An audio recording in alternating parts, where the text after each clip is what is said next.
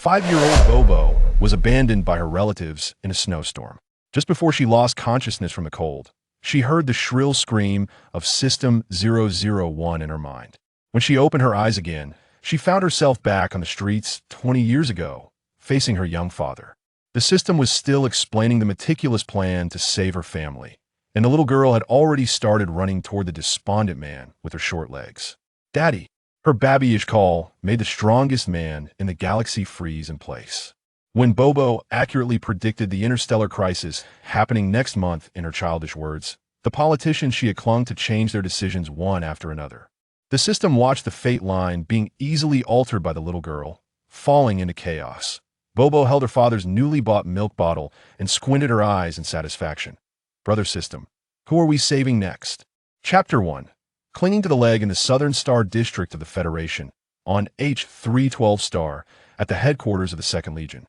Deputy Officer Mond was patrolling his usual area when he was about to step through the command center's door when he suddenly stopped, tilting his head to look at a bush that had grown round and full in the corner.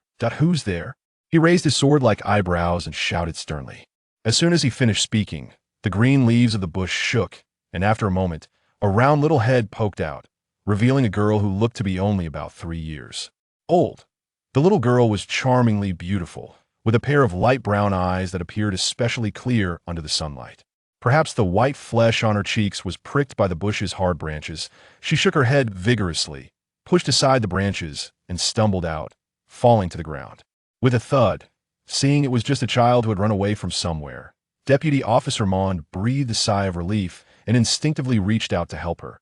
However, the little girl had already gotten up quite nimbly, brushed off the dust on her back with her hands, and stared at him wide-eyed without crying or making a fuss at Bobo didn't fall and hurt herself, right? Almost simultaneously as the little girl plopped down on the ground, a voice suddenly screamed in her head, pinching its throat that "You're fine, sweetheart. It doesn't hurt. You're the bravest." The voice only softened once it saw her get up well, continuing to chatter to soothe the child. Bobo was clearly used to the other party's loud voice. She tilted her small head and asked, "Brother system, is he really Uncle Mond? He looks much younger than the Uncle Mond I know." Regarding the task, 001 hesitated before finally stopping, clearing its throat. "That's right, he is the big bad. I mean your father's trusted aide, Deputy Officer Mond. Bobo, although our current goal is to reunite with your father, this Deputy Officer Mond is very dangerous. Sweetheart, you mustn't speak carelessly," 001 earnestly reminded her, not too worried in its heart. Although its host was only 3 years old, she was the most obedient and well-behaved. Unfortunately, they had only known each other for less than a week, and 001 hadn't yet experienced the speed at which a 3-year-old human girl could change her mind. When he called you out just now, he had his hand on his gun. "Aw, sweetheart, what are you doing?" In the blink of an eye, upon hearing Brother System confirm the deputy officer's identity, Bobo's eyes lit up. She kicked her short legs and darted toward Mond like a cannonball, scrambling up onto his leg. And when he tried to lift her off, she held onto the fabric with all her might, unable to be pulled away. "Uncle Mond, I'm Bobo." Mond was tall, nearly 2 meters, and always had a stern face, so he had never been approached by a child. Now, being clung to by the soft Bobo, he was at a loss. He tried to lift the child off his military pants, but the little girl used all her strength to grip the fabric, and afraid of hurting her, he didn't dare to make any sudden moves. "Whose child are you? Why are you squatting alone at the command center's entrance?" The 2nd Legion was different from the other 7 legions of the Federation. Its headquarters was not set in a habitable high-level star, nor had it cleared the native inhabitant from the planet, but instead chose to mix military and civilian life. Thus, Mond thought that the girl clinging to his leg was just a nearby child who had sneaked out to play and didn't find anything wrong. Bobo rolled her eyes and didn't answer, looking up with a sweet smile. "Uncle Mond, Bobo wants to find General Kyle." "General Kyle?" Mond frowned slightly. "There's no General Kyle in the 2nd Legion." Worried that his tone was too harsh and might scare the little girl, Mond awkwardly lowered his voice. "You should hurry back home. This is not a place for a child your age to run around. TSK, all the guards on duty today had to be sent for extra training, and they couldn't even stop a child. If Bobo knew what Uncle Mond was thinking, she would surely stick out her tongue and smile shyly. It wasn't that the guards were slacking off. It was Brother System who brought Bobo to whoosh right out of the bush. Brother system had suddenly moved into her head a week ago. Bobo didn't quite understand what had happened at that time. She only knew that her father, who used to pick her up from kindergarten every day, suddenly stopped coming and had turned into Uncle Mond. Then later, Uncle Mond also stopped picking her up, replaced by several unfamiliar soldier brothers, and then Bobo suddenly had no home.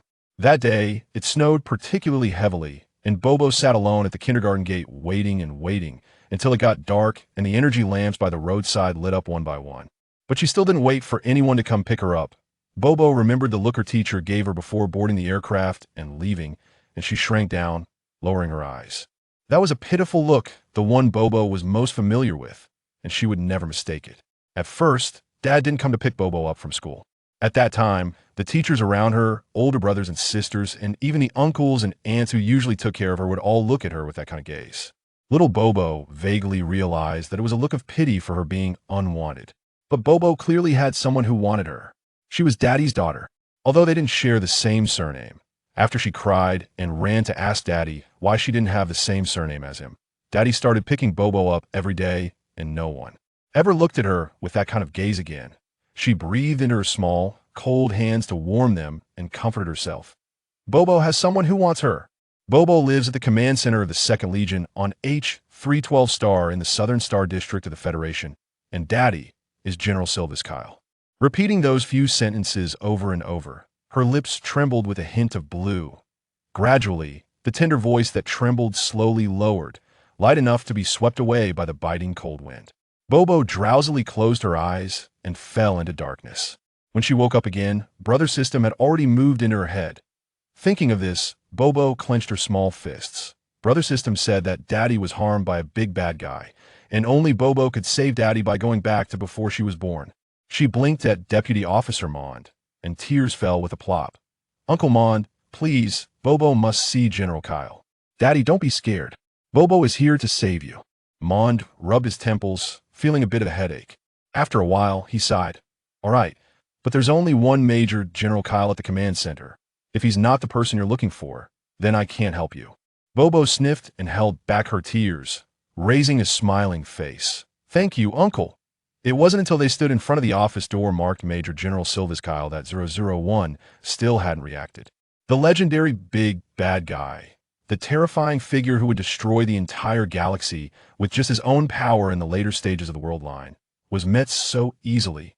That's right, Silvis Kyle was not the pitiful person that 001 referred to as harmed by a big bad guy at all, but the culprit behind the collapse of the future world line's black hole and the invasion of strange beasts leading to the destruction of the galaxy, and this killer's only weakness. 001 glanced at the blissfully unaware, innocent-looking Bobo and sighed. It was his 3-year-old daughter. Chapter 2. The Big Bad Guy Welcome. Deputy Officer Mond, please come in. The high-tech alloy door slid open with a click, revealing a metal display cabinet that occupied more than half of the wall. 001 exclaimed. No wonder he's the big villain. Look at those shiny military medals. I wonder how many energy planets he conquered and how many battles he won to earn those. He must be only 25 or 26 this year. In the interstellar era, the average human lifespan had just crossed the 200-year mark a few years ago. Even as a 25-year-old Major General, 001 felt a chilling sense of terror, especially being backed by the first family of the Federation, the Kales.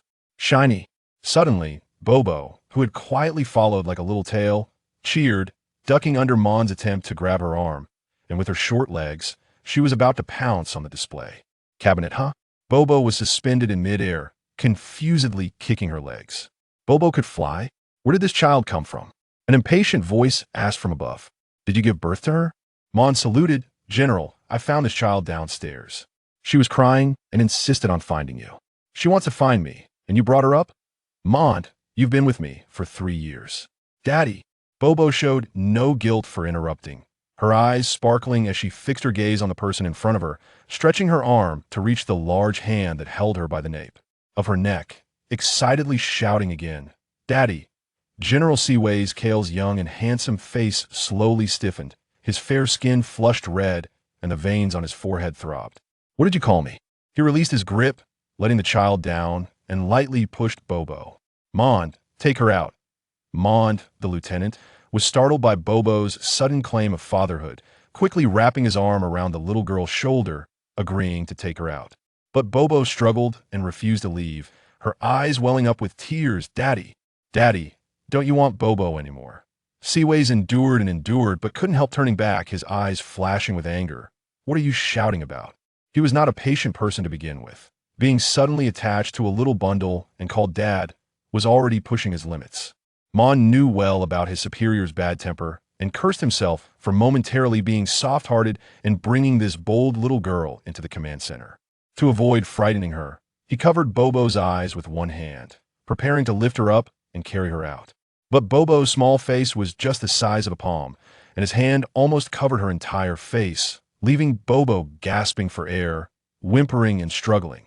Mon had never handled a child before and thought she was throwing a tantrum. So he awkwardly tried to lift her up. 001 screamed. Ah, let go. You're going to suffocate the poor child. Idiot. Unfortunately, it had no physical form and couldn't help at all, only spinning around in place. Fortunately, Seaways was always attentive to the situation. Seeing that something was off, he quickly stepped forward to rescue Bobo. Be gentle. Using such force on a little girl, can't you see she's struggling to breathe? He glanced at Bobo, who was trying hard to take deep breaths, then at his awkward lieutenant standing aside, pinching the bridge of his nose in frustration. All right, you can go back. I'll keep this child for now and take her home tonight. Yes. Mon saluted and turned to leave the office. The large room was suddenly left with just the father and daughter. Seaways sat down on the sofa, propping his right leg up, and ran his fingers through his slightly messy hair. I don't care what you want to do, just stay here quietly until I finish. Work, and then I'll take you home. In his white military uniform, half sitting and half leaning against the center of the black leather sofa, he exuded a commanding presence. Bobo looked around. System brother, so this is what Daddy's office looks like? It was completely different from the grayish room in her memories. That wall of shiny metals looked so beautiful. Daddy was different too. She twisted her hands and peeked at him. The Daddy she knew always sat upright, never showing much expression, and his blonde hair was always pressed into his military cap. After the excitement of seeing Daddy again faded, Bobo finally remembered that this young officer in front of her didn't recognize her at all, and she drooped her little head. Bit.001 sighed deeply, pretending to be offline and ignoring Bobo's questions. The big villain hadn't completed his dark transformation yet, and he still looked somewhat human. It recalled the later scenes of Seaways standing amidst mountains of corpses and seas of blood, and it couldn't help but shudder, sinking into self-doubt once again.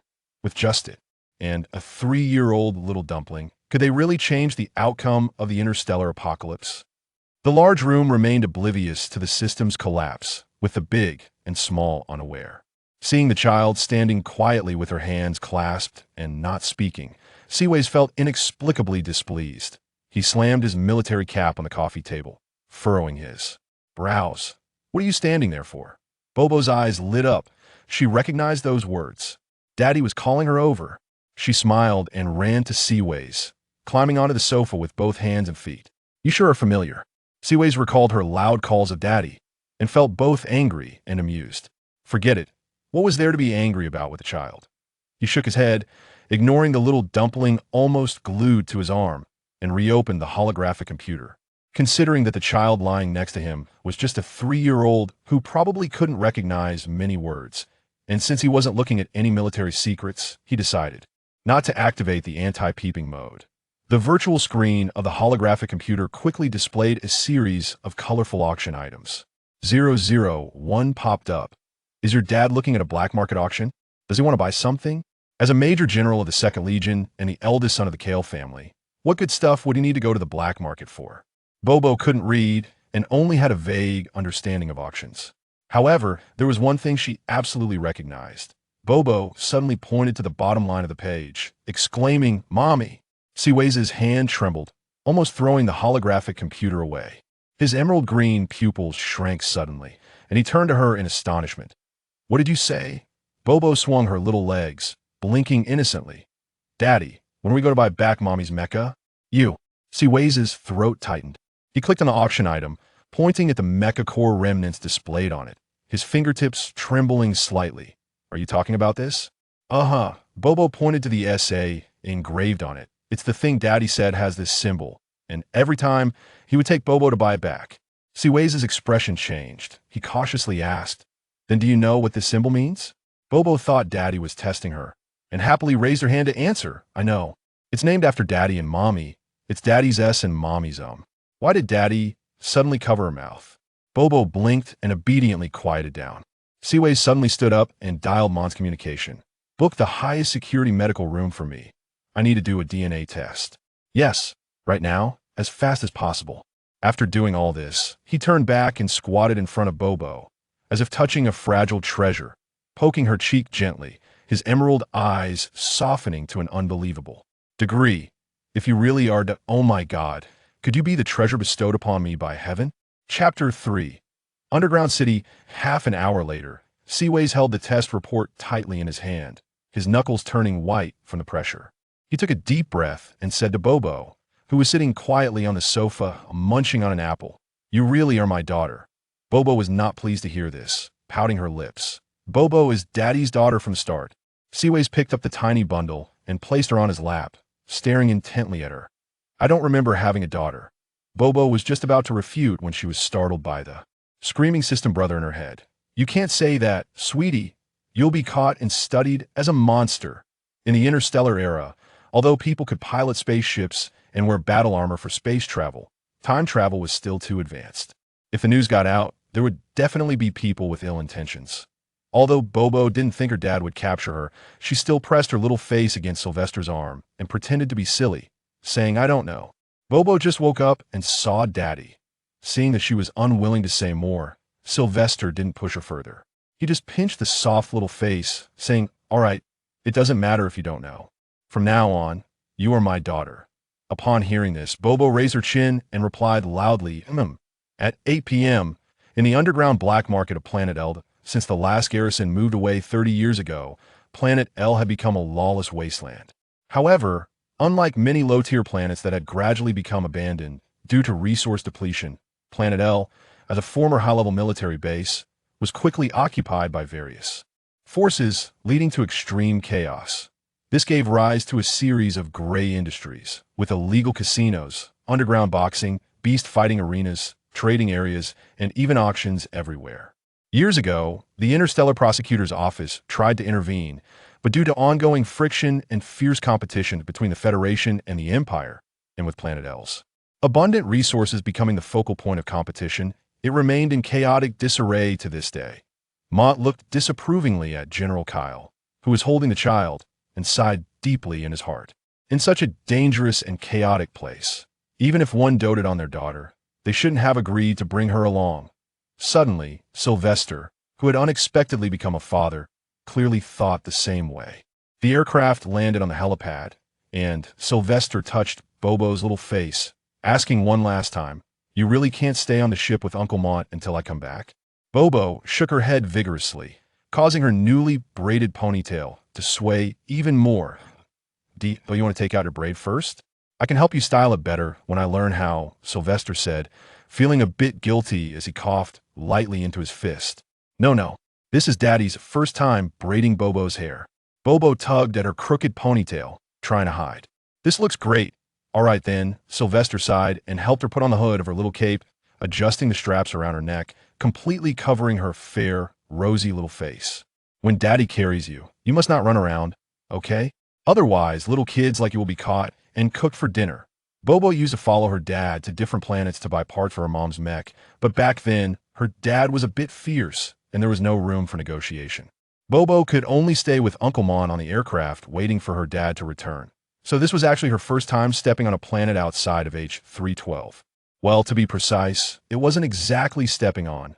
Bobo felt a bit hot under the cloak and couldn't help but kick her legs. The hand supporting her back gently patted her, and Sylvester lowered his voice, asking, "What's wrong? Are you uncomfortable?" "Daddy, it's a bit hot," Bobo whispered, mimicking his tone. Moreover, the hood covered most of her view, and after turning her head for a while, she could only see the gray floor and her dad's long legs.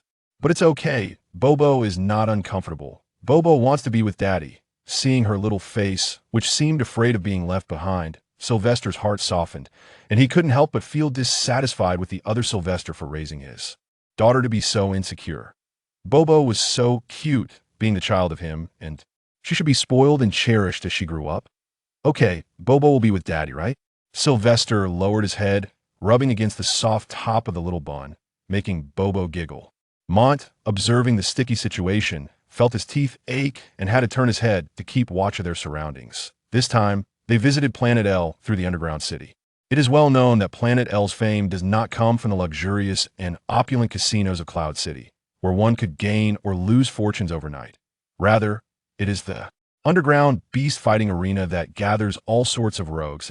It could even be said that the most ruthless and shameless people on the entire Planet L were here. If it weren't for the black market being adjacent to the beast-fighting arena and Sylvester needing to hide the identity of the Federation military, he would not have dared to risk bringing Bobo through the underground city shortcut, but that was her mech core. No matter what, he had to get it tonight. As Sylvester pressed Bobo's head down and quickened his pace, the matching cloak fluttered behind them, cutting through the air with sharp arcs. Unfortunately, in this underground city, the city of sin, trouble would find you whether you sought it out or not. In the short distance of less than 600 meters to the auction venue, the trio encountered 1 robbery, 3 thefts, and nearly got caught in a scuffle between 2 groups of people. Luckily, both Mont and Sylvester were skilled fighters, so it wasn't too hard to handle.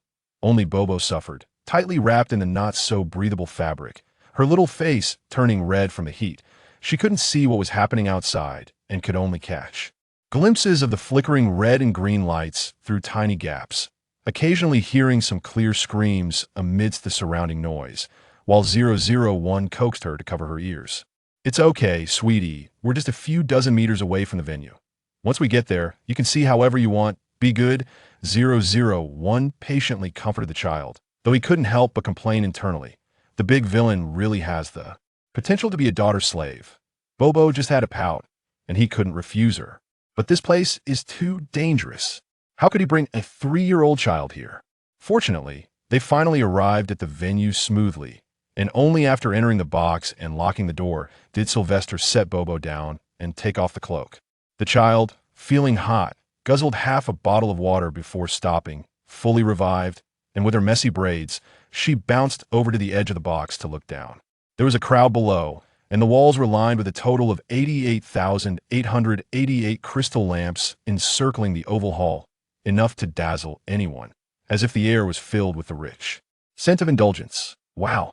Bobo exaggeratedly opened her mouth wide, but was pulled back by Sylvester, who took out a disinfectant wipe and cleaned her from head to toe. "It's dirty up there. Don't lean against the glass." Bobo obediently stopped leaning against it, her round eyes reflecting the lights above, shining brightly. "Daddy, so many shiny lights." She exaggeratedly stretched her arms wide to illustrate. Sylvester's expression softened as he patted Bobo's head. "When the lights turn on, it will be even more beautiful." Almost as soon as he finished speaking, a commotion below erupted that nearly shook the roof, and Bobo immediately turned to look down, seeing a beam of harsh white spotlight shining down on the center of the high platform, where a graceful figure gradually emerged in the dazzling light. "Good evening, my dears," a mysterious and ethereal female voice rang out, gently captivating the hearts of everyone in the audience. Chapter 4. The SA Mecha Core is Lady Rose. Oh my gosh, it's her. Lady Rose hasn't hosted an underground auction for nearly 3 years. As soon as the figure stood still, a wave of fervent cheers erupted from the crowd. Lady Rose, dressed in a rose-colored mermaid gown that accentuated her curvaceous figure, raised a delicate white finger to her lips, signaling for silence. With just one gesture, the previously noisy venue fell silent. Zivis raised an eyebrow and silently smiled. "I'm really glad you all remember my name," she said, her red lips parting as the fingertip resting on her plump lips blew a kiss. "Welcome to the underground city." As expected, another round of howls erupted from the crowd, as if they were about to blow the roof off. "Welcome everyone to the 60th auction of the underground city.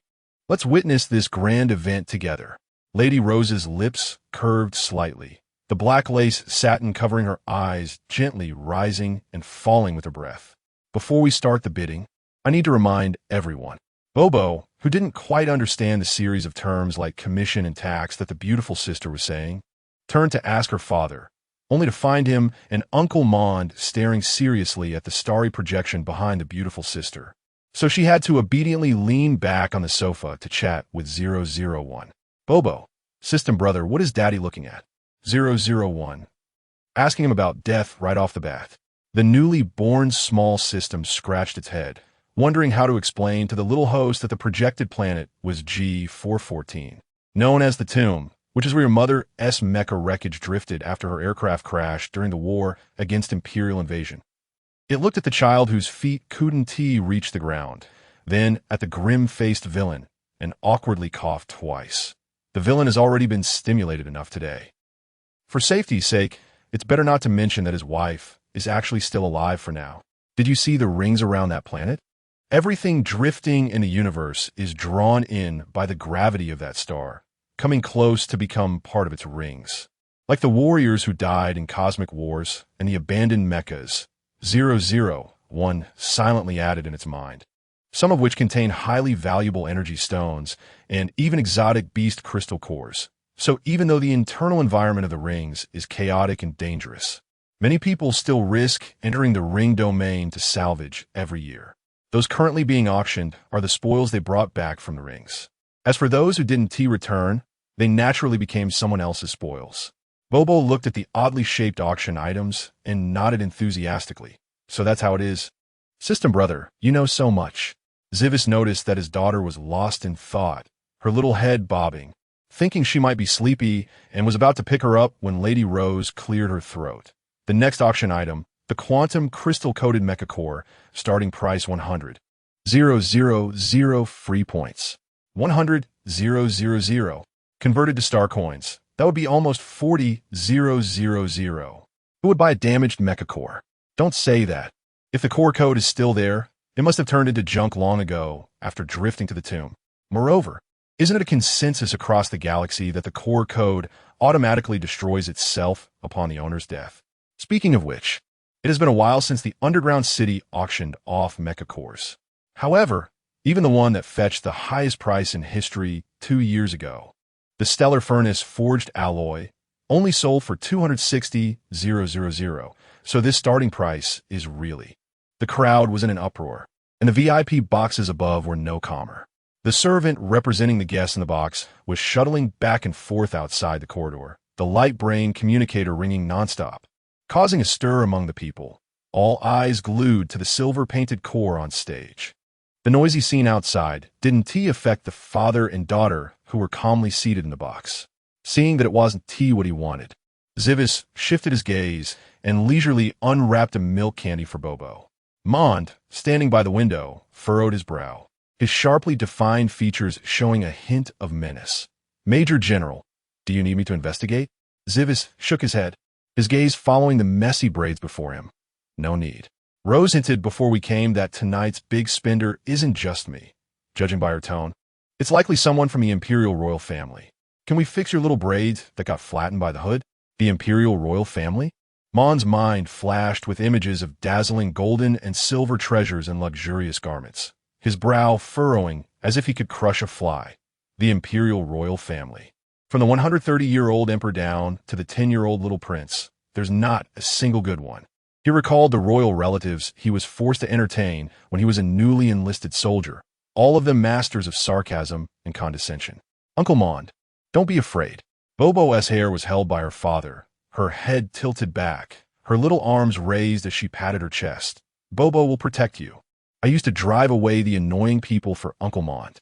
The 40-year-old adjutant felt a mix of amusement and helplessness but still cooperated. All right, from now on, Uncle will rely on Miss Bobo for protection. As soon as he finished speaking, the adjutant, who usually only thought about new weapons and military deployments, suddenly felt something was off. After pondering for a while, he asked, Major General, aren't you going to give Miss Bobo a name? Although the child was only 3 years old, calling her Bobo all the time didn't seem right, did it? Zivis paused, the gradually formed neat braids swaying. She said she has a name, but it seems she can't pronounce it yet. He had asked about names earlier that morning, but the child had babbled without producing any syllables that sounded like a proper name. Perhaps. Major General Kyle took out a mental recollection to decipher the local communication code. Hopper? Is a homophone for hope? Mon was taken aback, then nodded. Not very common, but the meaning is good. It's just not quite the naming convention used by the Federation. However, as a good adjutant with professional ethics. Even though he was curious about Bobo's biological mother, Mon didn't allow himself to inquire casually. To dispel any distractions, he stepped 2 paces closer to the window, his gaze returning to the auction stage.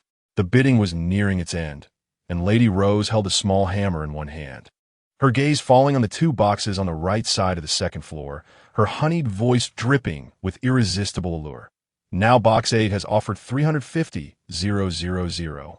Does the guest in Box 9 wish to continue bidding? The servant waiting outside the box, holding the light brain, smiled at the host, and then gently shook his head. Receiving the signal, Lady Rose decisively called out 3 times, and with her final word, the hammer fell. 350,000 sold. Congratulations to the guest in Box 8 for acquiring the 56th auction item, the Quantum Crystal-Coated Mecha Core. 350,000. Mon couldn't help but chuckle. As expected of royal relatives, spending star coins like pebbles. Zivis frowned instead. If it weren't for Box 9 continuously raising the price, they wouldn't have spent so much money on a damaged core. I wonder who's in there. Well, as long as it doesn't affect the subsequent auctions. SA is her mecha, and he must obtain it today. Zivis stared at the closed door at the end of the corridor for a while, a shadow rising in his eyes. Chapter 5 Explosion. Unfortunately, every box at the auction was coated with anti-peeping paint. Although Zywies had a few friends in the underground city, he wasn't arrogant enough to disregard the unspoken rules and directly barge into someone else's room.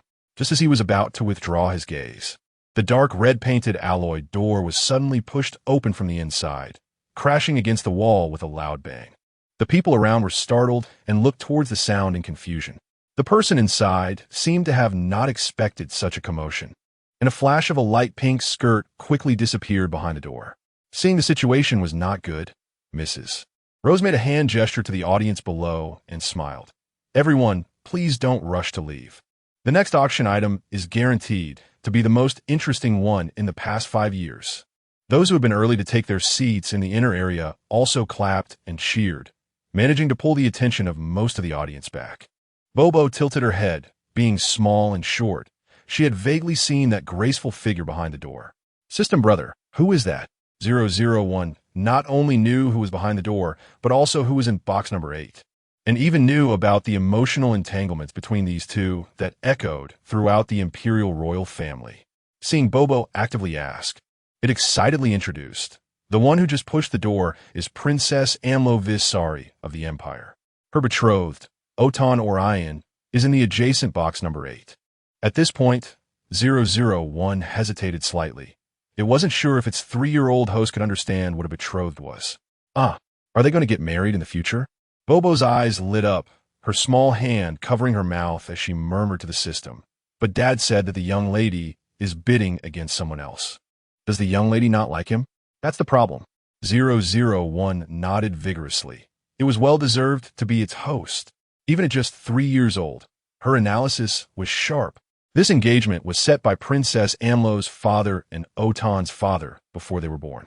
However, although the third princess really liked Oton, he was very resistant to this engagement imposed on him. He had feelings for someone else. Bobo's eyes widened, forgetting to chew the candy in her mouth. The system sighed. Amlo has grown up with all the pampering in the world.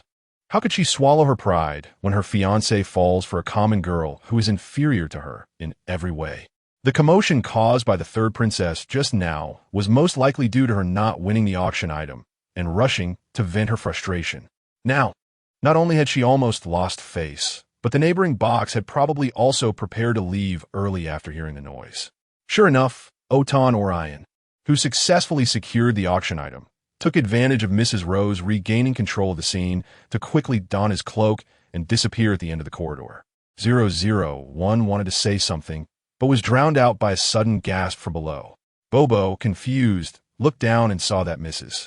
Rose had somehow a half-human high cage made of alloy beside her, and as the thick velvet curtain was lifted, it revealed a large dog, but it also seemed somewhat human. Bobo couldn't see clearly and was about to tiptoe for a better look when a large hand covered her eyes, and she was then held tightly in a familiar gentle embrace. "Major General, this." The chest she leaned against trembled slightly. They dare to bring such things out in the open. Their audacity is growing.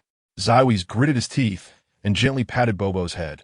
"Bobo, be good and wait for your Uncle Mon on the aircraft, okay?" Bobo was certainly unwilling, but it was clear that Zywies had no intention of discussing it with her. The next moment, she was already pressed against Mon's shoulder, her head firmly held down.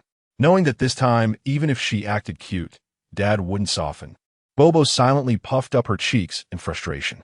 Zywies kept an eye on Bobo's state, seeing that she wasn't crying or making a fuss, just puffing up her cheeks in anger. He couldn't help but feel a pang of softness in his heart. However, the things on the stage were truly inappropriate for children, so he could only poke the child's cheek and promise that he would make it up to her once they got back. Who would have thought that this half-minute delay would ruin everything? The instant the entire floor-to-ceiling window shattered, no one had time to react. Zywies instinctively turned to shield Bobo from the scattering glass shards, drawing his gun with his right hand while pushing them both outward with his left. "Take her away." The underground city was openly lawless, but behind the scenes, it was tightly controlled by powerful figures who dared to act so brazenly at an auction. Without allowing him to think more, Zywies flashed a reassuring smile at Bobo before turning and leaping down over the shattered window ledge. Bobo was stunned, her eyes wide and unblinking, as tears like small beans streamed down her cheeks. Yet she didn't struggle or shout. Even when Mond pressed her down with more force than intended, she remained silent, obedient to a concerning degree. At least 001 felt heartbroken. It softly comforted the child while secretly gritting its teeth. How could the rebel rescue operation come ahead of schedule, according to the World Line's plot? They still had to wait another 2 months before the rebels would bombard the underground prison to rescue the civilians sent by the Empire for human experimentation. It had originally thought that since Bobo had only interacted with Mond and the main villain after returning to the past, it shouldn't have had much impact on the World Line's development. Therefore, it didn't expend the little remaining energy to deliberately investigate the surrounding environment, never expecting that a butterfly's wing flap would cause such a significant deviation. It's all right, you all run safely. I'll create a shield to protect you." Almost overwhelmed by guilt, 001 hurriedly drew some energy from his pocket. "Bobo, don't be afraid. We'll be safe once we get back to the aircraft." The entire venue fell into chaos. Screams, the sound of running footsteps, shouts of anger amid the explosions and tremors created a buzzing noise that filled people with a sense of despair. Mond rushed out the door, protecting the child in his arms, but after just a few steps, he collided with Princess Anlo, who was running and screaming while holding up her skirt. It seemed she had snuck out, accompanied by only 3 guards. Upon seeing Mond, her eyes lit up. "You, come protect me." Mond was dizzy from the layers of her pink dress, and without saying a word, he tightened his hold on Bobo and turned to head down another direction. "I'm calling you. Didn't you hear me?" A frantic scream came from behind. The third princess clearly realized the situation was out of control and even dropped her noble manners. "I know you. You are from the Federal Second Corps, right? If you don't protect me, I'll tell my father and have him deal with your Second Corps." Seeing Mond remain silent and only focus on running forward while holding the child, Anlo slapped the shoulder of a nearby guard. "Why aren't you rushing to grab that child? Let us see if he dares to ignore this princess." The guards who could be closely attended by the Empire's third princess were all top-notch fighters. And without regard for Bobo's safety, they forcibly yanked the child from Mond's arms amidst the system's screams. Bobo felt a sharp pain as the villain's grip tightened on her shoulder and arm, as if they were about to be torn apart. Just as she couldn't help but cry out, Mond Uncle loosened his grip, and her head collided with the hard armor of the guard, making her faint for 2 or 3 seconds. Mond's eyes were filled with rage. He regretted not shooting earlier out of consideration for the other party's identity. His right arm bulged with veins as he forcibly twisted the hand blocking his path and lunged to snatch the child back. "Damn it, Imperial Princess. Even if the king himself came today, he can't take the young lady away." Chapter 6. The young man with long ears and luo was almost driven to madness by the brawny but simple-minded Federation soldier. She took the child from her guard's hands, pressing the intricately designed gauntlet adorned with flowers and butterflies against the back of the child's neck. I'm holding her myself. You can at least protect both of us, right? How dare he twist her guard's wrist for a little girl? The third princess gritted her teeth, thinking that once she got back, she would have her father send troops to flatten the Second Army. The Federation people were indeed barbaric lower-class individuals. If this were 80 years ago, when the Empire ruled the entire star system, these filthy commoners would have to kneel at her feet begging for her forgiveness. Princess Luo had never even held a dog, let alone a child. With one hand pressing on the child's back and the other gripping her leg, she had the girl tightly bound to her, causing the child to kick her little legs in discomfort, her frightened eyes wide as she looked around for the only familiar face she knew. Meng. Woo-woo, Uncle Meng. Meng was entangled with 3 guards and couldn't get close to Luo. He was anxious as he looked over, seeing his child with tear-filled eyes pleading for help, making his temples throb with worry. The group stumbled and fell out of the stairwell, still fighting each other, but were first shocked by the chaotic scene in the lobby below. Everywhere they looked, people were fleeing in all directions. The dazzling and luxurious crystal chandelier on the wall was shattered, mixed with debris from the explosion and sticky dark red blood, making a faint grinding noise underfoot that was painfully grating to hear. The exit was just 50 meters away. 3 guards were enough to protect you. Meng knew very well that, given the child's height, if Luo lost her grip and dropped her, there would be little chance of retrieving her before she was trampled by the panicked crowd. He gritted his teeth, loaded a bullet into the chamber, and was about to fire a shot at the abdomen of the person in front of him. Unfortunately, he was still a step too late, pushed around by the crowd. Luo spun in place, and the beautiful nails gripping the child's collar scratched the child's skin, also pricking her own hand.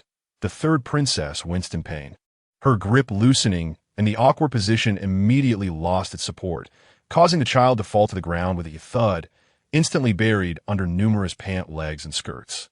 "Ah, little miss. Good baby." 001 screamed in fright, its CPU whirring as it desperately used its dwindling energy to help the child resist the trampling of the crowd. "Good baby. Stand up. Hurry, stand up." The child wiped her tears with the back of her hand and tried to push herself up from the ground. But the system's limited energy could only ensure she wouldn't be too badly hurt, and she was kicked around by several long legs, losing her balance and sitting back down on the ground. 001 was frantic, wishing it could grow long legs to carry her away. "Don't be afraid, baby.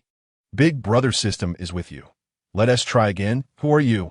While it was coaxing the tearful child to stand up, a thin, slender arm suddenly reached out from the side. The skin of that arm was very pale, the kind that hadn't seen the sun for months. Yet, despite being so thin it seemed almost skeletal, the hand that grabbed the child's wrist was surprisingly strong, lifting her off the ground. The child, with tear-filled eyes, turned her head and vaguely saw something furry and light yellow shaking through the distorted and blurred light. A dog. A puppy? The newcomer said nothing, silently pulling the child up, silently shielding her from the throng, and then silently hiding under the relative safety of the auction platform. Finally, having temporarily escaped danger, the little system wiped its cyber sweat. It was fortunate that when your father jumped from the building, he happened to open the cage. Otherwise, with my limited energy, we would have been trampled into a meat pie within 5 minutes. Cage? The child paused for 2 seconds before remembering the sturdy alloy cage that was half a person tall on the auction platform before everything went wrong. Realizing this, she turned her head to look at the young man who had just saved her. The young man had a handsome face, but he was too thin, so thin that his bones were prominently visible, making his striking features appear somewhat eerie, but more eye-catching than his severely malnourished body were the dog ears atop his head, matching the light yellow of his hair.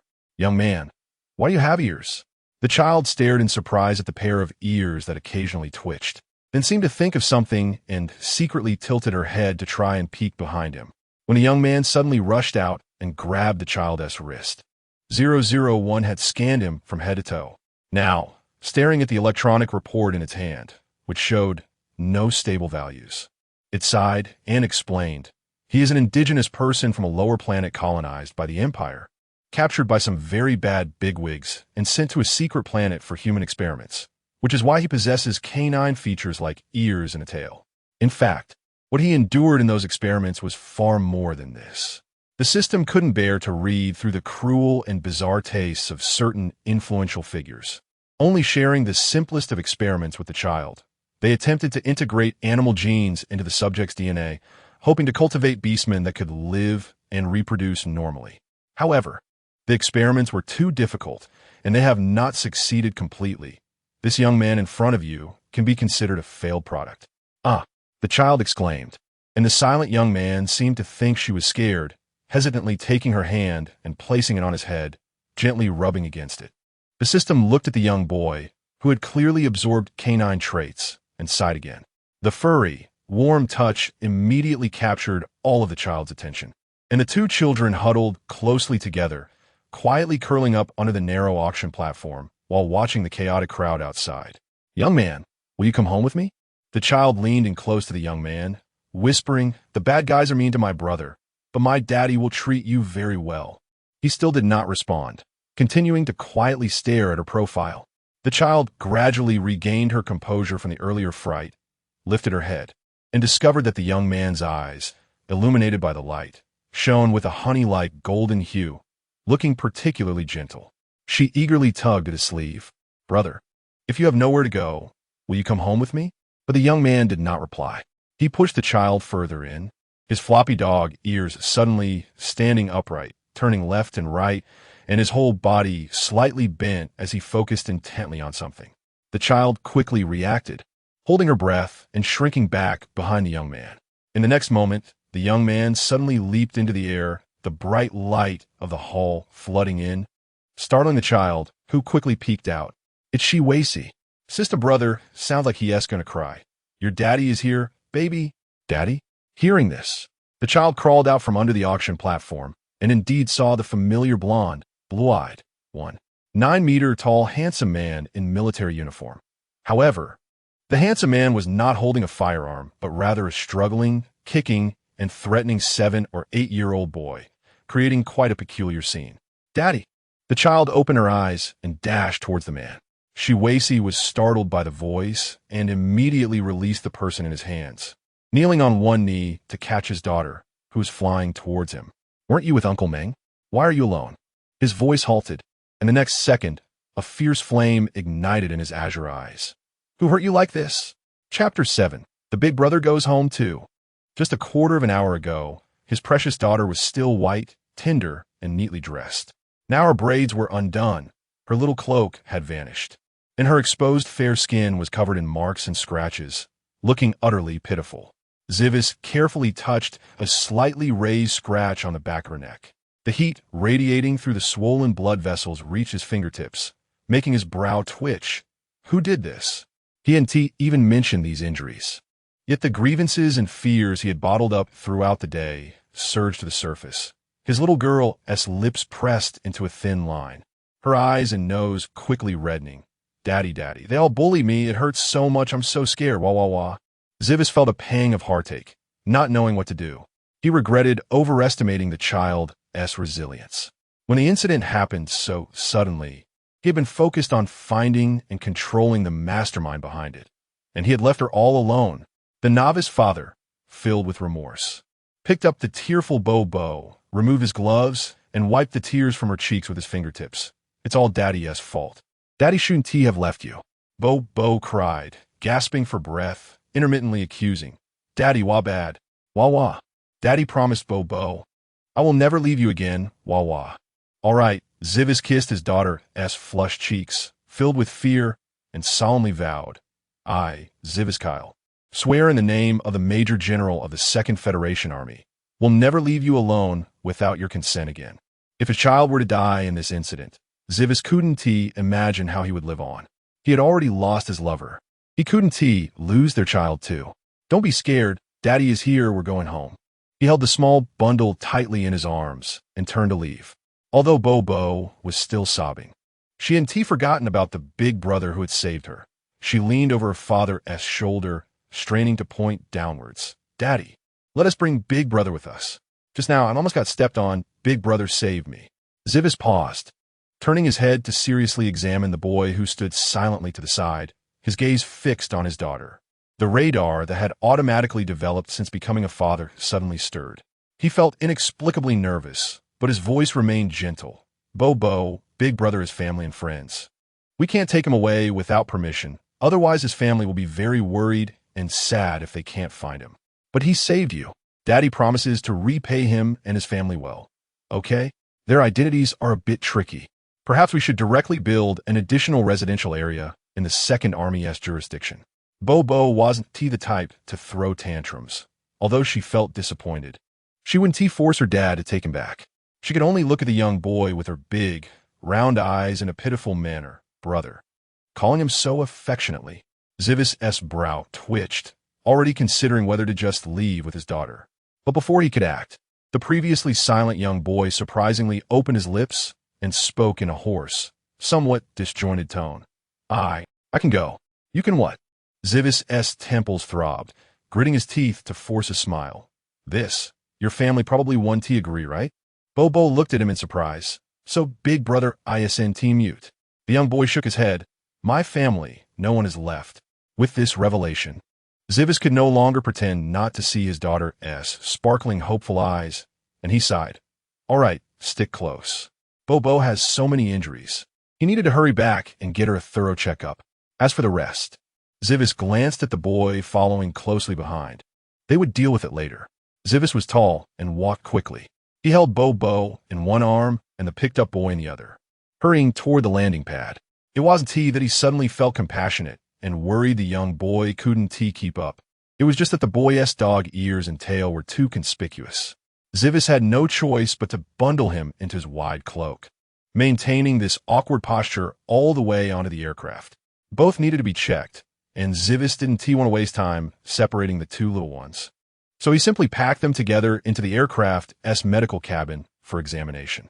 Fortunately, although Bo looked bruised and battered, her injuries weren't serious. A few minutes of treatment spray brought her back to normal. Only her right shoulder had been pulled a bit out of joint and would need 3 days of repair ointment. In fact, the guard hadn't been too rough, but the child's skin was delicate and her bones soft. A slight mishap could cause serious injuries. Zivis felt a surge of anger and heartache. Startled, Bo rarely made a fuss, insisting on being close to her father before she would close her eyes. Zivis, unable to do anything about it, cleaned up the boy he had picked up and sent him to sleep in a room before finally holding Bo, who had changed into a soft nightgown, in his arms, gently patting her to sleep. The little one had been scared today, and soon her eyes moistened as she clung to her father's arm and fell asleep. Once he confirmed she was asleep, Zivis's gentle expression faded instantly. He opened his holographic computer and initiated a communication. The other party answered quickly, and the sound of hurried, heavy breathing came through as if they were running. "Major General, my subordinate is damned." Mond's voice paused, gritting his teeth. "Miss Bo is missing." Zivis's voice was chillingly cold, his previously gentle azure eyes now imbued with an icy aura. "Why report it now?" This was the Zivis Kyle that Mond was most familiar with. Cold, serious, and unyielding. He took a deep breath to force himself to calm down. "Major General, Miss Bo got separated from my subordinates inside, and despite repeated searches, we found no clues. So, if you fail a mission on the battlefield and hide it without reporting, I'll have your head right there," Zivis interrupted coldly. "Is it because you've been away from the front line for too long that your brain has rusted like this?" Mond instinctively saluted to the air, a drop of cold sweat trickling down his forehead. "Yes, please punish me. Major General, Bo has been found. Return to me and report as quickly as you can." With that, Zivis directly cut off the communication. It wasn't until the holographic computer displayed the 5 words communication ended that Mond finally breathed a sigh of relief, like he had survived a disaster. This mission had been a disaster, even when he first entered the military and participated in hostage rescue simulations. He had never made such a foolish mistake as losing the target. He clenched his fists in frustration, pounding a few times on his head, which was heating up from anxiety. If anything happens to Miss Bo, even if I had 9 lives, it wouldn't be enough to pay for it. Chapter 8 Revenge. After listening to Mond's report, Zivis was almost laughing in anger. He rested his chin on one hand, his voice filled with utter confusion. I remember you were a local from the Southern Star District of the Federation, right? Not someone who grew up in the Empire and got separated from family, ending up in the Second Army? Ma knelt on one knee, his head bowed deeply, yes. Then why didn't you shoot as soon as that woman ordered to capture Bobo? Mond lowered his body even further. She recognized her subordinate, and I was worried it would affect the Second Legion. Hivis sneered. I didn't know when the Empire's top vase could influence military actions. Mond, should I send all my subordinates to restudy interstellar political dynamics? So you don't create such an outrageously stupid joke. He slammed the table hard, causing the teacup on the edge to rattle. There's still half an hour until the aircraft lands on H-312. You go and accept your punishment. I shouldn't need to explain the regulations of the Second Legion to you again, right, Vice Officer? The verdict was announced, and Mond let out a sigh of relief. Responding firmly, I understand. At least he kept his rank. Compared to that, lying in bed for 10 days or half a month to recover was a small matter. Uncle Mond, where are we going? Bobo, nestled in the pink soft sofa prepared for her by the spaceship's large window, curiously looked up and asked. We are going to the Imperial Capital Star, Terra's Sanctum. Mond forced a twisted, loving smile on his usually expressionless face. It's very prosperous there, and I'm sure you'll like it. The vice officer, who was prepared to suffer punishment for 10 days or half a month, received notification that the little lady had pleaded with the Major General on his behalf, and in the end, he was only symbolically punished with a few military canes and a few months hourly docked. He spent one night in the medical cabin and was out. After this incident, Mond felt even more guilty and fond of her. Even though they were going to his most hated place, the Imperial Capital Star, he resolutely signed up to go, vowing to protect the little lady's safety at all costs. Bobo pouted. Uncle Mond, don't call me little lady, just call me Bobo. My brother Diane calls me Bobo too. The gaunt experimental subject stayed beside Bobo, receiving nutrition and care, and in just half a month, he no longer resembled the frail figure he once was. The delicate young master with golden hair and eyes was already attractive just sitting there, especially with a pair of short, fluffy dog ears and a bushy dog tail, resembling a well-modeled NPC from a popular holographic game rather than a real person. Diane could only remember his name. The drugs not only damaged his body, but also impaired his brain, and even after scanning with 001, it was said that restoration was impossible. He was destined to live with such obvious deformities for the rest of his life. Hivis didn't want to repeatedly tear open his scars. After obtaining his consent, he simply gave him Bobo's surname, and they processed the federal ID cards for the two little ones together. The day they received the physical ID cards, Diane stared blankly at the name Diane Hopper printed on the card for a long time, finally cherishing it and pressing it deep in the bookshelf. All right, Uncle will be more careful next time. Following Bobo's gesture, Mond looked over and couldn't help but show sympathy. At such a young age, your planet was occupied, your family scattered, and you were locked up in that kind of hellhole. It's truly a miracle that you've survived to now. The nobles of the Empire, who treated lower-class beings as if they had no lives, disgusted him for hundreds of years without change. The Southern Star District of the Federation was not far from the Capital Star. 2 hours later, Bobo was already holding Diane's hand with one hand and tugging at her father's pants leg with the other as they stepped onto the land of Terra's Sanctum. Wow! The child, who had never seen such sights, exclaimed, her mouth forming a big O. Hivis rubbed Bobo's head. Let us first visit the Cloud Garden, and then I will take you for a good stroll. He had brought 30 light warships along this time, parked just half a star away from the Imperial base monitoring point. If the third princess knew how to behave and properly apologize to her daughter, he wouldn't act rashly otherwise, with a smile on his face. He was already calculating what excuses to write in his report to General Tukin to cover up this small friction. Bobo loved gardens, unaware of her father's evil plan. Bobo cheered. 001 didn't dare to slack off this time and naturally monitored those 30 warships. However, 001 recalled everything AMLO had done and pretended nothing had happened as it floated past. It was reasonable to dispatch a few warships to show force when the daughter was bullied. The sudden visit of the Major General of the Second Legion of the Federation stirred the entire high command of the Capital Star. Since the end of the Independence War and the establishment of the Federation, although there had been constant friction and conflict between both sides. It was the first time they had directly stepped onto the border of the capital. Before they could convene a meeting to discuss the situation, the personnel sent to investigate reported back. Major General Kyle and his group had gone directly to the residence of the third princess in the Cloud Garden. The old men, adding up to several hundred years of age, looked at each other in dismay and hurriedly boarded a spacecraft to follow. However, no matter how fast they couldn't catch up to Major General Kyle, who headed straight to the destination after disembarking the ship. Anlo, who was arranging flowers in the courtyard when she heard the exclamations of the servants, trembled and accidentally cut a star orchid worth 5,000 star coins. The twinkling light on the petals extinguished in an instant, leaving only a translucent bare stem in her hand. This flower was indeed rare, and even the third princess couldn't help but feel heartbroken. What is going on? She frowned and lightly scolded the maid who had tumbled in front of her. The maid raised her head, her face filled with panic. Your Highness, someone with guns has barged in from outside. What? Anlo stood up abruptly, her gaze instinctively turning toward the main entrance of the residence.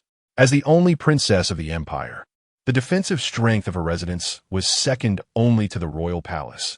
How could it be so easily breached? If the intruders had bad intentions, why hadn't all the weapons in the palace been activated? Fortunately, Hivis was always a good person, very eager to answer questions. In less than half a minute, he walked up to Anlo, holding his daughter in one hand and a pass in the other, swaggering toward her. Good day, Princess Anlo. He perfunctorily removed his military hat and bowed slightly. Clearly eager to visit, he had no choice but to ask Lord Orion for a pass, and he hoped she would forgive any rudeness. That damned Outland. Anlo gritted her teeth. Although she didn't know Major General Kyle personally, she was extremely familiar with that uniform of the 2nd Legion. Looking at the familiar little brat sitting in a man's arms, looking around, she understood everything. What brings you here this time? She skipped the pleasantries and asked flatly. Hivis smiled. I've heard that Princess Anlo is a straightforward person. He raised his right hand and bent his fingers, and Mond immediately moved the prepared confinement pod forward, slamming it down half a meter in front of Anlo. Hivis enjoyed watching Anlo's face turn pale and said with a smile, Please take a seat, Your Highness. After I inflict injuries on you equivalent to the little lady's, I will immediately take my leave, and I won't disturb your flower arranging. Chapter 9. Rebellion and Recklessness. Hearing this, Onloa lost her strength instantly, and the crystal-clear branches broke in two. Open your eyes and see clearly. This princess is Onloa Savily, the most esteemed princess of the Empire. A mere federal general dares to lay hands on me. Have you considered how many heads you have? She had once observed prison guards interrogating prisoners and knew well what kind of torture devices were stored beneath the plain silver-gray metal shell of the confinement pod. No matter how vicious the criminal, once inside the confinement pod, none escaped without tears and screams. Is this person insane to dare to treat her this way? She took a deep breath to steady her voice. As a royal, if you dare to act against me, you are declaring war on the entire empire.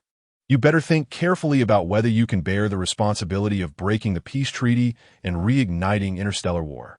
The more Onloa spoke, the more confident she became, no longer showing any trace of the initial panic.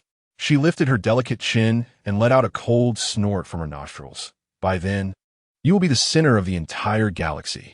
Don't think that just because you're only a general, your family won't be hunted down as well. You can't say that about my father. Before Heavies could react, Bobo's small face turned red with anger as she kicked her little legs, struggling to climb down from her father's arms. You bad guy. If you want to bully Daddy, you have to get past me. Bobo, seeing her struggle fiercely, Heavies had no choice but to put her down temporarily, patting the brim of the hat that Dane used to cover his ears, signaling him to keep an eye on her. He then straightened up, the softness in his eyes from looking at his daughter disappearing in an instant. What a pity.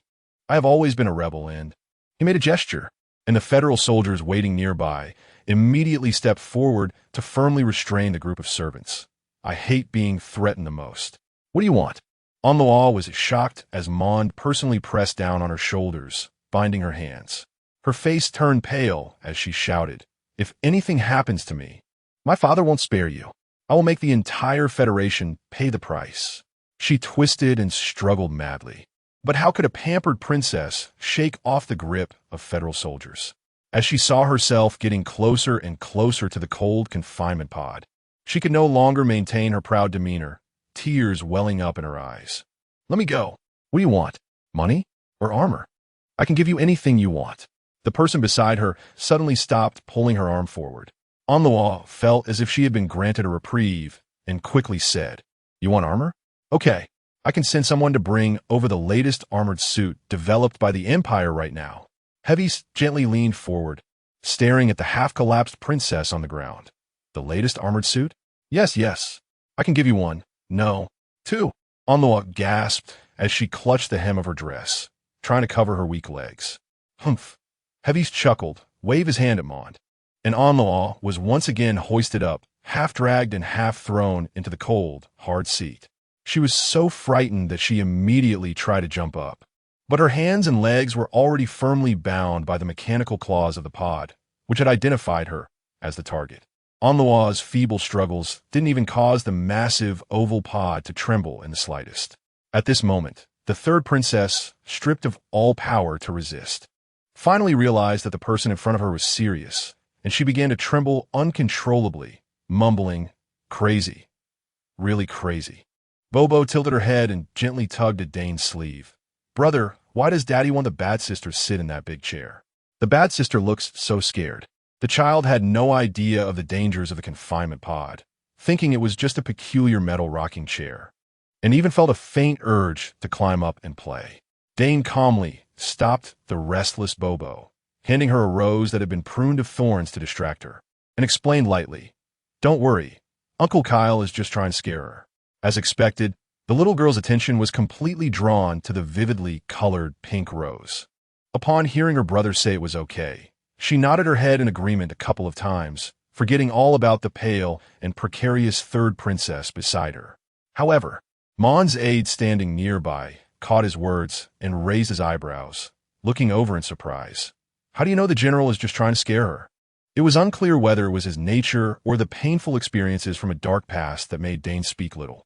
Thus, when Mond asked, the young boy remained silent as usual, only glancing at Heavies, who was holding up a manual showing various torture devices, to Onlua, and then at Bobo, who was happily playing with the flowers beside him. The helplessness in his eyes was palpable. Isn't this obvious?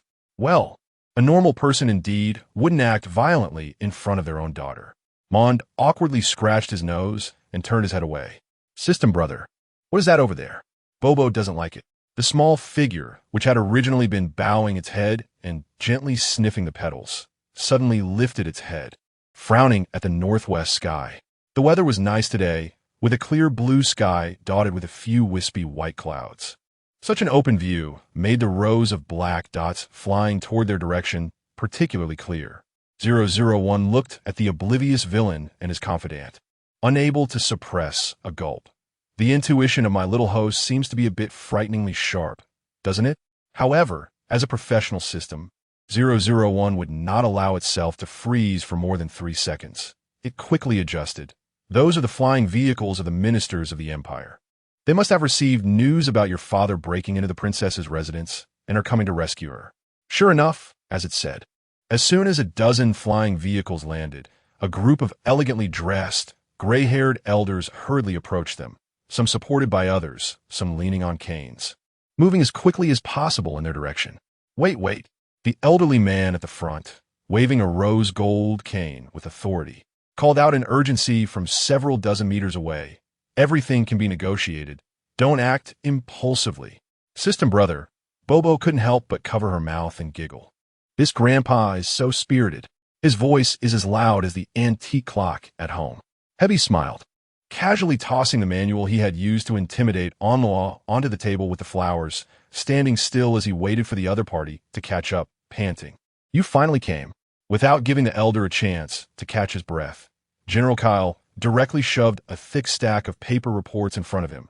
Now, we can formally discuss compensation for Onlua Savali's malicious injury to my daughter. Of course, the considerate Heavies would never solely pressure the poor elder. Along with the stack of accusatory papers, He also presented a plain white handkerchief. The habitual motion of Lord Morian reaching for the handkerchief froze, and he nearly choked on his breath, almost fainting. Whose rotten child is this? Is there anyone to manage this? Chapter 10. Who is live streaming? It was none other than the nearly 150-year-old Marquis Morian, who, despite feeling frantic inside, managed to appear amiable on the surface. He silently reminded himself not to stoop to the level of such rude youngsters. Clearing his throat, he forced a standard royal noble social smile and was about to speak when he was interrupted by a high-pitched female voice. Marquis Morian. Save me. This person is a madman. Quickly, have your guard taken down. The smile on Marquis Morian's face shattered. Women are troublesome, even when caught. They still don't know how to rein themselves in. Truly more trouble than they're worth. Seeing his plan of diplomacy before force being disrupted by Luo's outburst, he decided to drop the pretense, waving away the stack of papers still hovering in front of him. His expression darkened like water, his knife-like gaze slicing through the people in front of him. General Kyle, what is the meaning of this? Recognizing his identity right away, Shiwi showed no surprise and maintained a polite smile. I've long heard of the esteemed name of Marquis Morian. It's truly a great honor to meet you today. The deliberate emphasis on his words dripped with sarcasm, causing Morian's jaw to quiver with anger. If he stood any closer, one might even hear the grinding of his teeth. The two exchanged glances like a duel, and the others arrived one after another. They stood behind Marquis Morian, with the personal guards arming themselves with shields and guns, forming a solid wall of armor that tightly encircled the group. Bold, a tall, slender figure, resembling secretary, stepped forward and shouted, "How dare you trespass into the palace of His Highness the Third Prince to kidnap him and dispatch warships to encroach on the borders? Are you declaring war on the Empire?" He stood behind his guard captain, arrogantly flipping through a thick document as if he were about to accuse Shiwis of a crime that would result in exile to a distant star system for the rest of his life. Bobo, surrounded for the first time by so many vigilant and fully armed Imperial soldiers, felt a bit nervous. The average height of the guards was nearly 2 meters, blocking her entire line of sight, and all she could see were cold, metallic objects reflecting a chilling glimmer. Bobo felt a bit breathless, turning her head left and right. She saw her father engrossed in conversation with the shiny old gentleman, likely too preoccupied to notice her. Unable to help herself, she shifted to the right and grabbed Dane's hand. "Don't be afraid," Dane said, his eyes transforming as he focused intently on the iron-tipped whips at the waist of the guards. His voice was strained, and even his ears, hidden under his hat, trembled uncontrollably, but he still tried to comfort her. "I'm here with you." Unlike the two worried children, Shiwi seemed completely unfazed.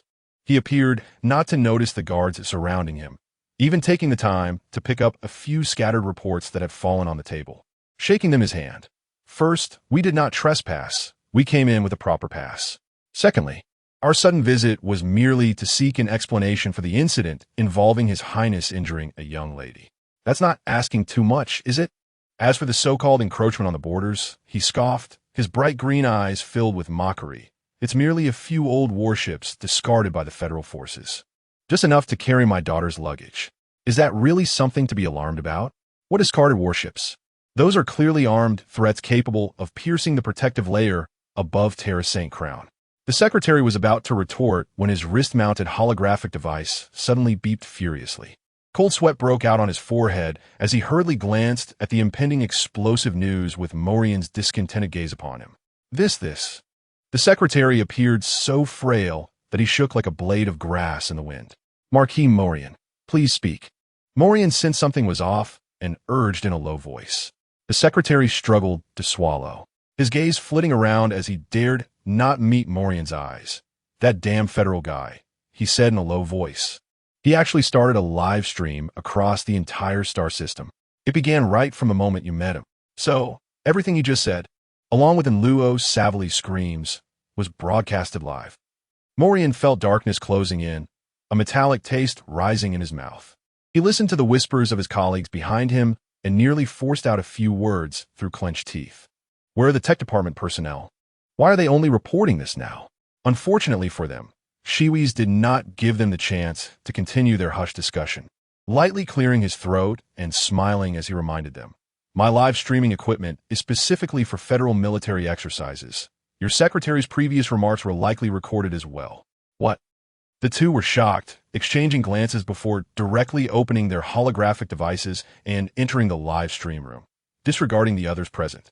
The high-ranking officials who had been quietly serving as a backdrop also started to access the Galaxy's largest live streaming software, Galaxy Doing, only to find that the recommended homepage was dominated by a live stream channel with an ID located in the Terra St. Crown, which was merely a garbled username. The host's information was all set to default by the system, clearly indicating it was a temporarily created small account. The live stream room had no decorations. Compared to the dazzling array of colorful covers, the plain cover marked with a line of default font was so simple and unappealing. Yet, this seemingly inconspicuous live stream room surprisingly broke the record with over 80 million viewers within the first 10 minutes of streaming, with a growth rate exceeding 5,000. Although the estimated total population of the star system had reached 100 trillion, it had only been 50 years since the end of the Federal Civil War, and the StarNet had not yet fully connected. The registered users of Galaxy Doing numbered only 30 trillion. Even considering active online users, there were less than 25 trillion, highlighting the phenomenal impact of this inexplicably appearing garbled ID live stream. The hotter the live stream became, the colder the hearts of the Imperial high-ups turned. They watched as the viewer count surged, the screen flooded with explosive comments and messages, their aging hearts seemingly returning to their youth, pounding uncontrollably. The only consolation was the unexpected decorum of the host. The live stream camera remained focused on the sky above, capturing no human figures.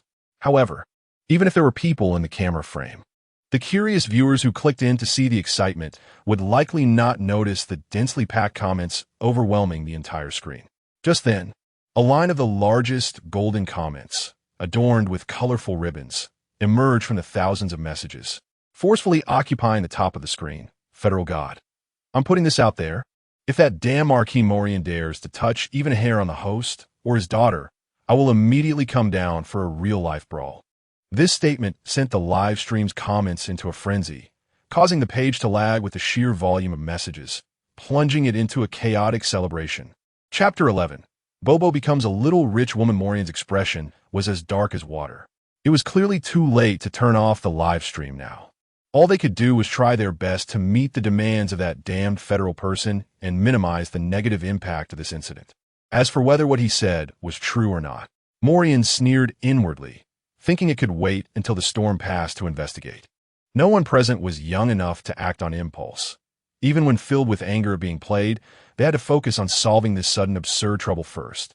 If this matter was not handled well, and it reached the ears of His Majesty, the face lost by the Empire today would become a knife that would cut into their flesh tomorrow.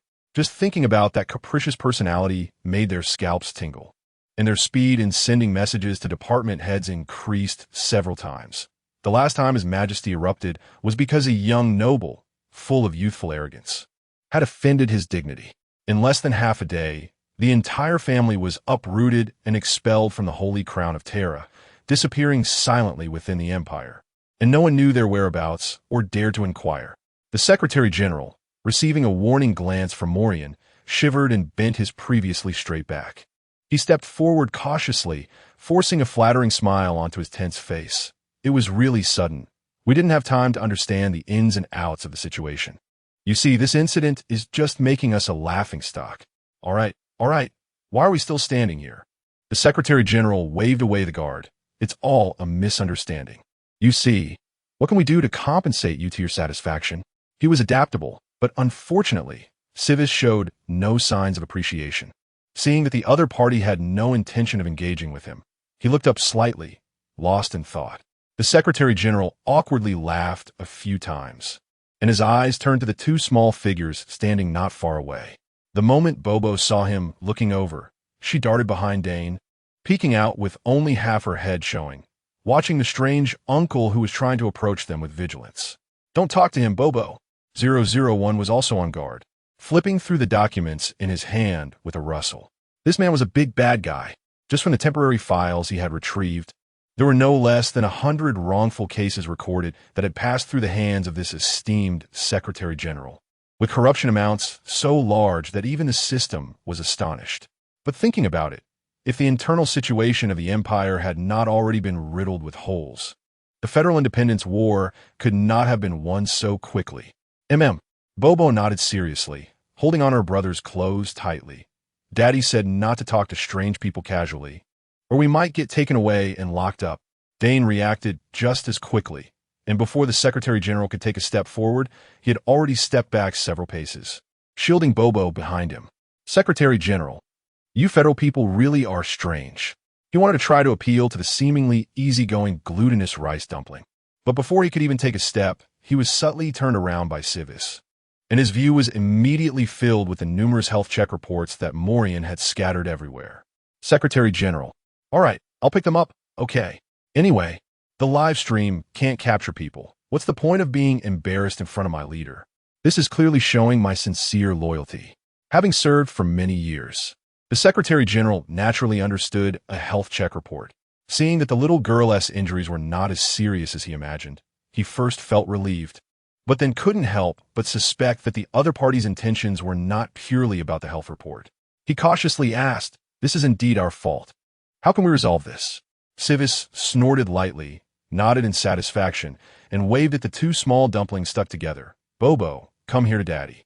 Hearing her father call her, Bobo immediately bounced over joyfully. "What's up, Daddy?" "This uncle wants to apologize to you on my behalf." Civis pointed at the third prince, who had his mouth stuffed with cloth, and asked Bobo, "What kind of compensation do you want?" The little dumpling looked curiously at the third prince, who had his mouth filled and was red-faced from trying to speak, and after thinking for a while, slowly answered, "Bobo doesn't seem to want anything." "How can that be? If you don't want anything, your dad will have to ask for it." The Secretary General felt a chill at the back of his neck, quickly pulled up the scenic star photos he had prepared for vacation, and tried to smile more kindly. "Little friend, look at these flowers. Aren't they beautiful?" When the Empire's fleet was expanding and exploring new energy stars, they occasionally discovered some unmanned planets with unique and beautiful landscapes. After clearing the hidden dangers on these planets, they were usually transformed into scenic spots for tourism or collected by nobles as private treasures. They were precious, but compared to energy mines or new-style battle armor, they were not much to look at. Civis naturally saw through his little scheme, but since he was trying to apologize for his daughter, he didn't say much and just watched gently as Bobo curiously circled around the virtual projection. "Do you like it?" Bobo rubbed her hands in embarrassment, her eyes sparkling. "I like it. Bobo wants to go play with Daddy." "Okay." Civis nodded with a smile, and the waiting Secretary General felt like he had been pardoned. Quickly stepping forward to introduce, "These are the latest discovered scenic stars, and they haven't been opened to the public yet. Look here." Bobo was impatient to listen to the strange uncle's lengthy introduction. With her father's affirmative response, she immediately cheered and ran to share the good news with her brother. "Dane, we could go out to play together." The cheerful little dumpling still didn't know that she was about to become a little rich woman with 3 scenic planets. TSK 001 couldn't help but give a thumbs up in secret. This is how a big villain dotes on his daughter. It was the first time it had seen a child being bullied and immediately turning the tables to get 3 planets and demand an apology. Well done. With the compensation agreed upon, everything progressed quite quickly. Amlo apologized to Bobo under Morian's pressure, and the little dumpling generously forgave him. In short, the matter seemed to have been amicably settled on the surface. While waiting for the adults to sign the contract, Bobo got bored and decided to play with the live streaming equipment that had already turned off its invisibility mode, now floating in the air broadcasting the aerial garden scenery to viewers. The device was spherical, half-transparent orange, just like the little wings on her head. Originally lazily swaying in the air, it was suddenly grabbed by a pair of small hands, causing the beautiful but dull video footage in the live stream to spin wildly like a travel advertisement. When the image stabilized again, viewers saw an exquisite and adorable little white face pressed against the camera, close enough to see the fine white fluff on her cheeks clearly. The child blinked her light brown eyes, as if trying to see what was inside the half-transparent shell. Her long eyelashes fluttered, almost sweeping into people's hearts.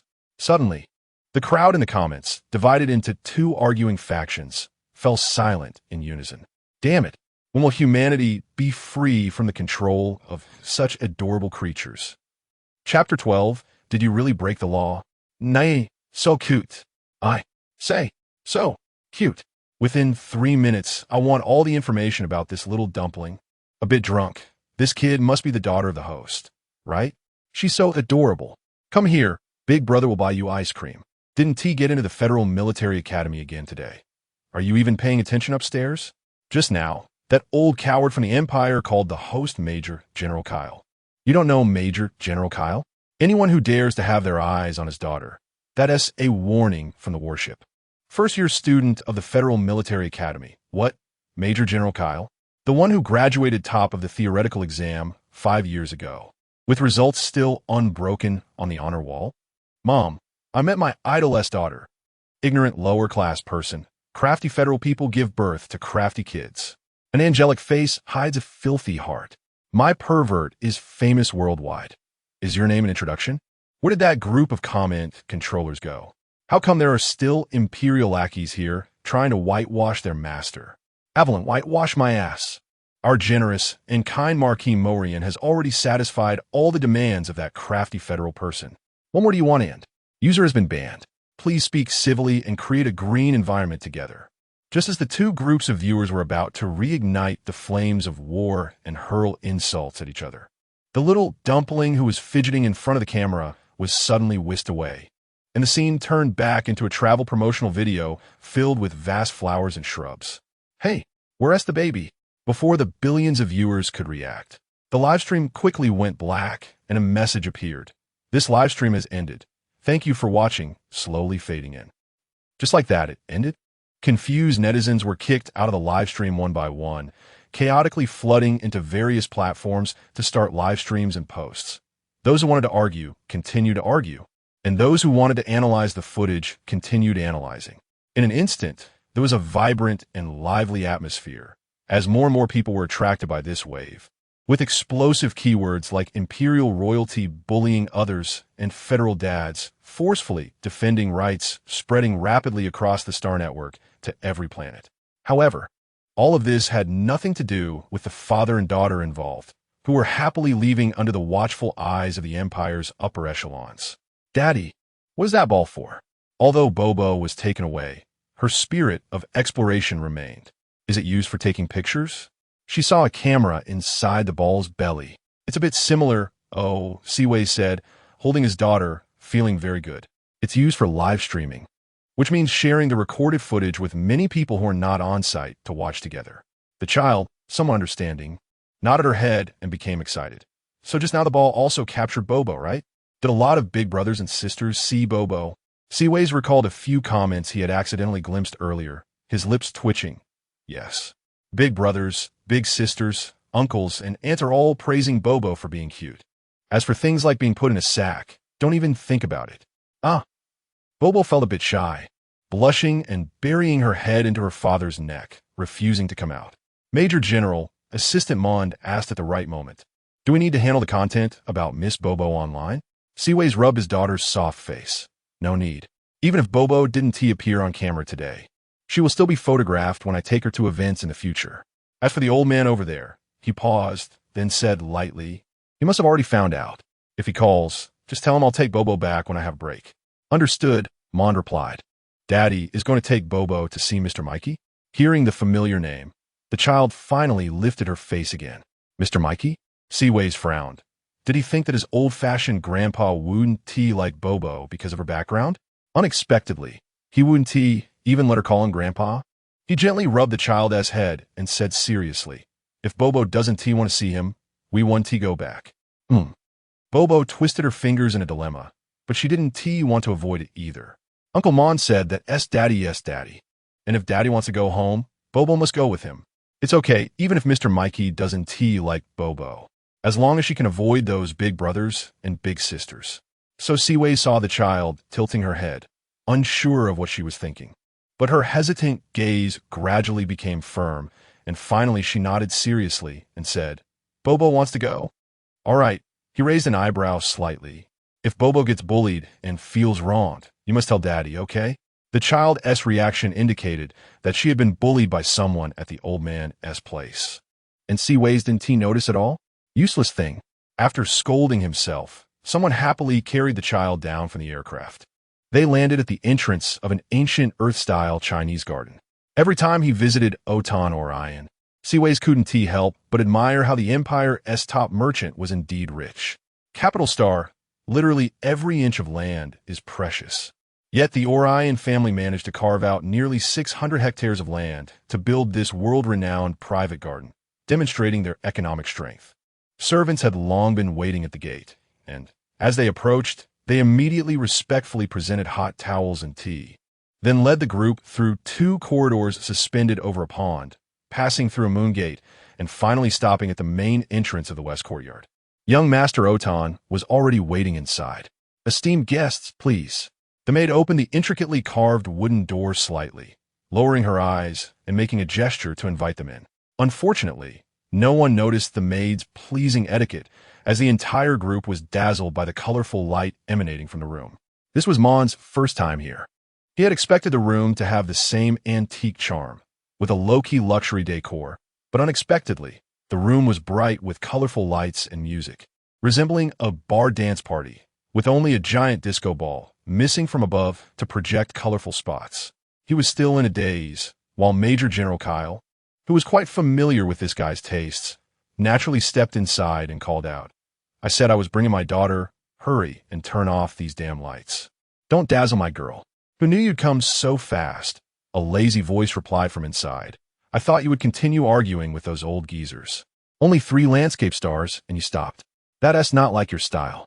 Otan complained, but swiftly turned off the lights. 3 seconds later, ordinary warm, white lights turned on. Only then did everyone see the young man leaning casually against the bar.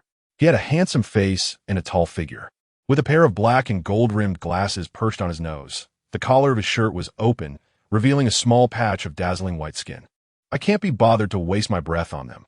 If I want something, I'll just go get it myself." "Oh, your wine cabinet is almost full? Your collection has increased quite a bit." Seaway sat down comfortably by the water bar, just like before. "You really don't hold back." Otan snorted, glancing at the bright-eyed child who was constantly looking around. "What does she want to drink?" "A glass of milk will do." Seaways leaned back comfortably, placing the child on the ground to let her play by herself. While Otan stirred the liquid in his glass, he casually asked, "I say, you didn't really break the law, did you?" Chapter 13, Past Breaking the Law. Zivis laughed. "What are you talking about?" Otan slammed the cup in his hand onto the table, his expression not looking too good. "You know exactly what I'm saying." He glanced at the little girl squatting in the corner, playing with something, took a deep breath and tried to lower his voice. "She's your daughter with Lanya, right? You tell me how she came to be if it's not illegal." "Lanya has clearly been dead for a long time." Otan's throat tightened, swallowing the words he couldn't finish. The smile in Zivis's eyes faded. He snatched the cup from Otan's hand and downed the spicy liquor in one go. After a long while, he finally spoke softly. "I don't know how she came to be. Don't joke with me." Otan was dissatisfied. "I'm not joking." Zivis suddenly stood up, frowning as he met his gaze. The two of them held their ground for a moment. Then Zivis relaxed his back and slumped back into the chair. "You know me, I never joke about her." Perhaps the pain and confusion on his friend's face were too heavy. Otan felt a pang in his heart and unconsciously softened his tone. "I didn't mean it that way. I just can't bear to watch you throw away the second half of your life like this. Genetic editing and artificial life are taboo. Have you forgotten the interstellar law regulations we memorized repeatedly in school?" Zivis sighed. "I haven't forgotten. But Bobo is really not a technological product. Have you ever heard of a genetically edited creation that can grow up to be as safe and sound as she is? Weak, deformed, and with a very short lifespan are characteristics of artificial life, and she doesn't fit any of them." He forced a smile. "I said, where did your courage to hide your identity as the son of an imperial merchant and infiltrate the Federation's top military academy go? Just a bunch of random guesses. And you're making such a fuss about it." Otan sat down beside him, propping his long legs up on the bar. "Don't blame me for being impulsive. It's just that you lose all rationality whenever it comes to Lanya. It was like this in school, and now that she's gone. If one day you suddenly commit suicide to follow her, I wouldn't be surprised." Zivis fell into a long silence. After a while, he managed a self-deprecating smile. I couldn't even be with her when she was besieged by tens of thousands of Imperial mechs alone back then. So what face do I have to go find her now? Otan sighed lightly and patted his shoulder. Don't say that. If it weren't for old Kyle tying you up and locking you in the basement back then, you would have crossed light years to find her long ago. Even I have never doubted your love for her. Lanya must understand your difficulties. Perhaps she actually didn't want you to find her. After all, under those circumstances, the Imperial invading army had overwhelming advantages, and Lanya's resistance was merely like an ant shaking a tree. The truth is, that beautiful planet, perpetually covered in snow, which Lanya couldn't help but smile about whenever she mentioned her hometown, was so easily destroyed under the iron hooves of the Imperial army. War is brutal, and the two looked at each other in silence. You don't understand. Zivis's eyes turned red, and he gripped the cup in his hand tightly, so tightly that his knuckles turned white. The last communication she sent me said she was so cold. His voice was hoarse, each word deliberate, but I couldn't even reply to her with a message. He once thought he had a prominent family background and a bright future, that everything he desired was within his grasp, but it was until disaster struck that he realized how naive and ridiculous he had been.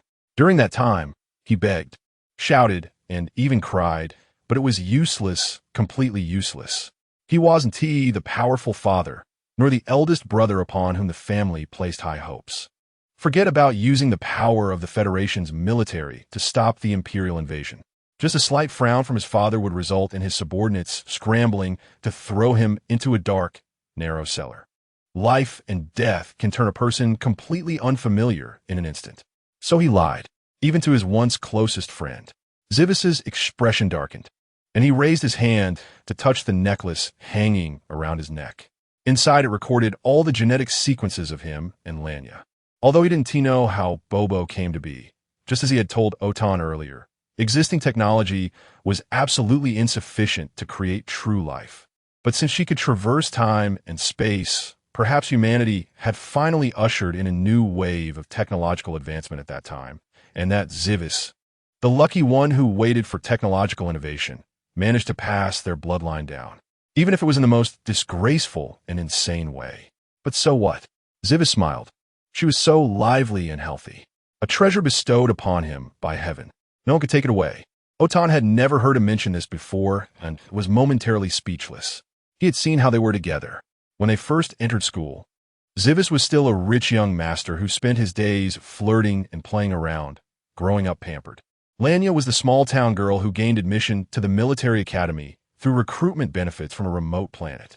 Two people who should have had no intersection seemed to be guided by the hand of fate, eagerly falling in love, breaking countless young hearts in the process. At first, many thought Zivis was just looking for someone to play with, someone to kick aside when he got bored. Even many female classmates felt a bit dissatisfied. After all, the story of a playboy falling for a poor girl may be popular, but it seemed absurd in reality. Moreover, only a short half-month had passed since school started, which cast doubt on this whirlwind romance.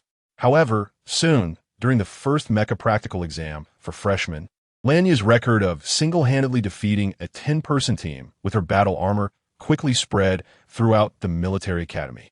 Everyone was stunned, and when they looked back at Zivis, who was casually leaning against the railing, his eyes only reflecting the image of Lanya smiling and wiping sweat, they believed they were truly like every couple in love, seriously and firmly choosing each other. Someone cheered. Kyle is really cunning. He managed to get our battle ranking number 1 so early. Right? I didn't expect Lanya to perform so brilliantly. That last match got my blood boiling. I almost wanted to go up there myself. Damn, why didn't you say anything earlier? I was sweating for her just now. Those who tried to outnumber her ended up hitting a brick wall. Ultimately, it was still Kyle who was too cunning. Get lost, Zivis laughed and threw the empty water bottle at them. It's not my fault you have poor vision. Outside, the spectators were in a chaotic uproar. Lanya walked out, wiping her sweat, and skillfully took the hair tie from Zivis's hand, tying up her scattered ink-black hair with one hand.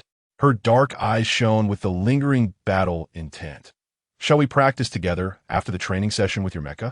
Zivis helped her take off her wrist guards. Sure, but I want to go easy on you. I want you to go easy. Lanya laughed, her lips forming 2 cute dimples. If you dare to hold back, I won't let you off. I wouldn't dare. Hurry and change into dry clothes. Don't catch a cold. Delicate young master. Lanya poked his shoulder with her finger, tilting her head to smile. I'm a child of the snowfield. I'm not afraid of the cold. They stood together, so young, so bright. It gave one the illusion that they could overcome all the dark realities. Chapter 14. Are you going to the military parade? No, I'm not. All right. Let us not bring it up again, since it's already in the past. Zivis swallowed the last sip of strong liquor that burned down his throat and into his stomach, breaking the silence first. Just give me the stuff. Out inside and pulled a box from under the table. Here it is. Your fingerprints have already been recorded. Want to take a look? Zivis's gaze lingered on the lock for a few seconds. Then he quickly looked away as if he had been burned. No need. I trust you. You probably don't trust me, but are afraid to open it. Out inside again. What do you think those old folks would think if they knew you made such a fuss just to get a discarded mech core from me? No. Zivis raised his index finger and shook his head seriously. They're the ones who tolerated those ridiculous human experiments, which led to the rebellion. I had no choice but to find another way to get what I wanted. Let us not confuse cause and effect. Sometimes I really doubt who among us grew up immersed in formalities. Howden rubbed his forehead and decided to skip the topic. By the way, have you thought about how to thank me? If I hadn't T-snatched Lanya S-Mech core in the chaos, you'd still be busy sending people to investigate everywhere. Zivis paused, his hand shaking the glass cup. He narrowed his eyes slightly, a glint of mischief in his green irises. Speaking of which, those rebels, you let them in, didn't you? Don't talk nonsense. I won't accept baseless speculation. Howden rolled his eyes elegantly. What a coincidence that the rebels showed up right after you left. Zivis clicked his tongue and shook his head regretfully. Prince Luo is so infatuated with you. What a pity. You ended up using her as a target to attract attention. So cold-blooded, too cold-blooded. Howden's dislike for Luo was quite evident. He couldn't even utter any hypocritical praise. I didn't make her follow me. You've already tacitly accepted it. Howden said bluntly. I really don't understand why this woman is so obsessed with me, even though we were betrothed as kids. We hadn't even met until I graduated from the Federal Military Academy. That doesn't mean you have to be so ruthless. Zivis laughed with great interest. Could it be that during the 2 years I was busy fighting alien beasts, our Lord Orion developed feelings beyond friendship with someone? He said this half-jokingly. But to his surprise, Howden fell silent for a moment and actually nodded in acknowledgement. Wow. Just as he was about to ask, he heard a familiar gasp by his leg. Both of them stiffened, lowering their heads in unison, and sure enough, they saw a plump little white ball squatting on the ground, eyes bright and clearly eavesdropping. When the protagonist turned to look, the little one even reached out a tiny hand to shake Howden's fingertip, silently urging him to continue.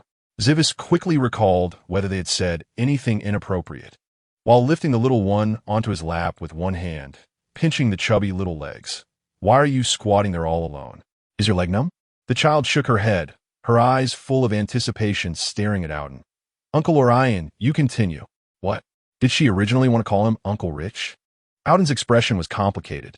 Just call me Howden. You shouldn't casually ask others about their privacy. Zivis pointed at her nose. That's rude. But Dad just asked. The little one blinked in confusion. Howden really wanted to respond with, because your dad has no shame. But alas, that was someone's dear daughter. So he could only hum. It's not really a secret. Actually, quite a few people know about it. Is it the military department? Zivis raised an eyebrow. Can they tolerate you smoking, drinking, and clubbing? She's different from others. Howden muttered softly, a blush slowly creeping up his ears. Dad, Uncle Howden is turning red.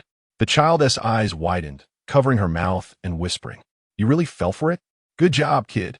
I was worried you'd end up lonely for the rest of your life.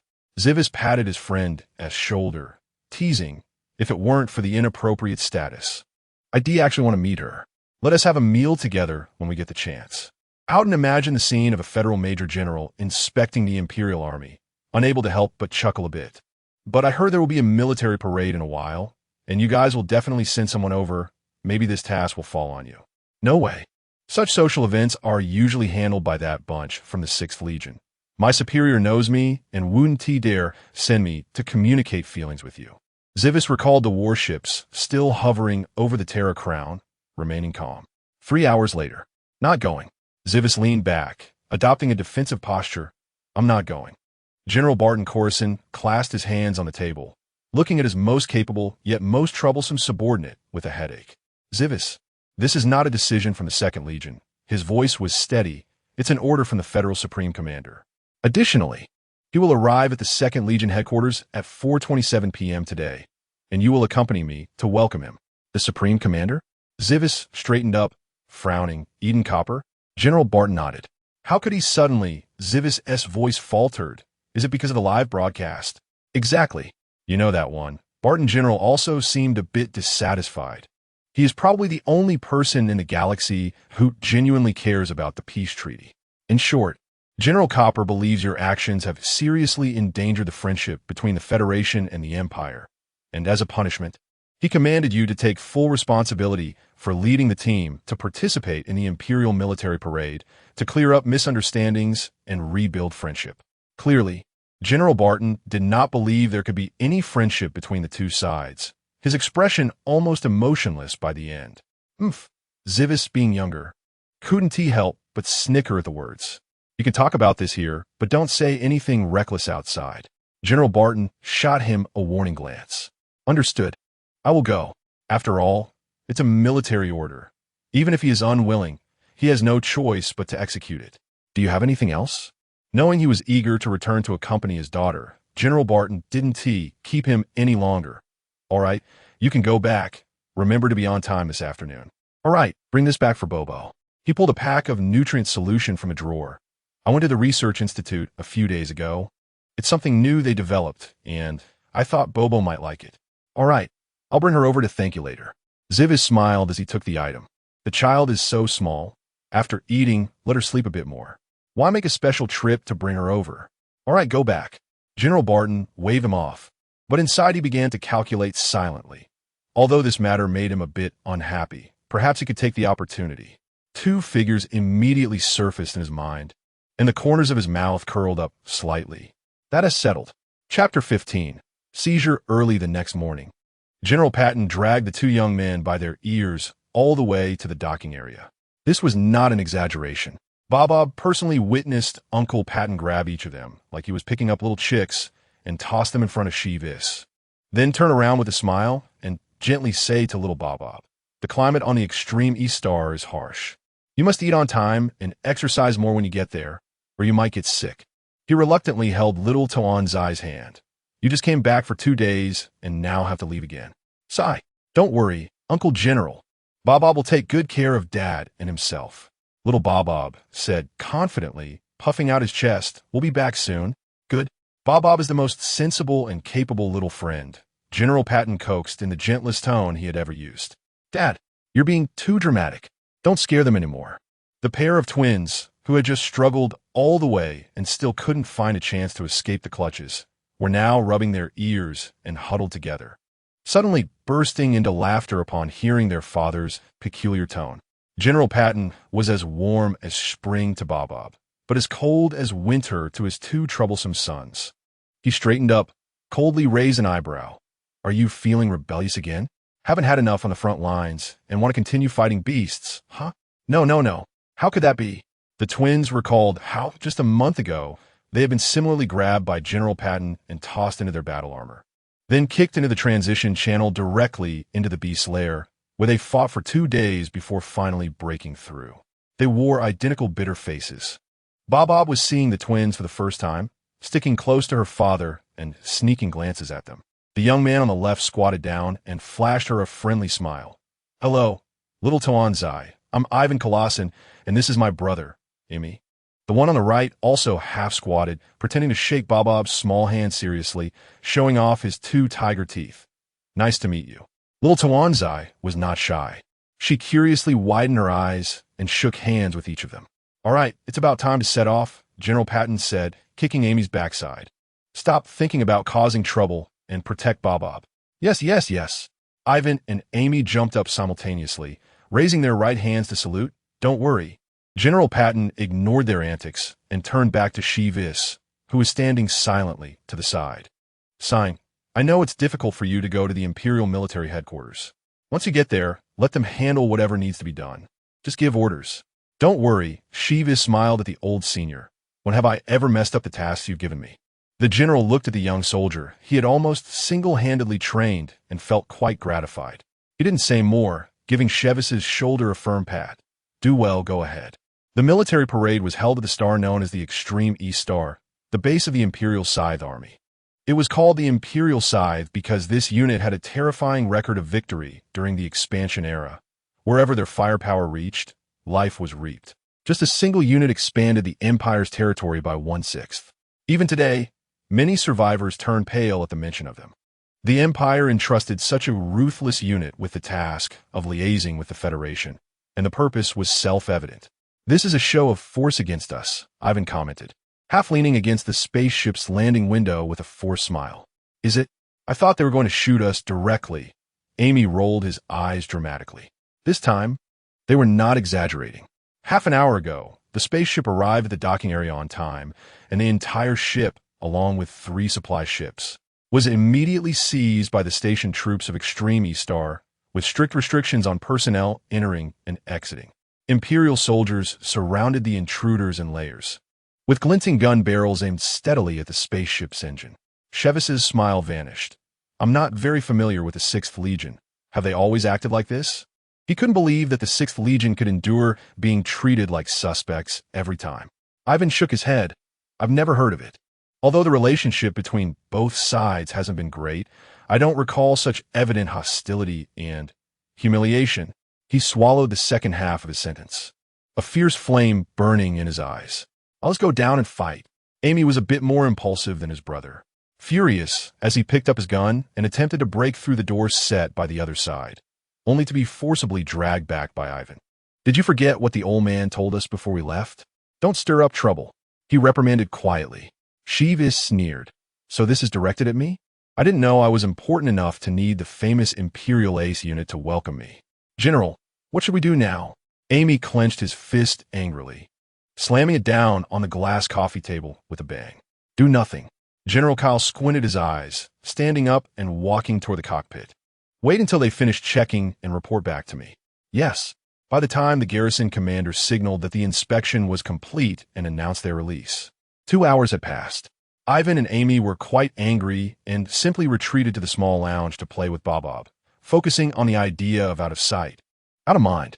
While they were drawing and painting with the child, Lieutenant Mund entered the room. Gentlemen, please fasten your seatbelts. The 3 exchanged puzzled looks, but obediently took Bob and ran into the main cabin, joining the other crew members to sit in the floating seats and securely fasten their seatbelts. After detecting that all personnel were in place, the manual control system started counting down. 3, 2, 1, startup complete. Driving authority has been transferred. Although Bob didn't understand what was happening, she still exclaimed excitedly, "It feels like something super thrilling is about to happen." In the first second, the roar of the massive engine erupted, and the entire spaceship began to tremble noticeably. In the second second, the ship shook violently and lifted off the ground. In the third second, the warship, like a waking giant dragon, roared and crashed through the Extreme East Star customs barrier, shooting towards the main urban area like a meteor. Wow, Bob gasped in amazement, feeling herself pressed tightly against the back of the chair due to the continuous acceleration. So fast. Usually, it was on autopilot, and the warship was driven like a whale, leisurely swimming through the starry sea. It wasn't until Shivis took over the driving system and operated it himself that Bob realized the ship could go so fast that the outside scenery turned into streaks of shadow, with the red and green indicator lights on the ground quickly left behind, only leaving shallow traces at the edge of her vision. The Federation warship crushed its way from the outskirts of Extreme East Star into the main urban area, barely stopping just before crashing into the garrison base's city wall. Shivis leaped from the cockpit onto the deck, amidst the blaring warning sirens, slowly flashing a friendly smile at the stunned soldiers standing guard on the city wall. Chapter 16, Provocation. You. What are you doing? The young soldier on guard had never seen a warship pulled right up to someone's doorstep, and his voice involuntarily weakened. I warn you, this is the garrison of the Celestial Sky Imperial Army. Don't do anything reckless. Zivis, looking confused, replied. You kept us at customs for a full 3 hours, and I thought it was to facilitate me bringing the warship directly into the city." He smiled, but the smile didn't reach his eyes, so that's not the case. "Are you doing this to humiliate the federal delegation?" The young soldier was intimidated by his fierce expression, his gaze darting around, unsure of what to do. Fortunately, his superior was speeding in and finally arrived just in time. "I demand a reasonable explanation for your actions." Lou Dreiser gritted his teeth and jumped down from the aircraft, charging straight at Zivis. He had served in the military for over 30 years and had never, ever seen such barbaric and rude behavior. No wonder the higher-ups specifically ordered them to make things difficult for the federal delegation. The other side was indeed not friendly. Unaware that his own rude behavior had led to this disaster, Major General Dreiser's face turned red with anger as he clenched his fist and aimed a punch at Zivis. Zivis shrugged his shoulder, stepping back slightly to evade the punch, twisting his waist to grasp Major General Dreiser's wrist from the side, applying slight pressure downwards. "Ah!" Major General Dreiser cried out in pain, lifting his right leg to kick back, but Zivis easily dodged and instead pulled his ankle sharply outward, causing him to lose balance and fall awkwardly. Zivis hadn't expected the other party to be so aggressive yet so easy to handle. He politely released the nearly broken wrist of Dreiser, stepping back a few paces with an innocent expression. He really hadn't used much strength. After all, even if he was arrogant, he couldn't actually beat someone up right in front of their home base. "What are you still standing there for? You bunch of fools." Major General Dreiser, feeling embarrassed, didn't care about his elegant demeanor anymore. As he got up, he turned back to his still-dazed subordinates and shouted, "Get on with it. Capture him." The soldiers who received the order scrambled to jump onto the deck, guns drawn, surrounding Zivis. "Stop." Ivan and Amy finally ran onto the deck, and upon seeing the situation, immediately drew their guns, the atmosphere tense to the extreme. "Ugh, really making such a fuss." Zivis pretended to sigh in distress, lifting his eyelids to reveal a cool smile to Major General Dreiser, who was secretly rubbing his wrist. "You should hurry and report to your superiors. Have someone of my rank come and talk." "You." Major General Dreiser was speechless, but he couldn't really sulk and not inform his superiors, so he had to endure the headache and reluctantly dial for help. "You wait." After receiving a positive reply from his superior, he immediately lifted his chin again. "Our General 1T let you off easily." "Rude Federals." Amy was furious. "What did you say?" Zivis remained silent, merely raising his right hand to point at his wrist. Upon seeing the other party instinctively hide their hand behind their back, he let out a disdainful snort from his nose. Major General Dreiser was furious. He was shaking with anger, almost wanting to pull out his gun and shoot this commoner in the head. But he couldn't, at least not in front of so many people. Dreiser squinted his eyes, the flames of anger gradually being replaced by dark and sticky malice. By nightfall, when no one was around, would you still be so smug? The 25-year-old Major General, he would soon make him a Major General who only lived to 25. Ivan noticed the change in his expression and subtly signaled to Zivis. "It's fine." Zivis slightly moved his lips, forming a word. This kind of trash wasn't even worth comparing to the lowest grade genetic beasts in the beastess lair. Many wanted to kill him, but Zivis truly looked down on this one. They didn't remain in a standoff for long.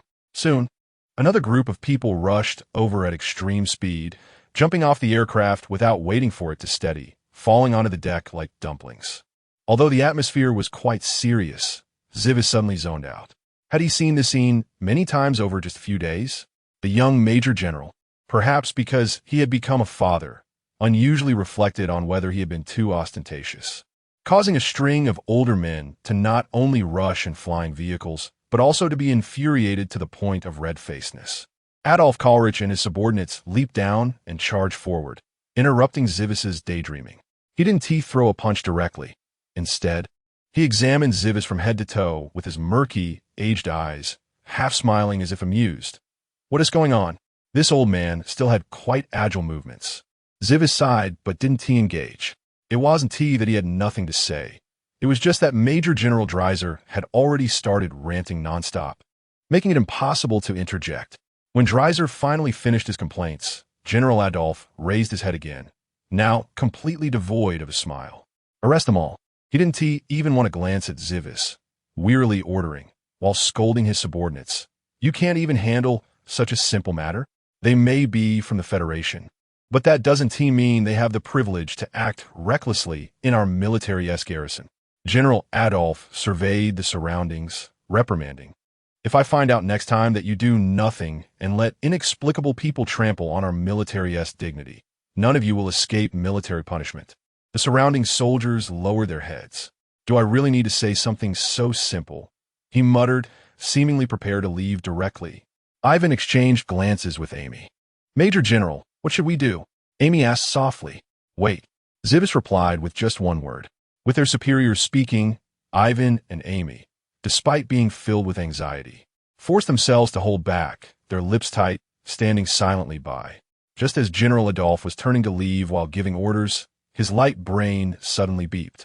The same trick wouldn't work again. The general stopped in his tracks, turning back with a meaningful look. Zivis similarly sighed, meaningfully. Why don't you open it and take a look?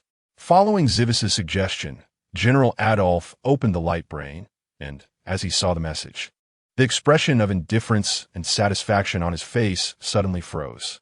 He looked at Zivis, then at the light brain, going through several cycles before finally squeezing out a sentence through clenched teeth. Let them in. Dreiser was shocked. Ivan and Amy were overjoyed. The Celestial Sky Imperial Army took a deep breath. Wait, General, are we really following a script of first military action and then courtesy? Why was I not informed? Chapter 17. Why Dad Needs to Know. Ewan and Amy walked confidently into the base with Shivy's flank between them, heads held high and chests puffed out. Although they didn't know how the boss managed it, the twins couldn't help but glance at the grim-faced Major General Dreiser, who was following them with a twisted expression. Struggling to suppress laughter. This was simply too enjoyable. Hey, what do you think the general used to handle these people? Amy slowed her pace a bit, slightly tilting her head to wink at her brother. How would I know? Ewan shrugged. He hadn't known Shivis any longer than Amy had. Although the twins were the sons of a general, they were still too young, having only graduated from military school 2 months ago and being pulled into the army by their dad. In the short half-month of training in the Second Corps, their fellow soldiers had recounted Major General Kyle's glamorous resume at least 3 times when they received the protection task assigned by their dad. The brothers complained about being given a troublesome job, but they didn't expect this legendary cold and serious killer to be so much fun. They couldn't help but reminisce about the thrilling journey they had taken just a few minutes ago. Charging into someone's stronghold in their own warship was just too cool. Shivis was too busy to pay attention to the increasingly eager looks from his 2 new subordinates, focusing instead on his light brain to confirm the situation with Bobo through Mond. It had already been half a day since he last saw his daughter, and he needed to ask about her situation to feel at ease. MD, rest assured, Major General, Miss Bobo is doing well and has shown no negative emotions. Shivis gently tapped the screen where Bobo's smile was making her eyes shine, and the coldness that had settled on his face gradually melted away, revealing a hint of a smile. MD, voice message. Daddy, don't worry. Bobo is being good and following Uncle Mond. Don't work too hard. Bobo is waiting for you to come back. The child's voice floated through the headset, landing softly in his heart. Shivis exhaled and quickly typed out a short message of 100 words to send him on. If it weren't for the watchful eyes of those around him on his every move, he would have preferred to talk to the little one himself. As he thought about this, the warmth on Shivis's face cooled again. He walked alongside General Adolf at the front, their expressions as cold as ice, in stark contrast to the excited twins and the grim-faced Major General Dreiser behind them. You young man, General Adolf said, stopping in front of the aircraft, his murky eyes revealing undisguised malice. Pride is a good thing, but if you take the wrong path, you'll end up losing sight of your core. You have a point. Shivis replied, his smile laced with insincerity. But you may not realize that some people, from the day they were born, no longer have any side paths to take. In the main control chamber of the Federal spaceship. Yes, you're right. The Major General was indeed a bit impulsive this time. Miss Bobo is not here right now. No, I'm not lying. She's very capable and can play by herself. A video call? Mont, standing in the corner holding the light brain, was sweating profusely. He glanced at the little lady sitting quietly on the sofa eating fruit and silently encouraged himself. Mond, you are a mature man who has faced death threats on the battlefield several times. If you mess up such a simple protection task, how can you continue to serve as the Major General's aide? It was just refusing Mr. Mackey's video call. Mond took a deep breath. Mr. Mackey, the Major General instructed me before he left that no one besides me is allowed to contact Miss Bobo until he returns. I apologize for the military order. The expected fury did not come. There was silence on the other end for a moment, and then a strange low laugh emerged. Mond's neck hair stood on end, just as he was lost in thought, even thinking that Mr. Mackey had decided to send someone to deal with this unfilial son. An old but steady voice spoke again. I don't know where he picked up this little thing, but he really thinks he is a father now. Fine. Have him come to see me as soon as you leave Extreme E-Star. After finishing, the other party decisively hung up. 001, who almost got caught sneaking a peek through the network cable, wiped away the cyber sweat and patted its chest in relief. Wow, your grandpa is really scary. 001 was still shaken. As soon as it got to the other side, it saw a whole group of men in black kneeling neatly by the edge of the heavy carpet, all of them obediently bowing their heads, afraid to even breathe loudly. Bobo chewed her fruit and swallowed hard. Uncle Mon said Mr. Mackey's influence spreads across the entire Federation, and he, stands on the black and white bridge, and no one dares to oppose him. The child wiggled her feet and shyly asked the question that had been bothering her for a long time. System brother, what is the black and white bridge? Why does Mr. Mackey stand on it? Actually, she had wanted to ask Uncle Mond, but he seemed lost in some unpleasant memories, and Bobo didn't want to disturb him. 001 was taken aback. Its hostess knowledge was indeed a confusing mystery. It means that besides ordinary employees, Mr. Mackey's subordinates include many big bad guys who also obey his orders. Bobo bit her lip. Are the big bad guys those who like to steal Bobo's snacks, tear Bobo's clothes, and push Bobo into the pond? The little system listened to the child recounting each incident, its heart racing. Sweetheart, does your dad know about these things? It cautiously asked. Bobo looked puzzled. Why does Dad need to know? The teacher said that the older kids bully Bobo because Bobo doesn't make them like her. And as long as Bobo doesn't bother them, she won't get bullied. Although she's a bit sad. What kind of nonsense teacher is this? 001 was so furious it nearly jumped up, a string of prohibited words almost spilling out of its mouth, but forcefully swallowed back, nearly causing internal injury. Sweetheart, don't listen to her. What kind of teacher is this? She's completely talking nonsense. The little system tried to correct Bobo's misguided thoughts instilled by bad people. The little one scratched her face and said slowly, but Dad wants Bobo to listen to Teacher Xiaolin. 001 fell silent for a moment and sighed quietly. It knew that the big villain certainly didn't mean to leave his daughter in the hands of such a person. But as the storyline progressed, he was always busy seeking revenge in an endless cycle, and it was likely he didn't have much time to spare for his daughter, especially since he had already placed several confidants around her. After all, Chivies came from a prestigious family. From a young age, he had received the highest standards of living, education, and upbringing, if not true love. It was likely that the big villain, who later killed his older brother to take over the Kyle family head position, never considered the possibility that his daughter would be taught to endure bullying and keep silent. 001 suddenly remembered the woman it had seen when it went to pick up Bobo. Chapter 18. Alone 001 recalled the first time it saw Bobo. The little one was not alone then. It saw Bobo standing at the kindergarten entrance, with a gentle and delicate woman squatting in front of her. The woman had long wavy hair, neatly arranged and cascading down her shoulders, the tips brushing against the child's cheek. You stay here and wait patiently for your family to pick you up, okay? Seeing her nod obediently, the woman smiled gently, as she always did. And the teacher knew Bobo was the most well-behaved. Miss Xiaolin, Bobo seems a bit nervous. The little one cautiously tugged at the woman's sleeve. Where did my dad go? Noting the woman's silence, Bobo asked again, what about Uncle Mond? The woman smiled. She reached out to caress the child's soft face, her freshly manicured nails sparkling. They went to a very far place.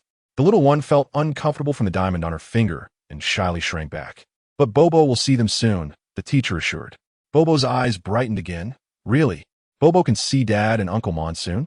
Yes. The woman stood up, sighed softly, and replied, "You will meet them very soon." She boarded the heated, flying vehicle and looked back at the child through the snowstorm one last time. Then came the interminable wait. After that, 001 easily infiltrated the child's mind. The little system, filled with tasks, finally realized that its host had frozen to death in the harsh winter of the Southern Star District because of the woman's words. 001 suddenly felt a sensation of being choked, almost finding it hard to breathe. The woman had left her alone in the deserted streets to slowly freeze to death. And what had it done? Was it an accomplice? It could have found someone to save her. It could have forcibly taken the child away. But it had just watched helplessly as she lost consciousness bit by bit in the cold wind, her life taken by the first snow. 001 was shaken to the core. "System brother, what's wrong?" Bobo sensed something was off with 001 and asked worriedly. "Hi, I'm fine." The little system temporarily ignored the violent tremors in the core database and forced a smile, saying, "Bobo, how about when we get to the base? You accompany me to look around? I've never seen a military station before." "Okay." Bobo had always been resistant to going out to play, and upon hearing this, she immediately agreed joyfully. Seeing this, 001 let out a sigh of relief. It had hesitated for a long time about whether to tell the little one that her mother was still alive, but ultimately decided to go with the flow, just being the water that pushes the boat, sending the child to her mother. 001 couldn't determine Bobo's attitude toward her mother, and it was highly likely that Bobo herself didn't know how she would feel about this character who had never appeared in her life. For now, all it could do was watch and wait. However, first, 001 looked at the database ruins that seemed to have been bombarded by energy cannons and slowly revealed a crying face. It needed to save itself first. It hadn't expected that its earlier wild thoughts would cause such significant damage to its core data. When it heard Bobo's call and temporarily put down the half-finished repair work, it found that one person and one system had already stood outside an exceptionally vast training ground. "System brother, look." Bobo excitedly pointed inside at the Imperial soldiers' operating mesh for combat drills, bouncing in place several times. "So cool. Bobo wants to pilot a mech." Bang, bang, bang. 001 responded to Bobo's cheers while habitually scanning the vicinity. To its surprise, there were not even half a red dot on the electronic map in its hand. Aren't they near Xiwis? 001 shook the map vigorously, but the display remained unchanged. It then attempted to locate Lieutenant Mond, only to find no trace of him either. "Sweetheart, where are we?" The system realized something was wrong and asked urgently. Bobo looked around and shook her head. "I don't know. An uncle brought us here." Picking up on 001's anxiety, she frowned and thought carefully. "Just now, I was thirsty, and that uncle took Uncle Mond with him to buy water. It seems like they've been gone for quite a while." The little one turned back to look at the center of the training ground, where the fighting mechs had already changed twice. "What?" 001 almost screamed, the neatly organized database showing signs of another explosion. Who was it? Which ill-intentioned person was trying to target its precious Bobo? Bobo was just so small. A 3-year-old girl wandering alone in this unfamiliar military base filled with dangers could easily meet an unfortunate end, just like breathing. The system was furious and quickly directed the child to move to a safer place, first getting as far away from the transparent electric fence that could zap a beast as possible. The child, who had just been exhilarated, finally realized she was now all alone. Dad wasn't there, Uncle Mond wasn't there, and Brother Diane was light years away in the Southern Star District of the Federation. She felt a bit scared. However, Bobo didn't cry. She followed 001's instructions and started walking toward where her dad was, all by herself. But the base was so large, and the child so small. The system watched the gradually darkening sky and the little dot on the map moving at a snail's pace, nearly despairing. At this rate, even if Bobo wasn't caught or harmed, she would succumb to exhaustion and dehydration, possibly falling ill or not being able to walk back at all. Both the person and the system were exceptionally fatigued, and finally, Bobo couldn't hold on anymore, her little body tipping over and rolling down to the roadside. Just then, a rumble came from behind them. Half laying on the roadside, Bobo suddenly lifted her head, her eyes filled with vigilance and fear. The engine's sound grew louder, and dazzling high beams illuminated the dark surroundings like daylight. Bobo rubbed her eyes, stinging from the light, and through her hazy vision. She saw a sister with short hair driving a sleek black motorcycle, performing a cool tail drift right in front of her. Little child, what happened? The older sister nimbly got off the bike and helped the little one up. Bobo leaned against her arm and, in that moment, seemed to smell the scent of fresh snow. Chapter 19, It's You. Why aren't you speaking? The short-haired sister gently stroked the top of Bobo's head. Don't be afraid, I won't hurt you. My name is Eve Sarex, and I just got promoted to Major 6 months ago. Whose child are you? Did you get separated from your mom and dad? She looked around at the dim sky and couldn't help but frown. Haven't your guardians come looking for you yet? They can't have not noticed you're missing. This is going to be a problem. Eve sighed in frustration. I can't just leave you here alone. How about you come back with me? I'll find a way to contact your parents. Bobo, still a bit dazed, took the big sister's hand and nodded in agreement under 001's urging. Fortune and misfortune depend on each other. This is indeed fortune and misfortune depending on each other. The little system, with teary eyes, bit its handkerchief. There's always a way out. Look, now the host is not only safe, but has also accidentally found her mom, whom it originally planned to locate accurately in at least 3 days just by lying down by the roadside. 001 looked at the woman named Eve Sarex with great eagerness, joy shining in its eyes. Don't worry, darling. This Annie is a good person, a really good person. You can trust her completely. The system softly reassured Bobo in her mind. She will help you find her dad. You're about to run out of energy. You can't walk anymore. Let the Annie take you to a safe place first, okay? Bobo looked at the gentle sister in front of her and timidly hugged her arm. Oh, being clung to by the soft little thing surprised Eve. I thought I'd found a shy child, but now it seems she's quite bold. Don't be afraid. Don't be afraid. She lovingly patted the child's back, effortlessly lifting her onto the motorcycle. I'll take you back to the dorm. You look like you're worn out. Eve tidied up Bobo's messy hair a bit, inserted the key, and started the engine, which rumbled and vibrated. Just as she was about to twist the throttle, both the big and small figures on the motorcycle suddenly looked up. The view ahead, which was initially pitch black, gradually lit up with scattered lights, and the silhouettes of several flying vehicles faintly appeared in the twilight. This shouldn't be a scheduled flight mission. Eve instinctively raised her hand to shield her eyes for a better view. It must be your guardians coming to find you. What the? Why are they waiting until so late to send so many flying vehicles to look for someone when they have the authority to do so? Such irresponsibility. Eve frowned, but chose not to continue speaking in front of the little girl. She glanced down at the child and noticed that although the little girl was still sitting upright, her eyes were surprisingly bright, fixed intently on the source of the light. For some reason, Eve felt a sudden pang in her heart. She pinched Bobo's soft little braid, took a deep breath to calm the sudden surge of compassion. What a good child. Fortunately, her family seemed really anxious. The airflow from the tail of the flying vehicle blew the branches askew, rushing toward them like an arrow. Estimating that they had entered the other party's line of sight, Eve turned the headlights to the brightest setting and honked the horn to signal. Sure enough, the flying vehicle at the front immediately changed direction and swooped down. The door of the driver's seat opened, and a tall, thin figure jumped down from above, rolling several times on the ground to dissipate the enormous inertia. Dad! Bobo saw her dad jump down from the air and fall to the ground, her eyes welling with tears as she immediately twisted her little body to climb off the motorcycle to find her dad. He was also startled by the other person's reckless action and hurriedly picked up the anxious child, running toward him. Wait. Don't move. What if you hurt your bones? The person seemed a bit dizzy and couldn't immediately get up from the ground. Eve quickly quickened her pace, urgently kneeling on the ground, pressing her knee against the person's back to forcefully restrain his intention to stand up again. Your daughter is fine. Not a scratch on her. She spoke rapidly. Don't get up yet. If you fell on the ground and hurt your bones, moving might dislocate them and injure your internal organs. It's very dangerous. Her incessant advice came to an abrupt halt. Eve seemed to be struck by lightning, frozen in disbelief. He is. Zivis? Let go.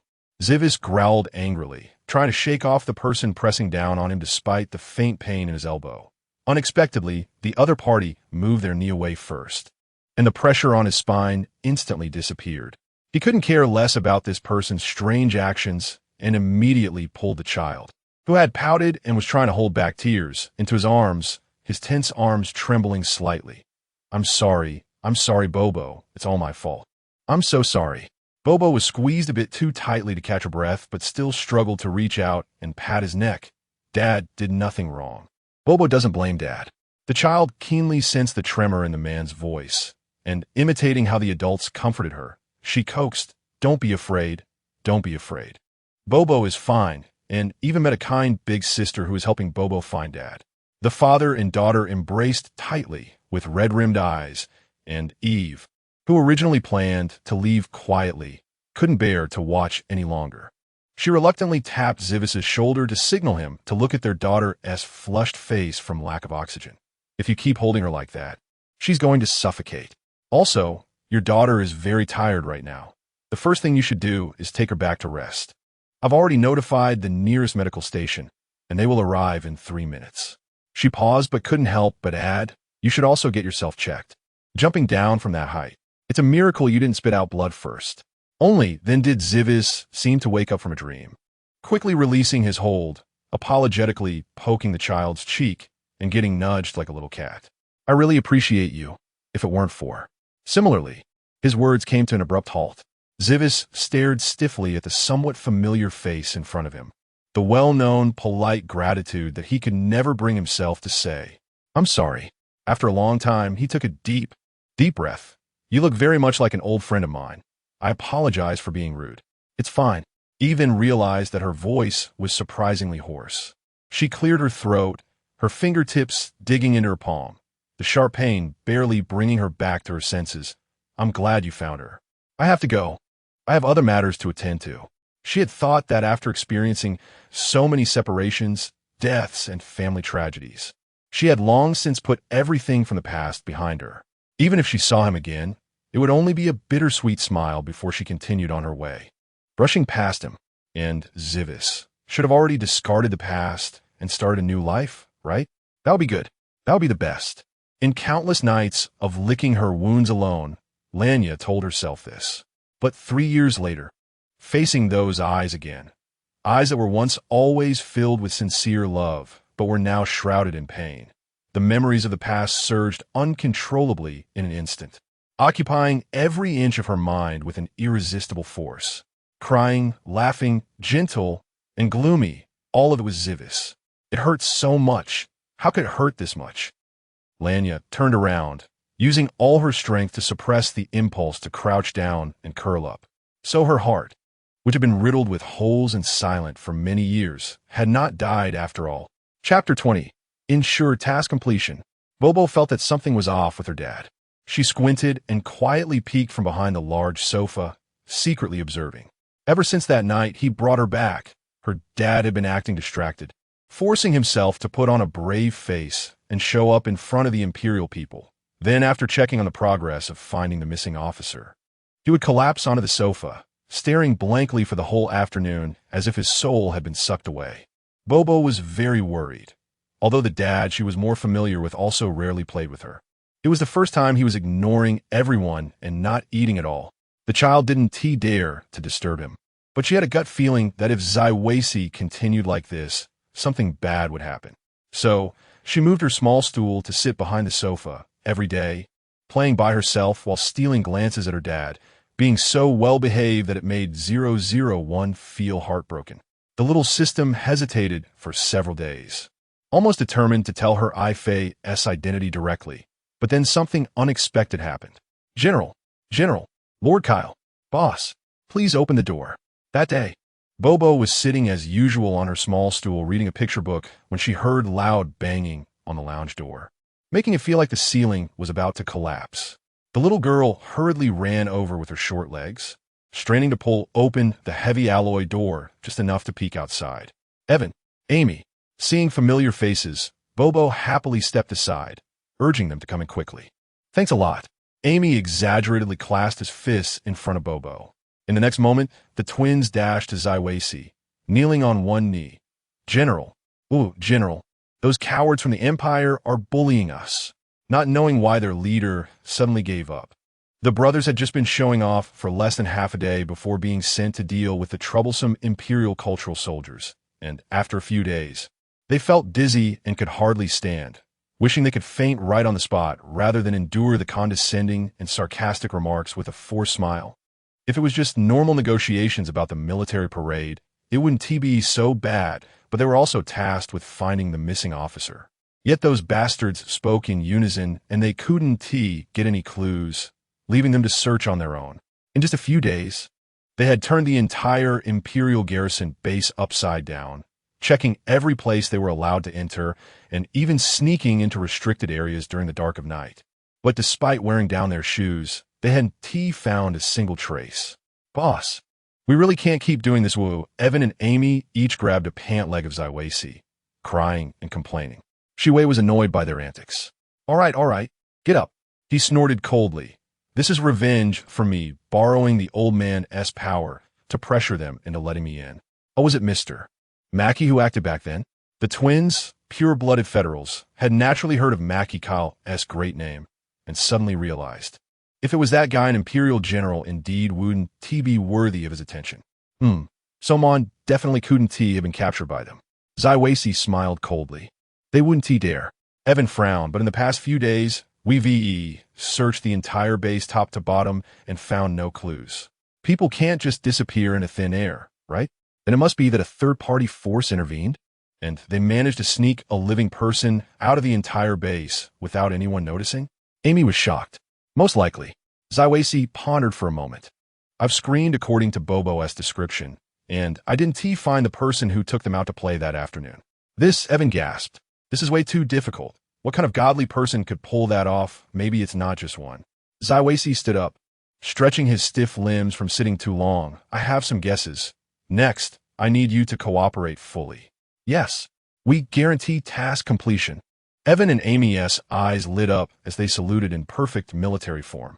Bobo, who was listening with her chin propped up, raised her small hand. Bobo wants to help too. Zywasi picked up his precious daughter and kissed her little face. This time, the most important part of the plan is our Miss Bobo. Do you have confidence? Bobo giggled, imitating them as she raised her right hand to her forehead. Guarantee task completion. It was another sunny afternoon. General Adolf sat elegantly on the leather sofa by the floor-to-ceiling window on the balcony, delicately sipping from his teacup.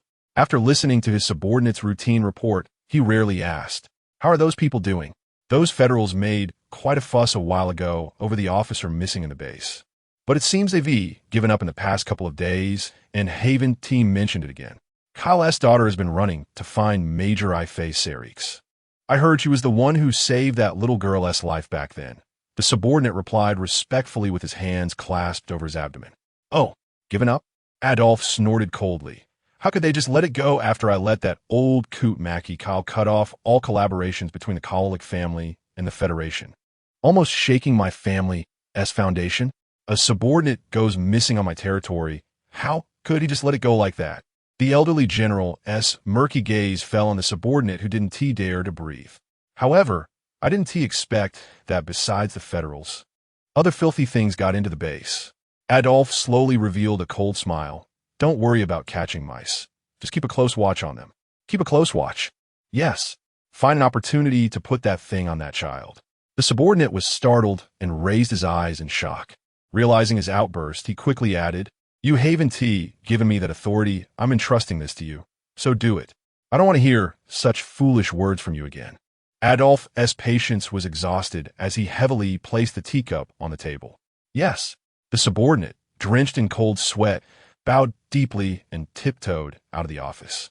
It wasn't until he returned to his room and locked the door that he collapsed to the ground, panting heavily. The empty office echoed with rapid breaths for a long time. He actually wanted to use that thing against a child. Thinking of the effects of that thing, the subordinate covered his mouth and couldn't help but retch. Shaking, he opened his light brain and found, in his contacts, sending a string of garbled text. Several kilometers away, Ife paused and smiled apologetically at her friend. Sorry, dear, I just remembered I left something at the training ground.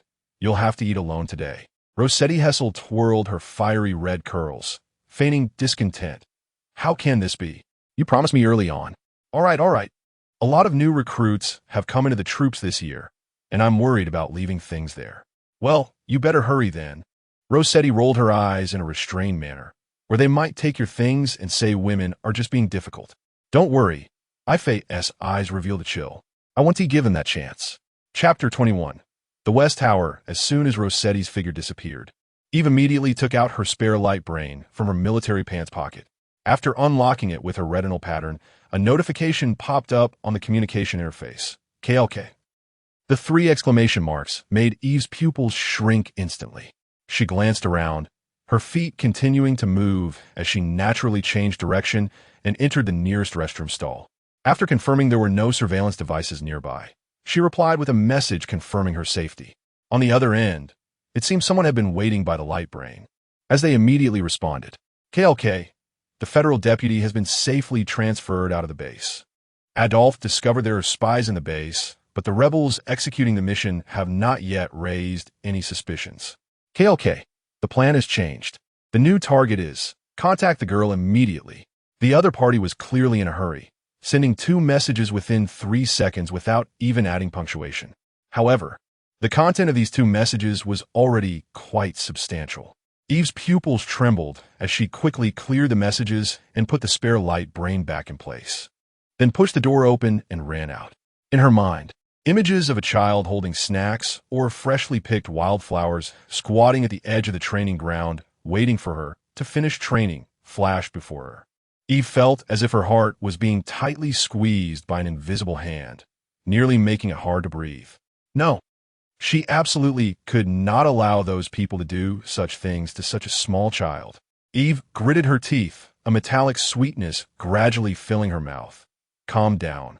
Go find Victor. Nothing has happened yet. They still have a chance. Victor Tobias's office was located in the tower at the far west of the base, not far from Eve's training ground. In less than 15 minutes, Eve stood at the base of the towering structure, showing her officer's ID to the soldier guarding the door. Please let me in quickly. Understood. Major Cyrex, the soldier replied, noticing her half-bent posture and heavy breathing, clearly anxious, and hurriedly sped up the verification process. All right, you may enter. Thank you, Eve nodded at him. Deputy Tobias has a guest today. You may need to wait a bit. The soldier kindly reminded her. A guest? Eve paused her hand on the elevator button. Can you tell me who it is? Oh, it's that one sent by the Federation to negotiate the joint military parade. What was his name? General Kyle. Eve froze for a moment, unable to respond. The soldier looked at her in confusion. Aren't you in a hurry? Why aren't you going up? Only then did she come back to her senses, blinking and revealing a slightly delayed smile. Ah, I am in a hurry, but since the deputy has a guest, it wouldn't help even if I were anxious. The soldier nodded in agreement. You have a point. The deputy does have a bit of a peculiar temperament. This year alone, no less than 5 nobles who came to visit him out of curiosity have been thrown out of the tower by the guards for interrupting his meeting. However, he is indeed a talent in the field of war AI research, the only one in the entire Sky Dome Forbidden Army. So it's normal for him to have a quirky temperament. The soldier thought to himself, shaking his head. Sometimes he doesn't even give face to Mr. Wyatt, the head of the Research Institute, who is his direct superior. However, it seems the deputy's talent is all in his mind. His body is so frail, it's like that of a girl.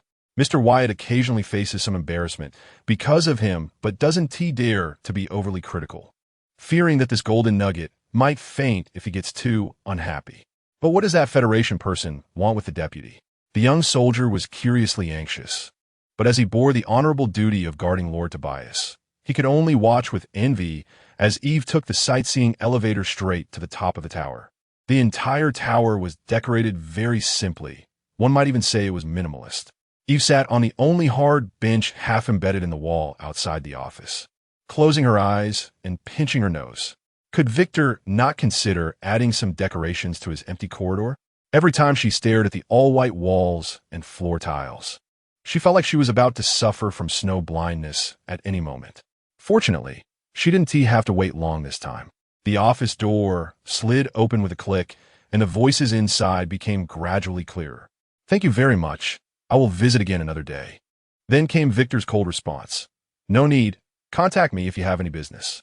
Eve was caught off guard by the snippets of conversation she overheard, feeling uncertain. Although his tone indicated that Victor's attitude toward this person was not different from his attitude toward others. How did Heavies manage to get Victor's contact information on their first meeting? She recalled how, during an organizational task years ago, she first learned that Tobias was also a member of the rebels, and with a nervous heart, tried to visit this renowned genius researcher to get his contact information, only to be ruthlessly rejected. Why should I add you? He had frowned in confusion. Don't you have a map of the base? He then stood up and actually pulled out a map from the towering pile of documents on his desk, generously offering to give it to her. Eve, thank you. Since then, she had become a frequent visitor to the West Tower. In fact, once they became familiar, Victor had asked her if she wanted to add his contact information. But Eve had already gotten used to coming directly to the West Tower to speak with him whenever she needed to. Moreover, switching back and forth between spare light brains was really troublesome, so she preferred to keep things as they were. Lord Tobias was evidently quite satisfied with this arrangement. Clark, the one who had just sent her the urgent message, Kelke, even secretly complained to her about whether Victor had a phobia of virtual technology, as he rarely used electronic devices and preferred to use paper and pen whenever possible. During the year when his phobia was at its worst, dozens of his students had to handwrite experimental data for a whole month, and by the end, the poor apprentices looked dazed and emaciated on the verge of collapse. Before Lord Tobias finally agreed to let them use electronic devices for recording. What a strange person. He was researching war AI after all. So, to be able to get Victor's contact information on the first meeting was simply monstrous. Eve stared blankly at Heavy's smiling profile, quickly averting her gaze before he looked over. Major Cyrex? Heavy's was the first to greet her. Seeing his demeanor was natural and devoid of the previous meeting's awkwardness, Eve felt a mix of bitterness and relief. Standing up and nodding to him. General Kyle, nice to meet you. Are you also here to see the deputy? Heavy's smiled politely at her. Then I want to disturb you. See you later. Oh, by the way, he seemed to suddenly remember something and said apologetically, I heard my daughter has been bothering you lately. I'm really sorry. I will definitely bring her over to visit you personally. Eve shook her head. It's fine. I really like Bobo, and she's always welcome to come find me. Given the current situation, it would be best if she could stay on her watchful eye every day. Thinking of the thing Adolphe was keeping underground, she couldn't help but control her mouth. Last time she got lost, I was actually quite scared. You should try to spend more time with her. Chapter 22. Everything is going smoothly. Yes, I understand. When it comes to his daughter, General Kyle's eyes show a much more genuine smile. Even dropping the formalities, she lost her mother at birth, and sometimes I really don't know what to do. But Bobo likes you a lot. Thank you for caring about her. Eve didn't know how to respond, so she hurriedly lowered her gaze to hide the complex emotions swirling within. My condolences. Silvis's voice was as light as a sigh. How could the rest of his words were so faint that he probably didn't even hear them himself? Realizing that their conversation had long surpassed the realm of pleasantries, Silvis once again smiled apologetically. I'm really sorry to take up your time. Please go in quickly. Eve nodded absently, using her fingerprint to unlock the door and walked inside. What she didn't know was that the man who said he would leave soon stood still, gazing at the tightly shut door for a long time. What's going on? Victor asked lightly, removing his single-lens glasses from the bridge of his nose. Eve recounted the message she received from Clark. The deputy chief fell silent for a long time after listening, resting his elbow on his chin.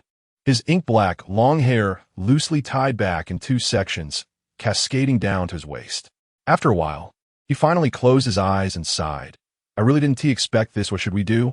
Eve finally waited for him to finish thinking and eagerly asked, Do nothing. Do nothing. Eve jumped up. What about that child? I can't just watch her be sent to hell by those people. Victor frowned. Quiet, quiet, Major Cyrex. He tapped his fingers on the table, signaling her to calm down first. You should have seen that federal officer just now. I've looked at your file. You knew each other in the past, right? Yes. Eve replied sullenly. Victor rarely showed any interest. Your judgment isn't very good. That man is smart to a terrifying degree. Eve raised an eyebrow. What kind of evaluation is that? Is he smarter than you? Victor shook his head. What I mean by terrifying is that he cannot control his own intelligence. Regarding Silvis, Eve couldn't help but ask. What do you mean? She tried hard to find signs of the loss of control Victor mentioned in their past interactions, but ultimately found nothing. But Victor refused to elaborate, only leaving her with a sentence. If you still treat him with your old attitude, death will be your only destination. All right, I understand everything you want to say. When that child comes to find you, don't refuse, and everything else will proceed as planned. After speaking, he coughed a few times into his fist, his thin body trembling slightly. Seeing him like this, even though Eve was full of doubts, she couldn't ask anymore. Sometimes I even doubt if you're doing this on purpose. She poured a cup of warm water and handed it to the precious deputy chief, then reached out to smooth his back, pretending to be sick if he didn't want to talk. If the people from your research institute see me making you cough, they'll chase after me with data recorders to hit me. Then you should be grateful I allow them to use technological means to record data. Victor, Eve exclaimed incredulously. Are we really comrades? You actually want the students to hit me to death with those brick-thick notebooks? Meanwhile, in the federal lounge, Avon and Amy lay on the ground, pretending to be dead bodies to play doctor with Bobo, unable to move. So they lay facing the door to avoid missing the chance to greet the boss as soon as he arrived. So when Silvis pushed open the door, what greeted him was two oddly positioned corpses wrapped in gauze like cocoons.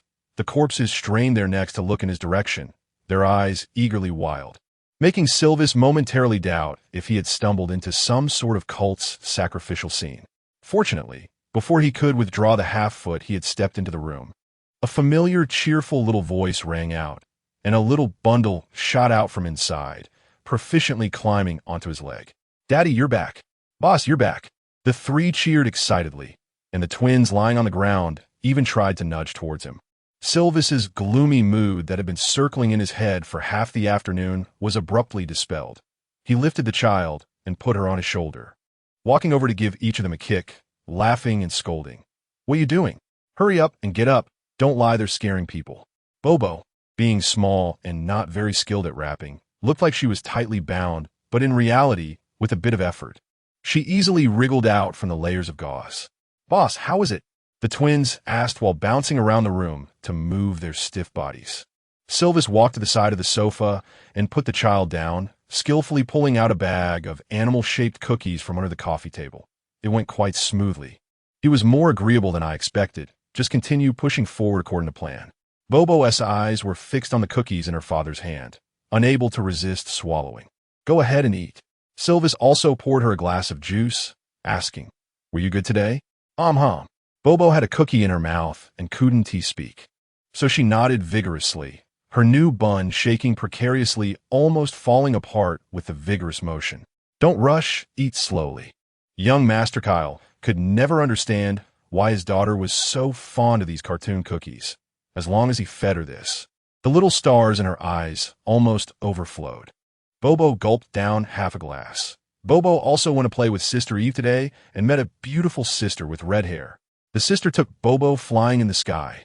The little bundle excitedly jumped off the sofa, vividly mimicking a few movements of controlling a mech. Just like this, and then like this, and then we fly. Bobo is so smart.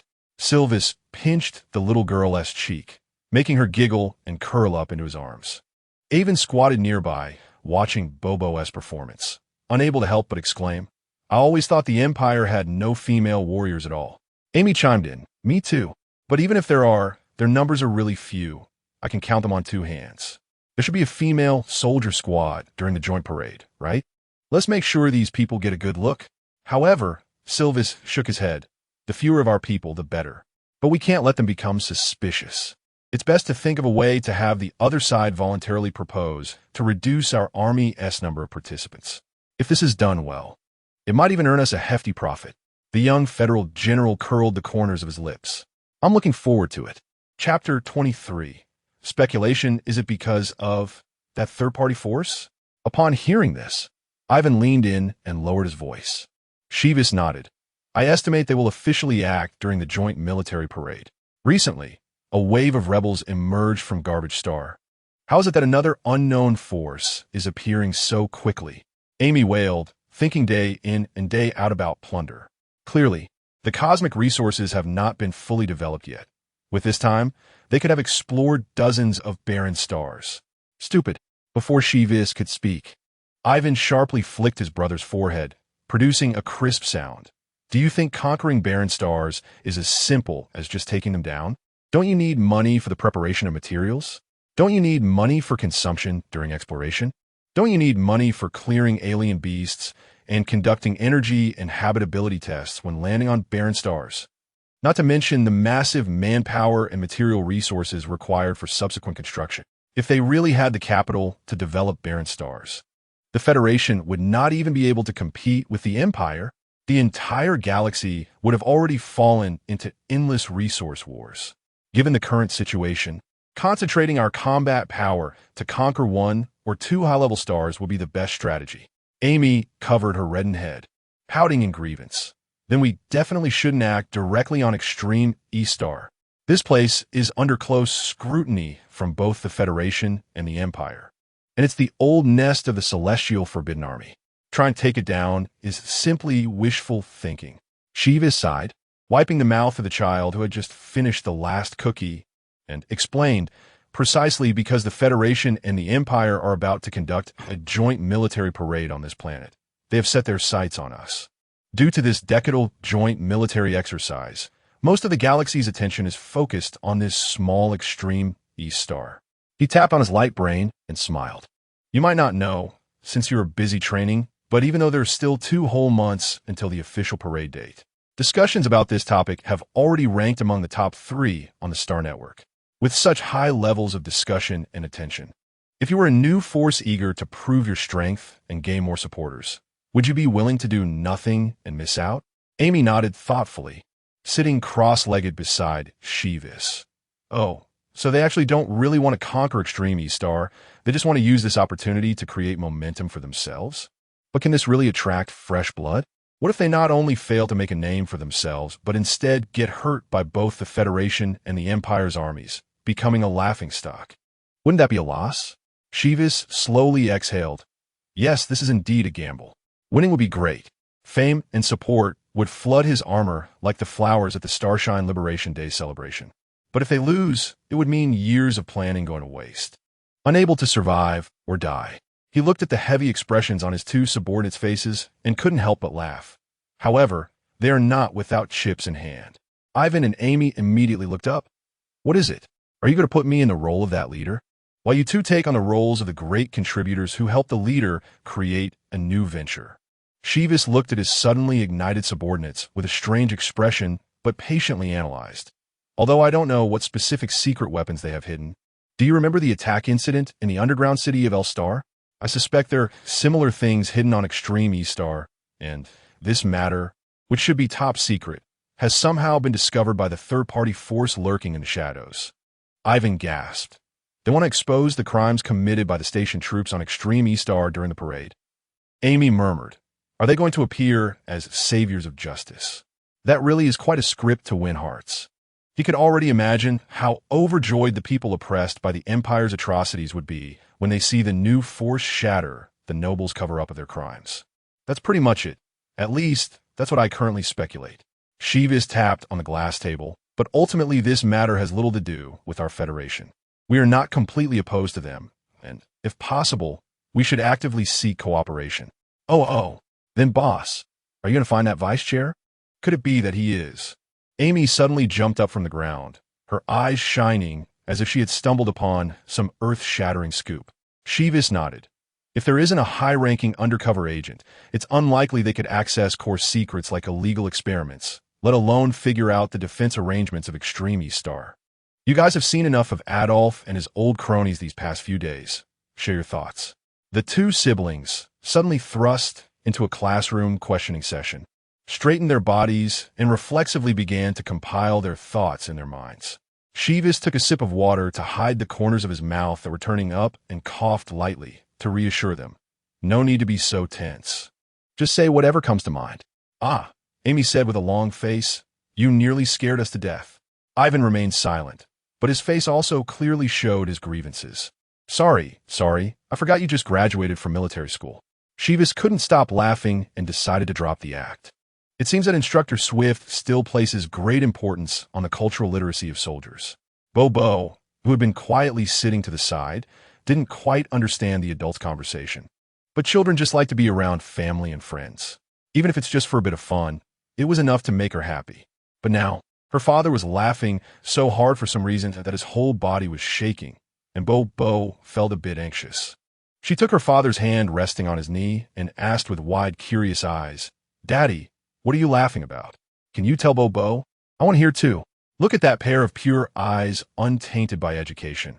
Ivan and Amy suddenly showed mischievous smiles. "Hey, Bo, come here. Big brother will tell you." When Bo looked over in confusion, the two immediately exaggeratedly sighed loudly. "Oh no, Bo, you don't know. If it were just a tiny bit more, you and T get to see us." The little one believed them earnestly. "Why not? Amy, brother? Did someone bully you?" The twins had been waiting for her to ask this question and immediately burst into tears. It was the teachers at military school. "Bo, you're still young and haven't been to school. You don't know. All the teachers there are devils. Every single one.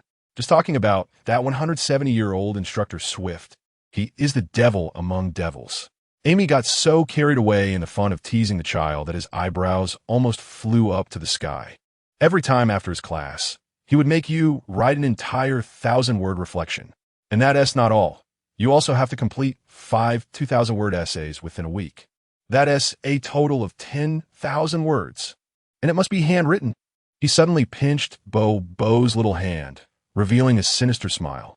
"By then, you'll experience the horror of losing feeling in your entire hand right after writing, feeling sore the next day, and on the third day, it'll hurt so much it feels like it's going to break." "Chapter 24, that's enough. Let's start over," I said. "You should be more careful." Zywies pulled the frightened little bun into his arms, gently stroking her little face to comfort her. "Don't listen to their nonsense. Those two bad guys are just trying to scare you. Will Bo's hand really break?"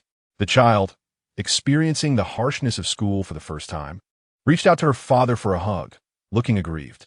"Of course not.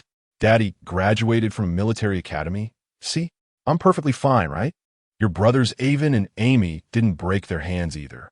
As Zywies comforted the child, he shot a cold glance at the two people, clearly indicating that if he didn't soothe her, he might actually break their hands.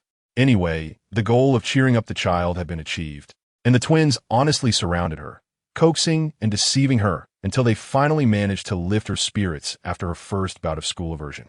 With Bun nestled in his arms, Zywie saw Avon and Amy sitting back down at the makeshift stall, eagerly waiting for their leader to continue. Amy spoke first. "The upper echelons of the Eastern Star are all so disgustingly arrogant. They look down on us from the bottom of their hearts."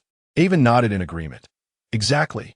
Every time we've seen them at negotiation meetings, they look like they've swallowed a fly, as if sitting with us is a disgrace to them. But that Vice Chair Tobias has never appeared at the meetings, so we aren't sure about his character." "That's right. So I suspect that the high-level undercover operative inserted by the third-party force in the Eastern Star is likely this famous vice chair." Zywies chuckled lightly. Although his personality isn't great, he's like that with everyone.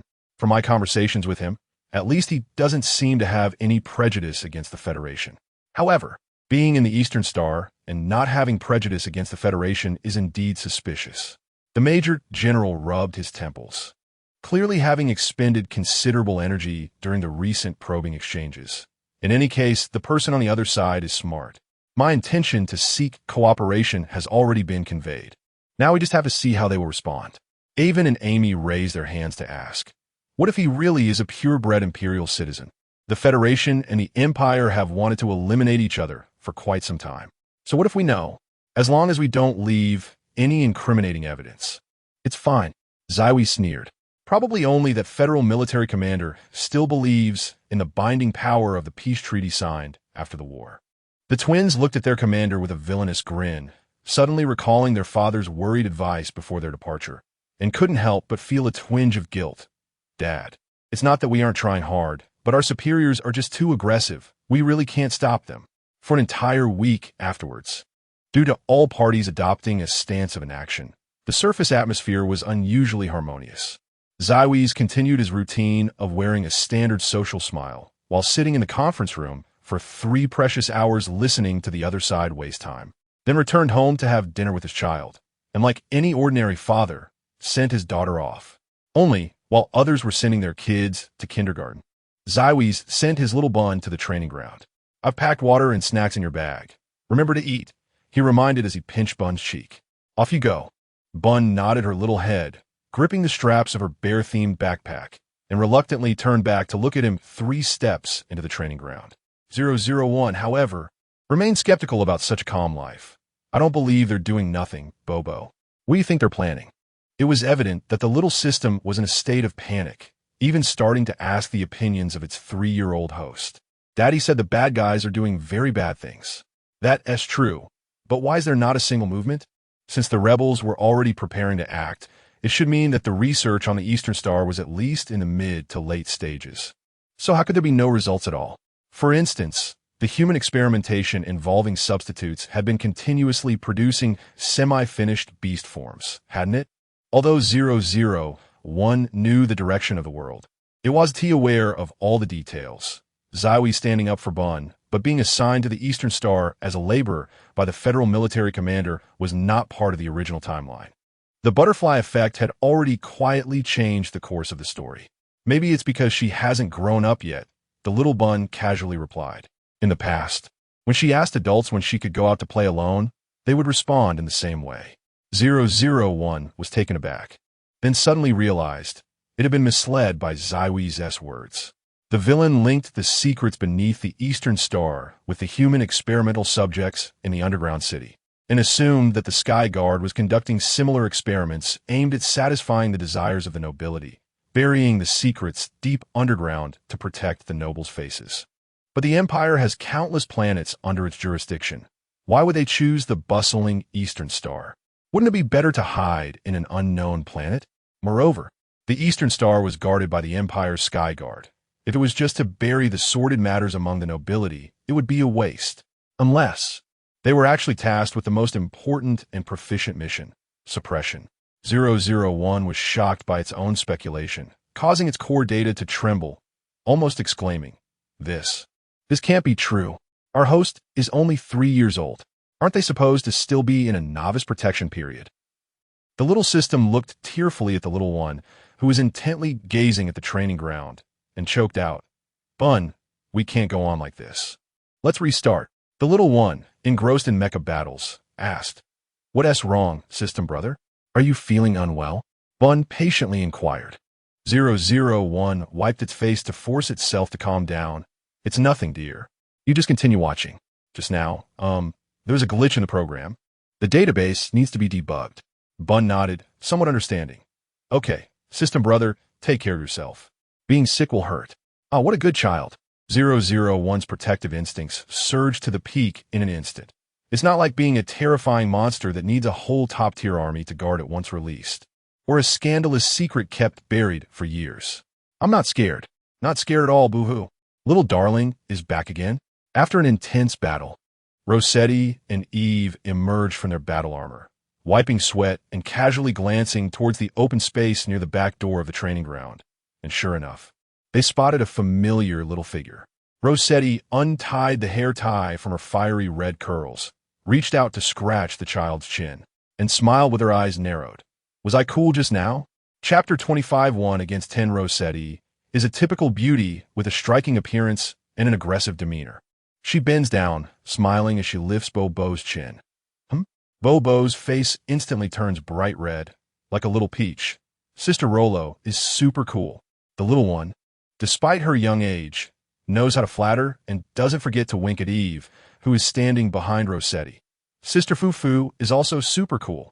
The two sisters in battle armor are way cooler than those uncles.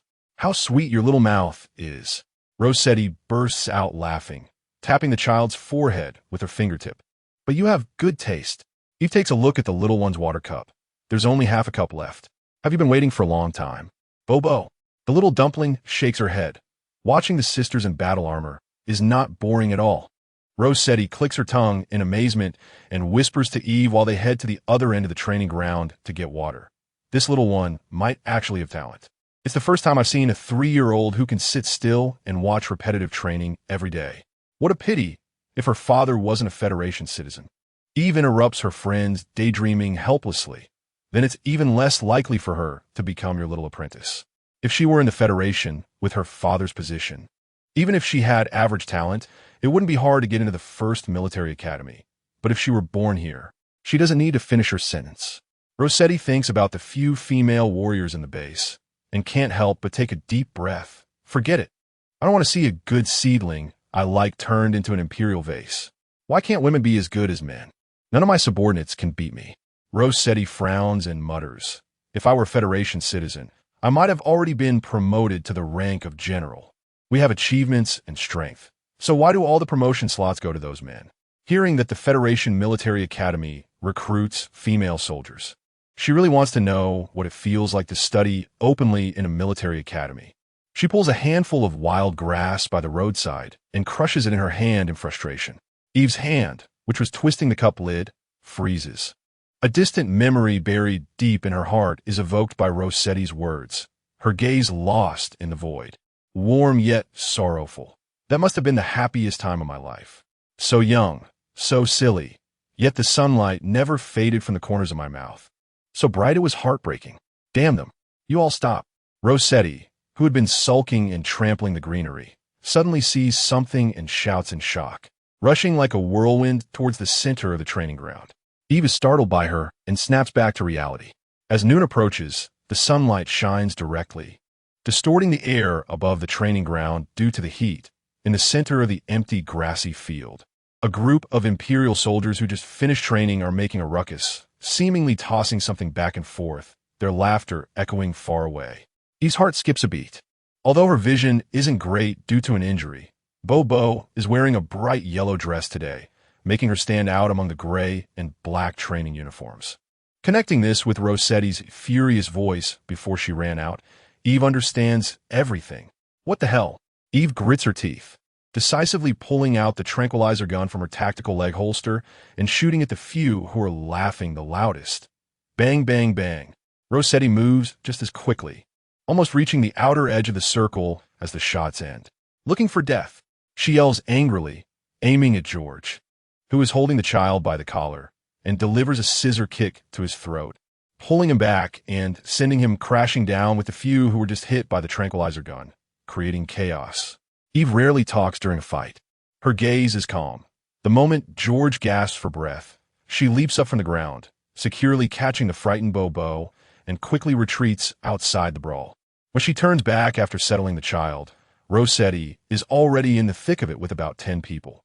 Both sides are throwing punches with fierce intensity. Blood flying everywhere, clearly not intending to back down. Herschel, are you crazy? Why the hell did you suddenly charge him like this? George grunts as Rossetti elbows him hard in the stomach, causing him to gag, then raises his eyes to shout in anger. But what responds to him is a heavy punch from Rossetti right to his face, accompanied by a scornful taunt. What do you think you are? Do I need a reason to beat you up? The few who are still standing around, initially half-jokingly egging George on to teach her a lesson, suddenly realize that this crazy woman is serious when they see George getting knocked down with blood gushing from his nose and stars in his eyes. They hurriedly shout, Rossetti Herschel, what do you want? You think your parents won't care? Today I'm doing a good deed, teaching you what it means to bully the weak. After saying this, she kicks off and rushes towards the nearest lucky one, Jack. Oh crap, Jack!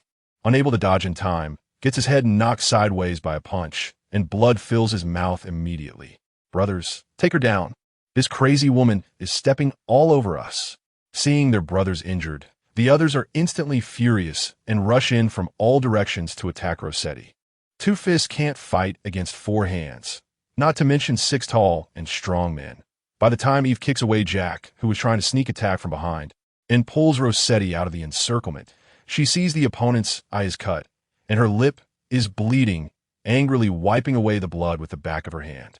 However, although she is injured, she hasn't let the others off lightly. A few of them have injuries to varying degrees. Some are holding their waists, while others are clutching their behinds, gasping lightly, their eyes filled with malice directed at Rossetti. Jack looks the worst, with both eyes swollen shut, red and blue, making it painful to look at. I'm telling you, if it weren't for Cerex trying to mediate, I would have made sure you, Jack, couldn't open your eyes today. He spits out blood in anger. I'm not here to mediate, even erupts coldly. She ignores the shocked expressions of the others and says flatly, apologize, or I will send you on a 7-day trip to the infirmary.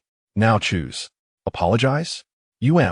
George, furious, jumps up to curse, but his head is still buzzing, so he can only sulk back down, apologize to Rossetti and Bobo. Seeing that they still have a disgusting high and mighty attitude, Eve raises her voice to reiterate. This statement pokes at the hornet's nest. Several who can still move immediately start shouting. Apologize to that Federation kid? What a joke.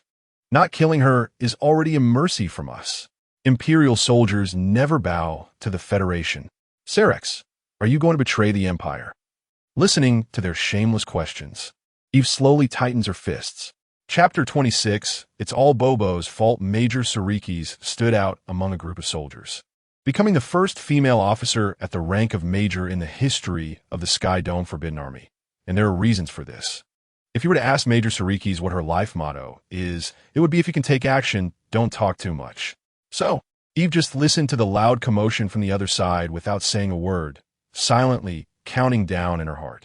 TSK, I said not to recruit female soldiers. Hesitant and indecisive, seeing a child makes them forget their loyalty to His Majesty the Emperor. 30. Do you really think the Federation recruits female soldiers to enhance military strength? It's definitely for that purpose. 29. What purpose? Why don't you say it clearly? 28. What I mean is exactly what you're thinking, otherwise. Why would there be women in the army? 27. Major Sarikis' gaze suddenly turned cold, her deep brown eyes fixating on Tommy, whose face was filled with lewd laughter. In the previous second, Tommy was still reveling in his brilliant joke, enjoying the knowing smiles from his buddies. In the next second, he felt a sharp pain in his shoulder, and in shock, he instinctively hunched down to retreat, but was kicked in the knee by Eve, sending him sprawling forward onto the ground in a rather embarrassing manner. The smiles of those around him froze on their faces. They tightened their expressions, staring intently at the dagger that Eve had forcefully plunged into Tommy's left shoulder and then pulled out to press against his throat, momentarily too stunned to speak. Was it really necessary?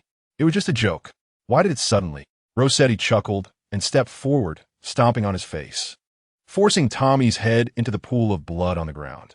Now you know, fear. Keep your mouth clean, or I'll pull out your tongue.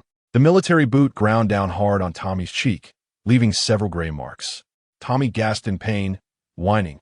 Okay, I was being a smartass. It was my fault, Andy. Spare me, please. I was just joking. Get lost today, and in a few days, I will personally come to take you to apologize. Do you understand?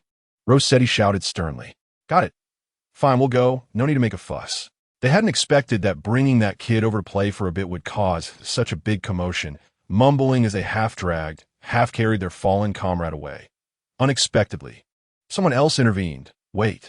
Clark Mewen sprang out from somewhere, holding a stack of documents, looking like he had just come out of General Adolph's office. What is going on here? He glanced at Eve and Rossetti, feeling a wave of despair. What trouble have you two caused now? Of course, having served under Adolph for many years, Clark had long mastered a top-notch expression management, sternly reprimanding the bewildered Jack and the others. General Adolph is already aware of this matter.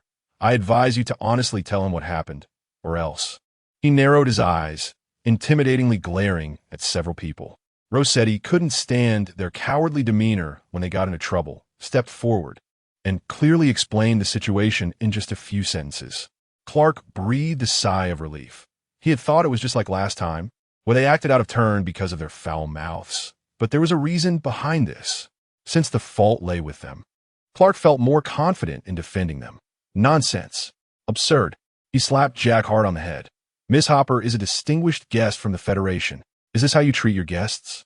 Give me your unit number and your military academy instructor's name. I want to see what kind of school produced students like you. Commander Mewen, we really know we were wrong. Tommy, since the situation was bad, immediately leaning his head to the side, whining in pain. Look at what I've become. Just let us off this once. We thought that kid was cute, and that's why we. Clark, of course, knew he was putting on an act, but he couldn't punish them too severely. After all, everyone present knew that the so-called distinguished guest was just a facade to placate people, and if they were severely punished for offending someone from the Federation, it would likely cause collective dissatisfaction. Therefore, he could only kick Tommy's wound hard to vent some frustration for the girls. All right, get lost. 3 days later, go apologize as Major Hessel requested. Don't think you can fool around. You know what happens when you anger General Adolph. He leaned closer to Tommy and whispered, "That man won't punish you for hurting a Federation citizen. But if you disrupt the General's plans because of this, even if you die 100 times, it won't change a thing." Tommy's eyes widened in shock, finally realizing he had offended General Adolph's honor guest. Immuant, his lips trembled, and true fear began to show on his face. Clark put a finger to his lips, making a shushing gesture. "As long as you behave, I will naturally speak well of you in front of the General." The few who had been accustomed to being domineering as members of the Sky Dome Forbidden Army finally settled down, quickly carrying their incapacitated comrade away. "Bobo, Sister Eve." Once those people left, Bobo quickly ran over and hugged Eve's leg, burying her face tightly against it. Eve hurriedly picked her up to comfort her, checking every possible injury on her body. "Don't be afraid, Bobo. Sister has taught them a lesson. Don't be scared. I'm here." Thank heavens, there were no external injuries. She finally breathed a sigh of relief. Woo! Bobo's eyes were red, glistening tears hanging on her lashes. "Sister." Rossetti had just felt relieved, but now seeing the little one like this, she was furious. "Those bastards got off easy. It's all right, my good child, when it gets dark. Sister will put them in a sack and beat them one by one." "No, 3 times. Bobo touched the skin around her eye injury, tears streaming down her cheeks. "I'm sorry, Sister Roro. It's all Bobo's fault." "Woo, if Bobo had been a little better, Sister wouldn't have gotten hurt." "What does this have to do with you?" Rossetti was shocked. "They bullied you. The fault lies with those bastards." Eve clearly couldn't understand her words, only sensing something was off, and furrowed her brows. The little one had just been frightened, so speaking had to be gentle and light. Clark patted his colleagues on the shoulder, signaling them to watch him demonstrate. "Bobo, did those uncles hurt you just now? Is there anywhere on your body that hurts?" He slightly bent down to look at the child at eye level, asking. Bobo shrank nervously into Eve's arms. "No, good child." "Then can Bobo tell Uncle why you said earlier that if you were a little better, Sister wouldn't have gotten hurt?" "Because," the child choked on her sobs, "because Bobo isn't good enough. The uncles don't like Bobo. That's why they bullied me, and Sister Roro got hurt while protecting Bobo. It's all Bobo's fault." The 3 exchanged glances, each seeing the same shock in the other's eyes. Chapter 27. Get out. Clark held back for a long time, but couldn't resist anymore. Does anyone dislike this kid? Not wanting to call the child by name in front of her, he had to squint his eyes to signal. Fortunately, the other 2 shared the same confusion and immediately understood his meaning. "It doesn't seem like it." Rossetti hesitated. "He seems to dote on the child." Eve, however, was much more assertive. "Kala's not that kind of person." Clark glanced at her lightly. "That's really strange. How can he not believe that a child who has been spoiled since childhood would say such things?" Maybe he coughed lightly a couple of times, trying to insinuate that he was arranged for a marriage, and therefore disliked it together. Hey, how could that be?" Rossetti laughed out loud. "I think you should watch fewer melodramatic novels." Eve clearly felt a bit puzzled by her friend's imagination, gently patting the child's quivering shoulders, and smiled helplessly. "Let us not mention that this one is second in command at home. The marriage task would mostly not fall on him. Just looking at his current position, if he really hated his wife to this extent, he wouldn't have agreed to marry in the first place." "So," Clark looked at the back of the little one's head, then at them, muttering, "What if it was a one-night stand wanting to use the child to gain status?" Rossetti slapped Clark on the back, making him stumble forward. "What are you thinking? Do you think the Federal Second Army is easy to mess with? If they find out, your head will be smashed into pulp like a beast within 3 seconds. All right, don't speak carelessly in front of Bobo." He shot him a glare. What if she hears it? She lowered her head, pinching the child's tear-streaked face. "Uncle is just talking nonsense. Bobo shouldn't believe a word." Bobo looked at the 3 in confusion. "Sister, who are you talking about? Does Bobo know them?" Clark coughed a couple of times. "It's nothing. Just talking about an old colleague of Uncle." "Is Uncle's colleague a federal person?" The child was even more confused. "Didn't Dad say that the Empire and the Federation are far apart and never interact?" Ha ha ha ha ha. Rossetti burst into laughter. "You're done, Clark. You accidentally let the truth slip out. Just wait for General Adolph to interrogate you." Clark was speechless, and after a long pause, he awkwardly managed to say, "All right, Bobo, just let Uncle off the hook." Eve chuckled softly. "I told you not to talk nonsense in front of her. Our little Bobo is very smart." Okay, I'll take my leave now. Bobo, This matter still needs to be negotiated with the Federation side for a while, Clark said, rubbing his forehead in annoyance, hoping it would end smoothly. Those stupid pigs actually caused trouble at such a critical moment. Everyone on Eastern Star knew that both sides' representatives were having all-morning meetings to negotiate terms for the joint military parade a month later. And now suddenly having this kind of incident on their side would undoubtedly require more concessions. Clark sighed deeply. Soon General Adolph will know, and there will be another big fire. So when Bobo was sent back to the foreign guest lounge by her favorite sister Fufu, not only was her little backpack stuffed with various expensive snacks, but even the pockets of her little dress were overflowing. "Daddy," the child joyfully cheered, bouncing into the arms of the long Miss Civis. "Look, sister sent me so many snacks." Civis caught the flying light yellow bundle steadily, warily looking at the strangers at the door carrying large bags. "Who are you?" He frowned and asked in a deep voice. One of the group stepped forward, politely bowing. "Today, Miss Hopper had a misunderstanding with our soldiers at the training ground, but please rest assured, we have conducted a very thorough examination of Miss Hopper. She has no discomfort. Also, to protect her privacy, we have deleted all data under the supervision of Major Hessel and Cerex, and this is the only remaining paper report. As an apology, General Adolph has ordered us to bring these." He gestured to the people behind him, and 6 large boxes were neatly stacked in front of Civis. "If Miss Hopper experiences any discomfort later, please feel free to contact us." Civis's expression grew colder as he listened, until it was almost as cold as ice. He did not respond to them immediately, but instead bent down and touched the child's face. "Did Bobo get bullied today? Why didn't you tell Daddy just now?" The little one blinked, but Bobo didn't feel pain? Civis frowned, recalling not long ago when his daughter dramatically said she wanted to accompany him to her grandfather's house. He initially thought she was afraid to speak up because the one bullying her was her grandfather, but he didn't expect that even being bullied by strangers. She intended to endure it alone? What exactly had he taught her? Realizing the seriousness of the situation, Civis immediately set the child down and knelt on one knee to look into Bobo's eyes. "So, is Bobo unhappy because of their behavior?" Bobo hesitantly nodded. "If someone makes you unhappy, then they are bullying you. Daddy knows Bobo will grow into a very capable little friend in the future, but right now, our Bobo is still a little child. What should a child do when a bad person bullies them?" "Should tell Daddy." Bobo suddenly realized something and exclaimed. Civis encouragingly patted her head. "That's right. Bobo is so smart. Let's make a deal. If someone bullies you in the future, you must run to tell Daddy right away." "Okay." If Bobo is unhappy, Daddy will also be very sad. The child could not bear the expectant gaze of her father and immediately nodded vigorously without a moment's hesitation. Her little voice strong and clear. "Okay. Bobo promises. If anyone dares to bully Bobo, I will find Daddy." Civis finally breathed a sigh of relief, ruffling the child's fluffy hair. "Come to Daddy. Daddy will help you get back at them." Bobo obediently nodded, smiling to reveal her little white teeth. Having temporarily concluded his educational work with his daughter, Civis straightened up and coldly looked at the few silent strangers. "Take your things and get lost."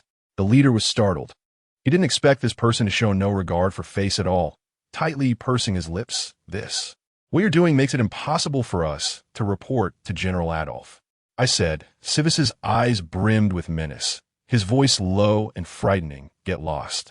He was too lazy to waste time arguing with them, shouting, "Home system, close the door.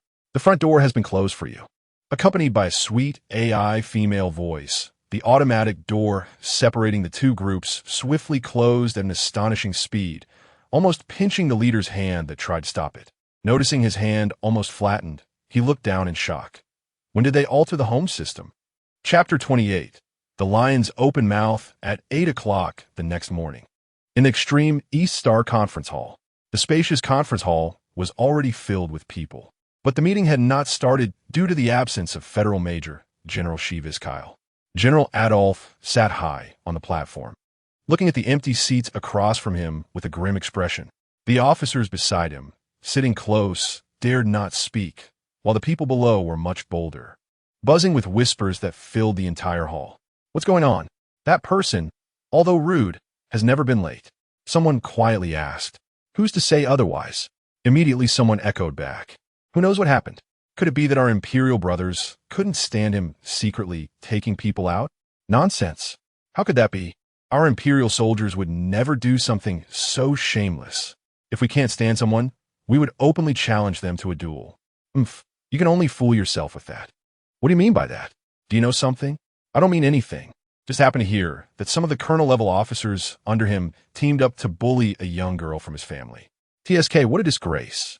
A nearby federal soldier overheard and immediately jumped up from his chair, furious. Good. I was wondering why our Major General suddenly summoned all the medics. It turns out you dare to bully our Miss Hopper. It's simply shameless. Who are you cursing?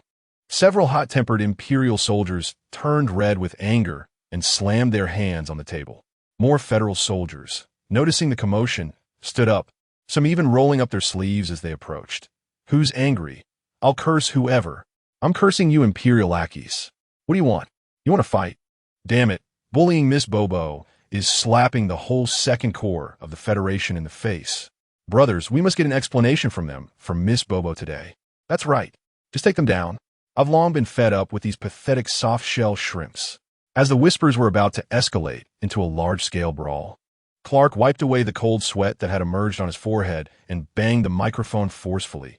The electric shrill rang throughout the conference hall. Everyone, quiet down. But the crowd below merely raised their hands to cover their ears dismissively, not even giving him a glance. Clark awkwardly asked his superior, General, what should we do? Adolph's face was ashen, his hands, which had been resting on the table, clenched tightly, the large joints turning white. Has the person sent to Kyle's side not returned yet? After a few seconds of silence without a reply, he stood up and slammed his right hand down on the table, the marble surface cracking like a spiderweb. Useless. A bunch of useless people. What good are you to me? Don't get so worked up, General Adolph. Just as he was about to leave in a huff, a familiar voice that he had been hearing for a week rang out, and Adolph almost reflexively felt a wave of annoyance. Sheevis? He slowly sat back down, as if the previous outburst had never happened. Everyone, please sit down. The matter at hand is urgent, Sheevis said in his usual lazy tone, waving his hand to the audience below. Consider yourselves lucky. The federal soldiers glared fiercely at the opposite side. We can't be bothered to argue with a bunch of brutes. The others stared back ominously. Clark cleared his throat and, mustering his courage, spoke.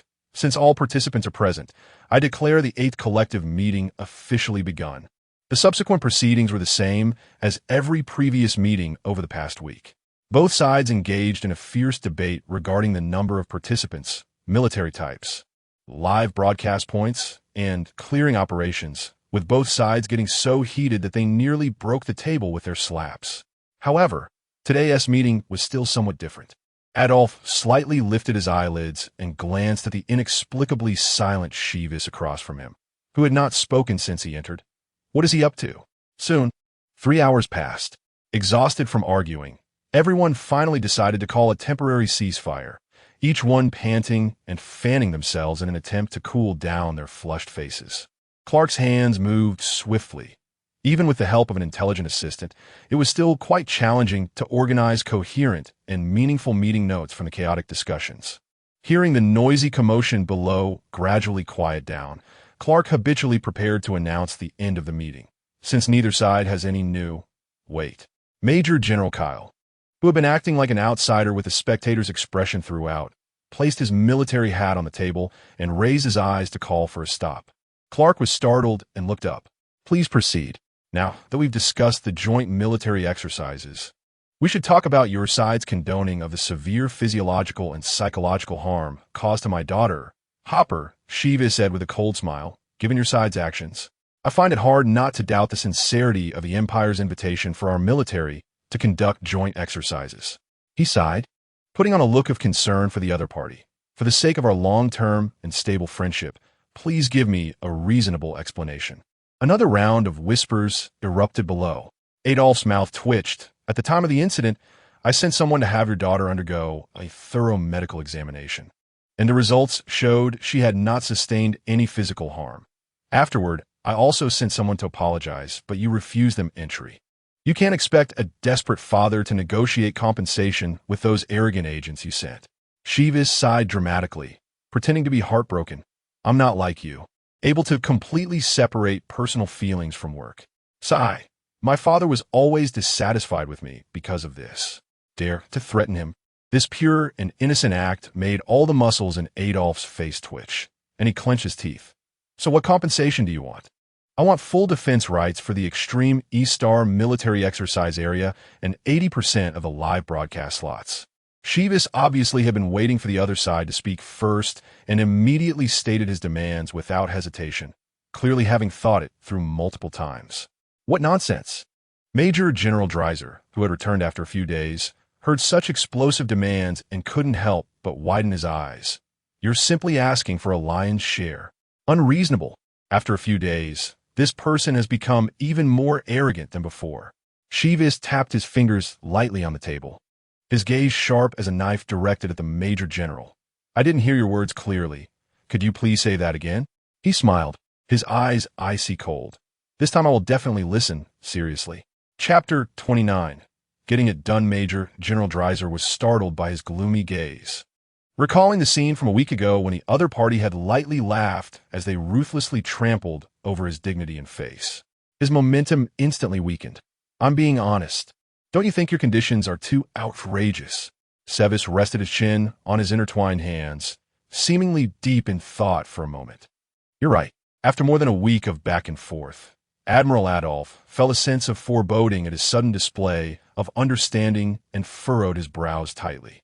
Sure enough, the next second, that damned cunning Federalist placed his military cap on his head with one hand, cheerfully stood up, and prepared to leave just like that.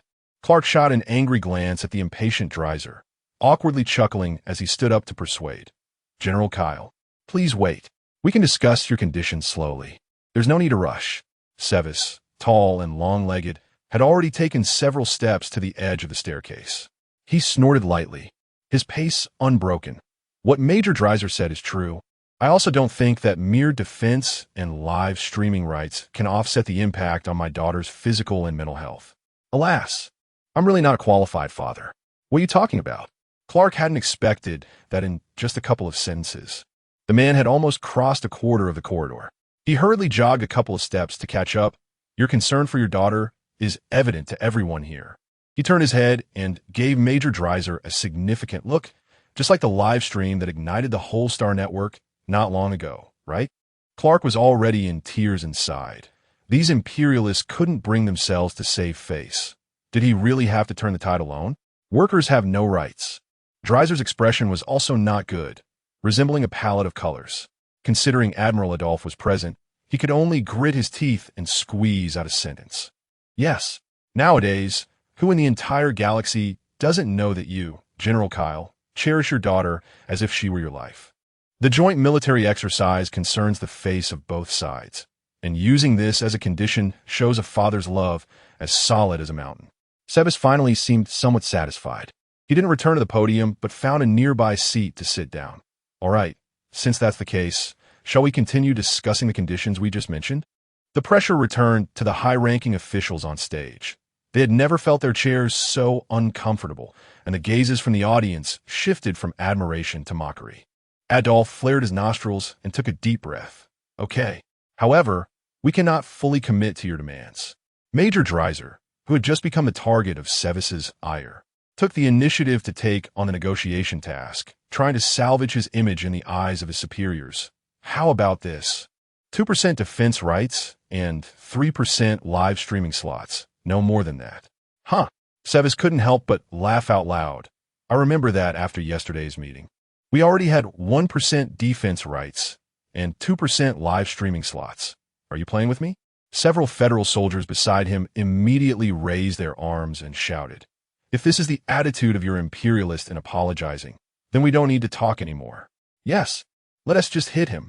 After they had vented their frustrations, Sevis finally raised his left hand and made a stopping gesture at the increasingly desperate gazes of Clark and Dreiser. Sorry, we Federalists are straightforward. We say what we mean.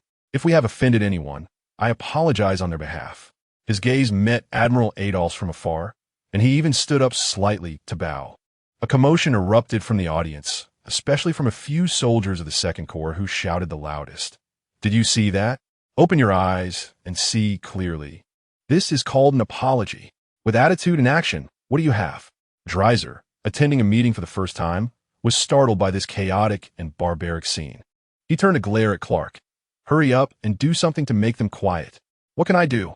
They have a solution you disagree with. And even now, there hasn't been a proper apology. Not tearing down your base would be considered a good outcome, Clark thought bitterly, simply continuing to lower his head to organize the meeting notes, pretending he hadn't heard anything. How on earth did someone who could make such a foolish decision as to detain a fleet for 3 hours in the docking area get promoted to Major General? Seeing Clark, who used to be submissive, actually ignoring him, Dreiser was furious but helpless and could only try to continue negotiating with a grim face. 40%. 40% is already our bottom line. Even if he is still not satisfied, there's nothing we can do. This is the bottom line set by His Imperial Majesty. Dreiser didn't notice the surprised looks from those around him, not feeling any issue with revealing his bottom line directly, even feeling rather smug about his resonant statement. How about it? This is already a very generous condition. Even for your general's daughter, it's enough compensation. Clark covered his face in despair, unable to imagine the PR workload he would face afterward. Finally, Admiral Adolphe could no longer tolerate his stupidity and slapped the microphone pinned to his collar away. Idiot! Just shut up. His face was terrifyingly grim as he scolded harshly. He turned to the always polite Sevis, who wore a proper smile. I apologize for my subordinate's rudeness. You're too harsh. General Kyle politely responded, giving him face, though his expression seemed more like regret at being interrupted from enjoying the spectacle. Regarding the conditions you proposed, Adolphe scanned the room, and no one dared to meet his gaze. He could only slam the thick imperial code he held onto the table, personally stepping in to negotiate with the junior. He was even suppressed at every turn. When the meeting finally adjourned, Admiral Adolphe almost immediately swept away, ignoring Major Dreiser's heartfelt calls behind him. Sevis gently closed the freshly minted contract and politely nodded at the various high-ranking officials with different expressions before happily leaving. It wasn't until he stepped out of the conference hall that he couldn't help but smile, sending out a message via his light brain. XWS, done. Better than expected. Securing 30% defense rights and 40% live streaming admission slots. If anyone wants tickets, remember to notify in advance. The rather eccentric, long-haired weirdo, this guy is really... Sevis looked at the lone check mark in the chat box and couldn't help but facepalm, feeling that it would be even harder to deal with than he imagined. Chapter 30, Flying. When Sheevis returned to the lounge, he was warmly welcomed, as usual, by his daughter and his twin subordinates. The little one skillfully climbed up his pant leg while glancing at the stack of contracts in his hand. Daddy, you're back. What is this? Sheevis placed Bobo on the sofa and, with practiced ease, untangled her messy braids from running around and restyled them. No one came over while I was gone, right? Evan nodded seriously. Since you left this morning, we haven't let anyone come within 5 meters of Bobo except for the two of us. Amy, with a rare serious expression, added, I've been perched in the tree outside the lounge and didn't see any suspicious characters approaching. Well done. Sheevis patted their shoulders in praise. You've worked hard to keep Bobo safe during this time. It's not hard at all. Evan and Amy stood straight, vowing to complete their mission. No need to be so tense, Sheevis said, nodding at the 2 contracts on the table. Good news, the defense rights and live streaming slots have been secured, each getting half. Bobo immediately clapped her little hands. Daddy is so awesome. General Kyle looked down at his daughter's admiring expression, feeling soft inside. Bobo can't go out to play alone recently. She must be accompanied by either brother Evan, brother Amy, or Daddy. The little one grinned, showing her small white teeth. Daddy has said it 100 times. Bobo remembers it. Bobo didn't quite understand why. Just a few days ago, she was encouraged to visit Aunt Fufu, but now she couldn't go out alone. However, Bobo was a good and obedient child, and in any case, her dad was definitely looking out for her. Sheevis chuckled, pinching the child's cheek. Bobo is so good and so smart. General, now that we have the defense rights and live streaming slots, what about the cooperation over there? Evan asked. Sheevis nodded. This means we've officially established a cooperative relationship. You find a chance to arrange for the people from over there to come. After discussing business, Amy returned to her usual lively self, exclaiming, "I didn't expect that Vice Tobias is actually a member of the rebels. If it weren't for finding that note in Bobo's backpack, I would have believed it. This person has quite a high status, right? And according to the information we gathered, he should be a native of the Empire. What kind of deep hatred could drive him to help outsiders destroy his home planet?" Amy recalled the contents of that note. Mon security. Hopper's medical report source files and backups have been deleted. Their target is Hopper. Be cautious. Please obtain relevant permissions as soon as possible. Happy cooperation. It was truly devoid of any unnecessary words, which led them to spend an entire afternoon discussing whether the note had other meanings. The twins, upon seeing the striking warning about being cautious, jumped up and immediately scrutinized Bobo from head to toe. Yet, Sheevis remained calm. Their people participated in the medical checkup the entire time, which means Bobo is at least fine for now. The Empire is truly cruel. Evan still felt indignant thinking back on it. Our Bobo is so small. How could they bear to target child? Do you talk about morals with someone conducting illegal experiments? Amy nudged her brother with her elbow, but they're indeed disgusting. If there were one sane person among the entire upper echelons of the Extreme East Star, they wouldn't do such a thing. Sheevis scoffed. There are indeed some. Haven't you seen how Lord Tobias was forced to join the rebels? Evan and Amy. Your empire is toxic. Seizing the moment of silence among the adults, Bobo raised her small hand. Daddy, can Bobo go look for Aunt Fufu this afternoon? Bobo made an appointment with her sisters to go see them today. The little one hesitated, glancing back and forth between them. If Daddy still has work to do, then it's okay if Bobo doesn't go. Sheevis promptly picked up the child and hoisted her onto his shoulder, laughing as she squealed excitedly from the sudden lift. Bobo, if you want something, just tell Daddy directly. Work doesn't even compare to a single hair on your head. The little one's eyes lit up. Then, Bobo wants Daddy to take Bobo out to play once a week. Daddy was always so busy before. Sometimes it was so hard to even see him, let alone go out to play. Evan and Amy quickly packed up the child's backpack and caught up, laughing. Little Bobo, be a bit bolder when asking Daddy for things. Once a week. That's nothing. It should be at least once a day. Don't worry. Your Daddy is known as a daughter slave throughout the Second Legion. Even if you wanted the head of His Majesty the Emperor, he could get it for you. Bobo scratched her little head, puzzled. But Bobo has her own head. Why does she need someone else's head? To prevent his precious daughter from being taught strange things by his unprofessional subordinates, Sheevis quickly scolded them. You too. If you teach her to say such weird things again, I'll twist your heads off. He had modified the lounge system, so they could say whatever they wanted, but if they got beaten up outside because of it, he would help them take revenge. Understood. Evan and Amy raised their right hands to their lips and simultaneously made a zipping motion. They weren't foolish. Shouting about wanting to cut off the Emperor's head on someone else's turf was a skill in itself, if they weren't killed on the spot.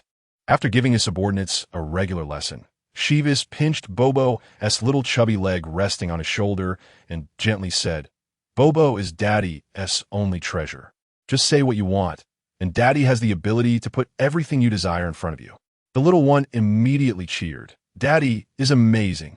Bobo loves Daddy the most.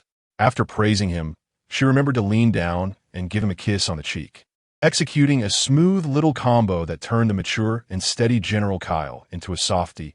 Sheevis, in a childish manner, bounced the child on his shoulder and, hearing her excited squeal mixed with laughter, took long strides towards the exit, taking off. Flying.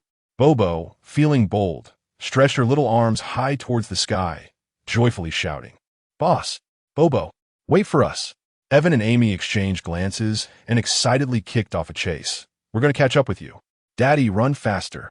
Bobo giggled nonstop, loudly cheering for Sheevis. Bobo doesn't want to be caught by the brothers. The twins were not to be outdone. Using the fact that they didn't have a little kid on their shoulders to move unhindered, and for a moment, they really did catch up to the father-daughter pair.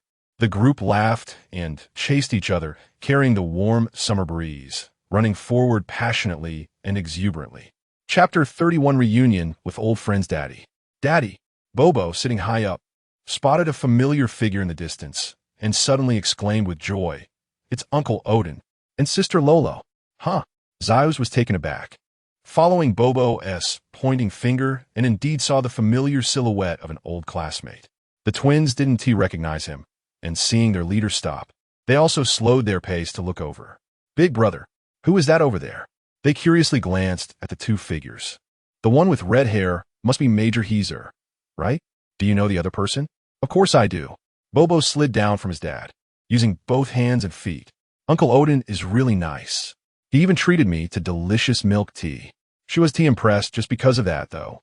Although the little one landed steadily, her feet didn't move, and she stood still with her eyes rolling around, quietly asking in her heart, System brother, could it be that Sister Lolo is the person Uncle Odin likes?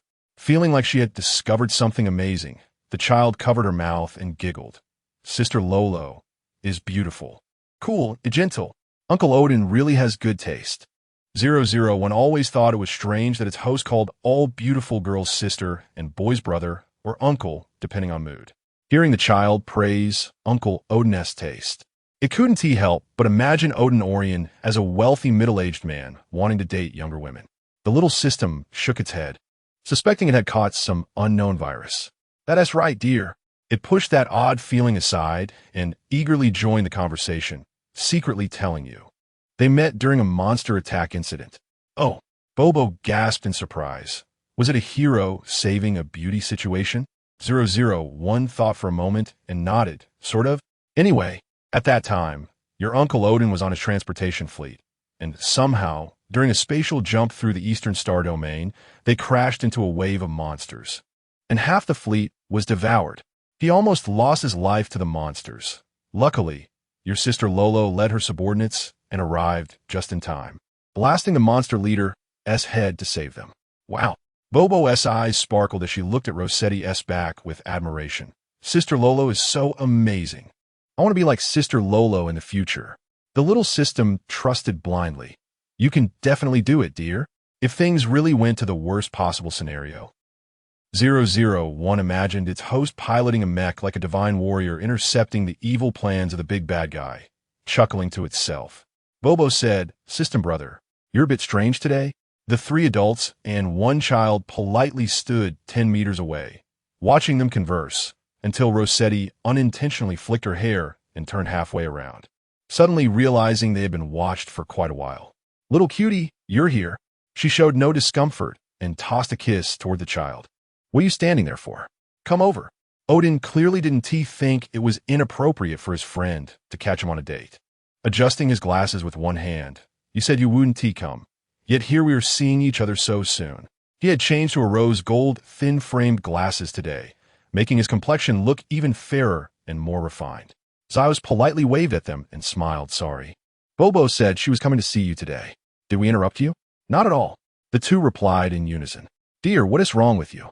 Rossetti poked her boyfriend's shoulder, reproaching him for speaking so rudely to friends. Odin held her hand, sounding a bit aggrieved. We finally have some time to talk properly.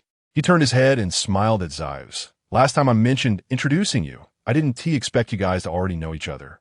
But let me introduce. This is Major Rossetti Heezer, my beloved.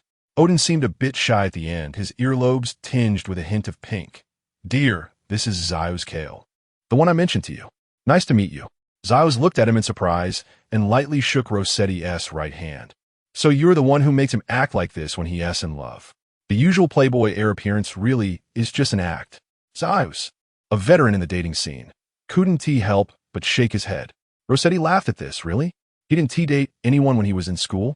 Odin immediately coughed twice, tried to stop his old classmate from exposing his past. Of course, if Zyos could be intimidated by his coughs, they wouldn't be brothers at all. He always said he wanted to find someone he could resonate with before starting a relationship. However, being old friends, he had a moment of conscience and didn't mention the famous quote from when he was in his rebellious phase as the son of a royal merchant. But this matter had spread widely back then, and 001's database even had records of it. It secretly shared gossip with the little host. At the time, many people didn't think highly of your parents' relationship. They thought they were just playing around, even betting privately on whether Zyos was just playing with your mom. They believed your dad didn't really like your mom and was only dating her out of boredom. In summary, a few brave souls directly approached Odin Orion. Zai's roommate, and asked him face-to-face if Zai's was just toying with your mom. He replied, 001 cleared its throat and mimicked Odin's disdainful tone from the video.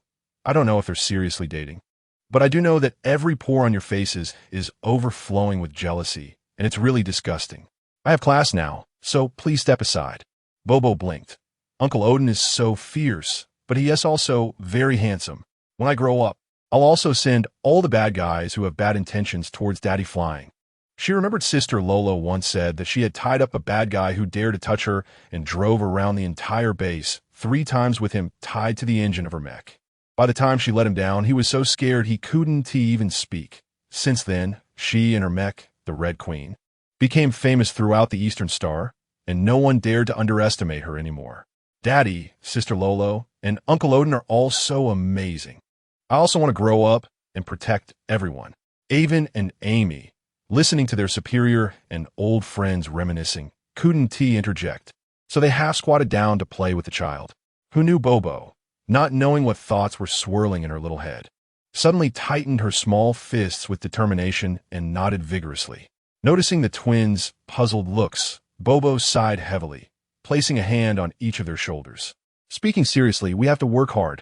The twins. Huh? Chapter 32, For Revenge?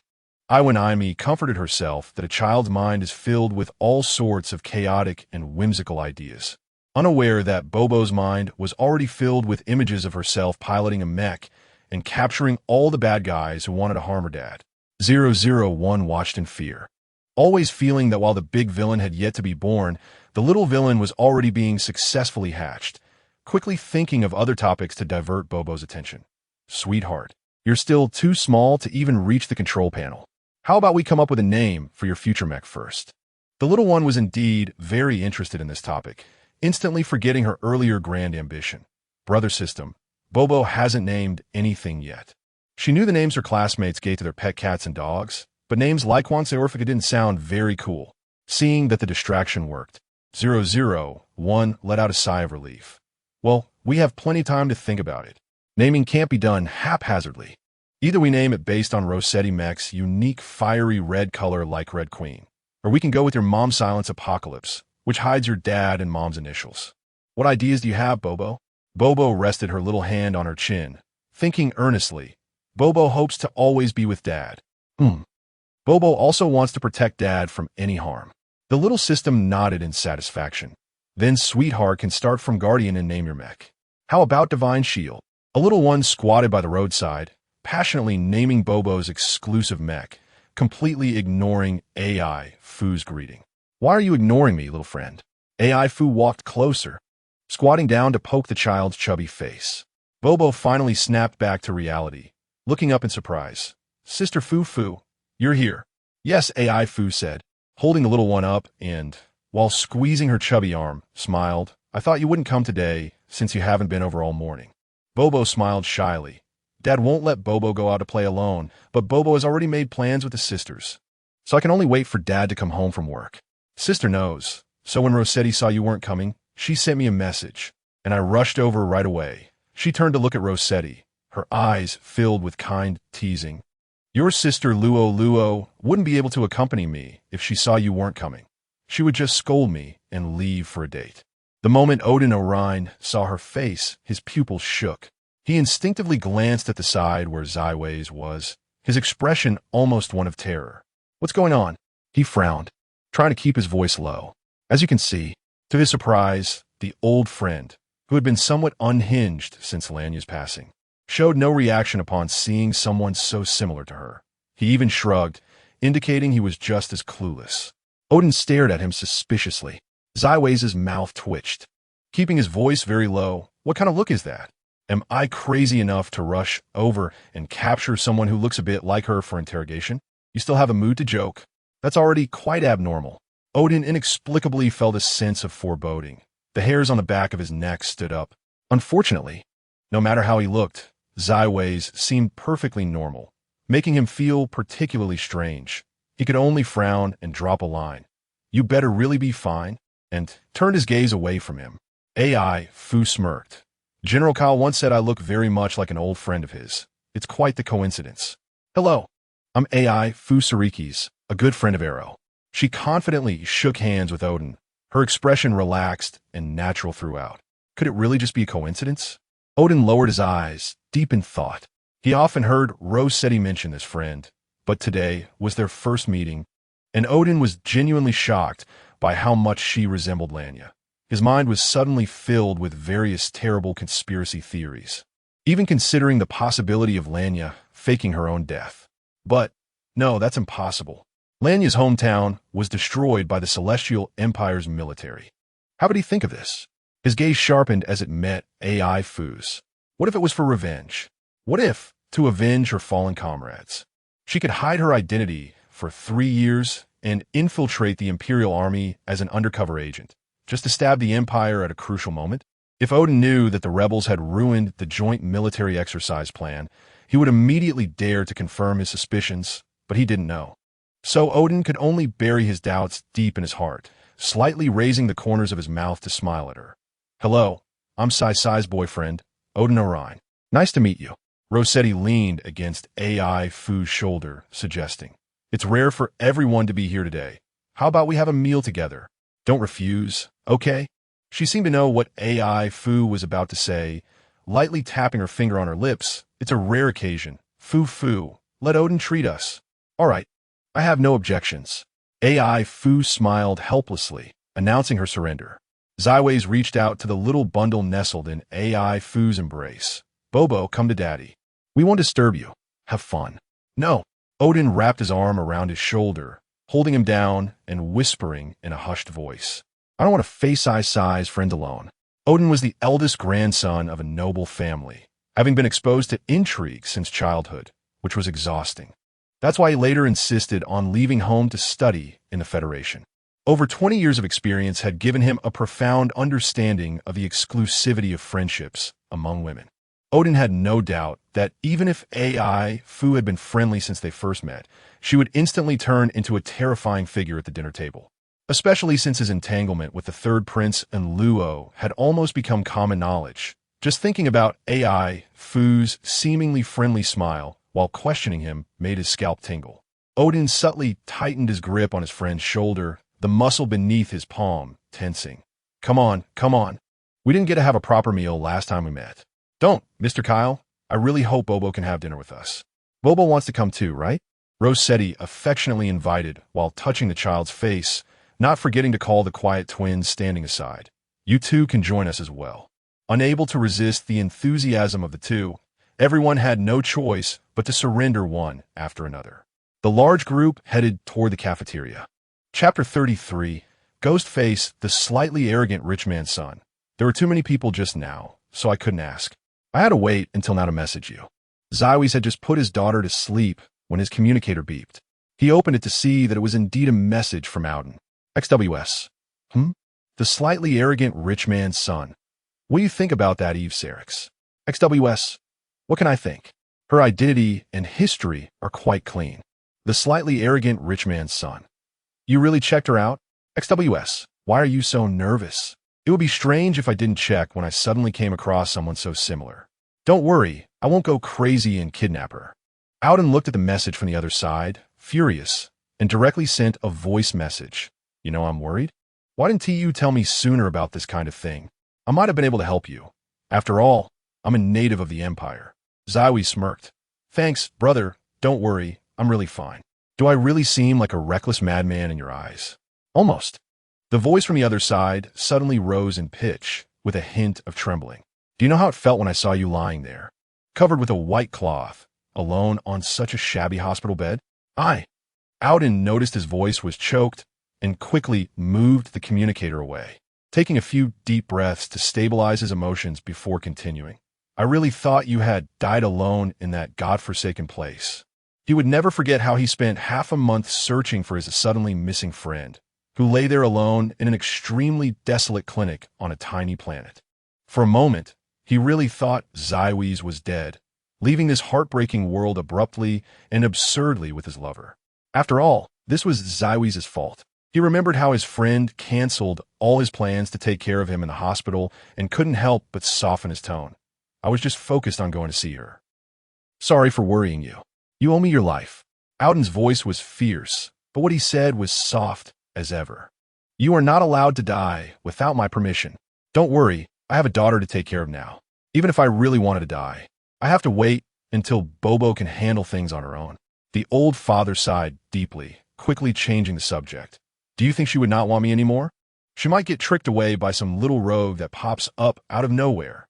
That little dog I picked up from the auction recently is a typical example. The key is that little brat is quite good-looking, and those eyes are anything but innocent when they look at my precious daughter." The more Zywies thought about it, the more agitated he became, sighing heavily. "I see on Starnet that they all say when daughters grow up, they will hold their boyfriend's hands and cry to their fathers, saying you don't understand me at all. Just thinking about it could take half my life." He seemed to already see dying holding Bobo's hand, taking her further and further away from him. Alden had been holding back his emotions for a long time, but they suddenly got stuck in his throat, making him furious. "I said you should watch fewer of those melodramatic family dramas they film. Bobo is so well-behaved that I even believe if you don't like someone, she would just break up with them." Still having a bit of patience and pity for his friend, who had just become a father, Alden awkwardly comforted him before logging off at light speed. It was simply a waste of feelings to confide in him. Feeling betrayed, the rich man's son angrily went to find his wife for comfort. On the other end of the communication, Zywies, who had won a lively debate, had no one to boast about his achievements to. He quietly sat on the edge of Bobo's bed, watching the little girl's peaceful sleeping face. After a while, he got up and left alone. Regardless of whether the people around him were still there, life had to go on. The next day, Bobo woke up very early. She didn't wake anyone up, but obediently moved her little stool to wash up and then went to find her dad with her soft brown hair draped over her shoulders. Perhaps because of the party last night, Zywies rarely stayed in bed a little longer. The little girl quietly sat at the head of the bed, resting her chin on her hands, watching her dad's peaceful sleeping face, suddenly coming up with a mischievous idea. "System brother, Bobo wants to put makeup on Daddy." The little girl's toes wiggled, as if she would act immediately upon receiving 001's approval. The little system was stunned. "Makeup? Who? The villain?" If it were the original blank slate system, 001 would definitely try to discourage the host from doing something so dangerous. But now, it quickly pulled up the floor plan of the lounge it had scanned earlier and gave the child directions. "Bobo, there are lots of cosmetics in the second drawer of a nightstand in your room. What kind of makeup shall we give your dad? Smoky makeup or peach blossom makeup?" "Peach blossom, peach blossom." Bobo raised her hand, looking serious. "Smoky makeup would make Daddy uncomfortable." Smoky makeup doesn't mean burning your dad. In any case, by the time Zywies was awakened by the slight itch near his eyes, Bobo and 001 had already completed their masterpiece. The child was clearly very satisfied with her work, and upon seeing her dad open his eyes, immediately shoved the mirror she had prepared in front of his face. "Daddy, look at what?"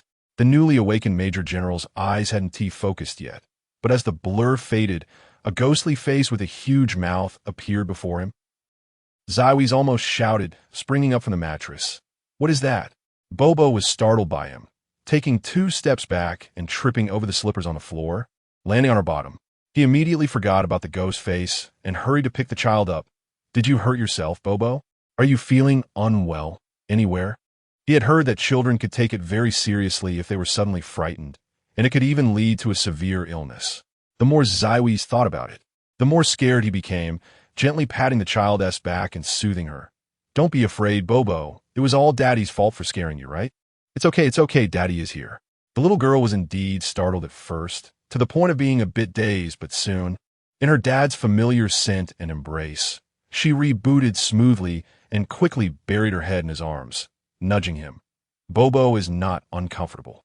She held up the little mirror she and T let go of even when she fell, smiling with crescent-shaped eyes. "Daddy is handsome." "Who is handsome?" Zywies stared at the familiar, yet strange ghost face in a mirror, momentarily speechless. Chapter 34. Am I good-looking? Am I good-looking? Although often feared and even hated by many, Ziviskale, who had never been criticized for his appearance, fell into deep self-doubt. He opened and closed his lips several times, trying to find words to praise his pale, bloodless face, which had a pair of blood-red, sexy lips and what seemed to be a rich blush caused by high-altitude oxygen deprivation. After searching his mind for poetic phrases, he couldn't find a single compliment to utter. Seeing her father remain silent, the initially proud and delighted Bobo's expression gradually fell, resembling a little puppy soaked in the rain, which made one's heart ache. Zivis immediately tossed aside all notions of aesthetics and honesty, his gaze quickly shifting away from the haunting face in the mirror. Forcing himself to speak softly, "Bobo, your painting is very beautiful. Thank you." At that moment, the little girl was incredibly perceptive. Dad obviously doesn't like it at all. Bobo's skills are too poor, but she really thought her dad looked better with makeup on. Unbeknownst to her, 001 was rolling on the floor laughing in her head, having taken almost 100 photos of the big villain's makeup, happily storing them in a private album. It had to be saved well. Whenever she felt unhappy in the future, she could just take a look and laugh. Zivis felt a bit of a headache. His earlier dislike was too apparent. And Bobo wasn't a little fool, so she wouldn't be easily convinced. Just then, the communication request from the twins arrived like a timely rain, finally giving the old father a moment of respite. Ewan and Amy clearly had urgent news to report, not even bothering to ask why their boss hadn't turned on the camera, and they fired off a series of messages at a rapid pace. "Boss, boss, boss. We drank too much last night and couldn't sleep this morning, so we just got up and checked the base to see if we could find any new clues. And guess what we found?" The other side understood the urgency and didn't beat around the bush. We saw that Major Dre's sneaking around near the training ground at 4 o'clock. We felt something was off and immediately hid nearby. And guess what? That person looked around with a sneaky expression, and after confirming no one was around, he actually used an ID card to unlock a secret passage. Zivis immediately sat up straight. Where? In the woods to the west of the training ground, where Bobo often goes, under a bald cypress tree. Amy exclaimed dramatically. At that moment, he fiddled around, and suddenly a rusty iron door appeared on the water's surface. We looked from a distance and couldn't see clearly, but we knew the door was about the size of 4040, just floating on the water. If I hadn't had sharp eyes, mixed with the fallen leaves from the cypress, we wouldn't have noticed it at all. Amy kept watch, and Ewan immediately went back to protect Bobo. As soon as Ewan returned, I rushed over. Zivis instructed while getting dressed, not forgetting to pat the little girl's head, telling her that Dad had urgent business to attend to and asking if it was okay for Ewan to come back and keep her company. Bobo, who was always very understanding, nodded and obediently ran to sit on the sofa, showing through her actions that she would never leave the room alone. Bobo is so good. Zivis stood at the door, occasionally glancing at his watch, his gaze falling on the reflection in the glass, and, inexplicably, he suddenly didn't want to wash off the spooky makeup on his face. Dad hasn't washed his face yet. Although the little girl regretted that Dad didn't appreciate her skills, she still kindly reminded the seemingly busy Major General. Zivis turned back and smiled at her. "I haven't forgotten. I just suddenly have a feeling that the makeup Bobo did for me might come in handy." The child's eyes brightened again. "Really? Then, Dad, good luck with your work. Bobo is really super amazing. Dad is actually willing to go to work with Bobo's makeup on. But if Dad doesn't like it, then Dad's colleagues probably won't like it either. Will other uncles and aunts laugh at Dad?" The child didn't stay happy for long and became entangled in her thoughts again, her little feet dangling and kicking at the edge of the sofa. Unfortunately, before she could come to a conclusion, Zivis had already rushed out the door like a gust of wind. When Bobo looked up again, she only saw Ewan, drenched in sweat, leaning against the door frame, breathing heavily. "Ewan." Bobo ran over, holding the water cup on the table, and asked, "Where did you come from?" Ewan took the water and gulped it down, taking deep breaths to slowly adjust his breathing. "Shoo, actually, I can do magic. I just teleported here." Newly promoted Soldier Ewan was joking a bit, and since he had nothing to do, he started teasing the little girl. Guess what Ewan and Amy discovered by the lake just now? Treasure. The child blurted out, her big eyes sparkling. What kind of brain circuit is this? Could it be that Bobo is the daughter of the boss and the space pirate? So, she publicly claims that Bobo's mother has unfortunately passed away? Ewan's mind started racing, and his mouth didn't stop. No, guess again, Bobo. The little girl furrowed her brows in distress. Is it battle armor? Could it be that she really guessed it? Ewan covered half of his face with his hand, revealing a sinister smile identical to his brother's. "We saw a water monster." Bobo's eyes widened instantly. She shook her head vigorously. "Bobo, doesn't he believe it? The teacher said that there are no monsters in the world." There are. Amy and I saw it with our own eyes." Ewan rarely saw her so flustered, and the mischievous side of him couldn't help but bubble up. "Let me tell you, we were hiding in a tree, looking into the lake, waiting and waiting, but there was no movement at all. We were so disappointed, just about to go back when we heard rustling beside us, as if something was moving." Bobo listened nervously, unable to help but swallow hard, her voice tense. "And then we slowly turned our heads. A half-scream of terror echoed through the cypress forest, startling a flock of birds into flight. Amy's pupils shrank sharply, and he pressed himself tightly against the tree trunk, his mouth and nose covered by a pair of long hands. But he was fixated on the pale face of the person before him and the lips that seemed to have just fed on blood. "Dad, Mom, you and Boss. Bobo doesn't need you to save me dinner. I'm not going home to eat today, boo-hoo. Don't tremble. Is this all you've got?" It was only when he heard that familiar, disdainful voice that Amy realized that the appearance of the ghost seemed somewhat familiar. "Boss. Chapter 35, Dark Afternoon. Oh my God, Boss, what kind of trendy outfit is this?" Amy's heart raced wildly. Her limbs and lips felt a bit numb. "I almost got scared to death." Chivis rolled his eyes slightly. "Then you have too little courage." He completely forgot that his own reaction when waking up to a ghost face was not much better than Amy's. "Amy. Boss. Have you not looked in the mirror? Have you seen what you look like now? Forget it. The main thing is important." Amy made an effort to restrain her gaze from darting to Chivis's face. "About 15 minutes have passed since you gave the order, and no one has come here. Dreiser hasn't come out either." "Well done." Chivis patted his shoulder. "Show me that door." The two half hugged on the treetop, and Amy freed a whole hand to point towards the southwest corner of the lake. "Right there, take a close look. The rust-red area that doesn't sway with the water waves is the entrance." Following her instructions, Chivis looked over, his gaze landing on the lake's surface covered with fallen leaves.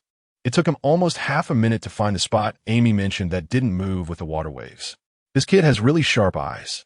Chivis was somewhat amazed and thought about discussing with General Barton whether to send him to the Deep Space Reconnaissance Unit. Such keen observation skills were somewhat wasted in the Vanguard Assault Team. However, this was clearly not the time to consider such things. After a brief round of thoughts, he quickly focused back. Dreiser's sudden appearance should not be part of Adolf's plan, but it is likely related to the leverage the rebels have on him. Amy nodded. "Indeed, he seems to have some anti-surveillance awareness, but he is in a state of fear and even a bit frantic. His facial muscles are trembling and his pupils are constricted, initially suggesting the possibility of having inhaled stimulant drugs." Chivis was puzzled, shocked. "You can see his pupils constricted from at least 50 meters away?" He widened his eyes slightly, incredulously asking. 50 meters was already a conservative estimate. To avoid detection by a major general-level soldier, it should be at least 70 to 100 meters. If the target was someone with natural perceptiveness like Lanya, he would need to retreat another 200 meters. "Hey, how is that possible?" Amy shook her head, unable to help but laugh. "I have a little gadget similar to a high-level telescope that someone gave me. It's really useful." As she spoke, she pinched the silver chain around her neck and pulled it out, revealing a small mirror tube about the length of a thumb at the end of the necklace. "This is it, Boss. Do you want to try it?" "No need. You keep it on." Chivis shook his head in refusal. "I've never seen a telescope this small. Did your friend make it herself?" "Yes. She is truly the most talented female inventor I've ever seen." Amy sighed as she spoke, but unfortunately, no matter how I persuade her to join her second corps, she just refuses, completely focused on running her flower shop. Chivis understood. Everyone has their own aspirations. It's understandable. But her shop is quite interesting, filled with all her invented little gadgets. When we return to H312, I'll take you to see it. Is it really on H312? This surprised Chivis a bit. He had been transferred to the Second Corps base for 2 years, yet it seemed he had never heard of such a flower shop. Amy nodded, and then, as if she remembered something very interesting, she leaned a little closer to Chivis and lowered her voice. "I suspect the federal military commander has a crush on her. Is it Eden Copper again?" Chivis felt like this name had been drilling into his ears recently. Anyway, There's nothing to do except monitor now. And Chivy's kept his gaze steady while his ears quietly perked up. What do you mean? Amy scratched her head a bit awkwardly. Speaking of which, this was purely accidental, haha. At that time, Commander Copper came to inspect the Second Corps, and I was impatient standing guard. So I asked Ewan to take my place while I hid in the dormitory. He pretended not to see the cold glare from the superior and continued. Later, that guy Ewan insisted on finding me for an account, so I slipped out of the base looking for a place to hide.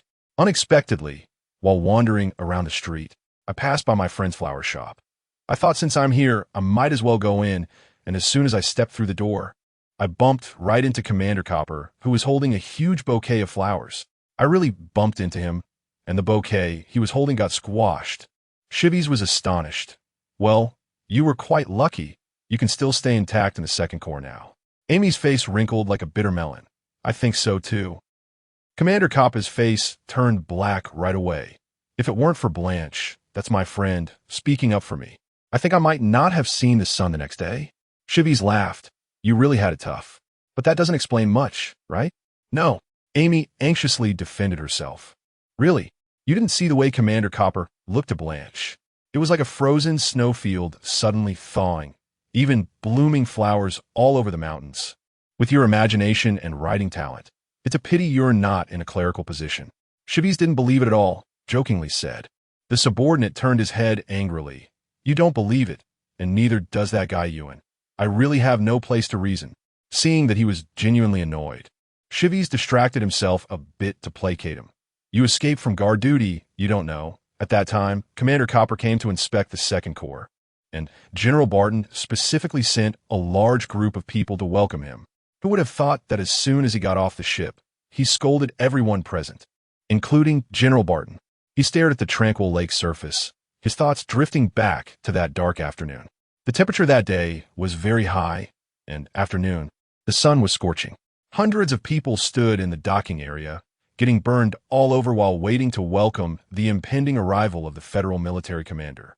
At 4:27 p.m., a spaceship marked with the prominent federal military insignia slowly descended to the center of the docking area.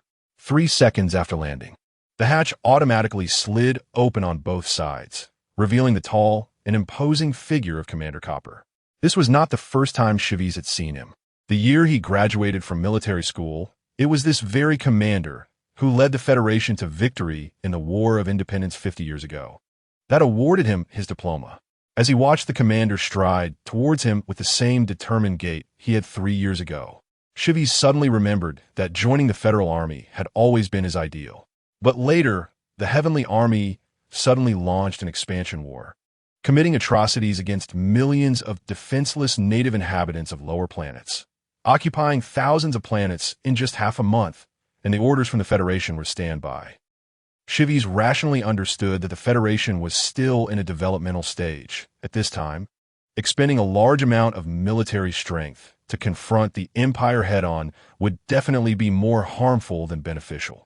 Not only was it uncertain whether it could stop the Empire's invasion, but it also carried the risk of triggering interstellar war again. But emotionally, Chivy's fixed his gaze on Commander Copper's stern and handsome face, and a strong sense of resentment suddenly surged from his heart. But his beloved was only 22 years old. Just 22. She had to watch the enemy's iron hooves trample over her body, proudly destroying her homeland. As if sensing Chivy's gaze, Commander Copper suddenly looked over. Then, he frowned, his voice grave. I said I would arrive at 4:27 this afternoon. Why was there an early welcome? How much training time would it waste with so many people waiting for me here? General Barton, please reflect on this. Submit a written reflection within 3 days. After saying this, he didn't even glance at the crowd, his gaze straight ahead as he stepped away. Chivy's clicked his tongue. His peripheral vision couldn't help but glance at his side. General Barton seems to have shattered. Chapter 36, waiting for the nightmare to descend, boss? Boss. Amy gently tapped his arm, puzzled by his sudden silence. Shivers snapped back to reality, his gaze spinning around the surface of the lake. Sorry, I was lost in thought. Amy laughed heartily. You scared me. I thought someone was plotting against you right in front of me. If that were the case, my dad would definitely tie me up and send me to accompany you. Stop talking nonsense. Shivers slapped his subordinate's head. Amy shrank his neck from the hit. Hey, my dad really likes you. You're his hand-picked heir. Shivers glanced at him. Even if I developed the 2nd Legion into the new Federal Army Corps in General Patton's heart, I still can't compare to you 2 biological sons. Don't worry. Amy shook his head repeatedly. I was just saying it casually. Don't overthink it. Anyway, neither I nor Evan will ever compete with you for the position of commander of the 2nd Legion. We've both decided that when the time comes. We'll assist you as adjutants alongside Senior Mont. Shivers chuckled. General Patton is only in his 50s this year. Conservatively estimating, he still has at least another 50 or 60 years before retirement. You're thinking too far ahead. Amy stuck out his tongue. If he didn't arrange things early, and ended up being shoved into some random unit by his dad, only to be ordered to climb to the rank of a major officer within a year, it would be a disaster. Although this 25-year-old major is the first of his kind since the founding of the Federation. Amy recalled his father's iron fist. His facial muscles tensed. I'm afraid that one day General Patton might whimsically want me and Evan to break records like you. Don't worry, he won't. Fathers like McKee Kyle, who not only don't oppose, but actually encourage their children to recklessly delve into the beast's lair for military resources, are quite rare. Shivers stared at the suddenly rippling surface of the water and hid behind the branches. Be careful. He should be coming out now. Oh, right? Amy fished out a button-like gadget from his pocket and handed it to him. This is a cloaking gadget invented by Blanche, similar in principle to the military's cloaking armor. It manipulates local space-time curvature to let light bend around the wearer. I've tried it, and it's quite effective. Although it can't achieve the perfect effect like a full suit of armor, it's super convenient to carry. It's enough for tracking from a distance. Cloaking? Can it cover the whole body? Upon receiving a positive response, Shivers silently held the button between his fingers for a moment. Is there really no chance your friend could join the 2nd Legion? The Federal scientists have put in a lot of effort, but couldn't break the limit of covering the entire body with a 1 square meter material distortion. Yet she can compress it to the size of a button? TSK. It's such a pity for someone like her not to come to the 2nd Legion's Research Institute to shine. The two had been talking for less than half a minute when suddenly, the lake, which was calm with no wind, began to violently ripple, and a rusty door was pushed up from underground, standing straight on the water's surface. About half a minute later, a pitch-black drowser cautiously poked his head out from below, almost rolling and crawling deeper into the cedar forest. Amy was holding that little gadget that looked like a telescope, clearly observing the entire process of drowser climbing out of the lake. All recorded, boss. I'll send it to your light brain when we get back. Shivers nodded. Drowser's running route is very erratic. It doesn't seem like he is trying to avoid being tracked. Instead, it looks more like he's panicking. He frowned, lightly tapping his light brain to send a message. What does his facial expression look like now? Amy immediately adjusted the knob at the bottom of the small telescope. His face looks at least 3 shades lighter than before he went in. His lips are pale and trembling. His gaze is unfocused. Definitely seems like he doesn't have a plan for where to go. In short, he looks very panicked. Wait, he wouldn't be. Amy's pupils dilated sharply, surprisingly resembling the fleeing drowser. Shivers rhythmically tapped his fingers on the tree trunk, as if waiting for something. You think like I do. For some reason, it seems drowser has brought the experimental results out from underground. From his performance, that thing is extremely dangerous, most likely an indiscriminate attack, which is why he's so panicked. Probably try and get rid of it quickly. Amy's heart raced, and he seemed to hear the sound of blood rushing through his veins. But the note from the rebels said their target is Bobo. Could it be that he's going to find?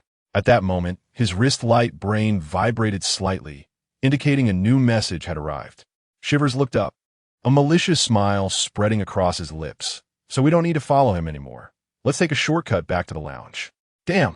Drowser sprinted along the small path. Feeling the slight scratching sensation on his arms made his hair stand on end, and he couldn't help but curse. Damn Clark, how dare he plot against me? He completely forgot how he had gone to great lengths to get the man drunk, even using a newly acquired drug just to pry information about the general's plan from him.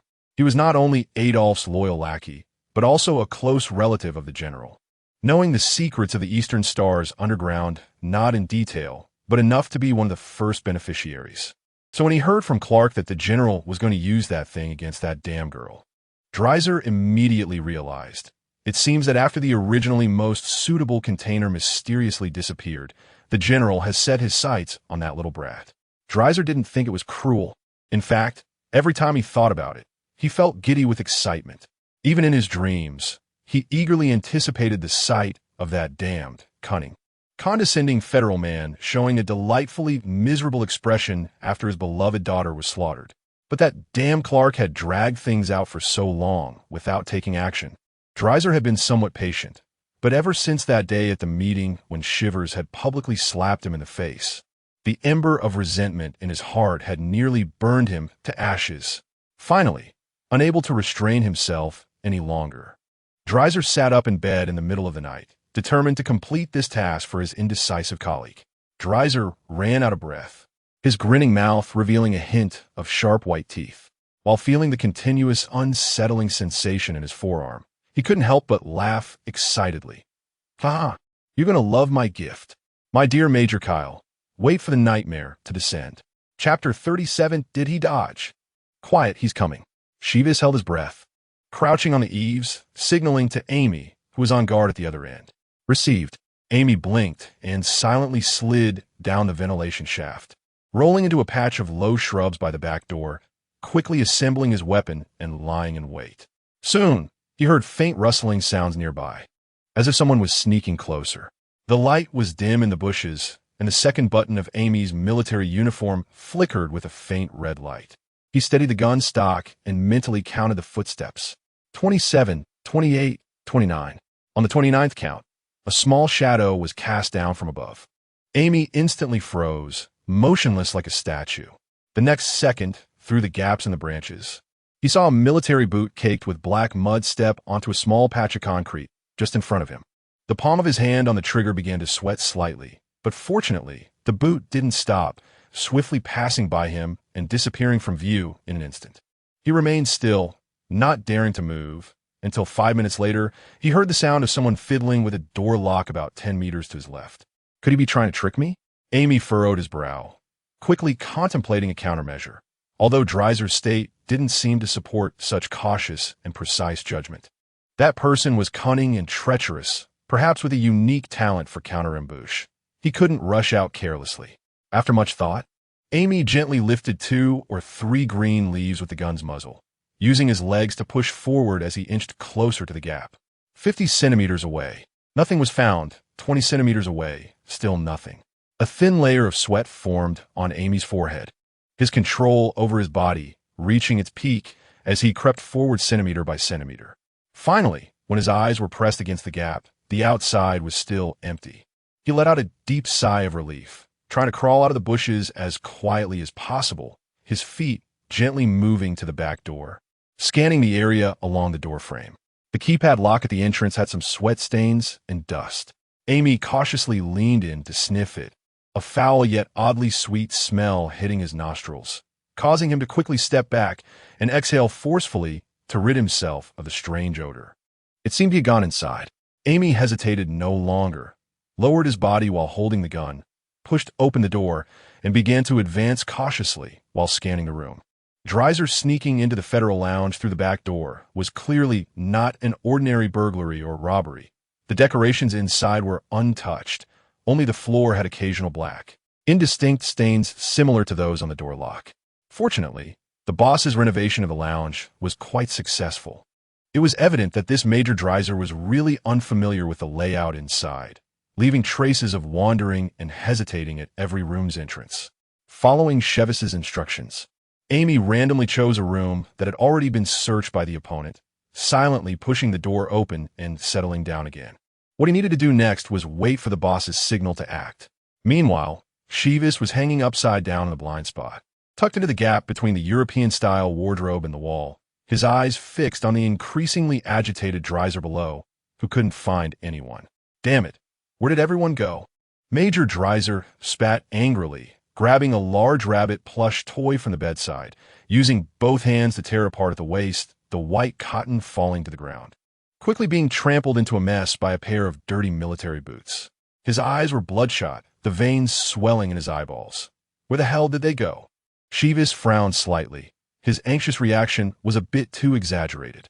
Just not being able to find a target shouldn't cause a grown man in his 50s or 60s to lose his composure like this, right? While it was possible he was worried about something he brought out to use against a plush toy attacking himself, it had only been about 10 minutes. If that thing was really so uncontrollable, he didn't believe Dreiser had the guts to use it. Was he affected emotionally by that thing? Chevis's expression turned serious.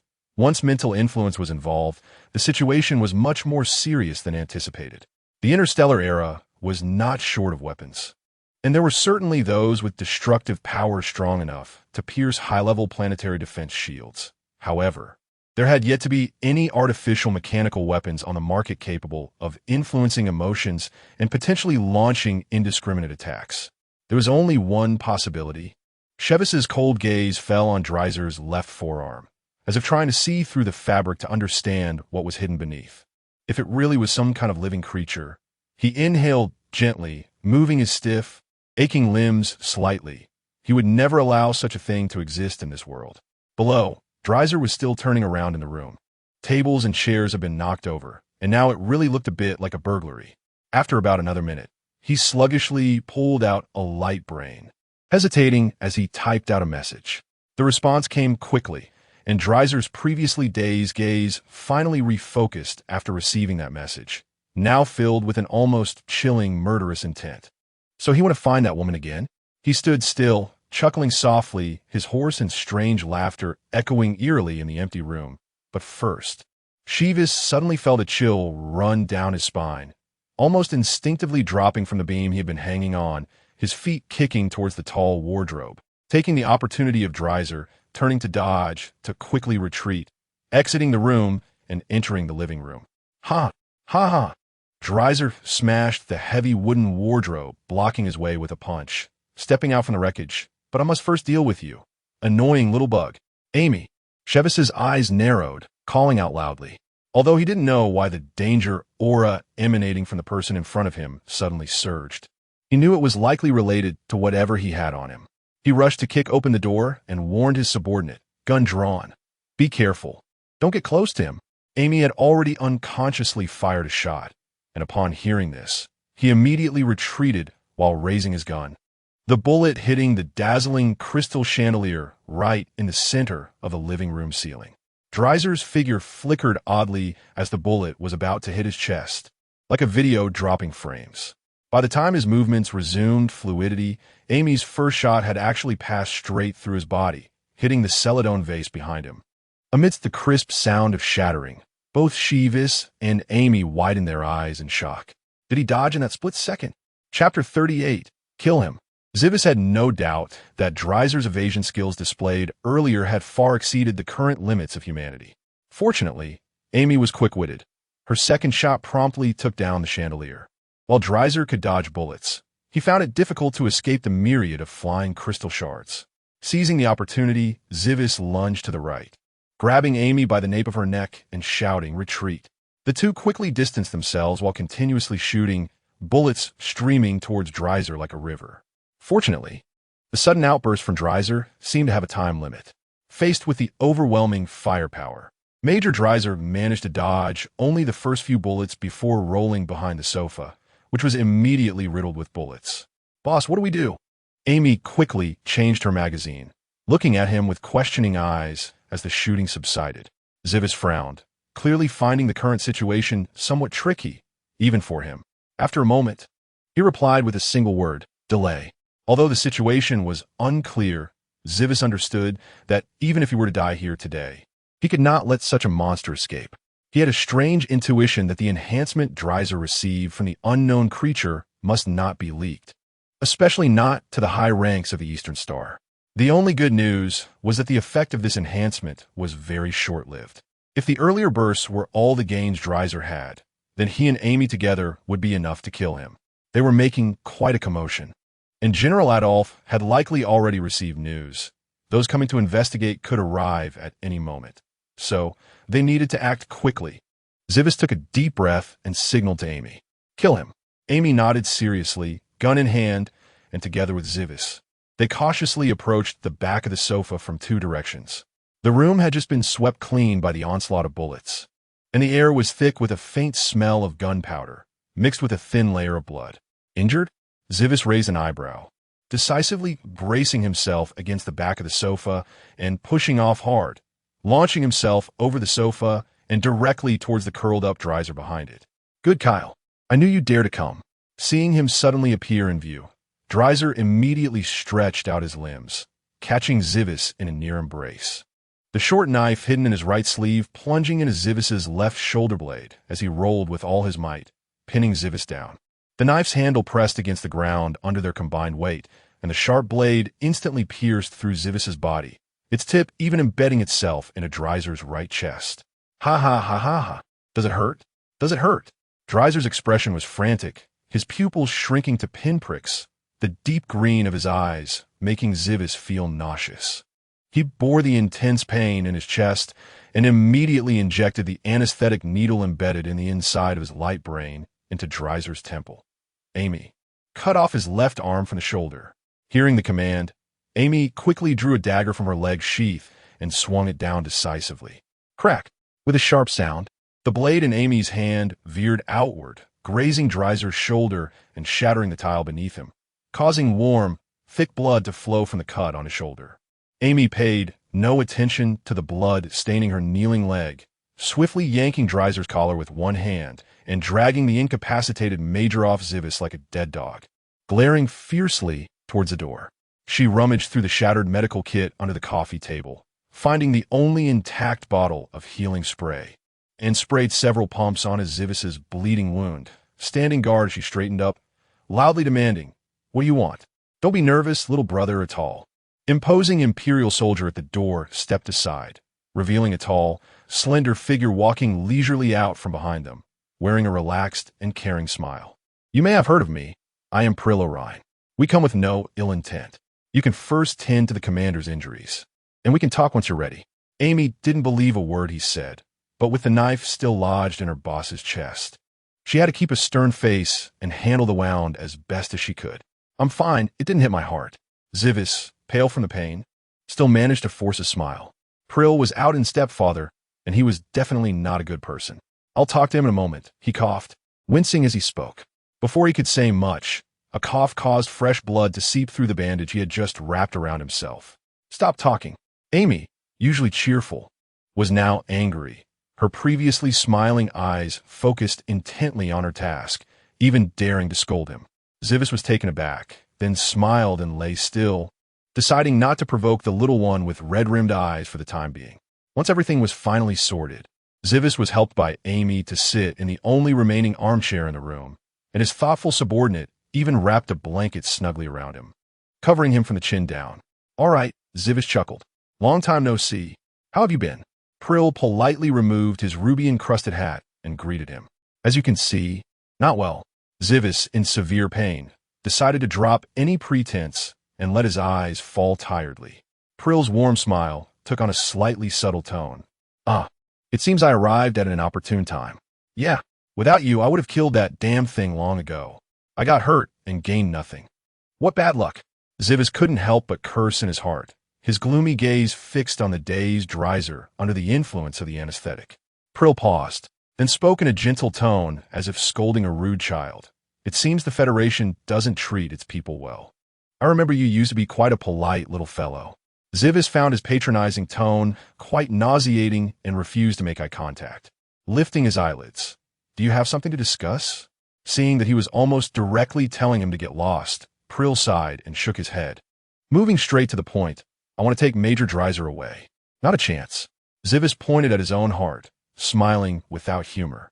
"He barged into my daughter's room in broad daylight, and after I caught him, he not only wrecked the place, but even stabbed me. How could I possibly let you take him away?" Attempted burglary, robbery, planning to molest a child, severely injuring a senior officer. According to your Empire's sentencing standards, even slow slicing would not be too harsh. Chapter 39, please forgive me, is this really the case? Priel frowned slightly, as if he felt sympathy for his plight. "Don't worry, once I find out the details, I will definitely give you a satisfactory explanation." He lightly raised his right hand, resting it on his chest, and half closed his eyes. "The Empire will not let go of any sin." If it weren't for the severe pain in his left chest wound, Sheevis would have almost laughed out loud. He lay there lazily, watching the Empire's richest man perform, and for a moment, he suddenly felt like he was watching a ridiculous and awkward show. I don't agree. Sheevis signaled Amy to keep an eye on the half-dead Dreiser lying on the ground. Let your general come over to talk to me. Kyle, Priel said with a slightly heavier tone, helplessly, could you please not be so willful? General Adolf is busy negotiating military exercises with his subordinates and probably doesn't have time to see you. That's not my concern. Since he was called willful, he might as well be willful in front of you. Sheevis took a trembling breath, closed his eyes in a painful expression, and pretended to faint right there. Priel frowned, seemingly at a loss for what to do, and half complained. If Mr. Mackie Kyle saw you like this now, I wonder how disappointed he would be. He affectionately called Sheevis's name, his tone gentle as water, yet somehow gave a listener an inexplicable chill. Don't let your father me down, okay? Sheevis still maintained a half-lying position, but only his eyelashes trembled slightly, exposing his inner unrest. He did not know the other party's intention in mentioning his father, but it certainly wasn't a good thing. Sheevis was aware of his father's methods. Even if Priel was the Empire's top merchant, he could not easily obtain benefits from him. Why was this Priel Orion suddenly so confident, even daring to threaten him with his father? Sheevis suddenly opened his eyes. The secret beneath the East Star. Could it be that Priel had a share in them as well? He straightened his body, his green eyes hiding a cold light. In that case, I won't go against your wishes. You can take him away, but I require a body search. That won't be necessary, right? Priel's gaze tightened, showing a somewhat sharp edge. You can certainly check the items in the room, and if anything is missing, my Orion family will compensate at market value. Sheevis chuckled softly. I didn't know you had such a deep friendship with the general of the East Star that you would be willing to pay for his compensation? Or are you saying, he actually came to the East Star not to sell military supplies, but for another purpose? If he allowed him to compensate, Sheevis knew he would demand an exorbitant amount, even fabricating a theft amount out of thin air, and Priel naturally understood this as well. If they were just ordinary partners, why go to such lengths? Ah, Priel laughed, his smile clean and warm, the hostility between his brows dissipating with each breath. This is indeed my first collaboration with General Adolf, but we hit it off like old friends. Now that my friend is too busy to handle these trivial matters, I naturally have to help. Humph. Sheevis scoffed coldly in his heart. He had known Priel for 5 years and had never realized he was such a loyal brother willing to go to great lengths for a friend. During their argument, Dreiser, who had been lying on the ground, deeply asleep under the influence of anesthesia, finally stirred awake. Hiss! He first rubbed his throbbing temple from the injection, then, looking confused, gently touched the knife wound on his left shoulder, completely unaware of the situation. General Dreiser. Priel nodded in greeting. Oh, Lord Orion, how could you? What have I done? I barged into the federal sphere with the most core, secret product of the East Star and got caught. The memories after entering the lounge were fragmented and chaotic. He only remembered grappling with Kyle and seemed to have said some nonsensical words that were easy to detect with a little thought. Dreiser sluggishly glanced around the room, stained with blood and debris, his face turning red, then pale, then green, before he suddenly lunged toward Priel, trembling and prostrating himself at his feet, looking up with a quivering head. Lord Orion, I was just drunk and momentarily lost my mind. I was really upset about the things Kyle had provoked me with, so I secretly snuck into the federal lounge wanting to. Dreiser fabricated his excuse while glancing around wildly. Priel sighed, looking down at the tearful and trembling person before him, and said softly, but you can't just barge into someone else's room and smash things. Now that you've vented, come on, good boy, go apologize to General Kyle. Yes, yes. Dreiser nodded vigorously, turning around and almost crawling to Sheevis's legs. I shouldn't have barged into your house. Please forgive my foolish arrogance. He had to leave. Now, once the mother worm was discovered, even if he had 100 heads, it wouldn't be enough for General Adolf to chop off. No. He would make himself suffer more than death. Dreiser recalled the horrific scene in the underground laboratory, shivering violently, his apologies becoming increasingly sincere. I truly drank too much last night. Please, Your Excellency, don't hold it against me. I will compensate for all the losses and medical expenses. Tenfold compensation. Sheevis also looked down at him. but his eyes contained only a chilling coldness that made Dreiser's heart gradually grow colder. "Amy, search him." He spoke, but his gaze was fixed on Priel. "If they didn't act soon, it would be too late. Wouldn't it, Merchant Lord?" "Wait."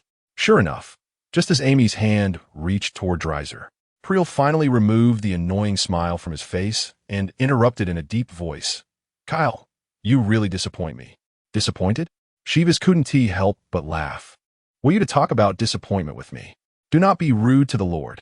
The guard standing behind Priel immediately stepped forward, the gun that had never been lowered aimed directly at his throat. Unexpectedly, General Kyle showed no sign of fear on his face, even appearing relaxed, as if the guards crowding the room were not Priel's but his own subordinates. Priel stared at him for a while, and after a moment, his brow relaxed, and he smiled again. "All right, since you truly don't feel assured, then go ahead and search." He stepped forward slightly with his right foot, stepping on Dreiser's pants leg, which was trying to crawl away. Dreiser suddenly froze, the color draining from his face.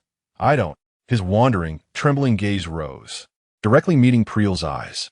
Dreiser suddenly experienced a suffocating fear of being targeted by a wild beast, and before he could react, a sharp pain shot through his right arm.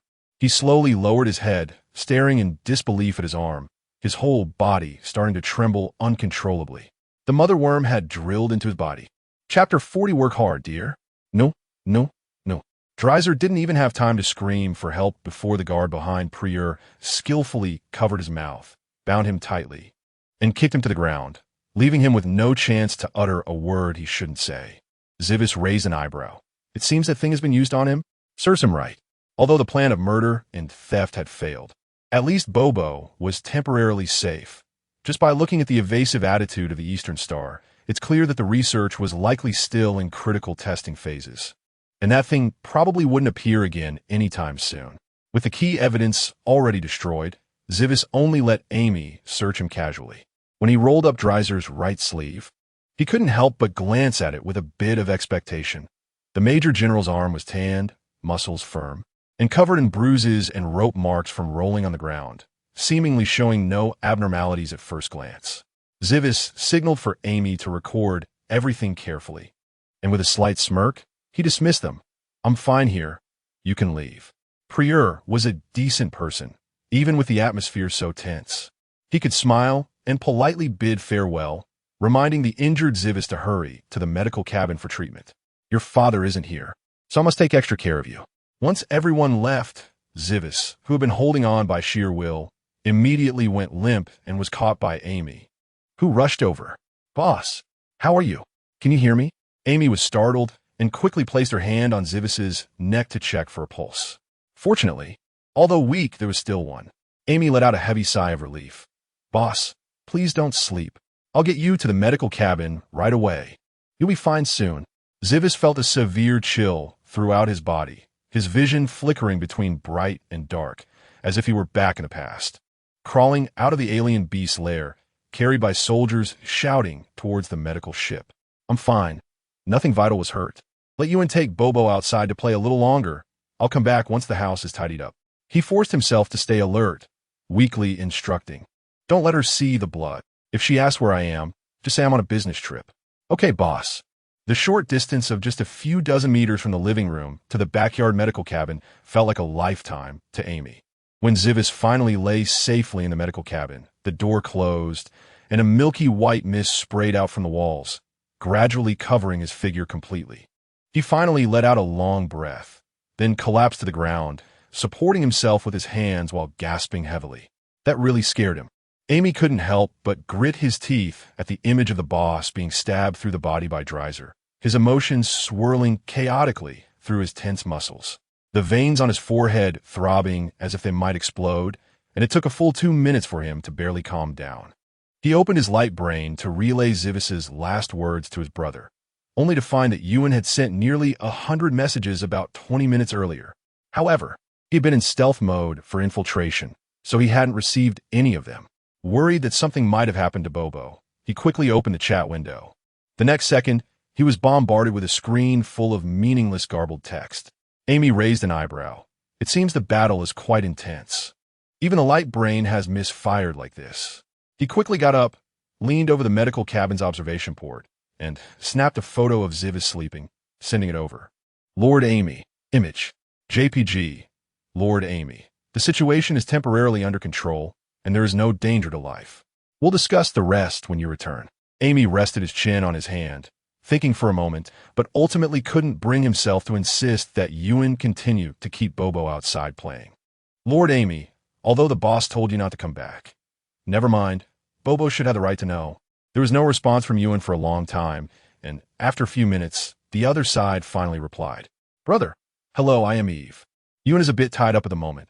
We are coming over now. Lord Amy. Okay. Thank you. He blinked. This Major Serex is really nice. Even though the boss is injured, he is willing to come help. He shouldn't be thinking of taking the boss's life while he's at it, right? Amy sat cross-legged by the medical cabin, lost in thought. As soon as Dreiser was thrown to the ground, he immediately struggled and twisted towards Prieur, looking at him with pleading eyes while making a pitiful whimper. They were in a desolate area that resembled a rural graveyard, with blackened soil and curling gray plant roots as far as the eye could see, looking somewhat like a man-made hell. There were no outsiders here, and Prieur's gentle smile that seemed welded to his face had vanished without a trace. He stepped on the satin laid out by the guards in advance and disdainfully kicked Dreiser, who was writhing on the ground and leaving large black stains. You can only blame yourself. His gaze was chillingly cold. It was your own stupidity that doomed you. Upon hearing this, Dreiser's tears and snot flowed even more fiercely, quickly smearing his face. The nostrils filled with a stench that was both foul and sweet, and he suddenly realized in terror that the memory he once found disgusting was gradually becoming wonderfully fragrant. Has the mother bug already started to transform him? Seeing that he seemed to finally recognize his current situation and no longer foolishly try to call for help, Prieur nodded in satisfaction. It seems you're not completely stupid. Although you are not the most suitable vessel, it has come to this, and none of us can change it. If the mother bug can successfully hatch inside you, you will be the first humanoid weapon we cultivate. Prieur's indifferent gaze suddenly became fervent as he looked at Dreiser. It seemed he was looking through him at something else. You will gain unparalleled power, speed, and perception. You will bring tremendous change to the Empire, and your name will be recorded in history. He paused, taking a breath. The Empire will have a brand new, invincible monster army, and its territory will span every corner of the stars. But Prieur's voice turned cold as iron again. If the hatching fails, you will still be nothing but a useless sycophant. Dear, he crouched down, his fingertip gently gliding along the side of Dreiser's neck, leaving a bloody red mark. I and Adolf wouldn't want to see that result. Feeling the tremor and heat of the skin beneath his fingertips, Prieur laughed with delight. Work hard, dear, for our future. Chapter 41 flattened the entire Far East star. When Zivis woke up again, he found himself lying back in his bedroom. He stared blankly at the white ceiling for a while, and his mind gradually returned to normal. Daddy, are you awake? His hands, lying flat on both sides of his body, were touched by someone. Zivis turned his head with effort and saw a tearful little bundle at the edge of the bed. TSK, didn't I tell them to take Bobo away and not come back for a while? He reached up to rub his aching, numb temples and tried to smile at the child. Bobo, why are you back? Did you have fun with Sister Afe? As soon as he spoke, he realized something was wrong. His voice was hoarse and dry, as if he hadn't spoken for several days. Zivis was startled and propped himself up with his right hand to look at the light brain neatly placed on the bedside. It's already Sunday. No. His eyes widened in shock. Wasn't the day he was stabbed by Dre's Thursday? Zivis quickly looked at the quiet child sitting at the head of the bed and, as expected, saw a tear-streaked little face. Bobo was holding onto the corner of the blanket covering her father, her small mouth tightly pursed, her round eyes brimming with tears, which fell like a string of unbroken pearls, splashing little droplets on the bedside. She cried very quietly, her small body trembling, occasionally revealing a choked sob of extreme grievance. Zivis's heart was instantly pierced. The pain in his heart was more intense and bitter than being pierced through the body. He quickly picked up the wet little bundle and used a corner of the down blanket to wipe away her tears. I'm sorry, Bobo. You must be very scared. Zivis held the child tightly gently patting her back to comfort her. "Don't worry, Daddy is fine. Daddy is healthy." But Bobo's tears flowed even more fiercely, and she choked out in a small voice, "Daddy is a big liar. Daddy promised never to leave Bobo alone. Woo woo woo." Bobo thought Daddy would never wake up again. For the past 3 days, Bobo had not left her father's bed for more than 3 meters while eating and sleeping, spending most of the day lying beside the bed, her gaze fixed firmly on Zivis's sleeping face. No matter what Avon and Amy tried, they couldn't persuade her to leave for even half a minute, worried that forcibly taking the little bundle away from her father might cause her to have a mental breakdown. They didn't dare to act aggressively and had to take turns watching over her for a few hours. Fortunately, with Afe and Rossetti's help, they could barely manage. Bobo didn't know how worried the adults were watching the originally lively little girl become someone who sat still at the head of the bed all day, looking like a finely crafted puppet. In her heart and eyes, there was only her father, who was still unwilling to open his eyes. Growing up in the Second Legion, she had a near-instinctive sensitivity to life and death. She had seen soldiers covered in wounds being carried back to base, witnessed the pain in the eyes of injured soldiers with missing limbs, and heard the lingering moans and cries from the medical station. Bobo was not a sheltered flower ignorant of death. On the contrary, her background, family, and experiences had equipped this 3-year-old child with a clear understanding of life and death. So when Avon and Amy told her that Daddy was fine and would wake up soon, the little bundle stubbornly refused to speak, her small hands gripping her father's blanket tightly, unwilling to let go. Bobo didn't believe, unless she saw Daddy open his eyes. The child's eyes were red, stubbornly saying this to her system brother, who was also urging her to take care of herself. 001 looked at the round back of her head, which was puffed up with anger and refused to turn around, and finally sighed. "All right, I'll stay with my good baby to take care of Daddy." Although Zivis had been in a deep sleep for the past few days, he didn't need to think to know how scared the little bundle in his arms had been. It was a kind of empathy that came from deep within the bloodline. He gently touched the child's face, his tone filled with guilt. "It's Daddy's fault. Can Bobo take it out on Daddy?" Bobo shook her little head vigorously. "No way. But Bobo wants to punish Daddy." The military doctor's sister said that bad guys who don't take care of their bodies must be punished. Zivis chuckled, softening his voice to admit his mistake. "Okay, whatever punishment Bobo wants to give Daddy, I'll accept it. Can Bobo not be mad at Daddy?" Bobo couldn't help but soften under his deep green eyes, but remembering how pale and weak Daddy had looked lying on the bed just 5 minutes ago, she immediately huffed and turned her head away. "Bad Daddy, don't think you can fool me." She closed her eyes and announced loudly, from now on, "Bobo won't talk to Daddy for a whole month." Zivis froze. "Bobo, my lady, my crime isn't worth death. Can we change the punishment? My good daughter is going to treat herself as heir for a whole month. Does this mean that he's going to experience what fathers with rebellious daughters at home go through when their daughters are only 3 years old?" The more he thought about it, the colder his heart became, and he urgently searched for any way to remedy the situation. Unfortunately, before he could come up with a countermeasure, the cold and unyielding Bobo had already resolutely pushed aside Zivis's arms, crawled out of his embrace, and left with a high-cold expression that rejected any bribes from the prisoner. His once full arms were now empty, and Zivis instinctively called out to keep her, "Bobo." But as soon as they received news of his awakening, the busy twins rushed in, already in the doorway, crying and shouting, Ah, big brother. You finally woke up. If you didn't wake up soon, General Barton would send us to accompany you in death." "What accompany in death? Our Major General is fine." Spit, spit, spit. Avon punched his brother on the forehead and shoved the already connected video communication right in front of Zivis's eyes. Look. Major General Kyle is really fine. How could we dare to lie to you?" Out of nowhere, Zivis and General Barton locked eyes across several million stars. General Barton clearly wasn't used to examining his subordinate's appearance at such a close distance, and he coughed lightly behind his fist. All right.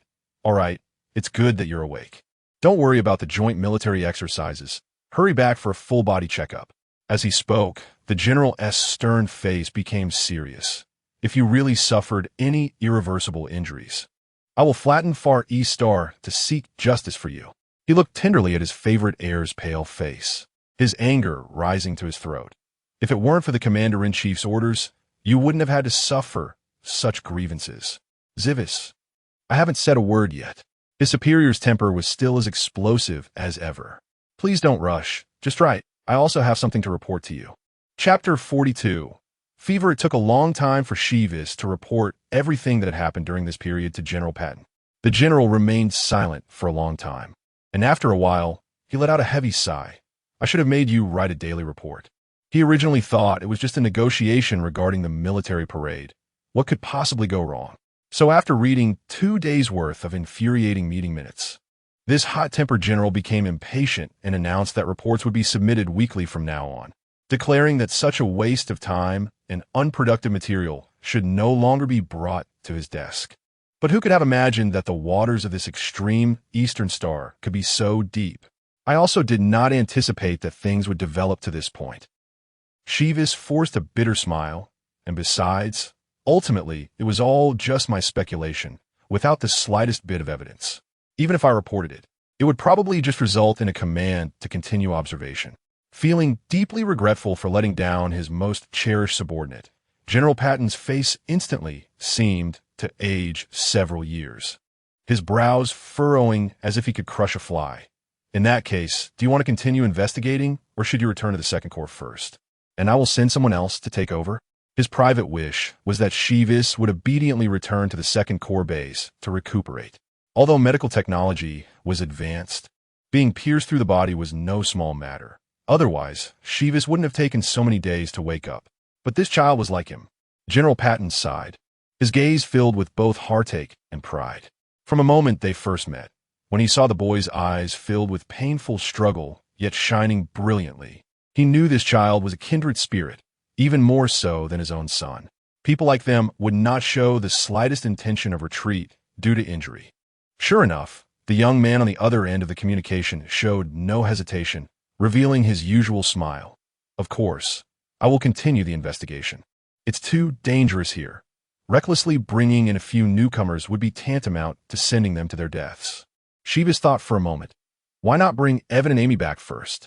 Before General Patton could respond, the twins, quietly squatting in the corner pretending to be mushrooms, jumped 3 feet in the air. No, boss. We are your people in life and your people in death.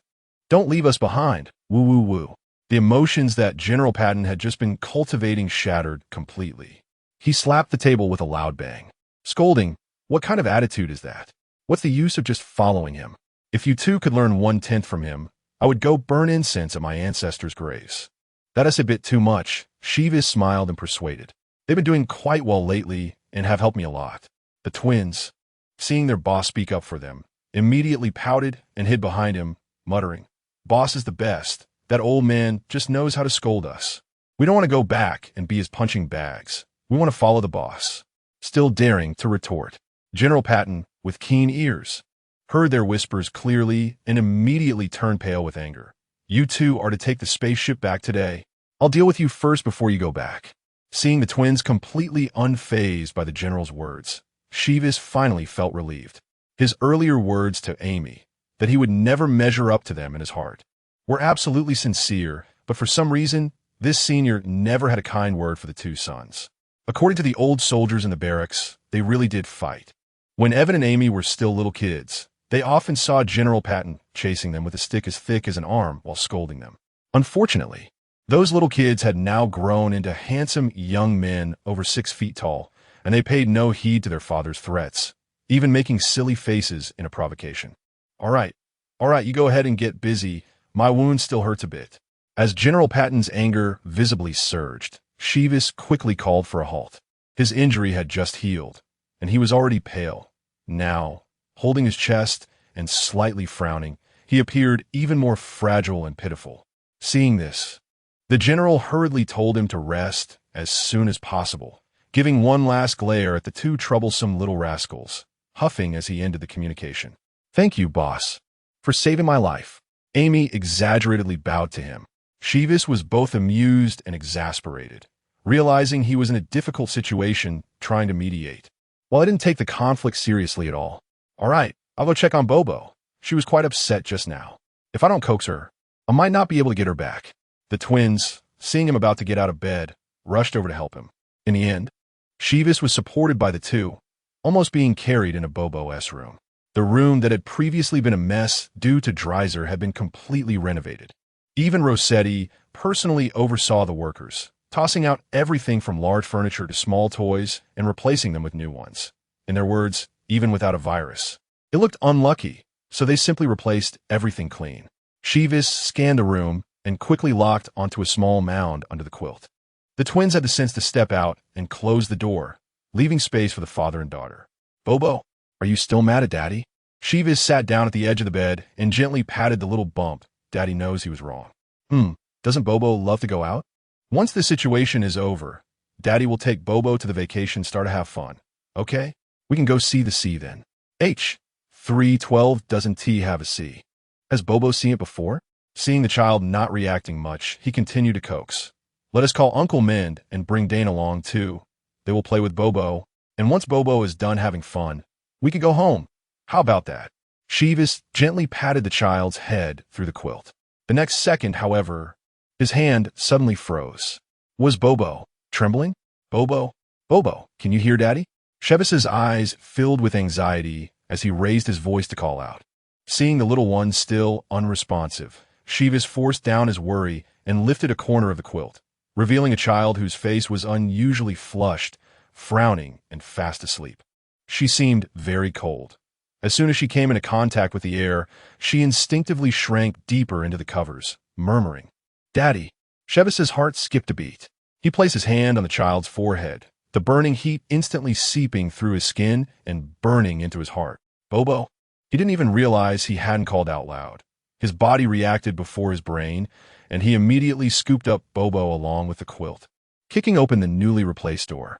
"Home system. Activate medical pod."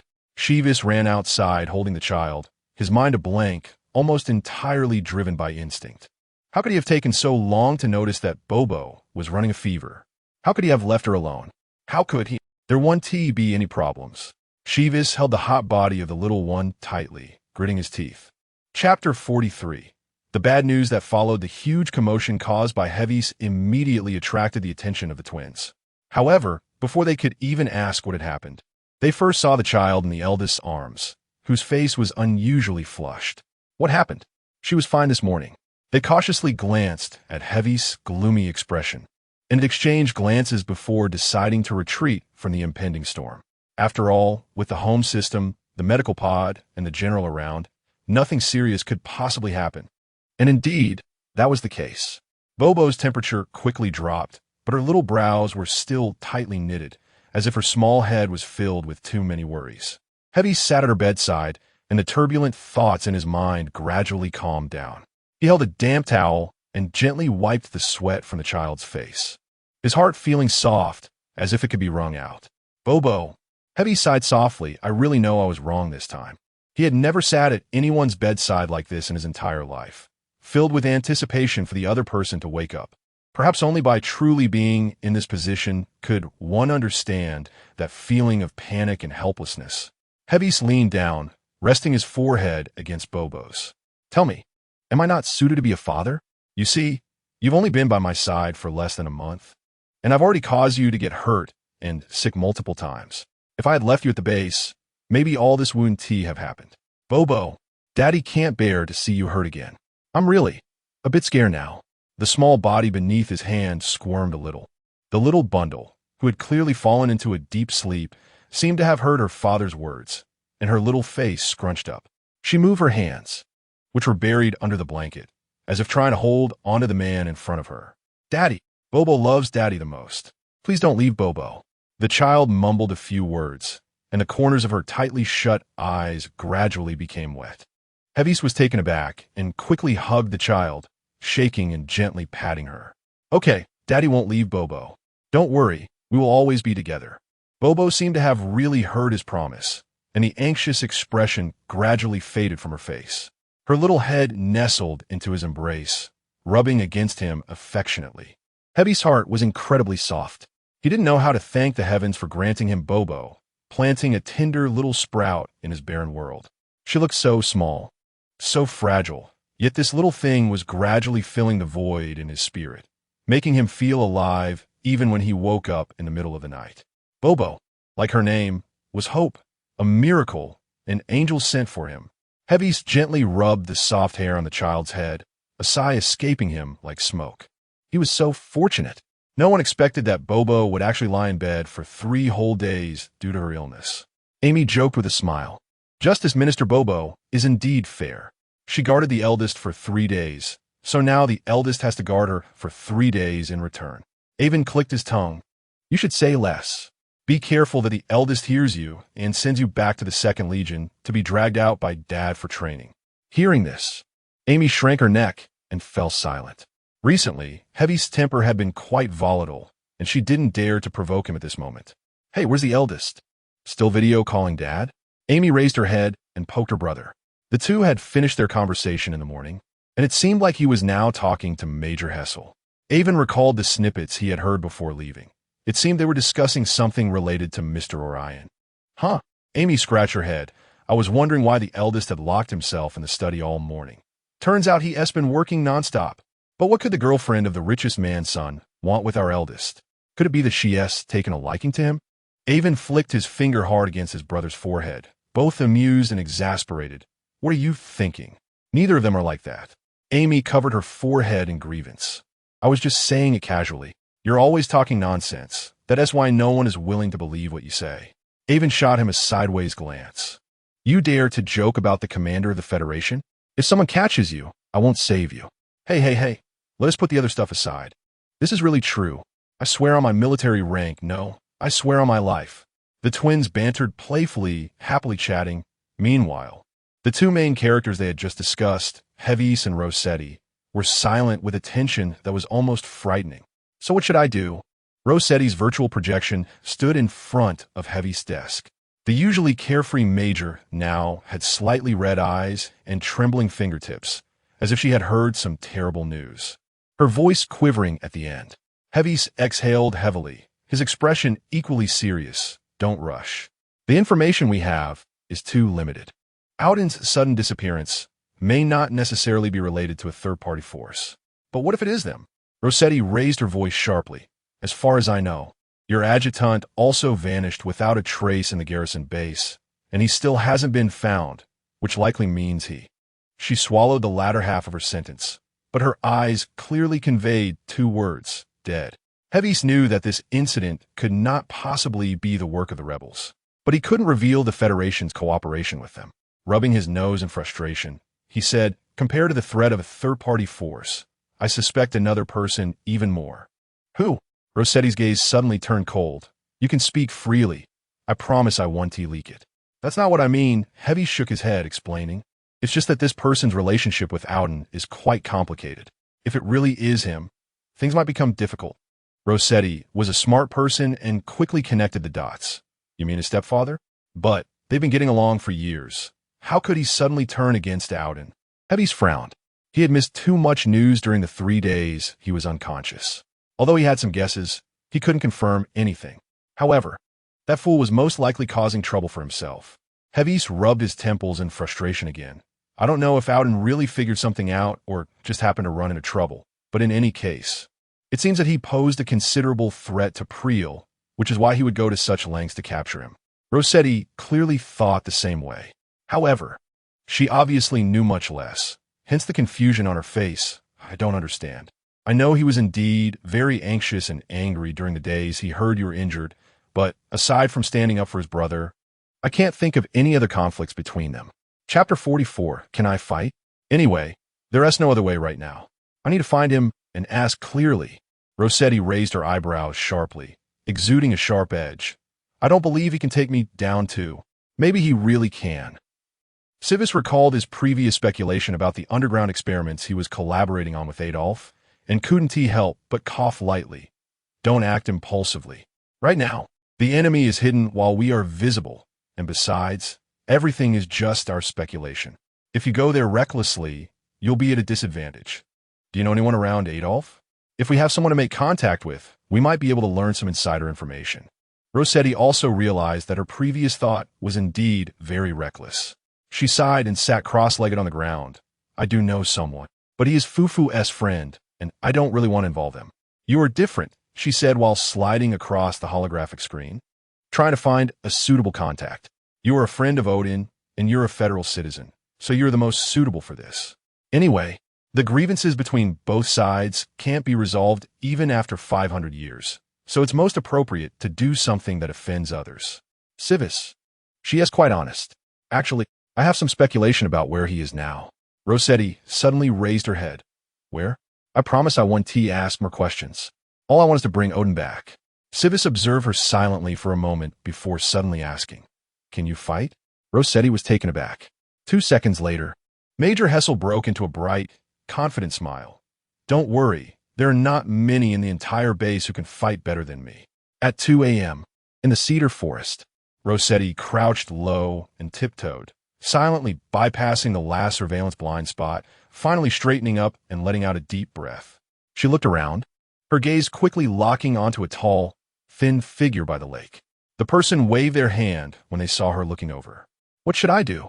She immediately leaned over and whispered, seeing that she was indeed very cooperative and didn't ask many questions. Civis nodded in satisfaction and handed her a button-like object. An optical cloaking device. It might not be useful, but it's better to take it with you. He glanced at Rossetti's neatly tied bun and reminded her one last time. This operation will be very dangerous, and a small mistake could cost you your life. You can still go back now. Ha, Rossetti laughed. Who do you look down on? Although I don't have a rank as high as yours. I've at least been on the battlefield. It's just a life. If they have the ability, they can come and take it. All right, Civis nodded. Just try not to be discovered by anything. Understood. Rossetti made a stealthy gesture, and if a conflict arises, you just leave. I will take it all on myself. Civis looked at her deeply. Okay, let us go. He walked to the place where Dreiser had appeared that day, crouched down, and began to feel around the shore. With a click, the rust-red door, which had been buried deep at the bottom of the lake, slowly rose, bringing with it a flurry of fine bubbles to the surface. Rossetti watched, her eyes wide. She had been on Extreme E-Star for almost 5 years and had no idea there was a secret passage here.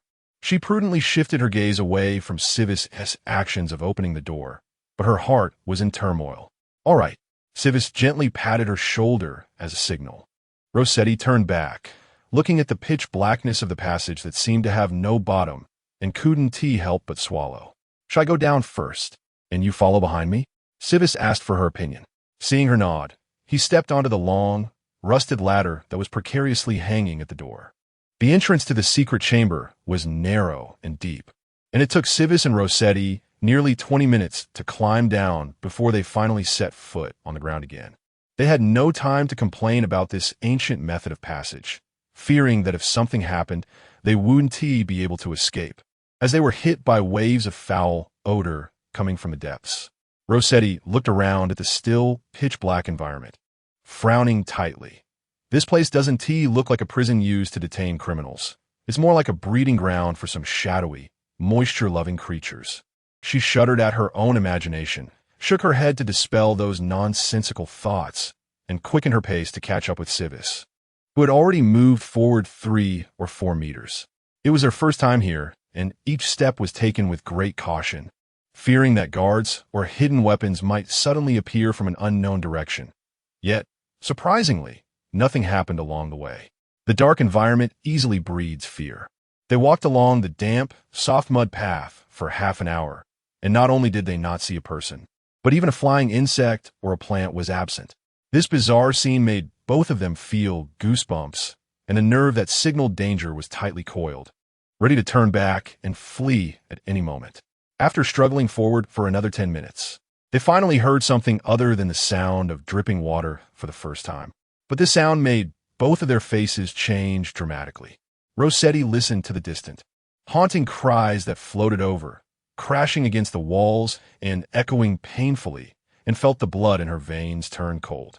Images of Odin suffering inhuman mistreatment and torture flooded her mind, causing her body to tremble slightly. Just then, a hand suddenly rested on her left shoulder. Rossetti jolted back to her senses, her gaze uncertain. Was she too out of control just now? It was just a few cries of agony, so why? Seeing her look of regret, Civis patted her shoulder and spoke in a very low voice. There may be things here that can affect emotions. Be careful. Rossetti nodded seriously, clenched her fists, using the pain from her fingertips digging into her flesh to keep herself awake. Finally, they spotted living people nearby, and they stepped even lighter and slower. It took them a full 10 minutes before light finally appeared before them. The dim yellow light illuminated only a small area. But just one glance left both of them shaken, and they instinctively turned their heads and bent down, trying to relieve the overwhelming nausea that surged from their stomachs. "What is that?" Rossetti's pupils dilated sharply as she recalled the images she had just seen, and another wave of nausea rose up, forcing her to cover her mouth and nose, biting her teeth tightly to avoid letting out a sound. With that faint light, they finally saw what was emitting the wails. Throughout the journey, they had thought of various possibilities, but they never expected to see such a scene. 5 or 6 half-human-sized dark green worms were covered in black mud and slime, the thick, turbid liquid dripping slowly from their raised forelegs onto the small mountain of severed arms and limbs piled beneath them. Those few worms were either lying or crouching on the blood and slime-soaked corpses, leisurely munching on several fresh, still slightly wriggling, screaming food. Chapter 45, Burninga. Just as Service and Rossetti turned their eyes away, desperately suppressing the urge to vomit, the few insects stretched their mouth parts toward the new rations lying limp on the side. Untouched and whole. The person trembled in fear, mouth agape, desperately calling for help, but their limbs were completely immobile, leaving them to helplessly watch as the 1-meter-long front legs, covered in sharp serrated spikes, reached toward them, the air thick with the stench of blood. Rossetti instinctively stepped forward, trying to see the person's face through the large bodies of the insects. But in the next second, Service abruptly pulled her back, covering her mouth and nose tightly with his palm. "Shoo!" Their hearing is very keen.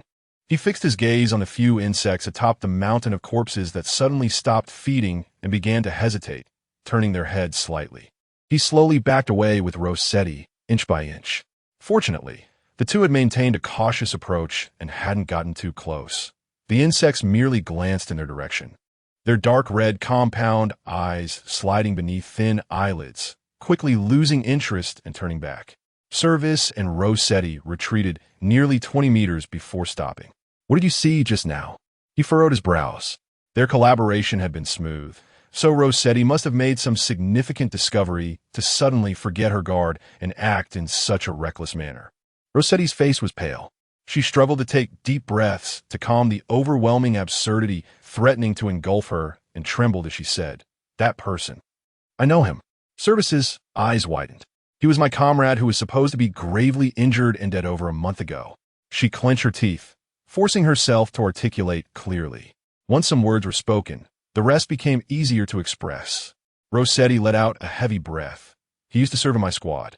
Though not very clever, he was loyal and reliable, and he followed me on the ground, earning quite a few achievements. Later, he was noticed by the higher-ups and transferred to another squad.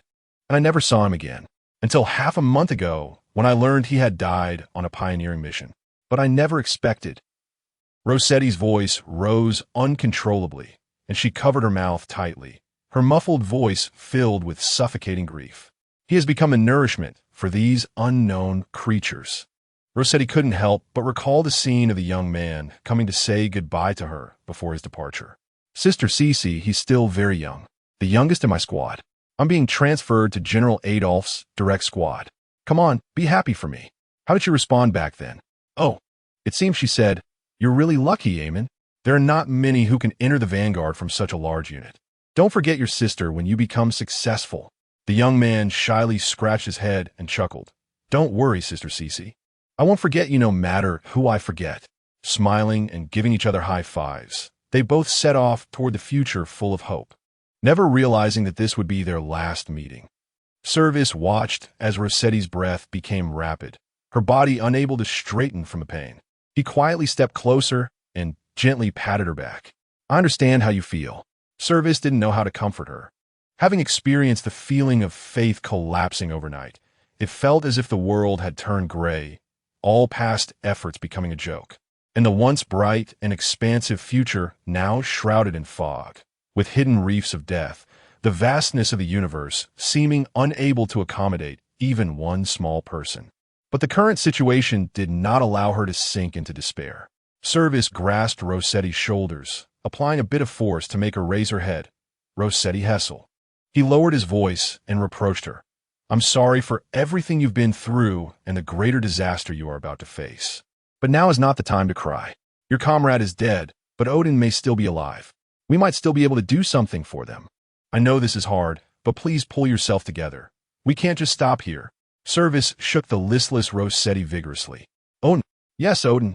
Rossetti clenched her teeth, raised her right hand, and punched the side of her face, causing it to turn, leaving a fresh red bruise. You're right. When she opened her eyes again, her gaze had regained its calmness. We have to go save him. This matter cannot just end like this. They must pay for what they have done. Rossetti's voice was calm, but deep within her pupils burned a fierce flame. Reason and overwhelming anger collided, emitting an astonishing brightness. I'm sorry for almost disrupting your plan just now. I promise this kind of thing won't happen again. Service looked at her, momentarily speechless. After a while, he sighed softly and muttered to himself. Indeed, birds of a feather flock together. You all are just dazzlingly bright. What? Rossetti didn't hear clearly and blinked in confusion. Service shook his head and said no more, merely gesturing for her to follow. They quickly returned to the narrow cave where the insects were having their dinner. Rossetti's comrade had already disappeared. The two's gazes unintentionally lingered for a moment at the top of the mountain of corpses, and in the next second, Service decisively drew his gun and shot directly at the largest insect in the center. Attack. The moment Rossetti heard the command, she bolted, holding the previously prepared biological incinerator gun, spraying a circle at the foot of the corpse mountain. The eerie purple flames ignited fiercely upon contact with the corpse's oily flesh, surging toward the top of the mountain at an astonishing speed. 5 or 6 insects were startled, first being wildly attacked by their enraged leader, and then being licked by the flames that surged up from the foot of the corpse mountain, causing them to feel sharp pain and produce a series of ear-piercing screeches as their abdominal membranes trembled. Service remained in place, aiming his gun at their exposed membranes. After a series of gunshots, the passage was filled only with the sounds of blades scraping, flames burning, and the frantic movements of legs. We can leave now. Service coldly glanced at the few monsters gradually being engulfed by flames, kicking one back that was about to break through the flame circle. The massive body, struggling and twisting, had no chance of breaking free, slowly collapsing like its companions, becoming new fuel. Isn't this a kind of karmic retribution? If it weren't for the mountain of oily corpses, they would never have been able to deal with these creatures so smoothly. Rossetti saluted the fire that was beginning to extinguish. Let's go. She turned around, her gaze now devoid of any hesitation. Chapter 46. Seed cough cough cough. Low coughs echoed in the wide, dark cave. Otan's hands were tied behind his back, and an exaggeratedly thick iron chain was bound around his legs, the other end firmly nailed to the stone wall. It was clear that his captors were determined to keep him imprisoned here, making escape nearly impossible. He pressed his burning cheek against the damp stone wall, trying to alleviate his feverish symptoms. Unfortunately, it had no effect, and Otan's consciousness even started to blur momentarily. Just be my good stepson, and I'll be your good stepfather. Isn't that nice? Why do you have to oppose me for that so-called brother of yours? How much do you know? In that case, I can't possibly let you live. Don't worry, Vivian won't know anything. I'll comfort her through the pain of losing her son, and conveniently, we'll conceive a new heir together. So, it seems you've done me a great favor. I'll make sure you suffer a bit more before you go. Ha ha! I've heard that the more painful a person's death, the more delicious their flesh will be afterward, though I won't have the pleasure of tasting it. Well, Otan struggled to open his eyes, his blurry vision fixed on the rhythmic shadow at the other end of the cave. I think it will like it. Prill's strange, sharp laughter echoed in his mind, making his already strained nerves from the high fever even tighter, on the brink of complete collapse. Could it really be that he was going to die here like this? Otan thought regretfully, dying so disgracefully in such a filthy place. If that guy Zywies found out, he would laugh at him for a lifetime. He had clearly thought about how he would die. Book the biggest bar in the empire for a night, then drink and dance with his beloved, and finally die quietly on the dance floor. Otan suddenly laughed out loud. If Rossetti knew his dying wish, he would definitely punch him on the shoulder again. Ah, if only he had made Arlo angry one last time before leaving. Otan thought slowly. He hadn't even had the chance to say a proper goodbye. If there really is a next life, he would go find her to apologize. Arlo had always been easy to coax. Otan lowered his head little by little, and a faint calling sound echoed in his ears. Huh? Was that his troublesome brother and Arlo's voices? So this is what it feels like to be dying? Suddenly, he felt someone loosening the buttons on his shirt, and the young Master Orion, who had grown up in a feudal family, began to struggle, trying to protect his own innocence. Just because he usually liked to leave 2 buttons undone didn't he mean he could accept someone stripping his clothes. Whether it was due to his lack of strength or to the person's strong grip, Otan soon felt a chill on his chest. Just as he was about to blurt out, "What kind of behavior is this?" a damp coolness suddenly enveloped his chest and cheek, causing goosebumps to rise on the exposed skin. The fine mist emitted a faint, familiar scent of disinfectant, and Otan was taken aback, his mind gradually starting to work again. He blinked in confusion, and 2 familiar faces suddenly appeared very close in front of him. The person who looked exactly like his brother raised an eyebrow. What is going on? Is the treatment spray expired? Why does he look so silly? Forget it. Let us take a picture first. What the hell? After years of being a model gentleman of noble lineage, Otan Orion once again cursed in his heart. Why are you 2 here? His ghostly expression made Rossetti very unhappy, and he punched him hard on the shoulder. What is wrong with you? We went through great pains to save you, and this is your attitude? Otan, anxious and angry, struggled to sit up against the wall, his tone urgent. You guys shouldn't worry about me. Hurry and leave.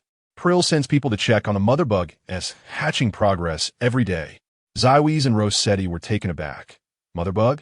Otan raised his chin and pointed to the other end of the cave. It's over there. The mother bug has been implanted in Dreiser's body, and it's expected to hatch completely in about half a month.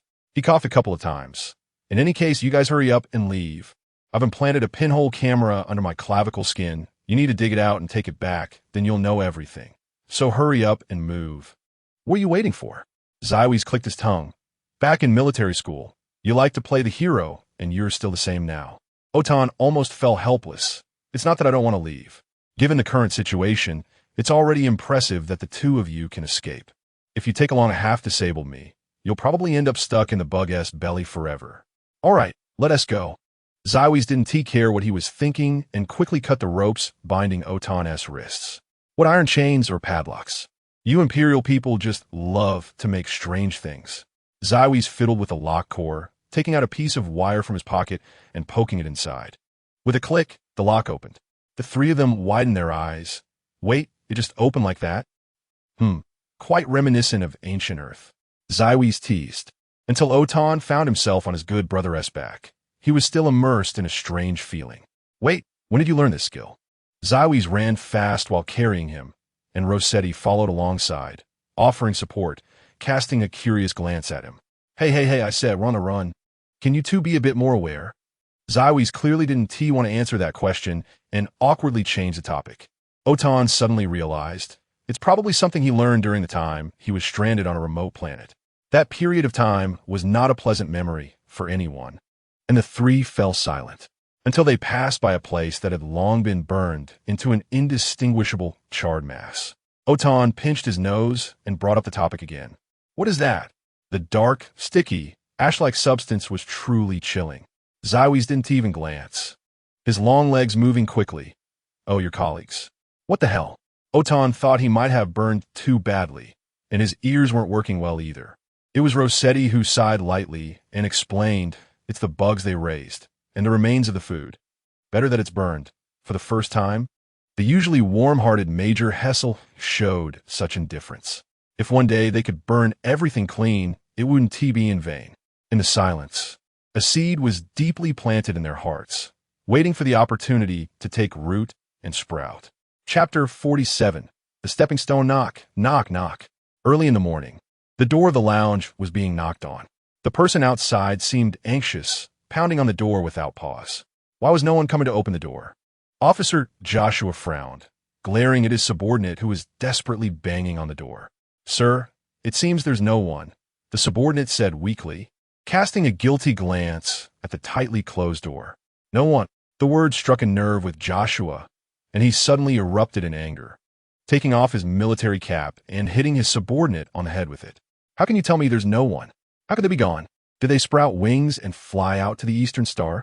The subordinate, having been hit for no reason, didn't dare to resist, shrinking his neck and bowing his head submissively.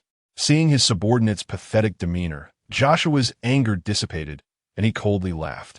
I hope you truly realize what the situation is now.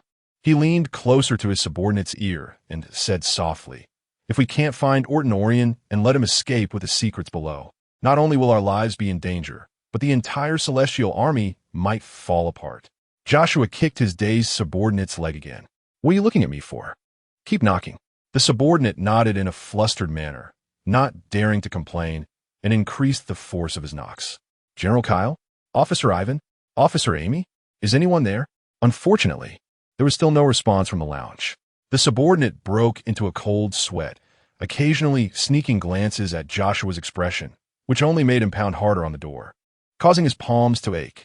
Fortunately, the heavens showed mercy, and the automatic door that seemed like it would remain shut forever finally lit up with a green indicator, slowly sliding open. At first, Joshua was delighted, but upon peering inside and not seeing a single person, his brows instinctively knitted together. Just as he thought he had been played, he lifted his foot to step inside and confront the person, only to accidentally kick something soft at his feet. Startled, Joshua looked down and saw a child sitting there, seemingly having appeared out of nowhere. Where did this child come from? He turned to ask his subordinate. What does he mean? What does it mean? 001 was furious. His dear child had come to open the door for him, but instead of being grateful, this person not only ignored him, but also kicked his dear child down. The little girl, having been kicked down for the first time, sat dazed for a moment until the unfamiliar uncle in front of her reached out to pull her up, at which point she quickly scrambled back, using her hands and feet to retreat. Joshua, is he something dirty? Are you okay, Miss Hopper? No matter how much he disliked the Federation, the one in front of him was just a 3-year-old child.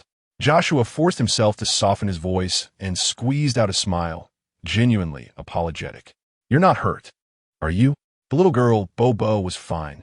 The small bundle managed to get up from the ground, watching the two strange uncles with caution. Who are you? What do you want at Bobo's house? She questioned, hands on her chubby waist, speaking in a small, childish voice.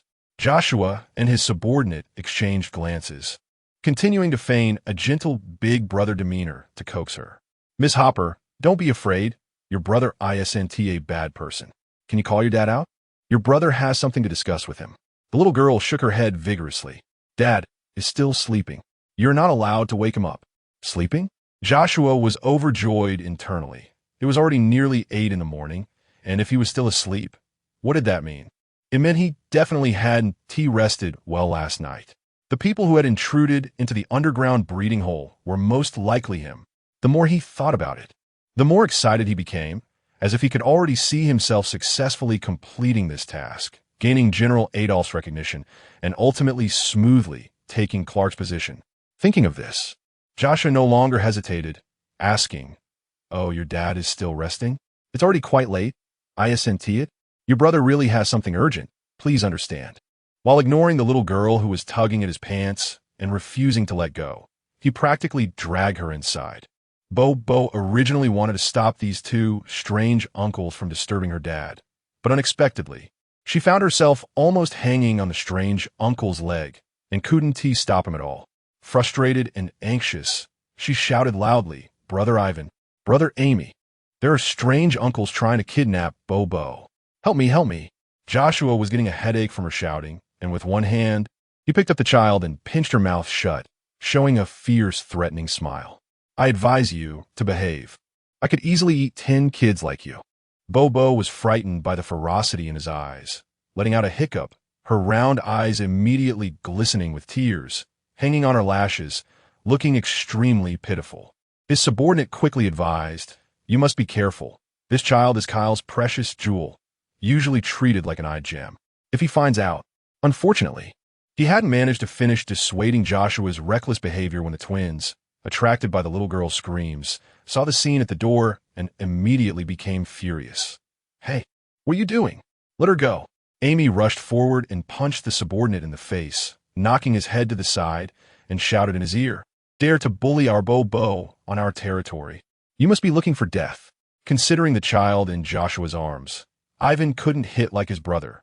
Instead, he waved his hand, and a short knife hidden in his sleeve slid out, twisting his wrist to press the back of the blade against the subordinate's neck, coldly commanding, "Let her go."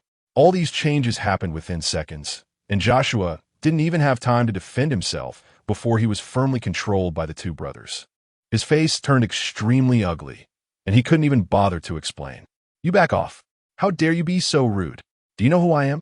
Amy had already tied up the subordinate like a dumpling, stepping on him with one foot and glancing over. "You? Never heard of you. What are you?" "You." Joshua glared at him fiercely.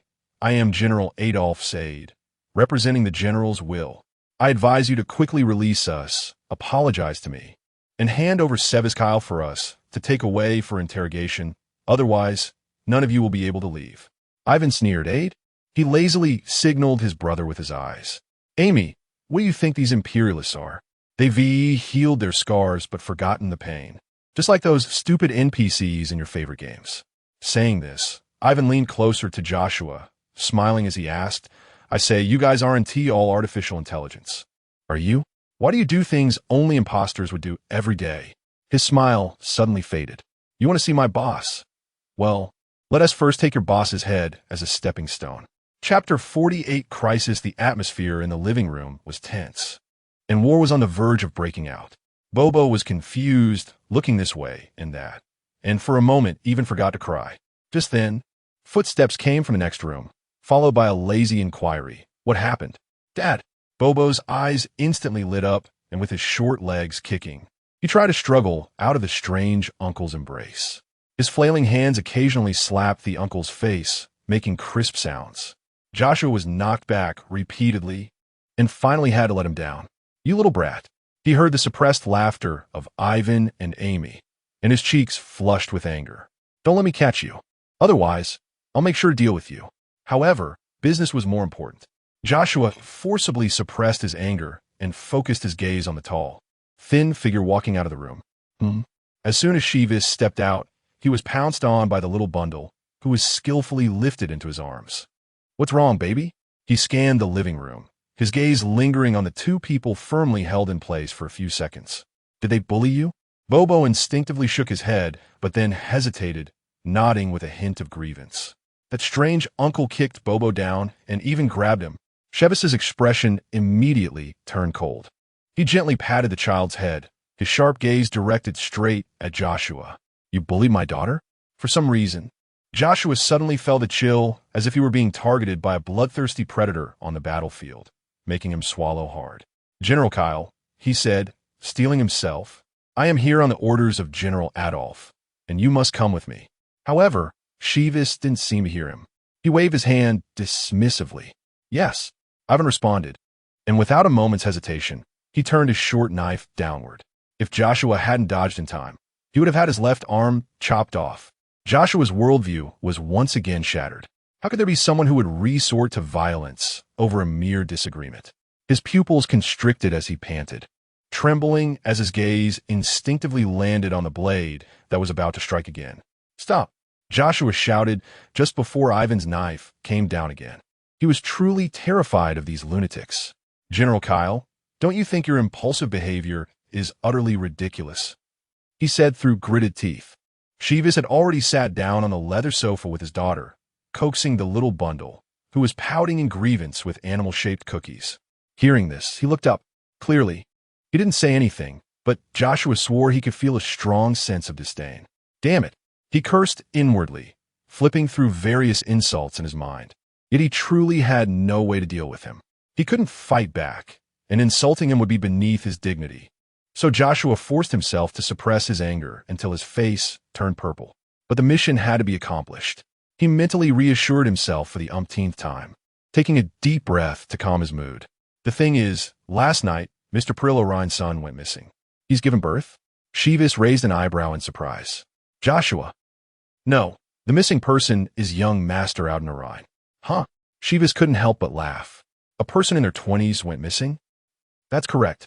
Joshua continued, but young Master Auden disappeared suddenly. He didn't leave on his own. With his hands and feet, could he have been kidnapped at your Tianqiong Forbidden Army base?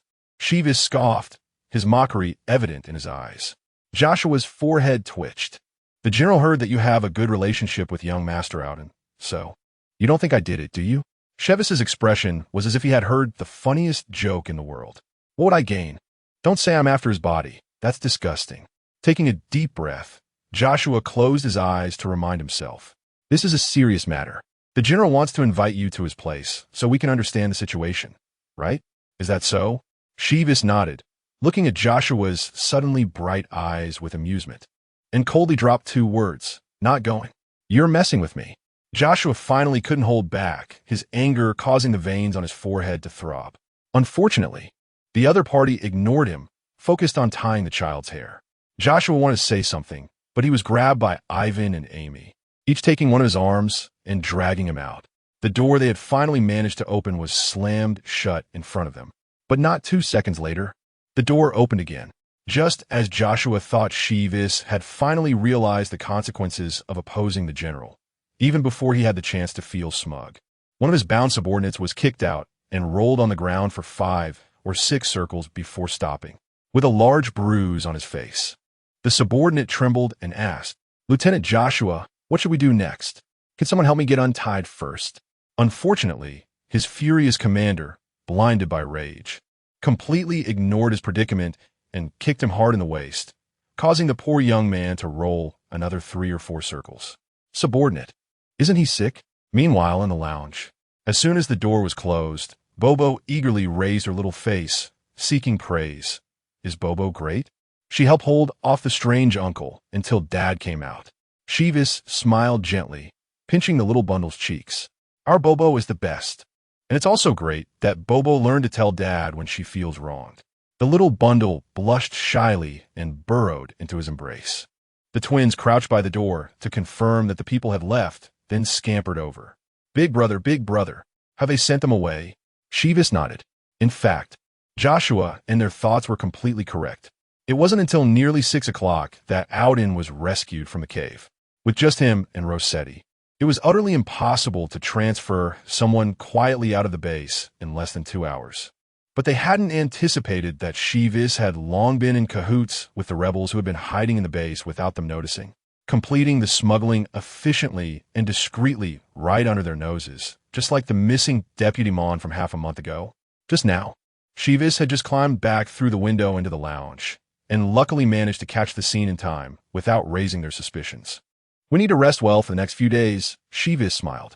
A storm is already formed, and we must conserve enough energy to deal with it. After all, this was a crisis where one misstep could lead to losing everything. However, opportunities often coexist with risks. Chapter 49. The show begins. Charles, the first handsome of the galactic star. It's been half an hour. Why is it still a black screen? What's going on with Galaxy doing? Is the Star Network down? Nah, exactly. Didn't they promote their position at the center of the viewing platform 2 whole months in advance? What's going on here? At 8 a.m. on June 1st, the moment a live stream titled the Third Federal Empire Joint Military Exercise appeared on the homepage of the Galaxy viewing platform. Hundreds of millions of users flooded in, and within seconds the live stream climbed to the top of the popularity charts with a significant lead. Federal First Military Academy freshman. So many people. Didn't he get into the Federal First Military Academy again today? I say the person above is the custom bullet screen of the First Military Academy, just for you to post such useless comments? Can't you use it properly? Or just let me use it? Shrimp without blinking. Of course, there are a lot of people. This year, the representative sent by our Federation to the joint military exercise is none other than Major General Zivis Kale, the myth of the Moonlight Federation's 2nd Army Corps from the 1st Military Academy. I got out of bed to watch the live stream at 6:30 last night. Ex-boyfriend's future mom. So what is Galaxy doing? Hurry up and start. It's been half an hour and still a black screen. Don't even mention Major General Kale. There's not even a ghost in sight. What does this mean? What is Shiva? Isn't this kind of social matter usually handled by the 6th Corps? Could it be that Patton is willing to let people go to the 6th Corps? 4,399 esports player, Brother Wa seems to know a lot. Listen closely. A string of ear emojis flooded the screen below. Sweet dog. I told you all not to guess randomly. Major General Kale didn't go voluntarily. He will always belong to our second corps. How could those scheming people from the 6th Corps compare to our 2nd Corps loyalty and bravery? Federal 6th Corps PR Office. Disciplined trendsetter. Why does that bullet screen above have a golden border? Is it official? Did they forget to switch accounts? Ha ha. Delete account warning. JPG sweet dog. Wrong. Good people are bullied. What a pity. Galaxy Doing suddenly started a Federal Empire subsection, and all my 2 months of cursing strategies are now wasted. Abstract future. It seems like this is a new feature introduced after Major General Kale's live stream, when Luo Visari bullied his daughter. That time, both sides argued until 5 or 6 platforms collapsed before they stopped. It was too fierce. Sweet dog. After all, it's a peaceful era now. Who dares to live stream such explosive content, except for a Major General? Everyone is excited, right? What a Shiva. Is that so? Good kid, haha. On the bullet screen, the brothers and sisters of the Federation were chatting enthusiastically about the black screen. After all, it was a grand event held once every few years. They shouted about wanting to leave, yet the heat of the live stream never dropped, and it was even climbing continuously, hinting at a trend to break the highest traffic record since Galaxy Doing's establishment. Sure. I think I hear something. Is it about to start? Sure enough, the pitch-black screen suddenly lit up, and under the vast blue sky, the entire scene of the Eastern Military Parade was revealed to everyone. Federal 1st Military Academy freshman. Wow, it's so big. Ex-boyfriend's future mom. Only the Empire can do this. They really have money. Sweet dog. ISNT at all money taken from small planets by the Heavenly Army? What kind of heroes are they? Federal 6th Corps PR Office agreed. Disciplined trendsetter. Oh look, it's the official account again. The 6th Corps, missing the parade, seems to have hit them hard.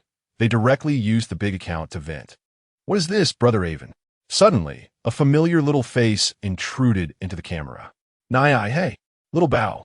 Nice to see you again, Little Bow. Bobo tilted her head to watch the worker uncle adjusting the camera, curiously asking Avon, who was squatting beside her. This is also a kind of live streaming equipment, similar to the ball Bobo caught last time. Federal 1st Military Academy freshman. What? Senior Avon is also here. The camera didn't capture Avon's figure, but he was also in the live stream. Seeing this bullet screen, he raised an eyebrow and shifted his foot to reveal half of his face. Who wants to see me? Just then, Amy passed by and immediately squatted down beside the two, resting her head on her brother's shoulder, revealing 2 tiger teeth as she smiled. What are you doing here? Federal 1st Military Academy freshman. I didn't expect to see not only my idol today, but also Miss Harper and 2 seniors. Luckily, I pretended to be sick and skipped training this morning. Didn't get into the Federal 1st Military Academy again today. Federal 1st Military Academy Academic Affairs. Someone is skipping class. Ex-boyfriend's future mom. Federal 1st Military Academy Academic Affairs. Someone is skipping class. Federal 1st Military Academy freshman. Help. I was wrong, brothers and sisters. I was wrong. Please stop spamming. Puff. Amy, using her brother's holographic brain, saw hundreds of skipping class warnings and laughed so hard she almost fell over. You are too brave. Skipping training in just your first year. Bobo tugged at his sleeve, looking a bit puzzled. Amy, brother, what is skipping class? Why is skipping class so brave? Before he could answer, her eyes lit up. Then Bobo also wants to skip class to show Dad. Amy, what does Bobo want to show Dad? Before Amy could explain, she found that Bobo, who had been squatting obediently beside her, had already taken off into the air and landed in Zivis's arms. Zivis actually didn't hear clearly what they were talking about. He was just casually asking. Unexpectedly, the little dumpling in his arms firmly repeated. Brother Amy said that people who skip class are very brave. Bobo also wants to be brave. She propped her little arms on her dad's shoulders, straightening her upper body with determination. Bobo also wants to skip class. Zivis was both amused and annoyed. His cold gaze swept over the 2 who were squatting beside him, too afraid to speak. The bullet screen was already in stitches. Disciplined trendsetter. Marla. Encouraging Major General Kale's precious daughter to skip class has been discovered. Nye. Such a cute little bow and such a cute interaction. That expression change of the Major General is going to kill someone with laughter. Federal 1st Military Academy freshman. You all stop laughing. I'm a bit scared too. This has nothing to do with me. Amy and Zivis read his name with a half smile, causing him to shiver involuntarily. I see you're quite brave too. Boss, I was wrong. Please don't throw me back. I really was wrong. Amy's face was full of sorrow. Why can't he control his mouth? Chapter 50 Happiness? They didn't plan to stay in front of the live camera for too long, but how could the staff, who had been preparing to take this opportunity to boost the popularity of Galaxy doing, let such a golden opportunity slip by? The host, dressed in a sharp casual suit, quickly squeezed her way to the edge of the viewing platform. Just as Seaway started to say, "Let us go," he was abruptly interrupted by the microphone thrust in front of him. He frowned slightly, visibly displeased. The bullet comments floated by with a few scattered messages, questioning whether it was appropriate to disturb him like this, suggesting they could just watch from afar. The host didn't want to be in this situation either, but her crazy boss insisted on forcing her to conduct an interview. At this moment, she could only endure Seaway's cold gaze and try to maintain a professional smile. Hello. I'm a staff member of Galaxy Doing. May I ask you a few very simple questions? Just one or two. I promise not to take up too much of your time. Seaways was still reluctant. He glanced back at the staff members running around with various equipment behind the viewing platform, that familiar feeling of being monitored rising in his heart again. If he remembered correctly, Mikey Kyle also had shares in Galaxy Doing, right? What did that mean? Seaways looked down at the microphone that stubbornly remained in front of him. Was it a provocation? Or a punishment for not immediately returning to the old house to explain everything? Seeing he wouldn't speak, the host began to sweat, yet she received no orders in her earpiece to give up trying. She could only hold the microphone up, smiling gently while inwardly cursing her higher-ups. Just then, Admiral Kyle's little rice ball suddenly jumped down from his arms, reaching out to tug at the host's pants leg. Pretty sister, you can ask me anything. The host was moved to tears. Oh, what is this? An angel. With things reaching this point, she could hardly care about the sudden change in her interviewee. All she thought about was not letting the live broadcast fall into an awkward silence. Seaway smiled and gently patted his precious daughter's head. All right. Thank you for helping Daddy, Bobo. No problem. The little dumpling proudly puffed out her chest. Bobo is on Daddy's side. There was still much to do before the opening ceremony. Excusing himself politely to the host, he left with Amy without looking back. The host sighed in relief. I don't know why, but seeing the youngest admiral of the Federation up close feels a bit intimidating compared to watching him on screen. She took a deep breath, pushing aside her chaotic thoughts, squatting down to hold the microphone back out to the little girl. Hello, Miss Harper. She had reviewed the information beforehand and naturally knew the name of this mysterious little girl who had suddenly appeared in the public 2 months ago. Hello. Bobo blinked her big eyes, curiously reaching out to touch the round microphone. Ah. Still a little kid. So cute, like a little kitten. The host felt tears welling up again. Next time, can someone else handle the interviews with those big shots? I'm just a little host without any background. Boo-hoo. Why did Miss Harper choose to come to Extreme E-Star with Admiral Kyle?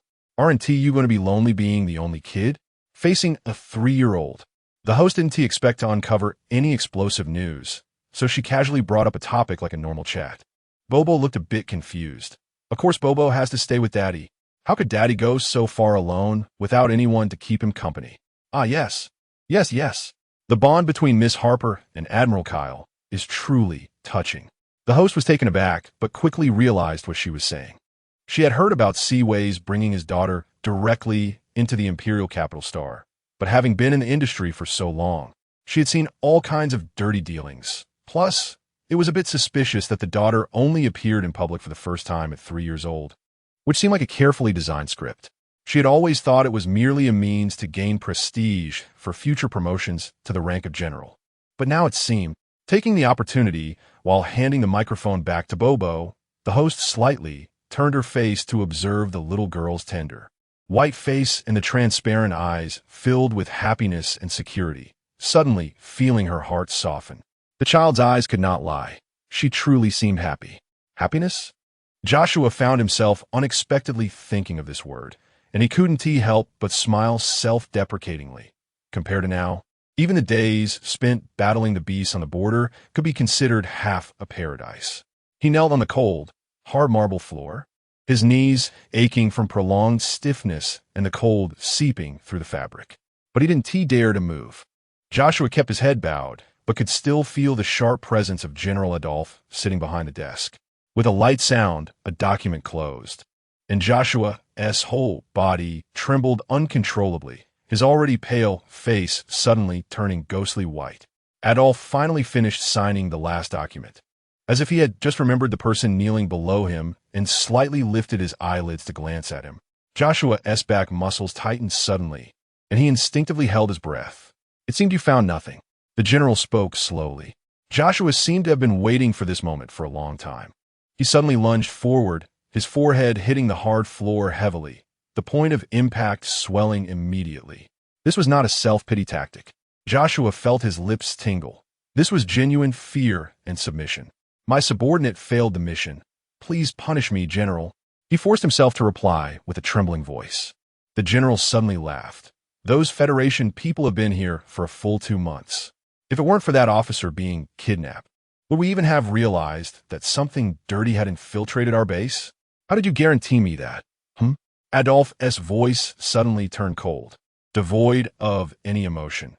For full 2 months, not only did you fail to discover who the rat was, but you also let them steal Auden right from under my nose? Joshua, are you slapping me in the face? The young man, kneeling on the ground, suddenly let out a cry of pain, then quickly covered his mouth, using all his strength to suppress the urge to curl up, forcing himself to awkwardly kneel in place. It hurt. So much. How could it be this painful? Joshua's awareness blurred with pain, but his mind was incredibly clear. The general's control over him seemed to have grown stronger. He recalled the image he saw, a massive shadow curled up in the corner, its body gently rising and falling with each breath. Could it be that the mother bug was really about to hatch? Chapter 51, Taking Miss Home Whoosh. The railguns fired simultaneously into the sky, the tungsten steel projectiles accurately hitting the artificial scaled-down asteroid suspended above the parade ground, exploding in a dazzling display of sparks. The viewers in the live stream paused their barrage of comments, and a few seconds of blankness appeared on the screen. However, in the next moment, billions of comments surged wildly, completely filling the live stream's interface. Federation First Military Academy freshman. It's our Federation's railgun. One shot can shatter a lightweight asteroid. Our Federation is so powerful. Indeed, the joint military exercise was clearly set in the Far East Star. But unexpectedly, it was us who started the show. How did Major General Kyle manage to get the Empire to agree to such a humiliating treaty? In the stands, the staff from the Federation were also taken aback by the scene before them, eagerly looking at Kyle Shivers, who was sitting in the center of the front row alongside General Adolphe, murmuring excitedly, "This is simply amazing. I didn't expect Major General Kyle's achievements in diplomacy to be so exceptional, truly a goal for countless young soldiers in our Federation." Yes. An elderly general sitting upright in his chair smiled as he looked at Kyle's back. If this child had been born at the beginning of the Federation, he might have even participated in the War of Independence, which would have been an immeasurable future. The adjutant caring for him chuckled. "You're at it again. Wanted to have a good seedling participate in the War of Independence. That was so many years ago."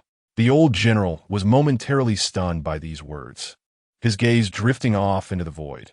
Yes, the War of Independence has been over for more than 50 years. In the depths of his dark pupils reflected the latest armored teams soaring through the air, their energy shields light blue halos almost blending into the sky. "We have finally developed to this point."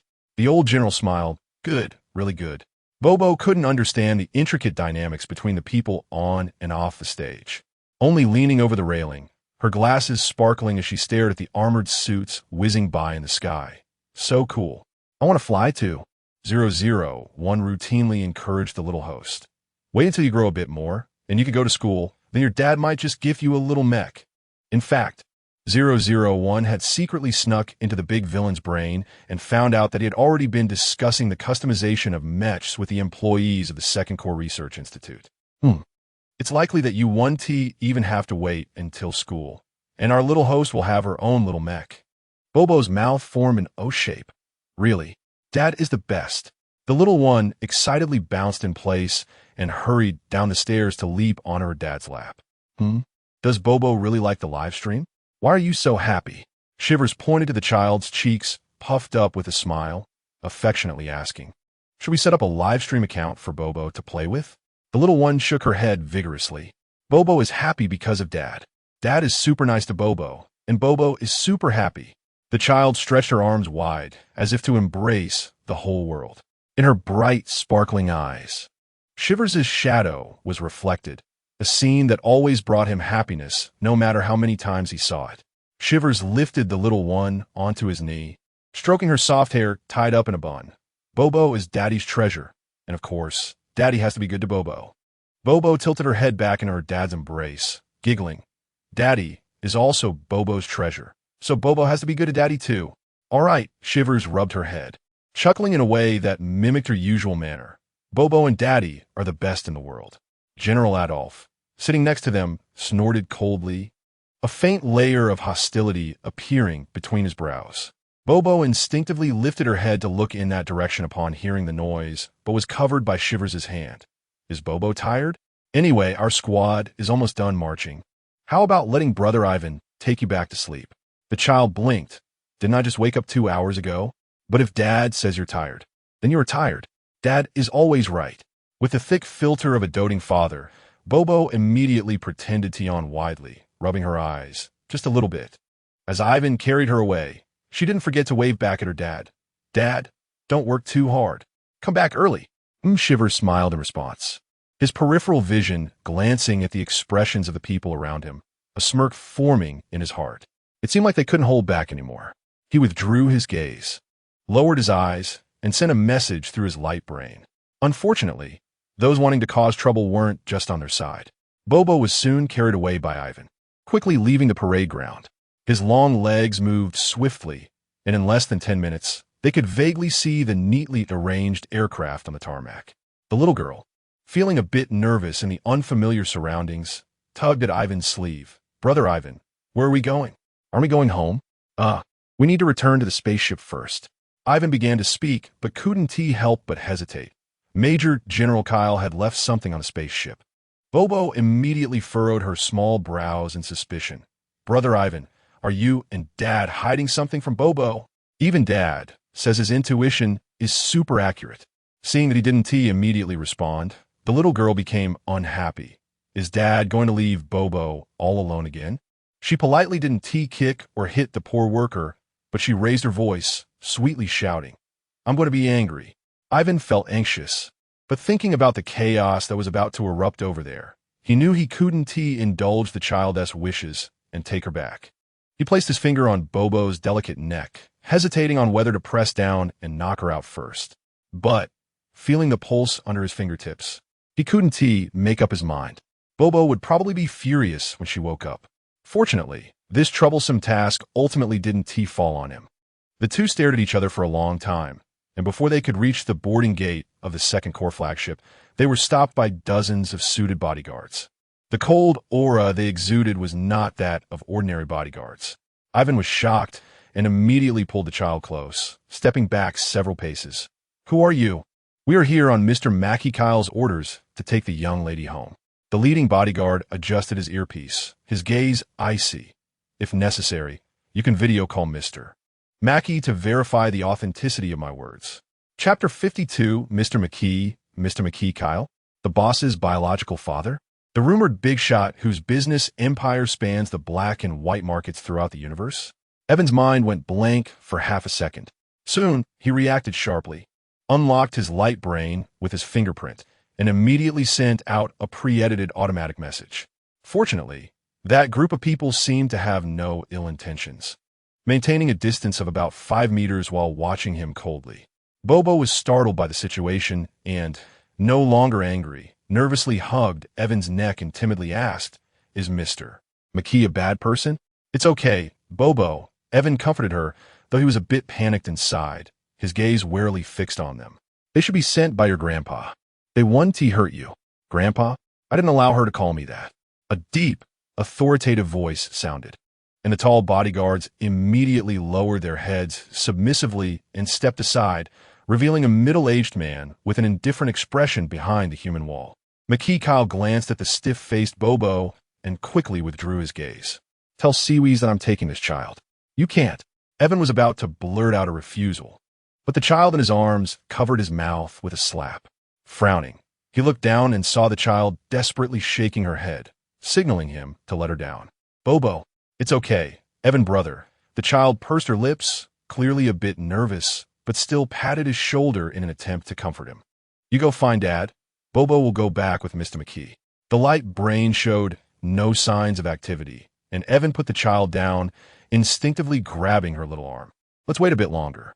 We should at least wait for the boss to reply." Bobo nervously looked back at Kyle, who stood still with his head lowered, and shook her head again. This time she didn't say anything more, twisting her wrist to break free from his grip and inching toward Mr. McKee step by step. Evan wanted to chase after her, but was firmly blocked by the prepared bodyguards, only able to watch helplessly as the child trotted after Mr. McKee and disappeared at the boarding gate in the blink of an eye. He violently shook off the hands that were gripping his shoulders and stepped back 2 paces. "If he hurts Bobo, we will not let you go." The leader spoke up. "Don't worry, Mr. McKee won't hold a grudge against a little child. Miss Harper is absolutely safe by his side." He seemed to remember something and revealed a barely noticeable cold smile. "At least it's safer than being next to the general you mentioned." Evan, of course, didn't believe him at all, snorted coldly, and refused to leave, directly sitting down on the ground. He would wait here. As soon as the boss gave the order, he would rush in to take Bobo back. On the other side, Bobo ran after Kyle and boarded the private spacecraft, stopping at the entrance of the living room. "Mr. McKee." She fidgeted her feet on the carpet and timidly called out. It seemed McKee didn't hear her, as he sat down on the leather sofa and picked up a book from the coffee table. Seeing this, Bobo fell silent, skillfully standing against the wall, staring at her shoe tips with a look of grievance. In the past, it was only when Bobo did something wrong that Mr. McKee punished her like this. But Bobo hadn't done anything wrong today. If only Dad were here. The child pouted in grievance. Her hair that had been perked up in the morning now drooped limply, exuding a strong sense of gloom. McKee held the book, but his attention was actually focused on the little child standing in the corner. Is this the child Seawees somehow got? Her eyes and hair are light brown. The shape of her features does resemble his when he was young. She seems quite obedient at the moment, but she looks a bit foolish. He noticed that as soon as Bobo felt neglected, she obediently stood in the corner as punishment, and a hint of interest appeared in his eyes. This shouldn't be his son's rule. It's more like something he would do. Then the question arises. Kyle could confirm that in the first 60 years of his life, he had never seen the little girl in front of him. So is someone deliberately teaching her please him, or is there another story? 001 didn't know what he was thinking, but it could detect the unusually active brainwaves of the other party and the frequent glances thrown its way, and for some reason, it began to feel a bit nervous. "Sweetheart, have you talked to Mr. McKee? I need to gather more information to analyze his behavioral logic." Bobo blinked her eyes and whispered her thoughts. "Mr. McKee doesn't like to talk and doesn't like children." Bobo is only taken away by Mr. McKee for punishment when she makes mistakes, but even during punishment, Mr. McKee doesn't speak. The little system frowned. It always felt that something was off, but concern for its host took precedence. Sweetheart still gets punished? That's just too mean. It's simply bullying. The child lowered her head and fiddled with her fingers, because Bobo disturbed Mr. McKee with the older brothers and sisters. "Harper and Acidi?" The man sitting on the sofa suddenly spoke, startling both 001 and Bobo, causing the little one to widen her eyes in surprise. Mr. McKee waved at her. "Come here. Come to me." Bobo seemed reluctant but still obediently moved over, stopping 5 steps away from him and looking at him seriously without blinking. Seeing that she wouldn't come closer, Mr. McKee seemed indifferent. He quietly waited for about half a minute, and the light brain on the table suddenly buzzed and vibrated. "It's your dad." Mr. McKee smiled faintly, tapping his long fingers on the sofa armrest, and the video communication suddenly connected. Bobo immediately looked at the figure gradually forming in the air, and sure enough, she saw a familiar handsome face. "Dad!" The child instantly forgot all about rules and nerves. joyfully shouting as she bounced and dashed to the coffee table, happily calling out to the person on the other side of the communication. Siwi's looked somewhat distracted for some reason. He first showed Bobo a reassuring smile, then raised his eyes to look at the person sitting behind Bobo, the warmth in his eyes gradually fading. "What are you doing?" Siwi's voice sounded very cold. However, Mr. McKee didn't seem displeased by the childish attitude. He meaningfully stroked Bobo's hair, leaving the child momentarily stunned, and then slowly spoke. "If I hadn't come in person this time, how long did you plan to hide with her?" "Well, have I ever hidden?" Siwi's frowned. "Coming to the Eastern Star is business. Or do you think I have any reason to be afraid to see you? Lanya has been dead for 3 years. He watched Mr. McKee's calm smile freeze on his face, and a long-buried sense of vengeful pleasure surged within him. "You don't think I would be unable to escape the shadow of a dead person for the rest of my life, do you?" Chapter 53, The Deceiver. "It's been years since we last met, and you've matured more than I imagined." Mr. Mackey quickly adjusted his expression, as if the brief lapse just now was nothing but an accident. "If you really have moved on from that woman's death, then my investment in you over the years hasn't been in vain." He shifted his gaze away from that familiar face. "But I can't believe you would say such things in front of such a small child. Aren't you afraid?" Suddenly, Mr. Mackey's words were cut off. He looked incredulously at the little one, who had covered her ears tightly and closed her eyes firmly, and began to seriously reconsider the possibility that the little girl in front of him was indeed his own granddaughter. So he didn't need to guess what he was thinking and snorted with a laugh. "You don't need to guess. Bobo is my biological daughter, the kind that's been DNA tested." He knew that even if he concocted a lie about Bobo being his real child, it would be exposed. So he simply stopped pretending. "You can ask specific questions when I get back, but don't make things difficult for my daughter." "Mr. Mackey chuckled. "I didn't expect that even at over 20 years old, you would still be fooled by such childish tricks. I thought you were truly different from the past." He shook his head. "As expected, you are still as weak as you were back then, clinging to false hopes that you know are empty. Your brother may not be as smart as you, but—" Sowi's gaze turned sharp, and he decisively interrupted him. "You don't need to go out of your way to stir up trouble between me and Sharp. Although I have no intention of competing with him for your assets, I genuinely look down on him. I have things to attend to. I'll pick Bobo up in 2 hours." As soon as he finished speaking, the communication was abruptly cut off by the other side, and the holographic image immediately dissipated into the air. "Going home." Mr. Mackey looked at Bobo, who had let go of her hands in confusion, his smile fading, and his brows furrowing in displeasure. This little thing was really becoming more and more of an eyesore. "Andrew." He raised his voice slightly and called out. The door to the living room was quickly pushed open, and the head of the bodyguards, whom Bobo had seen outside the door, entered with his head bowed respectfully, kneeling on one knee at the edge of the carpet. "I am here. The one outside is gone?" "Mr. Mackey suddenly reached out and grabbed Bobo by the back of her collar, pulling her up for a closer look, not giving a half glance to the man kneeling on the ground. Bobo was startled. In her entire life, she had never been this close to Mackie Kyle, and her small head instinctively shrank back, immediately receiving a cold glare from him. "Oh, so scary." Bobo and 001 hugged their heads and cried. Andrew never looked up and honestly replied, "Yes, the federal soldier named Ivan has left after receiving the communication." "Did you hear that?" Mr. Mackey pinched Bobo's cheek with his thumb and index finger, not holding back the force, causing her fair cheeks to flush red. "They don't want you anymore. Your father has left, and Ivan has left too. Are you sure you still want to pretend in front of me? It seems there are no signs of cosmetic surgery. It really is a carefully selected face that looks similar." Bobo's cheek was pinched painfully, and she pitifully pressed her hands against Mr. Mackey's arm, trying to push his hand away, her voice tinged with a sob. They didn't abandon Bobo. Mr. Mackey frowned deeply again. Why was this little girl so stubborn? What hassle? He released his grip and coldly looked at the crying child covering her cheeks, repeating, "They don't want you anymore." The child was afraid of his cold expression. Mr. Mackey had seen this from the moment they first met.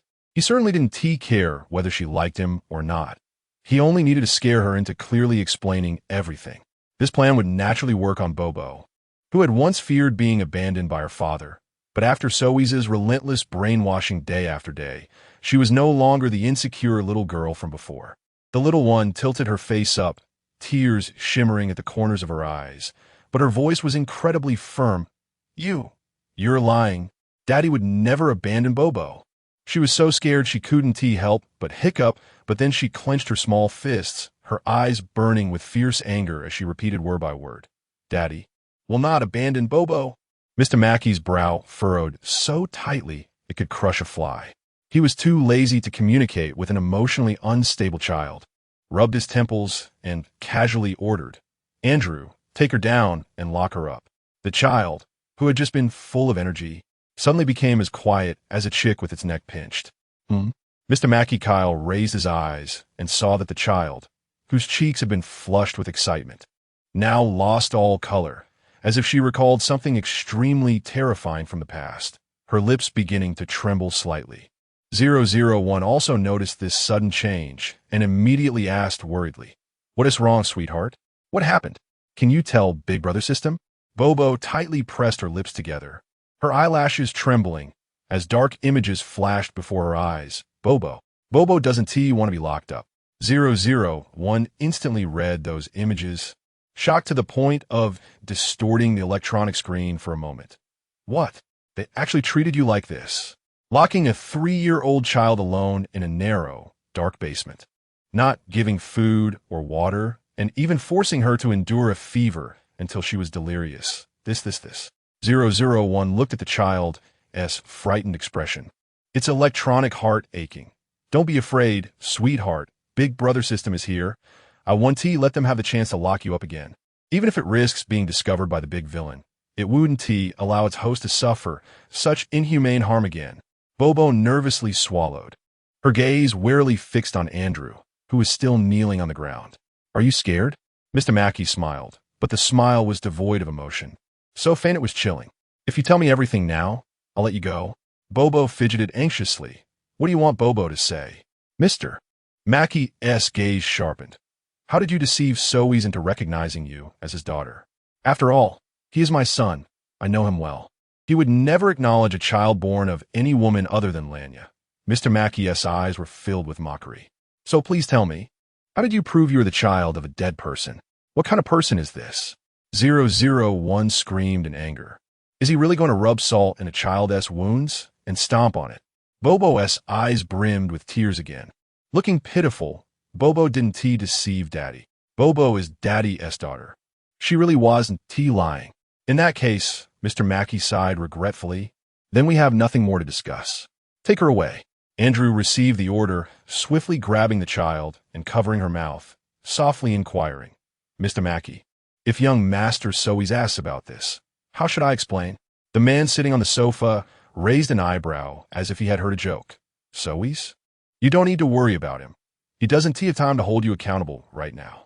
He must first preserve his own life before he has the opportunity to come looking for trouble with you. Chapter 54. First-person immersive insect extermination, as Mikey Kale said. Zywies truly had no time to inquire about his daughter's situation. The moment the first terrified scream erupted from the edge of the stands and all the hundreds of media cameras and live broadcasts blacked out simultaneously, the battle officially began. Zywies abruptly sprang from his seat, his gaze sharp as a blade directed at General Adolf, who was sitting nearby. Aren't you going to explain what's happening here? At this moment, General Adolf finally displayed the demeanor of a centenarian, his kind gaze falling on Zywies. Huh? What did you say?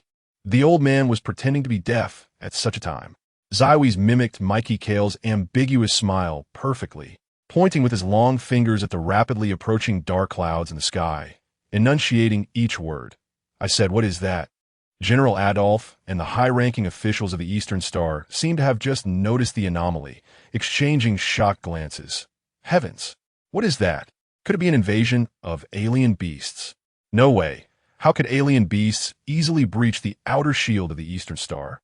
The crowd became agitated, with some even standing up, sternly demanding, where are the scouts? What's going on? How could nothing have been discovered with them at our doorstep? They really know how to put on a show. Zywies observed the panicking crowd with an expressionless face, recalling the burning anger that had almost consumed his reason 3 years ago, a flame longing to burn away all the darkness and injustice before him. He coldly glanced at the pretentious individuals, and with a flash of silver on his ring finger. A seemingly ordinary small medical ship several kilometers away suddenly lit up with red lights, the hull abruptly folding from the inside, transforming into a silver battle armor resembling a bird in just a few breaths. The silver wings shot out a strong airflow, and the mech instantly soared into the sky, flying straight toward Xiwis.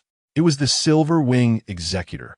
This battle armor, which had accompanied Xiwis in many battles over the years, was already well known to the public, and immediately some spectators in the stands recognized it and shouted in surprise. General Adolf's expression turned cold, and he slammed the table. "General Kale, you dare to smuggle battle armor into the Eastern Star. Your actions are a blatant disregard for the laws of the Eastern Star." Xiwis responded with a cold laugh. "Actually, I really hate fighting. If you hadn't insisted on causing trouble, I could have completed this task easily." However, he stretched his limbs and grinned, revealing his sharp white teeth. "But since someone is getting close to my face looking for a fight, I might as well fulfill their pitiful wish a little, don't you think?" After saying that, he ignored the pale faces of General Adolf and the high-ranking officials of the Eastern Star, smiled slightly, and leaped over the railing, landing steadily in the mech. "You want to kill me and turn everything upside down? Let's see if you have the ability to do so." General Adolf stood still, his gaze deeply fixed on the Silver Wing Executor, drawing a perfect arc in the air, turning to charge towards the massive shadow that was overwhelming everything. There was indeed a bit of courage. He chuckled, his expression somewhere between admiration and jealousy, but what a pity. A generation's pride was about to fall. The murderous intent rising in his words startled the subordinates surrounding him, causing them to involuntarily take 2 steps back. "Xiwis Kale," he softly murmured the name, his eyes filled with a near-morbid excitement, "would be forever remembered in the Eastern Star as the weapon I crafted with my life." However, inside the cockpit of the Silver Wing Executor, Xiwis himself, who General Adolf would love to chew on and crush, was casually greeting the live-stream audience with a smile. "Hello everyone, good afternoon." His gaze was fixed on the approaching shadow, his lips curling up. "Guess where I'm taking you?" Using the same scrambled account from the last time, the number of active online viewers in the live stream reached an astonishing trillion, with a steady influx of netizens continuously joining. Due to the excessive number of online viewers, even the server of Galactic doing showed signs of collapse. The barrage of comments in the live stream surged like a flood, with various flashy GIFs exploding, making everyone dizzy with colorful lights flashing everywhere. Federation First Military Academy Freshman Idol. What on earth is happening? Why did all the live streams suddenly go black? Indeed, the joint military exercise channel that was originally displayed in the center of the Galactic doing homepage saw thousands of live streams black out simultaneously, with only Xiwis' scrambled account live stream still displaying normally, causing a massive crowd that had been following the live stream, attracted by the anomaly, and those who were informed by friends to quickly come and see the excitement to flood into this simple little live stream, ultimately creating a scene that would be recorded in the history of interstellar live streaming. Xiwis didn't even glance away, focused on piloting the mech to dodge the massive amounts of floating black liquid in the air. Time is tight, and the task is heavy, so I can only say the important things. He smiled lightly, introducing the current situation in a casual tone as if telling a joke, and then pretended to sigh in distress. This time I've really stirred up a big mess. I'm afraid the entire Empire will want to silence me. Nai. Are the Empire people crazy to do such a thing? It's simply insane. Still didn't get into the Federation First Military Academy today. I'm about to puke. Merging insects and humans? The Empire people are too twisted, ugh. Shrimp doesn't blink. I told you. How can you still have time to curse the Empire people? Look at those black, twisting things outside. I can't take it anymore. The closer they got to that shadow, the more black liquid floated in the air. They twisted and squirmed as if they were alive, even showing a tendency to approach and stick to the only foreign object, the Silver Wing Executor. TSK. Why are there so many insect eggs? Did Dryce produce so well? Even Xiwis couldn't help but find it tricky, as he saw an enormous mass of entangled, twisting black liquid coming directly at him. The Silver Wing Executor suddenly shook violently for a moment, accelerating straight through. Amidst the barrage of screams of awe, Xiwei's opened the panel to check the external status of the mech. The shining silver lines of the armor were smooth, the body clean and sleek, with not a speck of black liquid on it. It seems pushing the quantum cloud state of the light wings to the entire mech transformation was quite successful. Xiwei smiled in satisfaction and looked at the live stream camera for the first time. All right, has everyone guessed it? Next, I'm going to take you for a first-person immersive experience of exterminating bugs. Even though the number of viewers in the live stream was unprecedentedly high, the barrage still suddenly went blank. Half a second later, the barrage erupted again, and it was all the same sentence. Who wants to exterminate bugs with you? Let go of me, Chapter 55 Monster, Xiwei didn't care how the barrage screamed in panic. With a push of the drive, the silver wing executor shot out like an arrow released from a bow, fast enough that the airflow it generated lifted the surrounding struggling insect eggs into the air, intertwining and merging into larger blobs of liquid that relentlessly pursued the silver armor. Federal 1st Military Academy freshman, idle, please don't go any further. It's so scary. The viewer's perspective followed Xiwei as he headed toward the shadow that obscured the sky at the horizon. The unclear mass in the distance gradually became clearer as they approached, revealing its terrifying true form. Shrimp not blinking. Oh my god, I wasn't ready for this. Don't run so fast. Didn't T get into Federal 1st Military Academy today? Hey, that thing seems to be coming out. Why does it look so small? Could that entire shadow be made up of its eggs? Future mother of ex-boyfriend. Your guess is too disgusting. Didn't T get into Federal 1st Military Academy today? No, look at that thick and thin shadow in the center. The large mass we saw from far away looks just like the slime floating around now. Xiwei glanced at the barrage and casually explained. You should be right. Given that from the information we currently have, there's only one successful specimen, implying that the shadow, currently obscuring a quarter of the sky, was most likely entirely produced by one finished product. Naive. No. Are they crazy? Why would they research something like this? Sweet dog, damn. Even if they have a theoretical defense that could end everything with the laying speed of that thing, it's almost a fact that some will slip through the cracks. Federal 6th Legion PR Office. The 6th Legion has dispatched elite troops for support. As soon as this colorful barrage appeared, the other 6 legions quickly followed suit, and even some rogue legions and private teams immediately sent troops for support. Even though they hadn't fully seen the true form of that thing, they clearly recognized the catastrophe this monster would bring to humanity. This was a disaster that the entire galaxy had to face together. Good people get bullied. Other live streams in the Galaxy Shakestar are lighting up too. Damn, I'm really impressed by you guys. Go watch. A large wave of confused viewers exited, but half a minute later, they surged back in, and the once clean screen was soon occupied by billions of comments mixed with garbled text. Future is abstract. RW, I've never felt my ID so closely related to my life. Future mother of ex-boyfriend. Those idiots from Extreme E-Star actually have no concept of the things they VE researched themselves. They actually said there's no way to stop it. Self-disciplined trendsetter. I don't know what to say. I saw those high-level officials turn pale and their voices tremble. They probably really didn't know that Extreme E-Star had researched such a terrifying thing. Damn, even I feel absurd saying this. I'm really not a hired troll. On Starnet, public outrage and panic spread. In the eye of the storm, Xiwei appeared completely unafraid, even having the leisure to comfort the viewers. Those who sit in offices all day probably really don't know. After all, when I snuck down, there was nothing but food in the breeding chamber, not even a shadow of a person. But it's fine. What you see now is all precious first-hand data. Even if I die here, you can still take this data to research countermeasures. Federal 1st Military Academy freshman. Idle, please don't say such scary things. However, Xiwei didn't look at the screen again. With a slight decrease in the speed of his armor, he whispered, "Do you see? They've already passed through the clouds and reached the center of the shadow. What could only be roughly seen before finally revealed its true form before everyone. That thing was at least 2 stories high, with 4 pairs of limbs awkwardly attached to its massive oval body as if it had evolved unsuccessfully. But the strangest part was that the part that should have had a bug's head faintly showed the shape of a human head. The livestream screen suddenly went blank. Trillions of viewers held their breath, their eyes wide as they stared at the increasingly close and enlarging specimen.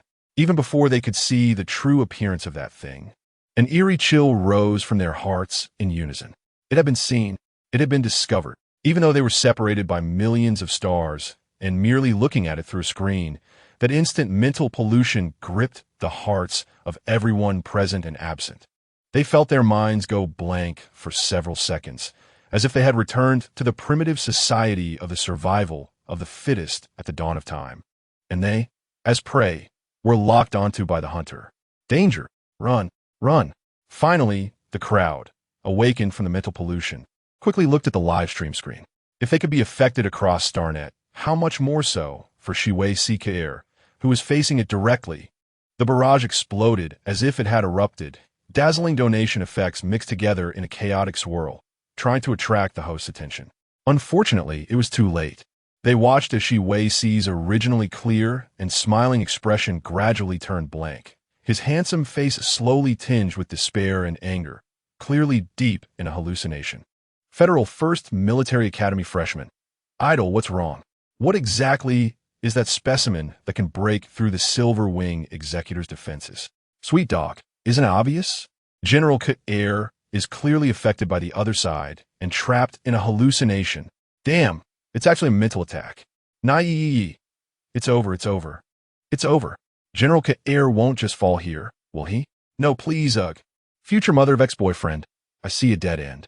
Mental attacks are rare, even among alien beasts. If it were a physical attack, the Silver Wing executor could just pierce that thing through. They watched helplessly as Shiwei C fell deeper into the hallucination, while the armor still resolutely executed the original command, moving straight forward. For a moment, their breath stopped. Not far away, that nearly 2-story tall monster slowly raised a front limb, reaching out toward the silver bird flying toward it. Ah, this is really the end. Many people could not bear to watch and close their eyes, silently mourning for the unfortunate General Cutest. At that moment, a bright silver light flashed across the Silver Wing executor's body, and the onboard artificial intelligence surprisingly activated itself. Would you like to enable automatic return mode? In an instant, the cold mechanical voice sounded like a heavenly melody. Chapter 56. Is Zywies dead? Open, open, open, open. In a live broadcast room, countless people had the same desperate voice in their hearts. Hurry up and open. Unfortunately, their voices could not be transmitted through the screen to the onboard artificial intelligence. What made them feel even more desperate was that the monster, which had been quietly waiting for its prey to fall into its web, suddenly emitted a low, hoarse sound as if humans were laughing. In the next moment, everyone clearly heard its voice. Not opening. Countless question marks and exclamation points flooded the small screen of the live broadcast room. They watched in horror as the onboard artificial intelligence confirmed the command as valid and closed the system again, while the Silver Wing executor continued its usual speed straight into the monster's embrace. This can't be true. That monster, it not only possessed human intelligence, but could even evade the identification of the most advanced onboard artificial intelligence developed by the Federation. With their only hope shattered, the audience in the live broadcast room surprisingly did not leave. They silently watched as Zywies, oblivious, was carried closer and closer by the most trusted armor to the giant front limb that was fully raised, watching as the monster's abdomen trembled violently, emitting a hoarse sound that resembled laughter, and seeing the Silver Wing executor's light wings dissipate, plummeting like a meteor. Wait, what dissipated? Motivated by the thought of at least sending the streamer off for the last journey, the viewers suddenly woke up, staring at the streamlined scenery outside the mech's window, dumbfounded. Was that monster's raised limb not to catch Zywies, but to directly smash him to death? They actually had a glimmer of hope in their hearts, but for a moment, no one dared to believe it, as the screen remained eerily blank. In the footage, Zywies, who had been absent-minded for nearly 5 minutes, finally moved his fingertips, completing the last step of retracting the light wings, gradually waking up from the immense inertia caused by the mech's rapid descent. He slightly moved his somewhat stiff limbs and once again showed a familiar smile. Hello, everyone. The streamer is back. Ignoring the frantic cries and shock in the bullet comments, Zywies said in his usual cheerful tone, "Let's continue our first-person insect extermination journey." First-year student of the Federation Military Academy. Even if you're my idol, you can't just say nothing and play a drop tower game to scare people. The streamer wasted no time this time, lightly swiping his hand across the control panel, and the mech in free fall immediately stopped. The light wings unfolded again, and the silver wing executor performed a 180-degree turn in midair like a silver lightning bolt, using its wings as blades, fiercely striking at the only light-colored pattern on the monster's waist, which was surrounded by dark armor. It had only been half a minute since his sudden drop to the launch of the offensive, and the sluggish monster had not yet reacted to why its prey had suddenly slipped away from its fingertips when it felt a sharp pain in its waist, causing its abdomen to tremble violently, emitting a sharp wail. Gulu, gah! Its massive body shook violently, and the previously quiet and floating twisted egg sacs seemed to sense the pain of their mother, beginning to retract little by little toward the mother body, with large clumps of irregular liquid coalescing toward Zywies' location, causing the viewers who had just relaxed to furrow their brows again. But what separated them was not just a million stars. Knowing they couldn't help, the only thing they could do was to fall silent, absolutely not allowing the live broadcast room to have the slightest impact on the streamer. The current situation was indeed grim. Zywies controlled the mech, maneuvering through the gaps, trying not to be surrounded, and several times had to activate the quantum cloud state of the entire mech to evade, causing the stored energy to deplete rapidly. Worse still, when those black viscous substances came into contact with the surface of the mother body, they immediately adhered to it, writhing and distorting as they squeezed into the earlier wound. The originally palm-width wound rapidly shrank as they integrated, and the entire process was recorded by the live broadcast camera. TSK, how can it still self-recover? Zywies smiled helplessly, wondering how to fight back now that it was so large. The person involved knew far better than those watching from behind the screen how dangerous it was. If it weren't for the Silver Wing Executor's cloud state that allowed it to evade physical attacks, he would have long been overwhelmed by the numerous egg sacs and forced into the wound, becoming part of it. But there was no way. Zywies was not the type to place all his hopes on so-called partners. He had no thoughts of retreating and waiting for the rebels to attack. He only thought about how to weaken that monster to the greatest extent possible. In fact, what he said in the live broadcast room earlier was not entirely comforting. Zywies actually held a vague attitude that if he died, the first-hand information obtained from this close combat could still be used by his comrades. However, he took a deep breath, the playful expression on his face fading in an instant. Bobo was still waiting for him at home. It had taken so much effort to coax the child. If he offended him so quickly, it wouldn't be as simple as going out to play and bringing snacks to make up for it. He brushed his fingertips across a function key on the control panel that he had never used before, focusing his mind like never before. The Silver Wing Executor broke through the encirclement again, like a silver whirlwind whistling past the monster, and wherever it went, the sound of metal clashing immediately rang out. Zywies recorded the damage data from different parts and executed an emergency stop followed by a 720-degree spin to avoid the limbs that were coming down to strike. While enduring a slight dizziness, he brushed past the front limb, sparks flying, leaving a deep scratch. The monster was enraged by his constant harassment, and the egg sacs surrounding it exhibited a state of furious agitation. Zywies' dodging space suddenly became chaotic and limited. He gritted his teeth, glanced at the nearly depleted energy bar, retracted the light wings, and plummeted straight down, using the powerful inertia to break two auxiliary limbs that tried to block him, crashing down like a meteor onto the monster's head. With such proximity, Zywies finally saw the head of Dreiser, which was abruptly embedded in the monster's neck. The light wings unfolded again, revealing the head's uniquely human expression of terror, but as Zywies swung his wings to strike, it instantly transformed into a malicious grin, with a crimson tongue licking its stark white teeth, opening its mouth wide toward him, as if it had been waiting for its prey for a long time. A predator starved for too long. A sense of crisis instantly coiled around Zywies like a snake. But at this point, he had no choice. The Silver Wing Executor did not slow down did not retreat, but instead burned its last drop of energy, crashing down like a falling meteor into the black ocean woven by the egg sacs. Boom! As the loud sound erupted, the live broadcast room suddenly went black. Countless people stared blankly, frozen in place, with only one thought in their minds. Is Zyweez dead? Chapter 57. Handle it cleanly, is he dead? In the docking area, Mikey Kale asked the same question. It's temporarily uncertain, sir. Currently, young Master Shyways' live stream has gone dark, and a large collision sound and energy fluctuations have been detected from the direction of the shadows, but there is a lack of concrete evidence, so a judgment cannot be made at this time. Andrew slightly bowed, reporting all known information. Mr. Mikey looked down, the high brow casting a shadow that obscured the turbulent emotions in his eyes. I understand. His slender index finger tapped rhythmically on his knee.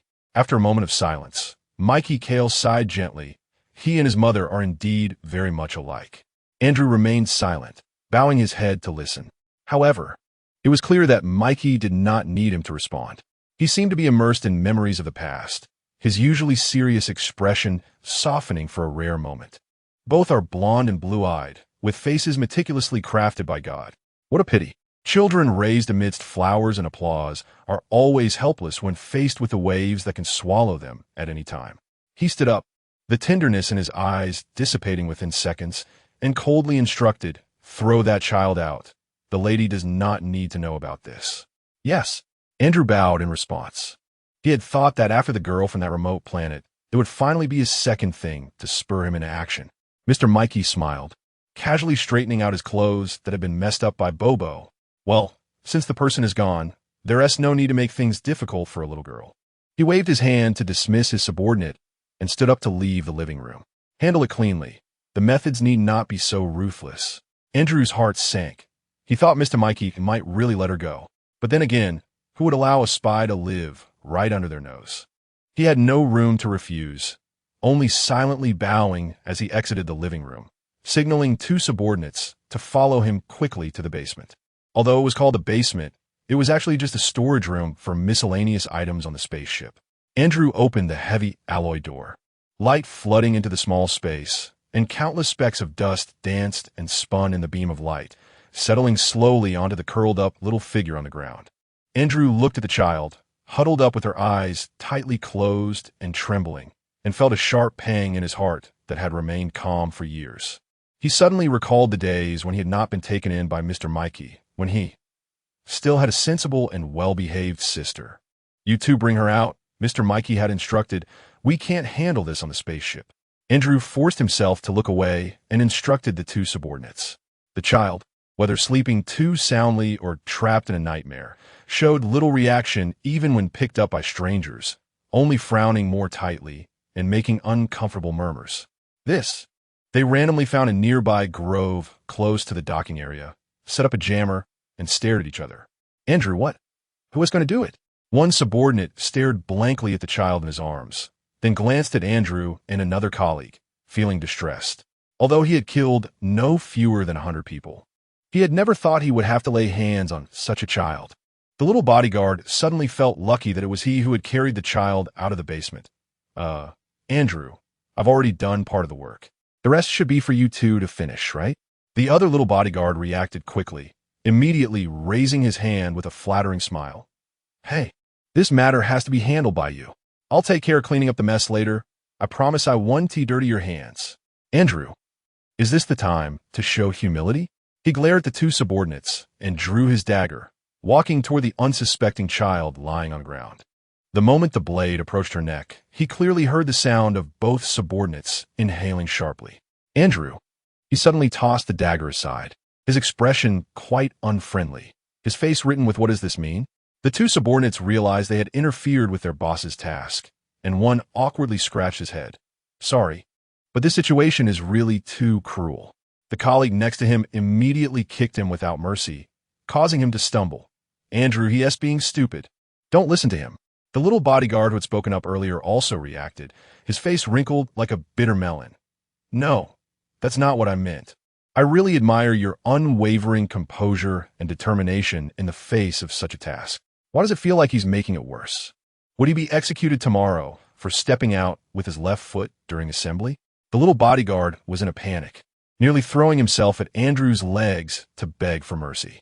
Who would have guessed that Andrew had no intention of scolding him?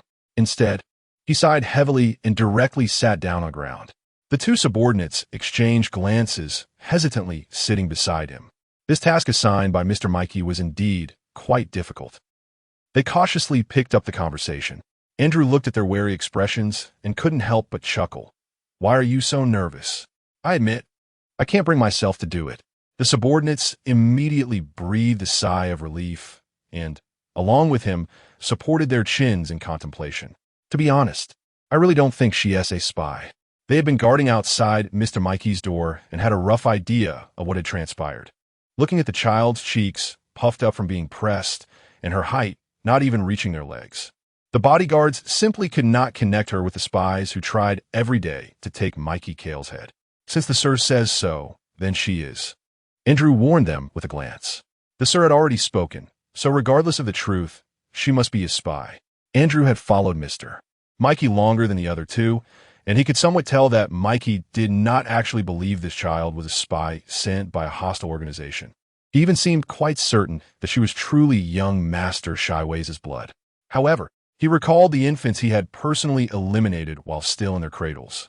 The hair on the back of his neck standing slightly. Blood ties were the most useless bonds in Mikey Kale's eyes. Only interests were eternal. Mikey Kale would not hesitate to eliminate anything that could affect his plans. Thinking of this, Andrew took a deep breath, clearing away the unnecessary emotions in his heart and gripping the dagger tightly again. "I'm sorry, you must hate me," he said softly to the uneasy, murmuring child, raising his right arm high. Chapter 58, just the opposite. "I'm very happy. Wait a minute, Boss Andrew. Don't act yet," one of the henchmen suddenly shouted. Andrew paused, glaring unpleasantly. "You'd better have a good reason." He suddenly noticed the unusually excited look in his subordinate's eyes. His tone softened. "What happened?" "Boss Andrew, it seems that young Master Sheevis is not dead." The subordinate, shocked by the news, eagerly presented the information as if he had discovered a treasure, saying, "Boss, look." Andrew had already dropped the dagger in his hand, but no one cared about that. The three of them almost simultaneously looked at the light brain screen in his hand. The live stream, which had gone black 10 minutes ago with Shevis's fall, was lit up again. The audience, who had been reluctant to leave the live stream room, were also taken aback by this sudden change. Federal 1st Military Academy, first-year student. "Idle. Idle, you're not dead, right? I knew it. Woo woo woo. Sweet dog. Damn it, Sheevis Kyle is amazing. Mud Coconut, where's the host? Why can't we see the host? Future mother of ex-boyfriend. What are you saying about losing hope up front? If he can come out, he must have one. The host is amazing. Shrimp not blinking. Mom, I can't bear to watch. Woo woo woo. Please don't tell me only the live broadcast equipment survived. Woo woo woo."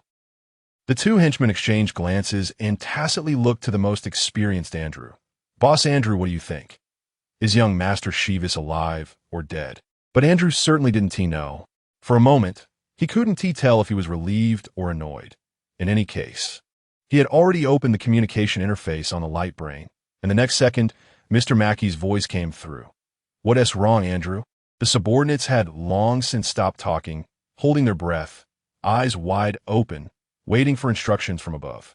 Andrew reported their latest discovery in one breath, suddenly feeling relieved. He knew Mr. Mackey would definitely question him about why such a simple task had dragged on for so long, even to the point where young Master Sheevis showed signs of coming back from the dead.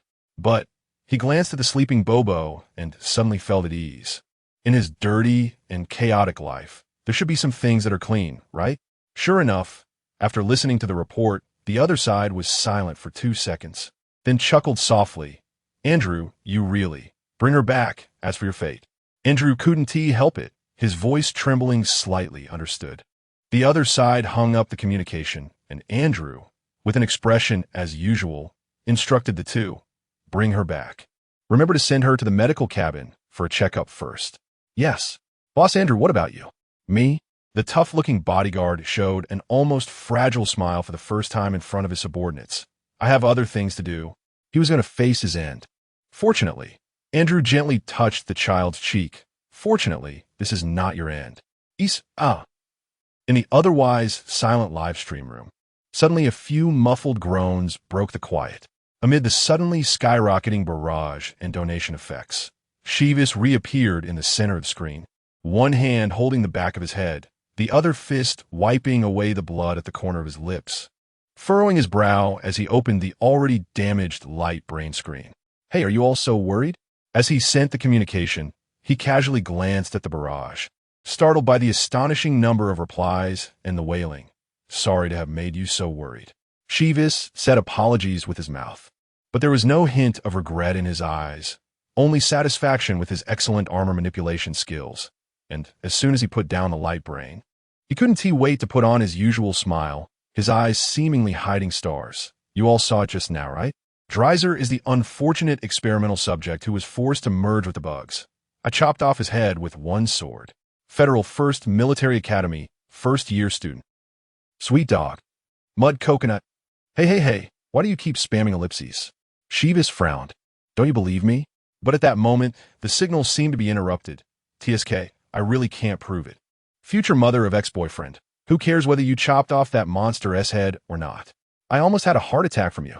As soon as these words came out, the barrage immediately echoed, collectively attacking, making the originally composed Major General Kyle gradually furrow his brows, his eyes filled with disbelief. You really worried about me? They shouldn't know me at all." Young Master Shivis, who had grown up facing the storm from his family, couldn't he understand this inexplicable concern? His ears inexplicably felt a bit hot. He hurriedly turned his gaze to pretend to look at the light brain, but felt those words buzzing around him like mosquitoes, not understanding a single word after looking for a long time. Clearly, the barrage was even less understanding than him. The netizens who had promoted themselves to dad and mom in one battle were almost worried sick about their unmanageable kid, filling the live stream room with heartfelt advice. The comrades and friends who had dared not breathe during the emergency finally caught their breath, mingling in the live stream room, playing around with dad and mom. Shivis saw several familiar IDs repeatedly appearing and being unusually active.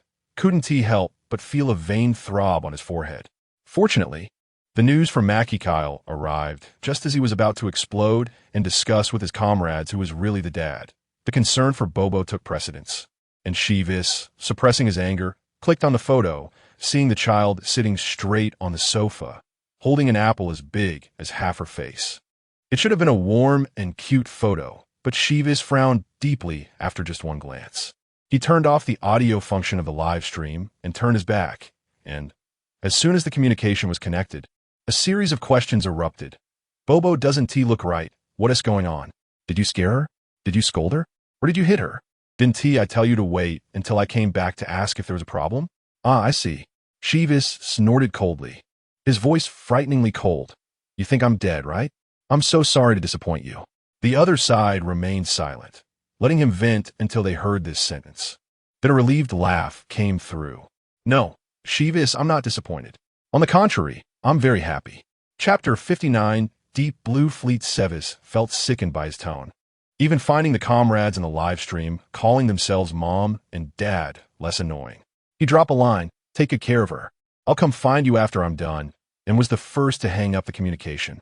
After he had severed Dre's head, he was immediately engulfed by a swarm of condensed insect eggs. The situation was urgent, and Sevis could only activate the escape button that had never been used since its development. He was ejected from the cockpit and launched at supersonic speed to at least 20 kilometers away. Fortunately, he landed in a patch of grass, avoiding a disastrous fall. Sevis used his portable healing spray to temporarily stop the intense pain throughout his body, focusing on the most urgent matters at hand. The long-haired weirdo with a peculiar temper. "Are you okay?" "XWS, not so good, I almost died. I probably can't help you much." The long-haired weirdo with a peculiar temper. "It's fine, you've done very well. We've taken full control of the live stream. You can leave everything else to us. Most of your troops are on the perimeter, and there have been no casualties for now. XWS. Am I really about to die? Do I see you praising me?" Sevis held his light brain, smiling as he waited, but unfortunately, the person on the other end seemed at a loss for words and didn't send any more messages. "Oh well, just making a joke." He typed a quick thank you in response, sighed with a smile, and turned back to face the live stream camera. Hi everyone, I'm back. Perhaps because he had momentarily neglected his StarNet family, Sevis greeted the camera enthusiastically, announcing that today's immersive insect extermination experience was coming to an end. Viewers thought he was about to end the stream and flooded the chat with crying emojis. Federal First Military Academy first-year student. Idol, you're covered in blood. Hurry and lie down in the medical pod. Seeing this familiar ID, Sevis suddenly remembered that his injuries from the explosion and fall might indeed be quite off-putting.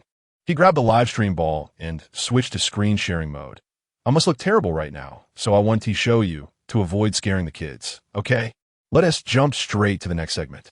He connected the livestream equipment to his light brain, and the livestream screen immediately switched to the familiar homepage of the Galaxy doing livestream platform. 9 coconut, actually, it's not that bad. Future mother of ex-boyfriend, exactly. This kind of brokenness is actually quite sweet dog. What are you talking about? Riddle maker, take them away. Sebastian noticed the slightly odd comments from some viewers and casually clicked into a top 3 ranked live stream. The battle was more intense than he had imagined. He frowned slightly, focusing on the screen. In the footage, thousands of deep blue mechas surrounded a massive shadow in the center, firing in a coordinated rhythm. The monster, which had just been heavily injured by Sevis and had to reabsorb a portion of the insect eggs, appeared to have shrunk significantly and was showing signs of being overwhelmed by the mecha group. The Federal Army was outnumbered, mostly providing long-range fire support from the periphery, while the Celestial Sky Forbidden Army had yet to appear.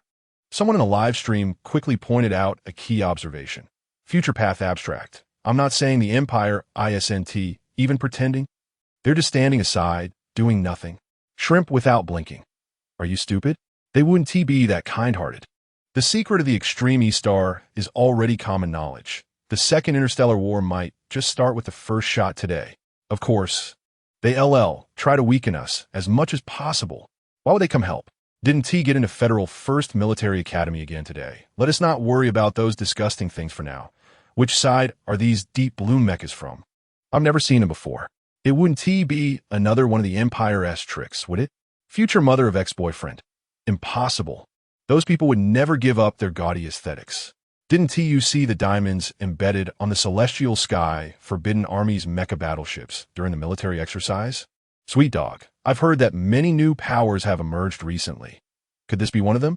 Sevis stifled a laugh and began to act. I haven't seen this unit before. Look, there seems to be a marking on the laser cannons they're holding. The audience followed his gaze and indeed saw an emblem on the barrel that had never been seen before. It looked like a snow-capped mountain. There seemed to be a large bird circling at the mountain's peak. The moment Sevis clearly saw that emblem, his heart skipped a beat. If he didn't know he had already taken measures to stop the bleeding, he would have thought he was hallucinating from blood loss. He saw Lanya's smiling eyes, saw her pointing at the tattoo of the snow mountain on her shoulder, smiling at him. Seville, look, this is the snow mountain that nurtured me and my people. Our planet is named after it, called Alanya. Sevis unconsciously murmured. The sound reaching his ears was so harsh that it startled even him. 9 coconut. What is the streamer saying? Oh, what? Sweet dog. I don't know, I didn't catch that. Is there a new discovery? Nothing. Just remembered hearing about a planet with a snow mountain. I wonder if there's any connection. Sevis lowered his eyes, his golden lashes fanning out like a small fan, completely concealing the complex emotions in his eyes. Future Path Abstract. There are many planets with snow mountains, but it does narrow it down a bit. Hey, look. Oh my. They actually have their own fleet now. Everyone was taken aback. It is well known that whether a faction can be accepted by the entire interstellar community heavily relies on whether they have an independent fleet. Warships are not just weapons. Whether purchased externally or built independently, the difficulties and resource consumption involved are beyond what a group without historical accumulation can handle. Not to mention the subsequent series of extremely costly maintenance and repairs. There have been several instances in interstellar history where families drained their fortunes to acquire starships, only to find they couldn't even provide the energy needed for a single war, ending up with a useless metal lump at home. But in the live stream, it was clearly captured. One Titan-class deep blue warship after another silently passed through the extreme E-star barrier, their massive forms overshadowing the once mighty mecha group. making them look like a swarm of ants. The impact of size often creates the most direct and profound visual shock. Unspoken, everyone clearly realized that this new force making its debut in front of everyone should not be underestimated in military strength. 10 ships. Countless people were so shocked by the scene in front of them that they forgot to close their lips, standing there in a daze. How many Titan-class warships did the Empire have according to official data? It seemed to be only 28. Chapter 60, the curtain falls. A sudden and completely unknown powerful new force seized everyone's attention. The display of 10 Titan-class giant warships was truly astonishing. Even Shi couldn't help but be taken aback. Fortunately, he had a communication line with the higher-ups on the other side, and he expressed his thoughts directly in the chat box. XWS, you guys really brought out all the good stuff. Aren't you afraid of unexpected losses? He didn't expect a response, but surprisingly, the busy Tobias replied immediately. The long-haired oddball with a quirky temper. No pain, no gain. At least our promotional efforts are on point. Shi looked at the emoticons sent from the other side and felt a chill run down his back for some reason. He shook his head and changed the note to a bit crazy long-haired oddball. But he couldn't deny that he was right. Shi watched the barrage of shock and exclamation marks, and a slight smile crept onto his lips, regardless of whether they won or lost this battle. The rebel army had perfectly achieved their initial goal of making their name resonate throughout the galaxy. Moreover, based on his shallow understanding of Victor Tobias, the other party would definitely not engage in an unprepared battle. He moved his numb legs, and the pain from his injury made him wince. His light brain vibrated, and it was Victor sending a new message. The long-haired oddball with a quirky temper. Have you lost your spotlight to us? Aren't you angry? Shi couldn't help but laugh. He really wasn't willing to lose anything. XWS, don't worry. I'm always very trustworthy, and I will never take advantage and act coy. There will be opportunities for further cooperation in the future. The long-haired oddball with a quirky temper. I like smart people. Indeed, while the rebel army's momentum in this battle had reached dazzling heights, it was the Federation that truly reaped the benefits. Originally, the Federal soldiers would have suffered casualties in the joint military exercise ambush, but now none had perished. They simply needed to hide behind the rebel army, firing a few shots and launching sneak attacks, which could be considered quite leisurely. And while his live broadcast had indeed laid the groundwork for the rebel army's impressive entrance, as the sole source of information before the war, he himself, along with the Federation's Second Army, had gained a significant amount of prestige, as evidenced by the astronomical total of donations in the live broadcast backend.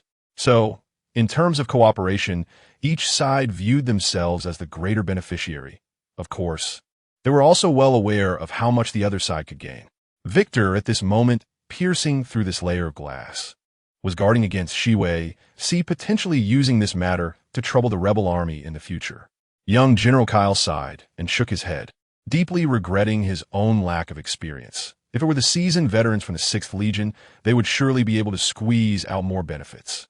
However, he looked at the rebel fleet on the live broadcast, which had already begun to exhibit the operational style of a formal military unit, and a slight smile appeared on his lips. Having a verbal cooperation agreement was good enough. At least this time, it wasn't like the Empire, which had truly used decades of savings to make clothes for others. Shi imagined the expressions on their faces at that moment, and his smile deepened. The rebel army was well prepared for this battle. However, the high-ranking officials on Extreme East Star not only failed to successfully implant the mother worm into the most suitable experimental subject, but they probably didn't even thoroughly study the monsters that were successfully hatched before hastily releasing them to attempt to eliminate everyone who knew about the underground experiments. With an outcome that was self-evident, the rebel fleet was well-trained, and under their fierce offensive, the monster initially had some energy to struggle and twist, even attempting to counterattack. But once the fleet appeared, it had basically no chance to fight back. The shadow looming over the horizon gradually shrank, and as the monster emitted a painful wail, attempting to shed some eggs and escape, the Celestial Guard finally mobilized. Shining platinum-colored armor took off in droves, aiming directly to cut through the weakest point in the rebel fleet's defenses, but they were intercepted in time by the already prepared deep blue armor.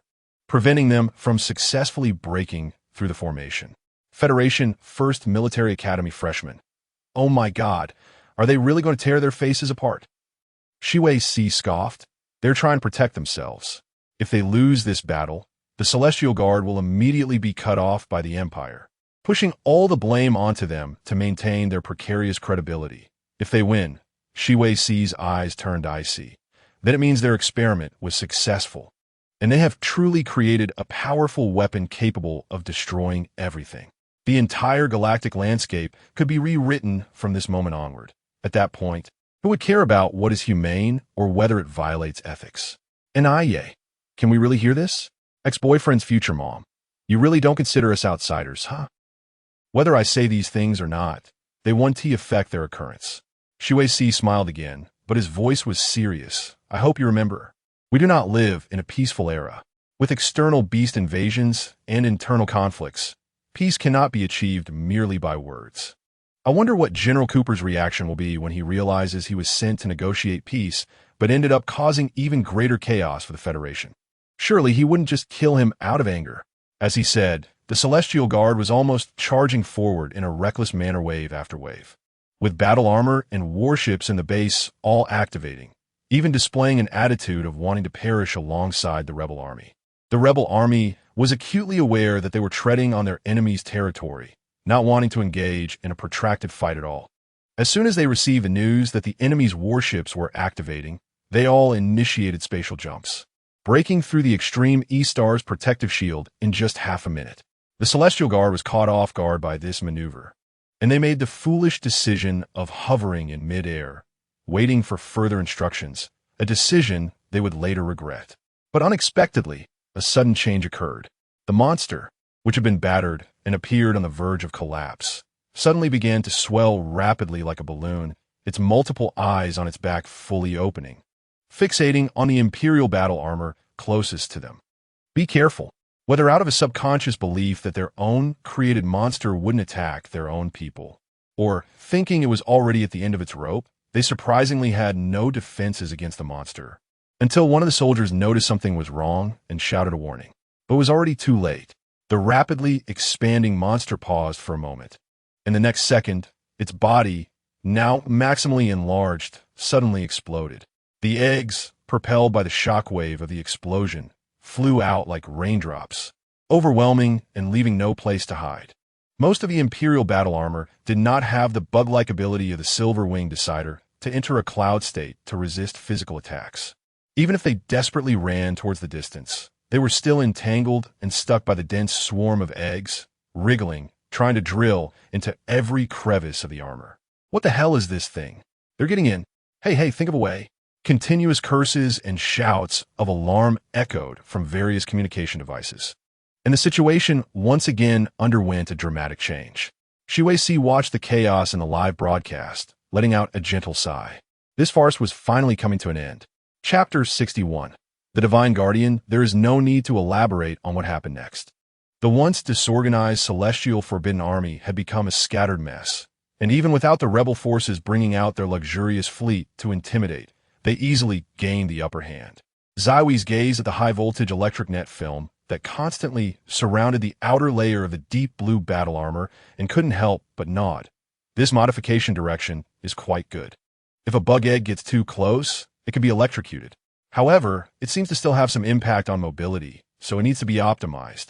First-year student of the Federal Military Academy. As expected of an idol, I'm still nervous.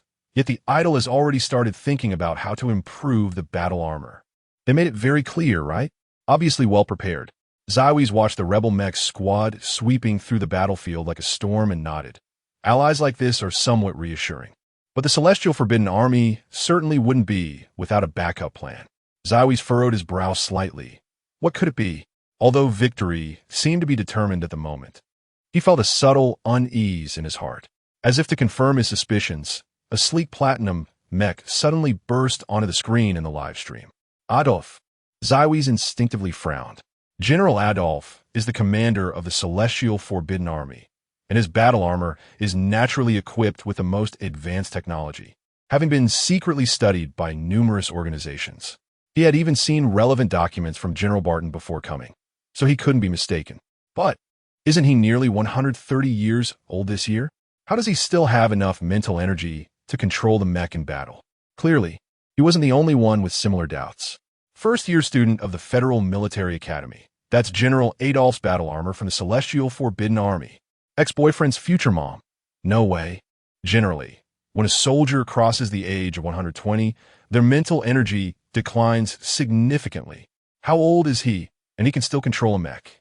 I always thought he was just a nominal general and didn't participate in combat. Sweet dog. You're not alone in thinking that. This is really beyond impressive.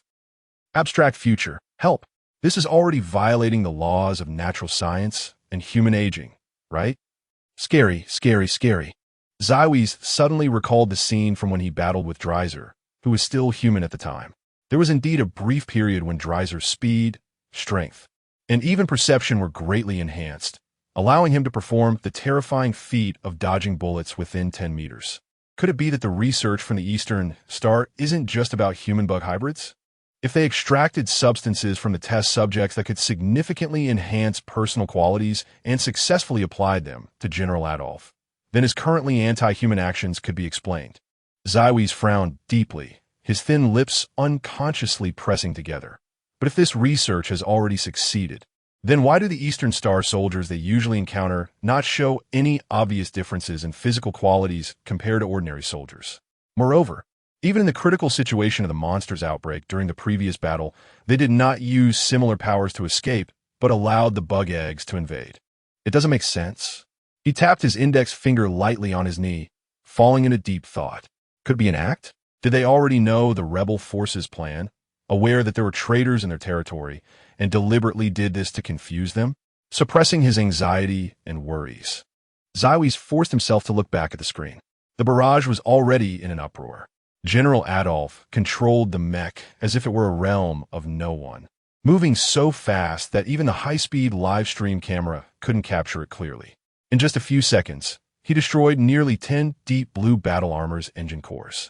The once orderly formation of battle armor lost its balance in an instant, with new mechs constantly losing their power sources and crashing down from the sky, raising clouds of dust. The dismal situation had flipped in an instant because of him. Zywies clenched his fist and struck the ground heavily. His injured body was once again jolted, but he showed no signs of pain, his gaze fixed tightly on the screen. No, he didn't believe the rebel forces had no other preparations. Just based on Victor Tobias's character, they would never act without a foolproof plan. He couldn't believe there had been such a serious oversight in the rebels' intelligence. At the same time, everyone closely watching this war fell silent. They subconsciously realized that they were witnessing a historic transformation, and the future trajectory of the entire Star Universe would be clearly defined in this war. Everything was happening too quickly. They didn't even have time to think about which side they hoped would win, only able to silently watch and quietly await an outcome. On the battlefield, General Adolf maneuvered the mech, the Divine Guardian, soaring through the ranks of the rebel army.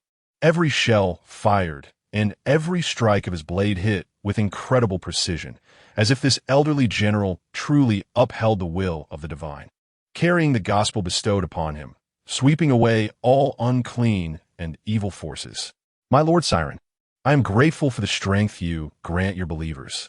General Adolf grasped the intricately designed hourglass pendant hanging at his chest, his expression devout yet frenzied. He felt the powers surging within him and the terrifying desire to destroy everything, laughing heartily. The universe is about to welcome a true rebirth.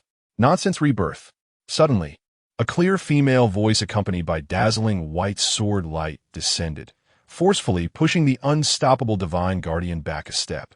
Adolf's face suddenly turned grim. His murky eyes no longer twitching nervously. They slowly fixed on the direction of the newcomer. Eve Sarex? Heh, I should have expected it. So that pest is you. He laughed again, his bloodshot eyes fixating on the unfamiliar mech. Well, you coming out saves me the trouble of hunting you down, wasting time. He felt a chill rise in her heart upon hearing his words.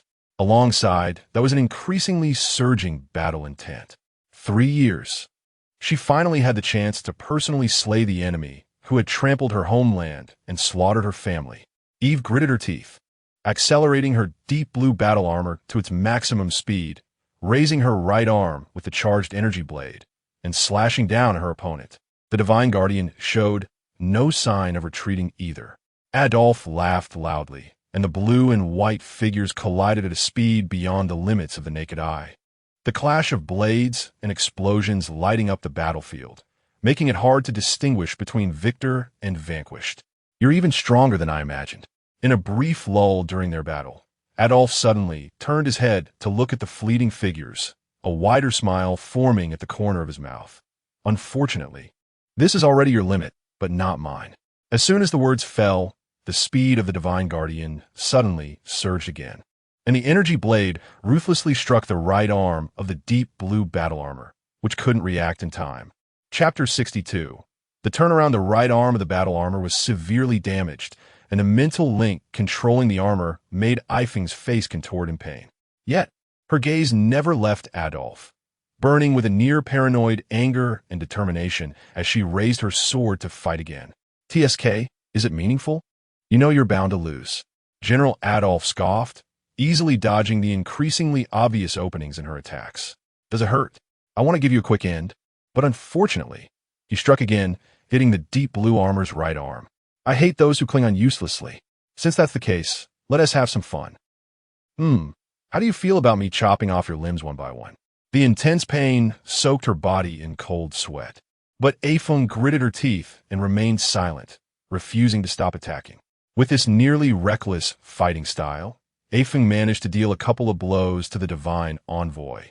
But compared to her own injuries, it was truly a case of hurting the enemy 100 while self-damaging 8,000. In the live stream, the audience, who had hoped for a turnaround after the impressive performance of the female general at the start, were now completely disappointed. "Sweet dog, why is she so stupid? She is about to get killed and still want to run? Look at how fast her comrades are escaping." Now, they vanished with the monster. Ex-boyfriend's future mom, although her spirit is admirable. But the young lady is in a life-and-death situation. "Please, can we save ourselves first?" Federation Military Academy, first-year student. "She is really strong. It's a pity. Her opponent's strength has far exceeded the limits of human capability." Abstract future. What is going on? Has he mutated? But he looked quite normal during the opening ceremony, right? Their heated discussions barely registered with Xiwei's. He fixated on the battered, deep blue battle armor on the screen, the heart that had lain dormant for many years gradually filling with blood and vitality, finally starting to beat again. He even felt a bit unfamiliar with the fierce beating of his heart, his right hand awkwardly pressed against his chest, his pupils slightly trembling. It's her. He should have understood it long ago. No need for evidence. No need for acknowledgement. His heart had recognized her the moment they first met. Xiwei's wanted to smile, but a bitter sensation that threatened to engulf him held his lips tightly shut, and his vision began to blur. His mind was filled with too many questions, yet he didn't want to waste time pondering them. He wiped away the moisture from the corner of his eyes and focused intently on the armor, which, despite being at a disadvantage, still showed its sharp edge, hardly daring to blink. The moment he recognized Lanya, the doubts and worries that had almost suffocated him dissipated. He sat up straight, his eyes revealing a long-lost surge of love and admiration. What's there to worry about? That's Lanya. Xiwei's would feel heartache at her injuries, wishing he could take her place, and would be despondent for not being able to help. But he would never question any decision she made. Even if no one believed in her, and the situation indeed seemed overwhelmingly unfavorable, Xiwei's would not waver in the slightest. He had believed in Lanya before, and he still believed in her now. In Xiwei's eyes, only the shadow of the deep blue armor reflected back. At that moment, the lovers who had been separated by life and death for many years shared the same thought. Wait. Xiwei's didn't know what she was waiting for, but Lanya was acutely aware. The excruciating pain coursing through her body numbed her nervous system, but her spirit was more focused than ever. It's almost there, just a little longer. As her battle armor's right arm suffered another wound that penetrated deep into the mechanical limb, a scene that left everyone present wide-eyed unfolded. The Divine Envoy, which had just been toying with her, suddenly froze, and after Lanya seized the opportunity to fire a quantum cannon at its chest. It unexpectedly plummeted from the sky without warning. What happened? Everyone was asking, but no one knew the answer. The only thing clear was that the light on the divine envoy extinguished entirely, falling like a piece of discarded metal until it crashed into the ground, buried by dust. Without making the slightest reaction, Lanya landed nearby, limping out of her armor. Before she even touched the ground, sharp phantom pains in her limbs immediately demanded a ceasefire from her brain. Fortunately, a pair of hands steadied her collapsing body. Lanya blinked dully and looked to the side. Arrow, what are you doing here? As if amused by the pure confusion in her eyes, Rossetti flipped her fiery red ponytail and, just like before, raised her chin slightly. In such a crucial moment of revenge and retribution, as her best friend, I naturally have to be here. Lanya was taken aback, but before she could speak, someone else arrived, shoving a recovery potion into her mouth. Clark looked at Lanya's woeful appearance, sighed, and couldn't help but start to nag. I told her everything, but even if I hadn't, she probably guessed most of it by now. Everyone could have shared this task, yet she insisted on taking it on alone. Once that old thing can't move anymore, whether to kill or mutilate, it's all up to you. Impulsive. Young people are always too impulsive. The excruciating pain was gradually soothed by the recovery potion, and only then did Lanya sluggishly remember the unfinished task at hand. Go ahead. Rossetti released her supportive grip, smiling at her. Go ahead. Clark also smiled at her, saying, Victor asked me to tell you to feel free to act. He absolutely has no chance of resisting anymore. A warm current suddenly surged in Lanya's heart. Her eyes reddened. She took a deep breath, turned around, and walked step by step towards the massive pit created by the divine envoy. With each step, memories of the past flashed before her eyes. Lanya saw the snow-capped mountains flattened by artillery, heard the hurried breaths of her people fleeing in all directions, and smelled the lingering gunpowder and blood that had haunted her for years. She extended her hand and punched through the divine envoy's protective shield, her knuckles straining until they bled. The battle armor, losing its mental control, was no different from scrap metal. Lanya effortlessly broke open a large hole in the cockpit, revealing Adolf lying inside, his body barely able to move except for his eyes, which could still slightly turn. Lanya quietly looked at him. Upon recognizing her, Adolf's chest suddenly heaved violently, his throat emitting intermittent gasps as if he wanted to say something, but Lanya didn't give him that chance. The dagger in her hand rose high, its blade reflecting a piercing cold light. If you have something to say, go down and tell them yourself, she said softly. Chapter 63. The true mother bug. Lanya's dagger couldn't pierce through. A layer of gray-black fibrous structure resembling a cocoon gradually emerged on Adolf's chest. But no matter how hard she tried, the blade could not penetrate further. An intense sense of foreboding suddenly descended upon her. Without hesitation, Lanya dropped the dagger and quickly retreated. Just as her hand left the hilt, the lifeless membrane suddenly came to life, rapidly growing along the blade and instantaneously devouring the dagger. This scene once again stunned the three people standing at the edge of the pit and the billions of netizens in the live broadcast. Adolf still lay there, but his limbs began to tremble slightly, making a sharp creaking sound as if new tissues and bones were growing inside him. His limbs were immobile, only his head lifted at a rather strange angle, his cold gaze fixed on Lanya. Do you think you can kill me with just that? Adolf glint, revealing an unusually crimson tongue. Foolish humans, you know nothing of my master's power. Mui, that is so creepy. What does he mean? Is this old man going to summon a god? Didn't he get into the Federal Military Academy again today? I'm getting goosebumps. I've been wanting to ask, what is going on right now? The two women and one man in the camera are all officers from the Extreme Star, right?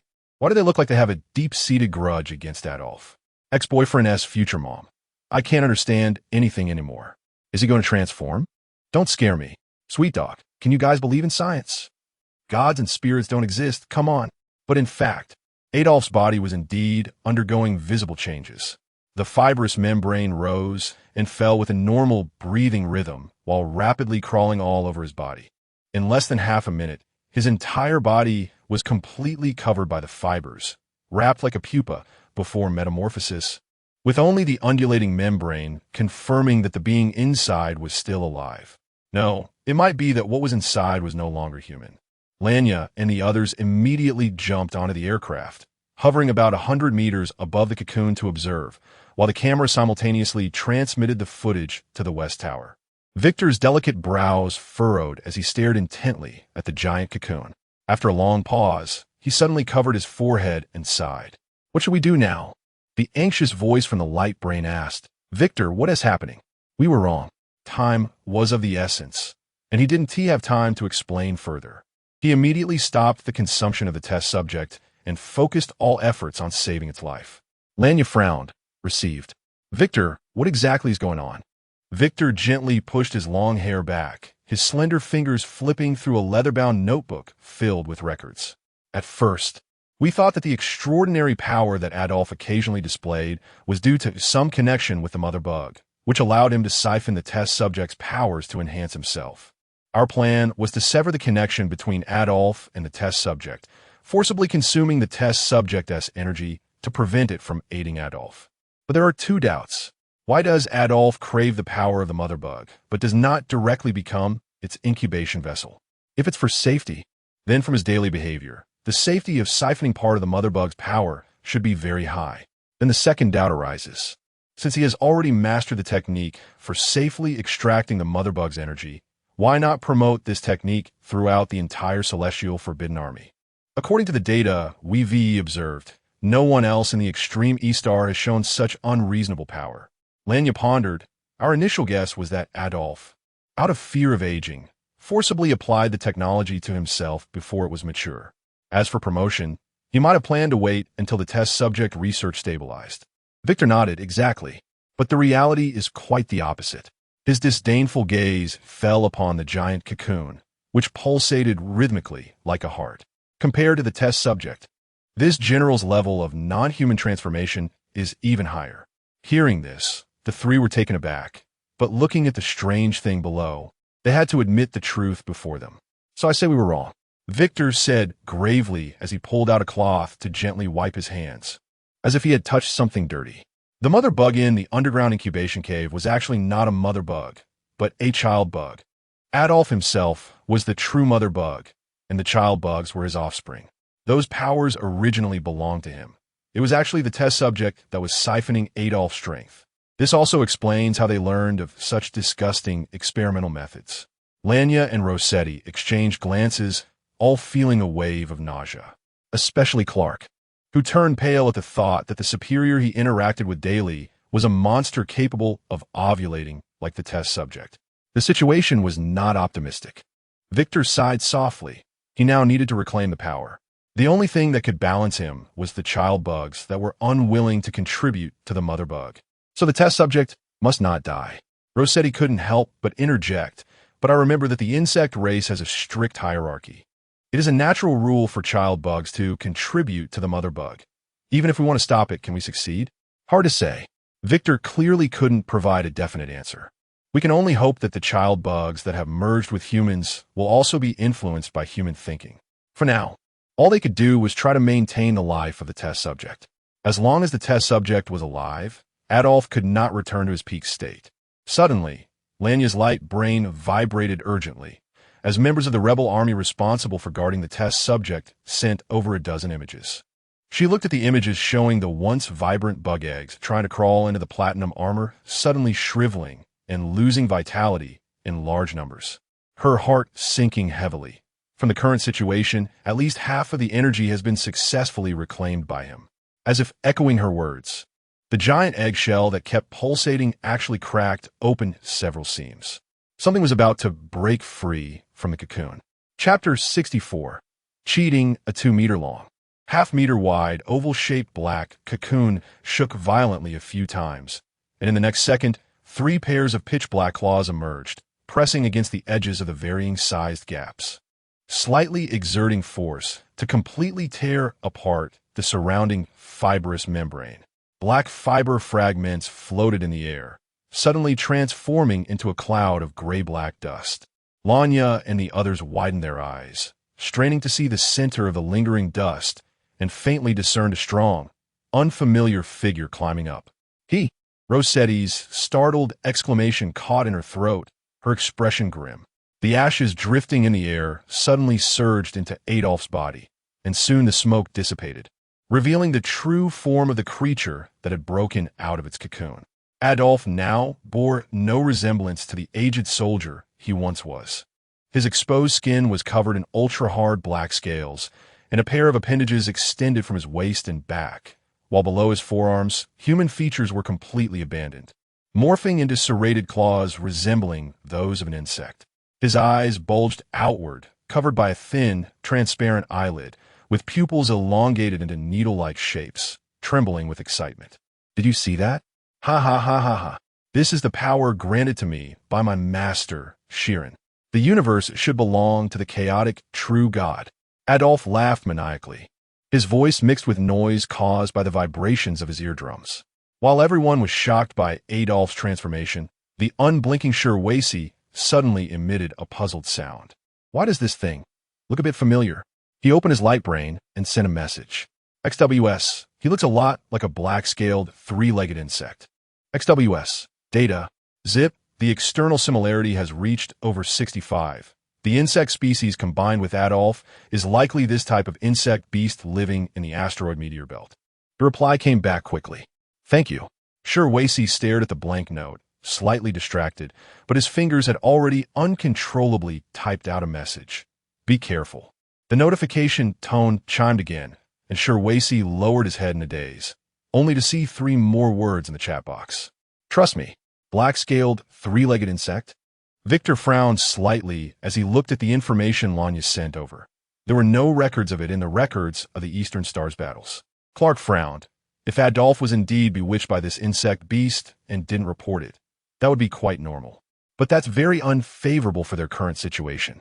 Near the asteroid meteor belt, Rossetti suddenly recalled something, clenching her right fist and slapping it heavily against her left palm. "I heard a rumor for veterans. About 20 years ago, General Adolf led an elite force of the Heavenly Dome Forbidden Army on a mission and was affected by a black hole during their jump. General Adolf became separated from his subordinates. The soldiers at the time thought he was gravely injured or dead, but he miraculously returned to the team a month later, showing no signs of injury. This was known by many veterans, but for us newcomers." Rossetti recalled the arrogance of those old-timers, shaking her head. "I only heard them accidentally mention it while drinking. It was said that the location of the black hole attack was near an asteroid meteor belt." She looked down at Adolf, who was frantically destroying the ground, and couldn't help but feel a chill at the back of her neck. The other side seemed to have lost much of its rationality. "We have no other options right now," Clark sighed. "Afe, can you do it? Even with the information, it's too hopeful to expect you to memorize and apply it in such a short time." Lanya raised her head, her light brain flashing as her mental energy connected to a brand new mech that had just been delivered to the battlefield by the logistics team. She smiled confidently. "Trust me, the diplomatic team just sent word that the Heavenly Dome fleet has withdrawn from the battlefield and will no longer participate in the upcoming fight. The Federation has stated that they will provide us with some fire support. Don't worry, we have your back."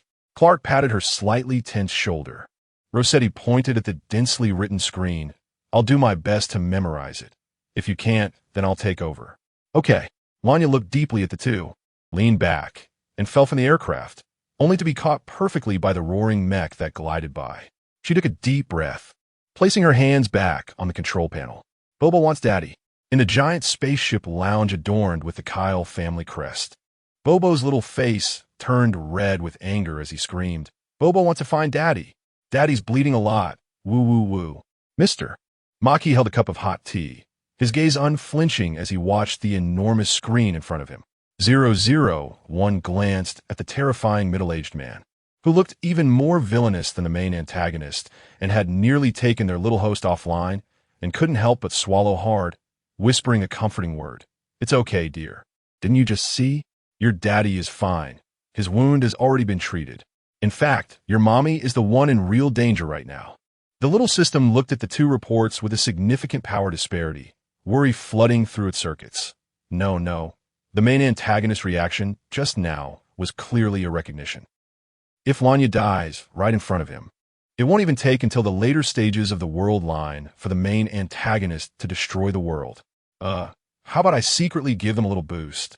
The absence of these inexplicable human-insect hybrids and the three-way battle in the previous world line indicated that through its and the host's efforts, the main storyline had been successfully rewritten. The little system could clearly feel that the restrictions pressing down on it had slightly eased compared to the beginning. At least sneakily modifying a bit of content shouldn't cause the world line to collapse. It didn't dare to make direct changes to the protagonist, but decided to target the supporting characters. That unfortunate Dreiser should be a good candidate. Don't worry, dear. I'll help your sister Fufu to quickly end the battle. Once it's safe outside, we'll go find your daddy, okay? After quickly devising a plan, 001 confidently patted its chest, promising effectiveness. Bobo squatted on the ground with red eyes, asking pitifully, "Really? System brother, you're so amazing." Hee Bobo. Keep an eye on that big bad guy. 001 whispered mysteriously, "I'll show you how to hit from far." Though the child didn't quite understand, she obediently stood up, her eyes fixed tightly on the screen where the strange insect was entangled with a deep blue mech. 3, 2, 1 The system finished counting down her mind, and Bobo was immediately amazed to discover that the monster, which had been steadily gaining the upper hand and seemed to be handling things with ease, suddenly slipped as if stepping on a banana peel, falling down, while Lanya reacted swiftly, directly severing a segment of its limb. Bobo's mouth fell open in shock, her round, grape-like eyes sparkling with excitement. "Wow, system brother, you're super awesome. How did you do that? I want to learn." 001 chuckled. "It's a small matter. A small matter. The effect is really good. It needs to increase the intensity a bit more." Chapter 65. Playful whining things suddenly took a turn for the absurd and bizarre. Everyone was dumbfounded, watching as the upgraded and enhanced version of Adolf, who had initially caused tremendous destruction on the parade ground, found himself completely at a disadvantage when it came to facing Lanya. No, perhaps it wasn't entirely his fault. The audience exchanged subtle glances, feeling an odd twinge of pity for the oddly shaped insectoid in the center of the arena. He really does look pitiful. Many couldn't help but sigh inwardly, wondering just how unfortunate he must be. Oh no, he fell again. Sweet dog. I don't know why, but I feel a bit inappropriately sorry for him. Bang! Another loud crash echoed as Adolf was once again smashed into the ground by Lanya. The thick, dark veins pulsating on the surface of Adolf's skin throbbed violently as he lay in the new pit he had just created, letting out an angry roar. Who is it? Who is messing with me? At the same time, he emitted a sharp, piercing ultrasonic frequency that stabbed into the head of the isolated experimental subject nearby, causing it and the few remaining insect eggs beside it to thrash wildly on the ground, writhing in what seemed like extreme pain. Lord Tobias, that big monster seems a bit off. The female researcher who had been closely observing the subject frowned and urgently shouted into the light brain.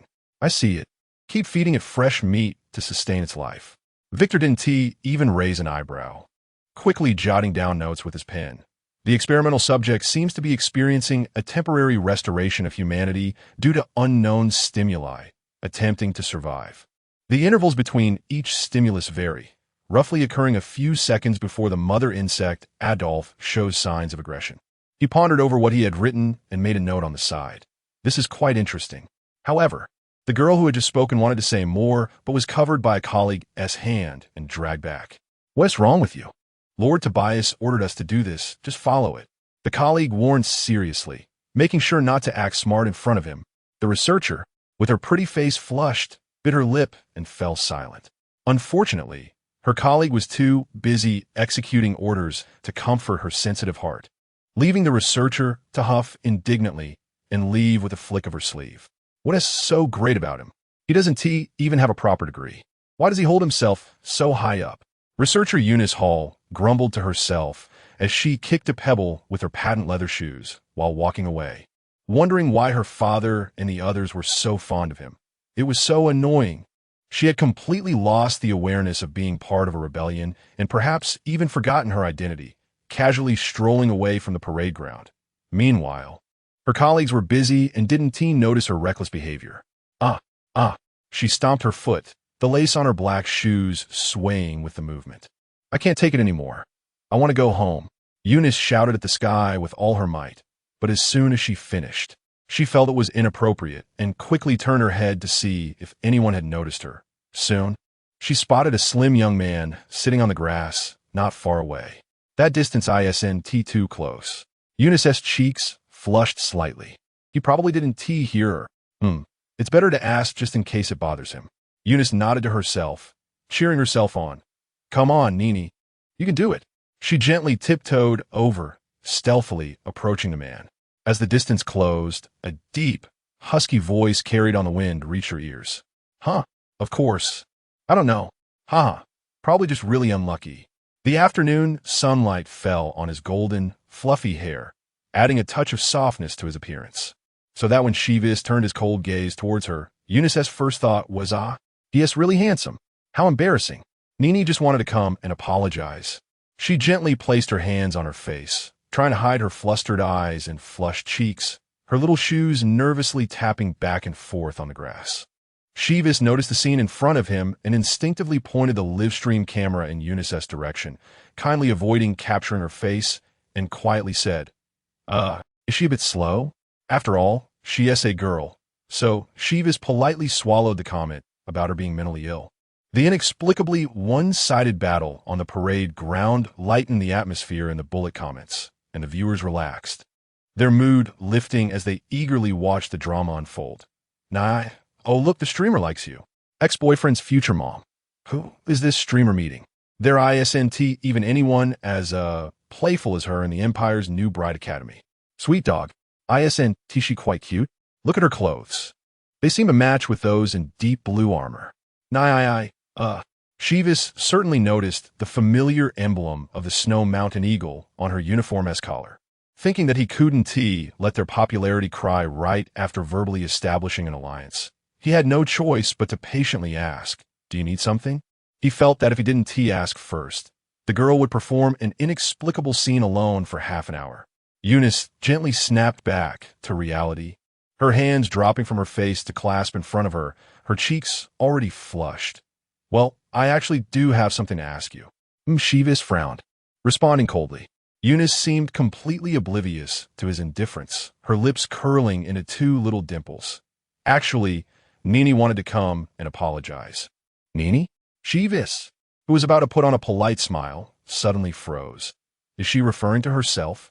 This third-person reference he had only heard from his own daughter. He couldn't possibly connect the adult woman in front of him with the little girl who hadn't even reached his knee, and his expression shifted. He wouldn't be encountering some mental illness, right? This girl doesn't look like a soldier. So she must be from the Research Institute. I've heard that geniuses often have quirks.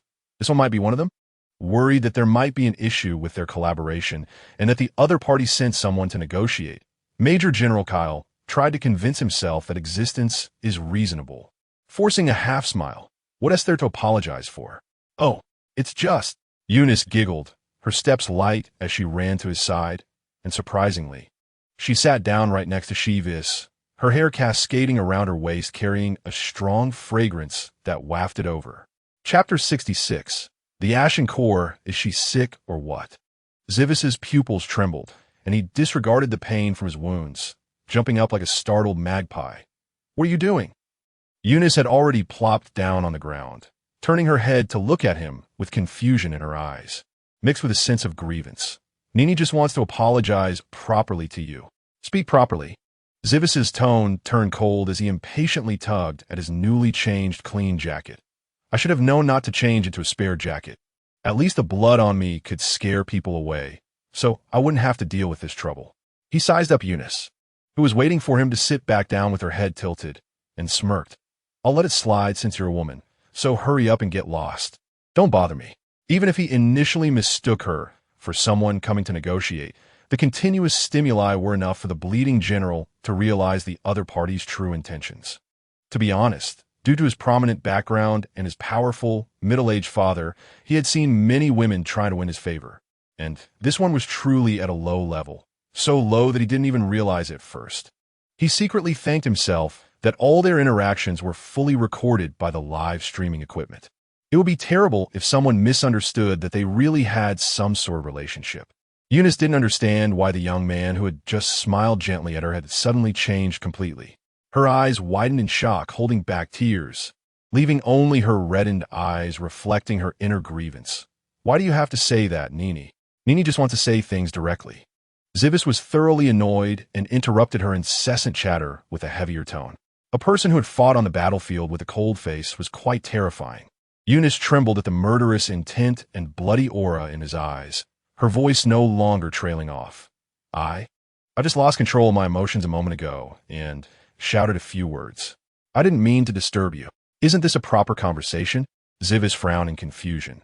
Most of the women who came to find his dad when they were young had this kind of tone, chattering away like they couldn't take care of themselves. He really couldn't understand.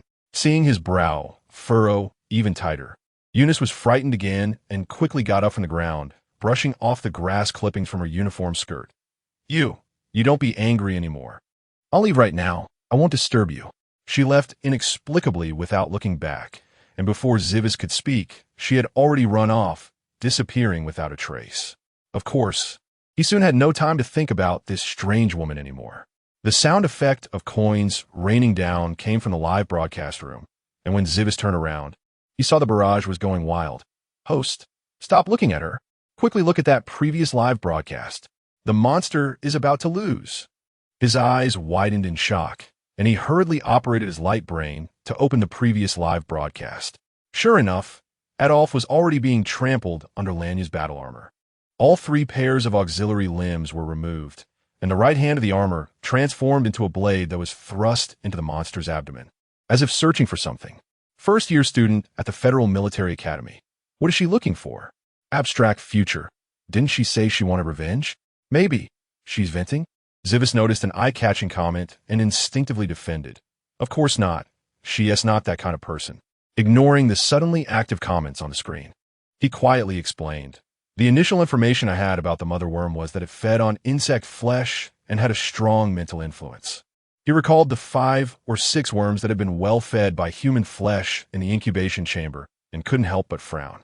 Initially, he thought the purpose of these worms was to replace the guards and better hide the underground secrets. However, they were easily resolved with a single fire.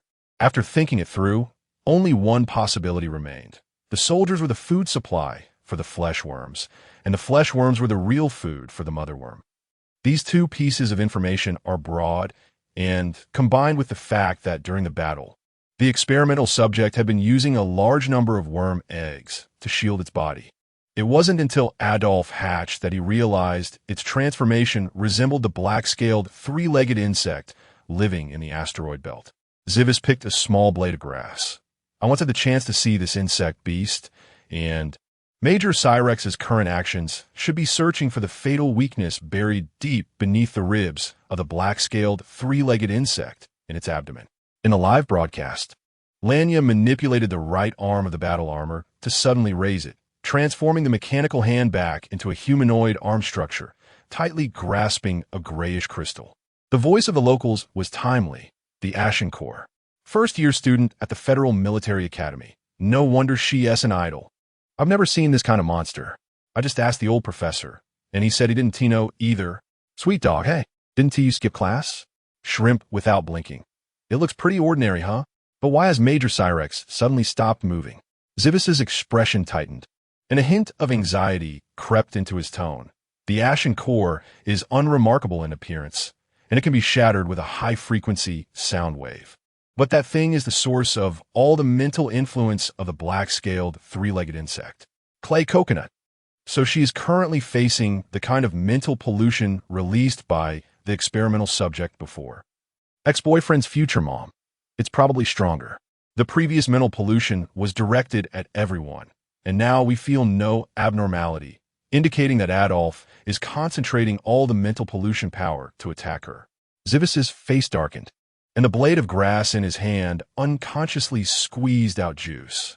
Guessing what the barrage wanted to ask, he added, "The sound wave must be within 10 centimeters of the Ashen Core to be effective, otherwise it won't work."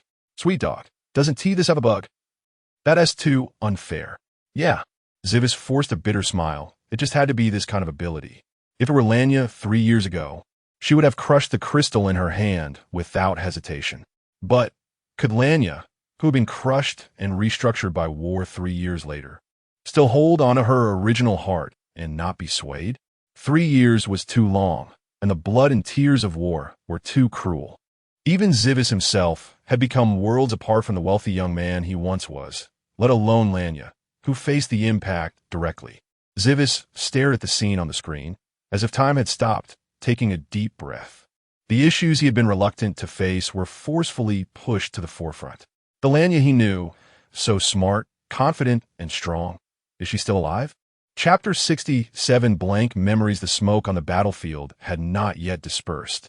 Lanya held the ash core in her right hand, and the head of her deep blue armor flickered with a few bright lights. But soon it started to flicker intermittently, as if there was a poor connection, and then fell silent. The preset subsonic waves meant to destroy the core had not been released, but Lanya was completely unaware, her beautiful jet-black eyes slightly dazed, staring blankly at the ash core in her hand, from which a gray mist was flowing beneath its hard surface. Lanya? Lanya! It seemed a distant call from the horizon awakened her consciousness. Lanya turned her head in confusion, slowly piecing together a suddenly blank memory. It seemed she was packing things to return to the Federal 1st Military Academy for school. For some reason, Lanya hesitated and looked down at the half-folded clothes in her hand, feeling as if something was not quite right. Was she still in school and had not graduated yet? But she indeed had no memory of attending a graduation ceremony, and Lanya frowned slightly. But her friend Ray burst in through the door, loudly interrupting her thoughts. You're graduating at the end of the semester, right? Have you thought about which military regiment to join? Hi, whose round face was flushed with excitement, and whose big eyes sparkled, seemed to have done something before coming. Oh, right. Lanya suddenly realized that she could only graduate after this semester. She patted her head with a wry smile, thinking that she must have been confused by her thesis and career guidance recently, which led to the illusion that she had already graduated. I haven't thought about it yet. I should probably join the Border Defense Forces like my dad. Lanya continued with her task, smiling as she answered her friend's question. Ray let out a long, leaning on her shoulder. The Border Defense Forces patrol the entire planet all day. That's really tough. You're an outstanding graduate of the Federal 1st Military Academy. Lanya was amused by her words and playfully poked Ray's nose. What outstanding graduate? I haven't even finished the draft of my thesis. You're the best, Yaya. Hi. Still young, pouted in discontent. I've secretly seen your transcript. You basically come in first every time in physical exams. Graduation isn't just about physical exams. Mech design, maintenance, alloy forging all count, plus various theoretical exams, and the gold content of the thesis. Lanya recited with familiarity. All right, I know. Ray waved her hand, feeling a bit dizzy from Lanya's endless list. Then I'll help you secure the outstanding graduate title. Suddenly, she raised her lips, revealing a look ready to gossip. Hey, Yaya, if you really go back to Aranya to join the military, what about your boyfriend from the Federation? Lanya glanced at her, unable to suppress the smile at the corners of her mouth. We've already agreed that he'll come back with me. Ah, really? Ray exclaimed, her eyes wide with surprise. I remember your boyfriend is the son of some big shot, right? I saw it on the optical brain at Grandpa Chieftain's house. They say half of the Federation belongs to his family. Is he really willing to come back with you? Where did you hear that? That's too exaggerated. His family is indeed wealthy and influential, but he has an older brother, and his family doesn't pay much attention to him. It's fine. Lanya chuckled. Ray rested her chin on the edge of the bed, deep in thought, as expected of Yaya. You managed to get such an impressive person right away. Reminded by her, Lanya suddenly realized that she seemed to have forgotten to reply to her boyfriend's messages. She quickly took out the optical brain issued by the school, and sure enough, the message interface was flashing with red dots. Chier, when are you coming back, wife? I miss you. Chier, why didn't you reply to the message I sent this morning? Are you busy? Poor kitty, image. Chier, wife, remember to eat well. You must not forget to rest when you get into research. Lanya looked at the messages and couldn't help but smile, tapping the screen to reply. I was just packing things. I'll be back this afternoon. A moment later, she received an immediate reply. Chier, good. Chier, then I'll wait for you at home. Chier, image of a dog spinning in circles. Oh, I've never seen you smile so sweetly. Ray suddenly looked over, her face full of teasing goodwill. Lanya was startled and shot her a glare. You little girl, what do you know? Just focus on your studies. Ray didn't argue, smiling as she rested her chin on her hand. Well, I can't win against you anyway. It's so nice to see you happy. I'm content. What does being content mean? Lanya frowned slightly, and a strange feeling that she had deliberately ignored surged again. She rubbed Ray's head hard, trying to dispel the inexplicable anxiety in her heart. You're so young and already saying such things, trying to take advantage of me. Huh? Ray laughed, showing her little tiger teeth, swinging her legs while sitting on the edge of the bed. When you arrive, remember to help me buy those delicious cookies from last time. Okay. Lanya affectionately stroked her face. I'll buy them for you as soon as I land, you little greedy cat. When she left in the afternoon, all the available clansmen came to see her off. Lanya was surprised as she looked at the crowd in front of her, puzzled as she turned to the chieftain. Grandpa Chieftain, we've never seen such a scene before. The chieftain chuckled, stroking his snow-white beard, the wrinkles on his face resembling a weathered flower. I SNT this because you're coming back. You are the first officer from Aranya, so it's only right that everyone values this moment. The other clansmen nodded in agreement, smiling. Yes, yes, our little Yaya has made it big. She is going to meet important people on high-level stars. As Lanya looked at the familiar, smiling faces in front of her, the unease that had been lingering since the morning slowly peaked. In an instant, she almost wanted to say that she wasn't going, that she wasn't studying anymore, that she didn't want a diploma, and that she just wanted to stay in Aranya, stay in her home. But why? There was no reason at all? Lanya pressed her lips tightly together, taking a deep breath to suppress this irrational impulse deep in her heart. Ultimately, she still boarded the spaceship leaving home. The clansman at the boarding gate still stood there, looking up to see her off, with Lanya's palm pressed against the window, her anxiety growing to an unbearable level. Seconds later, a child in the front suddenly began to cry without warning, and his young parent immediately became flustered, trying to soothe him while murmuring in confusion. What is wrong with this child? He has never done this before. Lanya suddenly trembled all over. Why? Why was this scene so familiar? But she didn't know that child at all. She abruptly turned back in panic, and the clansmen who had originally been smiling at the boarding gate had transformed into expressionless faces at some point. Only their pairs of pitch-black eyes still fixed intently on her. Chapter 68. The end. Lanya couldn't understand what was happening. Her pupils trembled slightly as she almost lunged toward the window, her fingertips gripping the frame tightly, scanning the familiar faces back and forth, trying to find any clue of a change. But there was nothing, absolutely nothing, aside from their expressionless faces. She could be 100% sure that the people in front of her were her relatives who had watched her grow up. Lanya pulled at her hair, clenched her fist, and pounded on the glass, mouthing to Hodiai, who stood in the front. What is going on? What is happening? Hodiai sighed, gently placing her hand over Lanya's through the glass. Let us go. Don't look back. A look of fear and sorrow unexpectedly surfaced on her always cheerful face. Don't look back anymore. We all hope you can walk out. Lanya was confused, but even before she could react, the metal hull beneath her feet suddenly shook violently. The spaceship took off? She stared blankly as they moved further away from her, her erased memories slowly piecing together until the blank space was completely filled. Lanya's face lost color almost instantly. Her body trembled, and her gaze uncontrollably pierced through the window, looking at the crowd below. Boom! A huge explosion rang in her ears, and a raging flame instantly ignited the land below. Lanya remained motionless against the window, her dark pupils reflecting the panicked crowd below, fleeing but caught in the blast wave, losing their lives in an instant. The shouts and cries of those around her seemed unheard, as if she were a statue, half squatting in front of the window, maintaining her original posture. How is it? Are you happy to see these scenes again? A familiar voice filled with sinister malice pierced through all barriers in her mind. Lanya still didn't move. Her throat felt like it was tightly gripped by someone, unable to make a sound. Adolf paused, his voice growing louder. Look at them, shattered by the artillery. So pitiful. Hey, look at that girl over there. She is your good friend, right? Lanya's eyes instantly rippled, and she hurriedly looked in the direction Adolf pointed, and indeed saw Hodiai, panic-stricken, red-eyed, desperately trying to drag someone trapped under the rubble. "How is it?" Adolf lamented in a theatrical tone. "What a touching scene. No wonder you want to put me to death." That voice chattered in her head. Sarcastic. They really died a tragic death. Lanya's expression suddenly relaxed. For the first time, she finally spoke.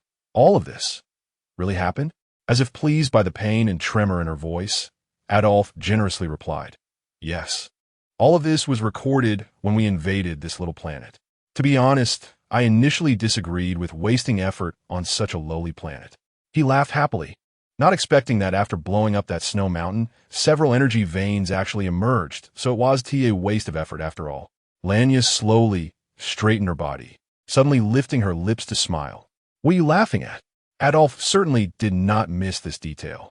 Shouldn't she be crying and trembling, kneeling on the ground, repenting of her incompetence, falling into the abyss of self-doubt, and letting him take control of her mind, turning her into a puppet in his hands?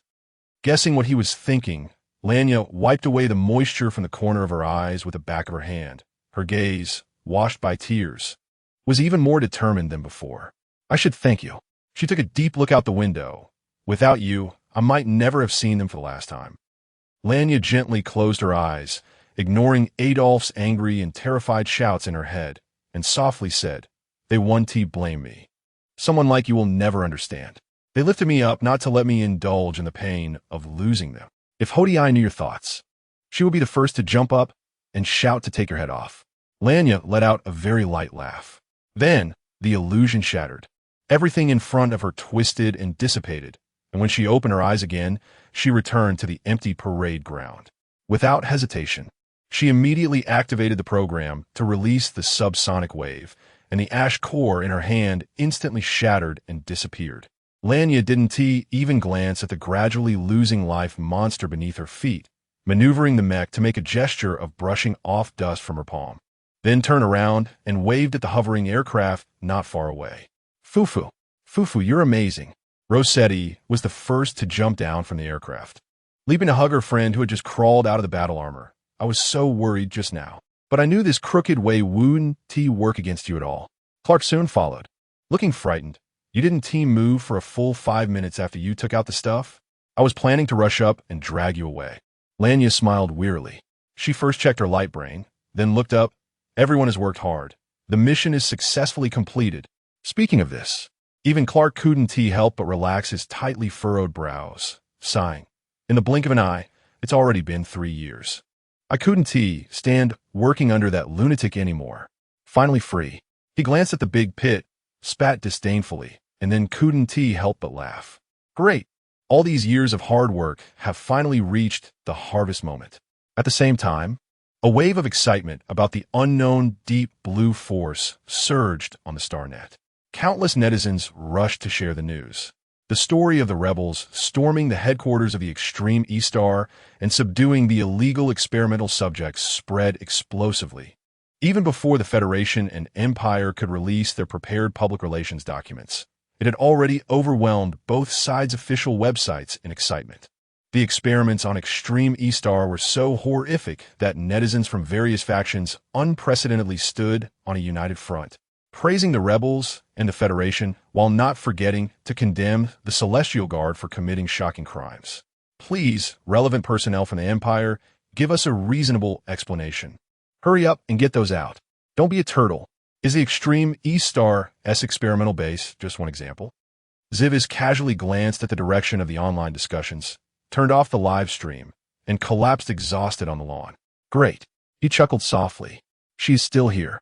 Chapter 69, Mother perhaps affected by excessive blood loss. By the time Zywies remembered that he seemed to have unfinished business, the tearful little one was already pathetically wiping her face with her hands as she approached. "Daddy, Daddy, woo woo woo." At the first sight of her, Bobo immediately broke down, standing in place and crying loudly. Zywies skillfully pulled her into his arms, took out a handkerchief from his pocket, and wiped her little face. "What's wrong, sweetheart? How did that old man bully you? Daddy will go take revenge for you right now." The child cried earnestly, tears falling like beads from a broken string. Her small hands clutched her father's arm tightly, and her entire face turned red with emotion. Bobo saw Daddy bleed a lot. Is Daddy in pain? Zywees patted her back, thankful that he had changed into a clean outfit early due to his mild obsession with cleanliness, allowing him to lie smoothly. No, that is not Daddy's blood. It's the bad guy's blood that got on Daddy. Look, I'm all clean. Upon hearing this, Bobo paused her cries, seriously looking him up and down. Except for a slight red mark on her face, she really didn't find any blood. The little one, half believing, sniffled and dove back in her father's embrace, her soft little face rubbing against the man's shoulder. Daddy. The child bit her lip hesitantly, recalling her father's countless warnings from the past days, and finally made up her mind to wrap her small arms around his neck. Whispering, Mr. McGee locked Bobo up. Bobo is so scared. The smile on Zywees' face faded instantly. He hugged the child, gently patting her back to comfort her, while internally blaming himself. This was his oversight. He knew very well what kind of person that old man was. Yet he still allowed him to take his daughter away. The emotions in Zywees' eyes were faint as he self-deprecatingly smiled. Perhaps it had been too long since leaving that hellish place. That distance had created beauty, and he had developed the illusion that McGee Kyle would help take care of his child. Don't be afraid, sweetheart. Daddy is here. Daddy will protect you. He pressed his warm cheek against the child's damp one, squinting his eyes. Daddy will take you back to take revenge. Regarding his precious daughter, Zywees charged straight back to the docking area with his injuries. The cabin door closed automatically behind him, and Zywees' boots, covered in grass and dirt, stepped onto the heavy, long white carpet laid at the entrance, immediately ruining the well-crafted rug. Who allowed you to come in? At your age, you still don't know a bit of courtesy. Mr. McGee seemed to be handling official business, his gaze never leaving the holographic screen. Zywees snorted coldly, holding the child and directly sitting down on the single sofa to the right of him, propping his long legs up on the coffee table. Whether one has manners or not depends on who they are facing. Zywees, how can you speak to your father like that? Before McGee Kyle could speak, the holographic computer on the coffee table reprimanded him first. Zywees raised an eyebrow in curiosity. Oh, what a good day today. Even an illegitimate child can be presentable now. He lightly kicked the holographic computer with the tip of his shoe, and the wristwatch-style holographic device immediately spun around and rolled away, mixed with Sharp's angry curses. Quite amusing. Mr. McGee watched him vent, but did not stop him, giving a vague smile. Show some respect to your brother. Kicked away like a ball. What does that look like? Zywees withdrew his leg, resting his chin on one hand. Brother? He climbed up to his current position by constantly selling himself short and relying on his mother. And I would feel embarrassed to be related to him. In the rolling of the holographic computer, it accidentally triggered the holographic projection mode, and a figure with black hair and black eyes immediately appeared in midair. The person's appearance could originally be described as handsome, but at that moment, due to anger and suppressed muscles, he looked twisted and grotesque. Sharp Kyle clenched the documents in his hand, and during his speech, the sound of his teeth grinding could almost be heard. Speak with some respect. Zywees scoffed. After all these years, you still only know to say show some respect. It's a pity that the imperial family's pretentiousness has a lowly identity that anyone can step on. Sharp's face turned pale with anger, and he instinctively glanced at his father, only to see him looking quite interested in their argument. Sharp struggled to swallow the foolish impulse to complain, repeatedly reminding himself to stay calm. His father didn't love them, wouldn't favor either of them. All he wanted was the strongest, most respectable heir, and that person would only be him. He slightly tilted his face to signal his assistant, putting on a friendly, big brother demeanor again. Little, she has suffered quite a bit. You should go treat her first. My father and I have important matters to discuss. Zywees rolled his eyes dramatically, retorting, I have business with him too. Considering my injuries, he can wait aside for now. As soon as the words fell, Zywees turned his face to look at McGee Kyle, who was relaxedly leaning back on the sofa watching the show, with a forced smile. Regarding the injury to my daughter, let us see how to resolve this. Sharp was taken aback, immediately looking at the child in his arms. His eyes filled with inquiry. Is this the suddenly emerged biological daughter? No one knew better than him how obsessed Zywees Kyle was with that military academy daughter. Even when Zywees was locked in the basement and didn't get to see her for the last time, It was he who secretly instigated it. Recalling Zaiwi's utterly miserable and desperate appearance back then, Sharp's gloomy mood finally eased slightly. It's just a pity that the woman died too easily. His damn brother had come out so quickly and climbed up through the military to become the youngest general in the history of the Federation. Every time he went out socializing and others sincerely congratulated him, Sharp had to use all his strength to refrain from crushing his wine glass on the spot. Why? Why does his identity come so legitimately? And why can he always leave him far behind no matter where he is? Sharp's fingertips dug into his palm, the slight pain pulling at his nerves, bringing a mild, morbid pleasure. He looked at Zaiwi's, who was confronting their father, the corners of his mouth curling into a cold smile. But so what? My soft-hearted brother, your fatal weakness has long been in my hands. Sharp lowered his head, lightly fiddling with the pale pink stationery scented with perfume in his hand, his fingertips stopping at the gilded signature.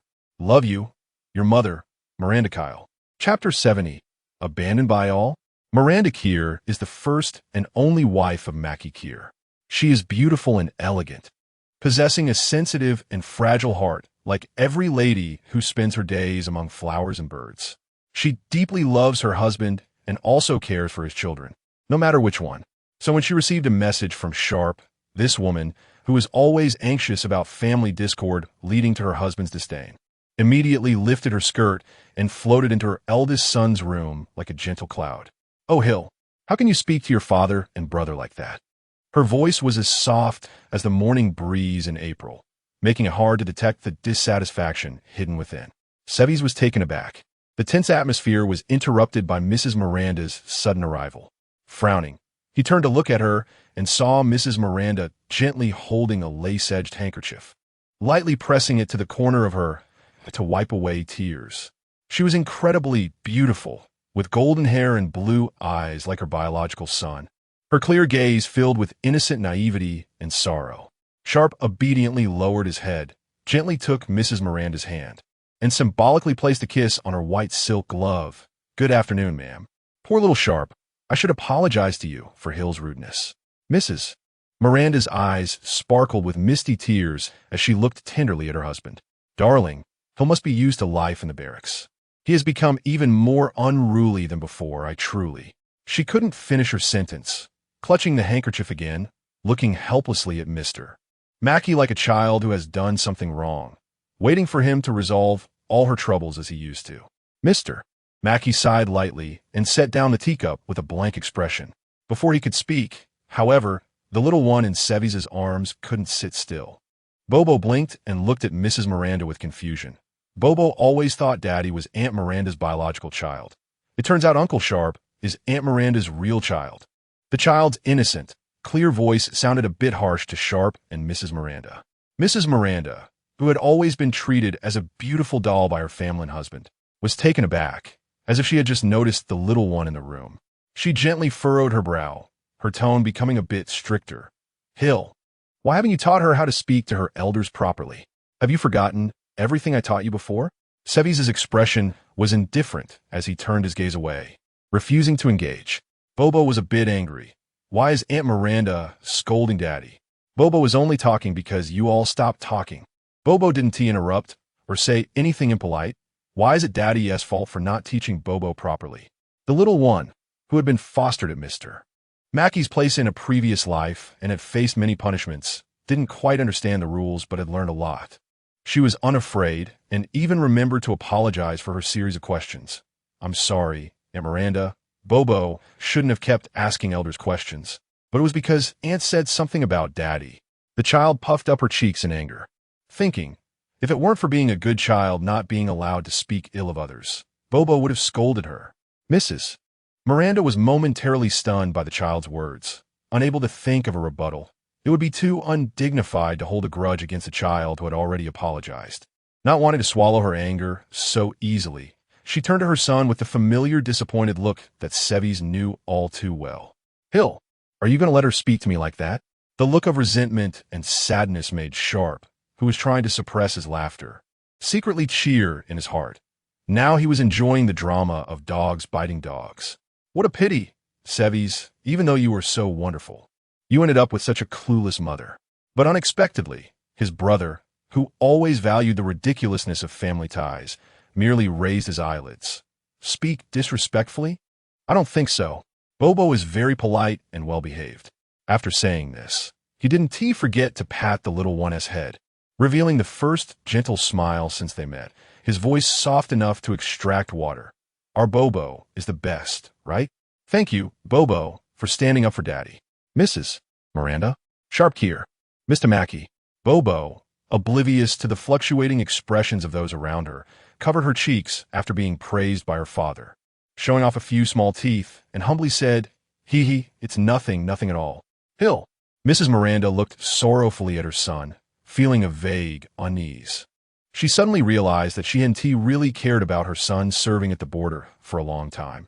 Long enough that when she wanted to say something to ease her panic about losing her son, her mind went blank.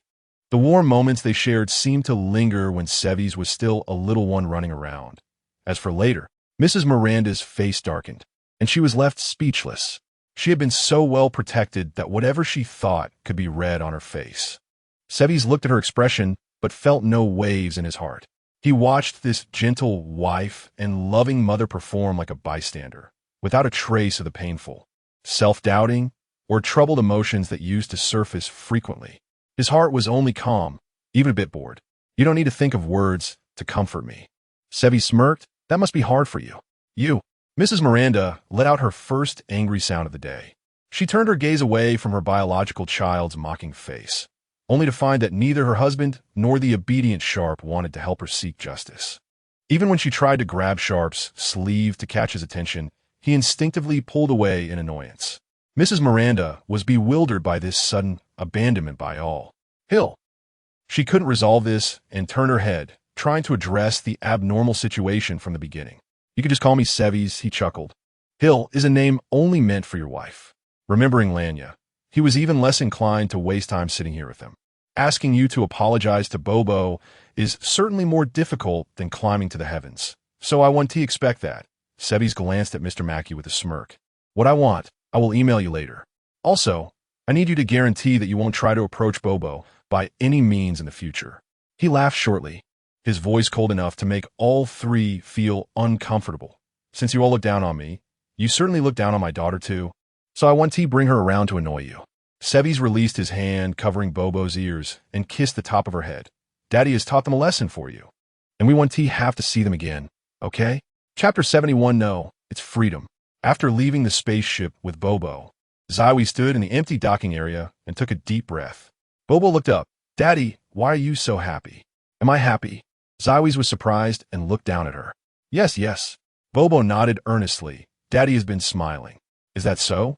Zywie instinctively touched the corners of his mouth and indeed felt the upward curve. His gaze extended towards the horizon, watching the red sun gradually descend at the edge of the sky, murmuring, Why am I happy? Maybe it's because I'm finally free. As Sharp believed, Zywie was quite an emotional person.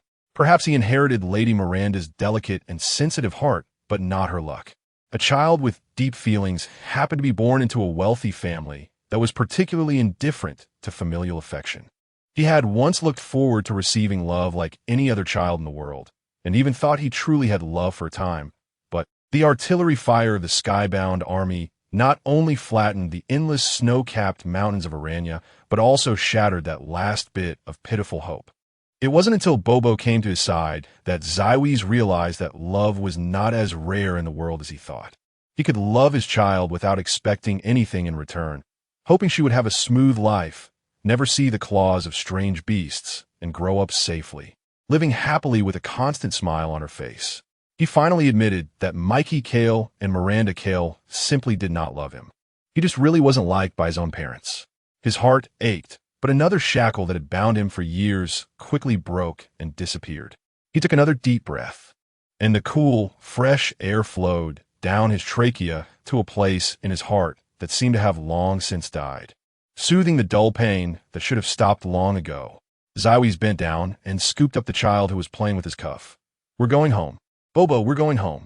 Bobo missed Uncle Mond and Brother Dane, wondering if they were doing well, if they were eating properly, and if they were taking their medicine when sick. Zywie looked down at the little one in his arms, who was seriously counting on her fingers. and the last bit of gloom gradually dissipated. He rubbed the child's head. Don't worry, they must be doing well. Just then, his wrist communicator vibrated twice at a specific frequency. He opened it to see it was Lanya. Wife, your injury should be healed, right? If so, come to XXX. We need to talk.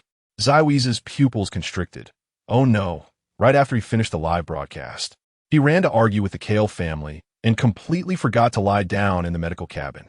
He felt the faint pain from his still healing wounds, glanced at the message, and ultimately decided to meet his wife first. Who cares? The injuries can be treated later. They won't kill him. But if his wife is gone, that would be truly gone. Besides, the rebel mission at the Extreme E-Star had been completed, and it was likely that his wife would leave with him soon. No, even if Lanya wouldn't let him go, he had to know where they were going.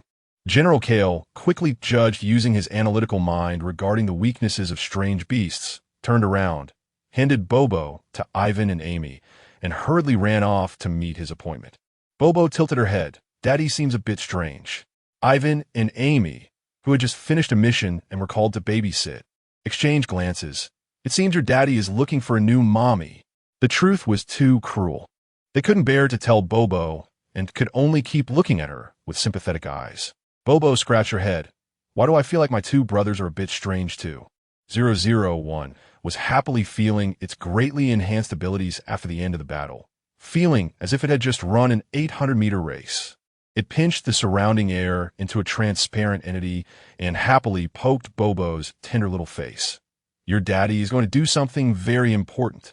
When he comes back, he will give Bobo a super big surprise. The child's cheek was poked into a small dimple, her eyes widening in surprise. Brother system, you upgraded. Where are you? Bobo can't see you. After the destruction of the Ash Core, 001 only had time to say goodbye before being forcibly taken to upgrade. Initially, it was a bit reluctant, but after the upgrade, not only had its database doubled, but it also gained the ability to manipulate air. The little system joyfully pinched two soft, bouncy air hands to play with the child. I can only play with the air for now, but I have a feeling that I will soon be able to take on a physical form. Bobo's eyes sparkled. Wow, Brother System is so amazing. When that happens, Brother System can play with Bobo. Bobo wanted to go out and play with Daddy, Brother System, Brother Dane, Brother Ivan, Sister Fufu, Sister Rolo, and Uncle Mond. The child happily bounced around on the ground. Her wish was simple and very easy to fulfill. 3 months later, on a sunny afternoon, a spaceship slowly started from the Federal Second Army's docking area, crossing the Sea of Clouds and entering the Starry River, smoothly sailing along the star track. Bobo was, as usual, lying at the large floor-to-ceiling window, watching the starry sea, her little mouth forming an O shape. The difference this time was that she was surrounded by people. Dane was on the spaceship without a hat, his golden fluffy little ears twitching as he silently ate the small cookies Bobo gave him. Ivan and Amy squatted beside Bobo, taking turns to point out the planets they had been to. The long-missed Deputy Mond squatted next to them, holding back the urge to expose the two's almost unbelievable bragging. Lanya held Zyweeze's hand, standing not far away, her gentle gaze never leaving her daughter's chubby little face. Zyweeze wrapped his arm around her waist, thinking that taking all his vacation days from 3 years of service to bring his wife and child out to play was simply a brilliant idea. Rossetti sat at the bar, sipping a brightly colored cocktail, the ruby ring on her left hand's ring finger sparkling. Otan leaned in close and whispered something in her ear, causing Rossetti to laugh, lightly tapping the hand that was around her shoulder. The ring on her hand touched the simple silver ring on his ring finger, making a slight crisp sound. Daddy! Bobo excitedly turned her little face and then shyly called out Mommy. We're almost there. She pointed at the beautiful deep blue planet that was getting closer beneath her feet, her eyes filled with starlight. The end.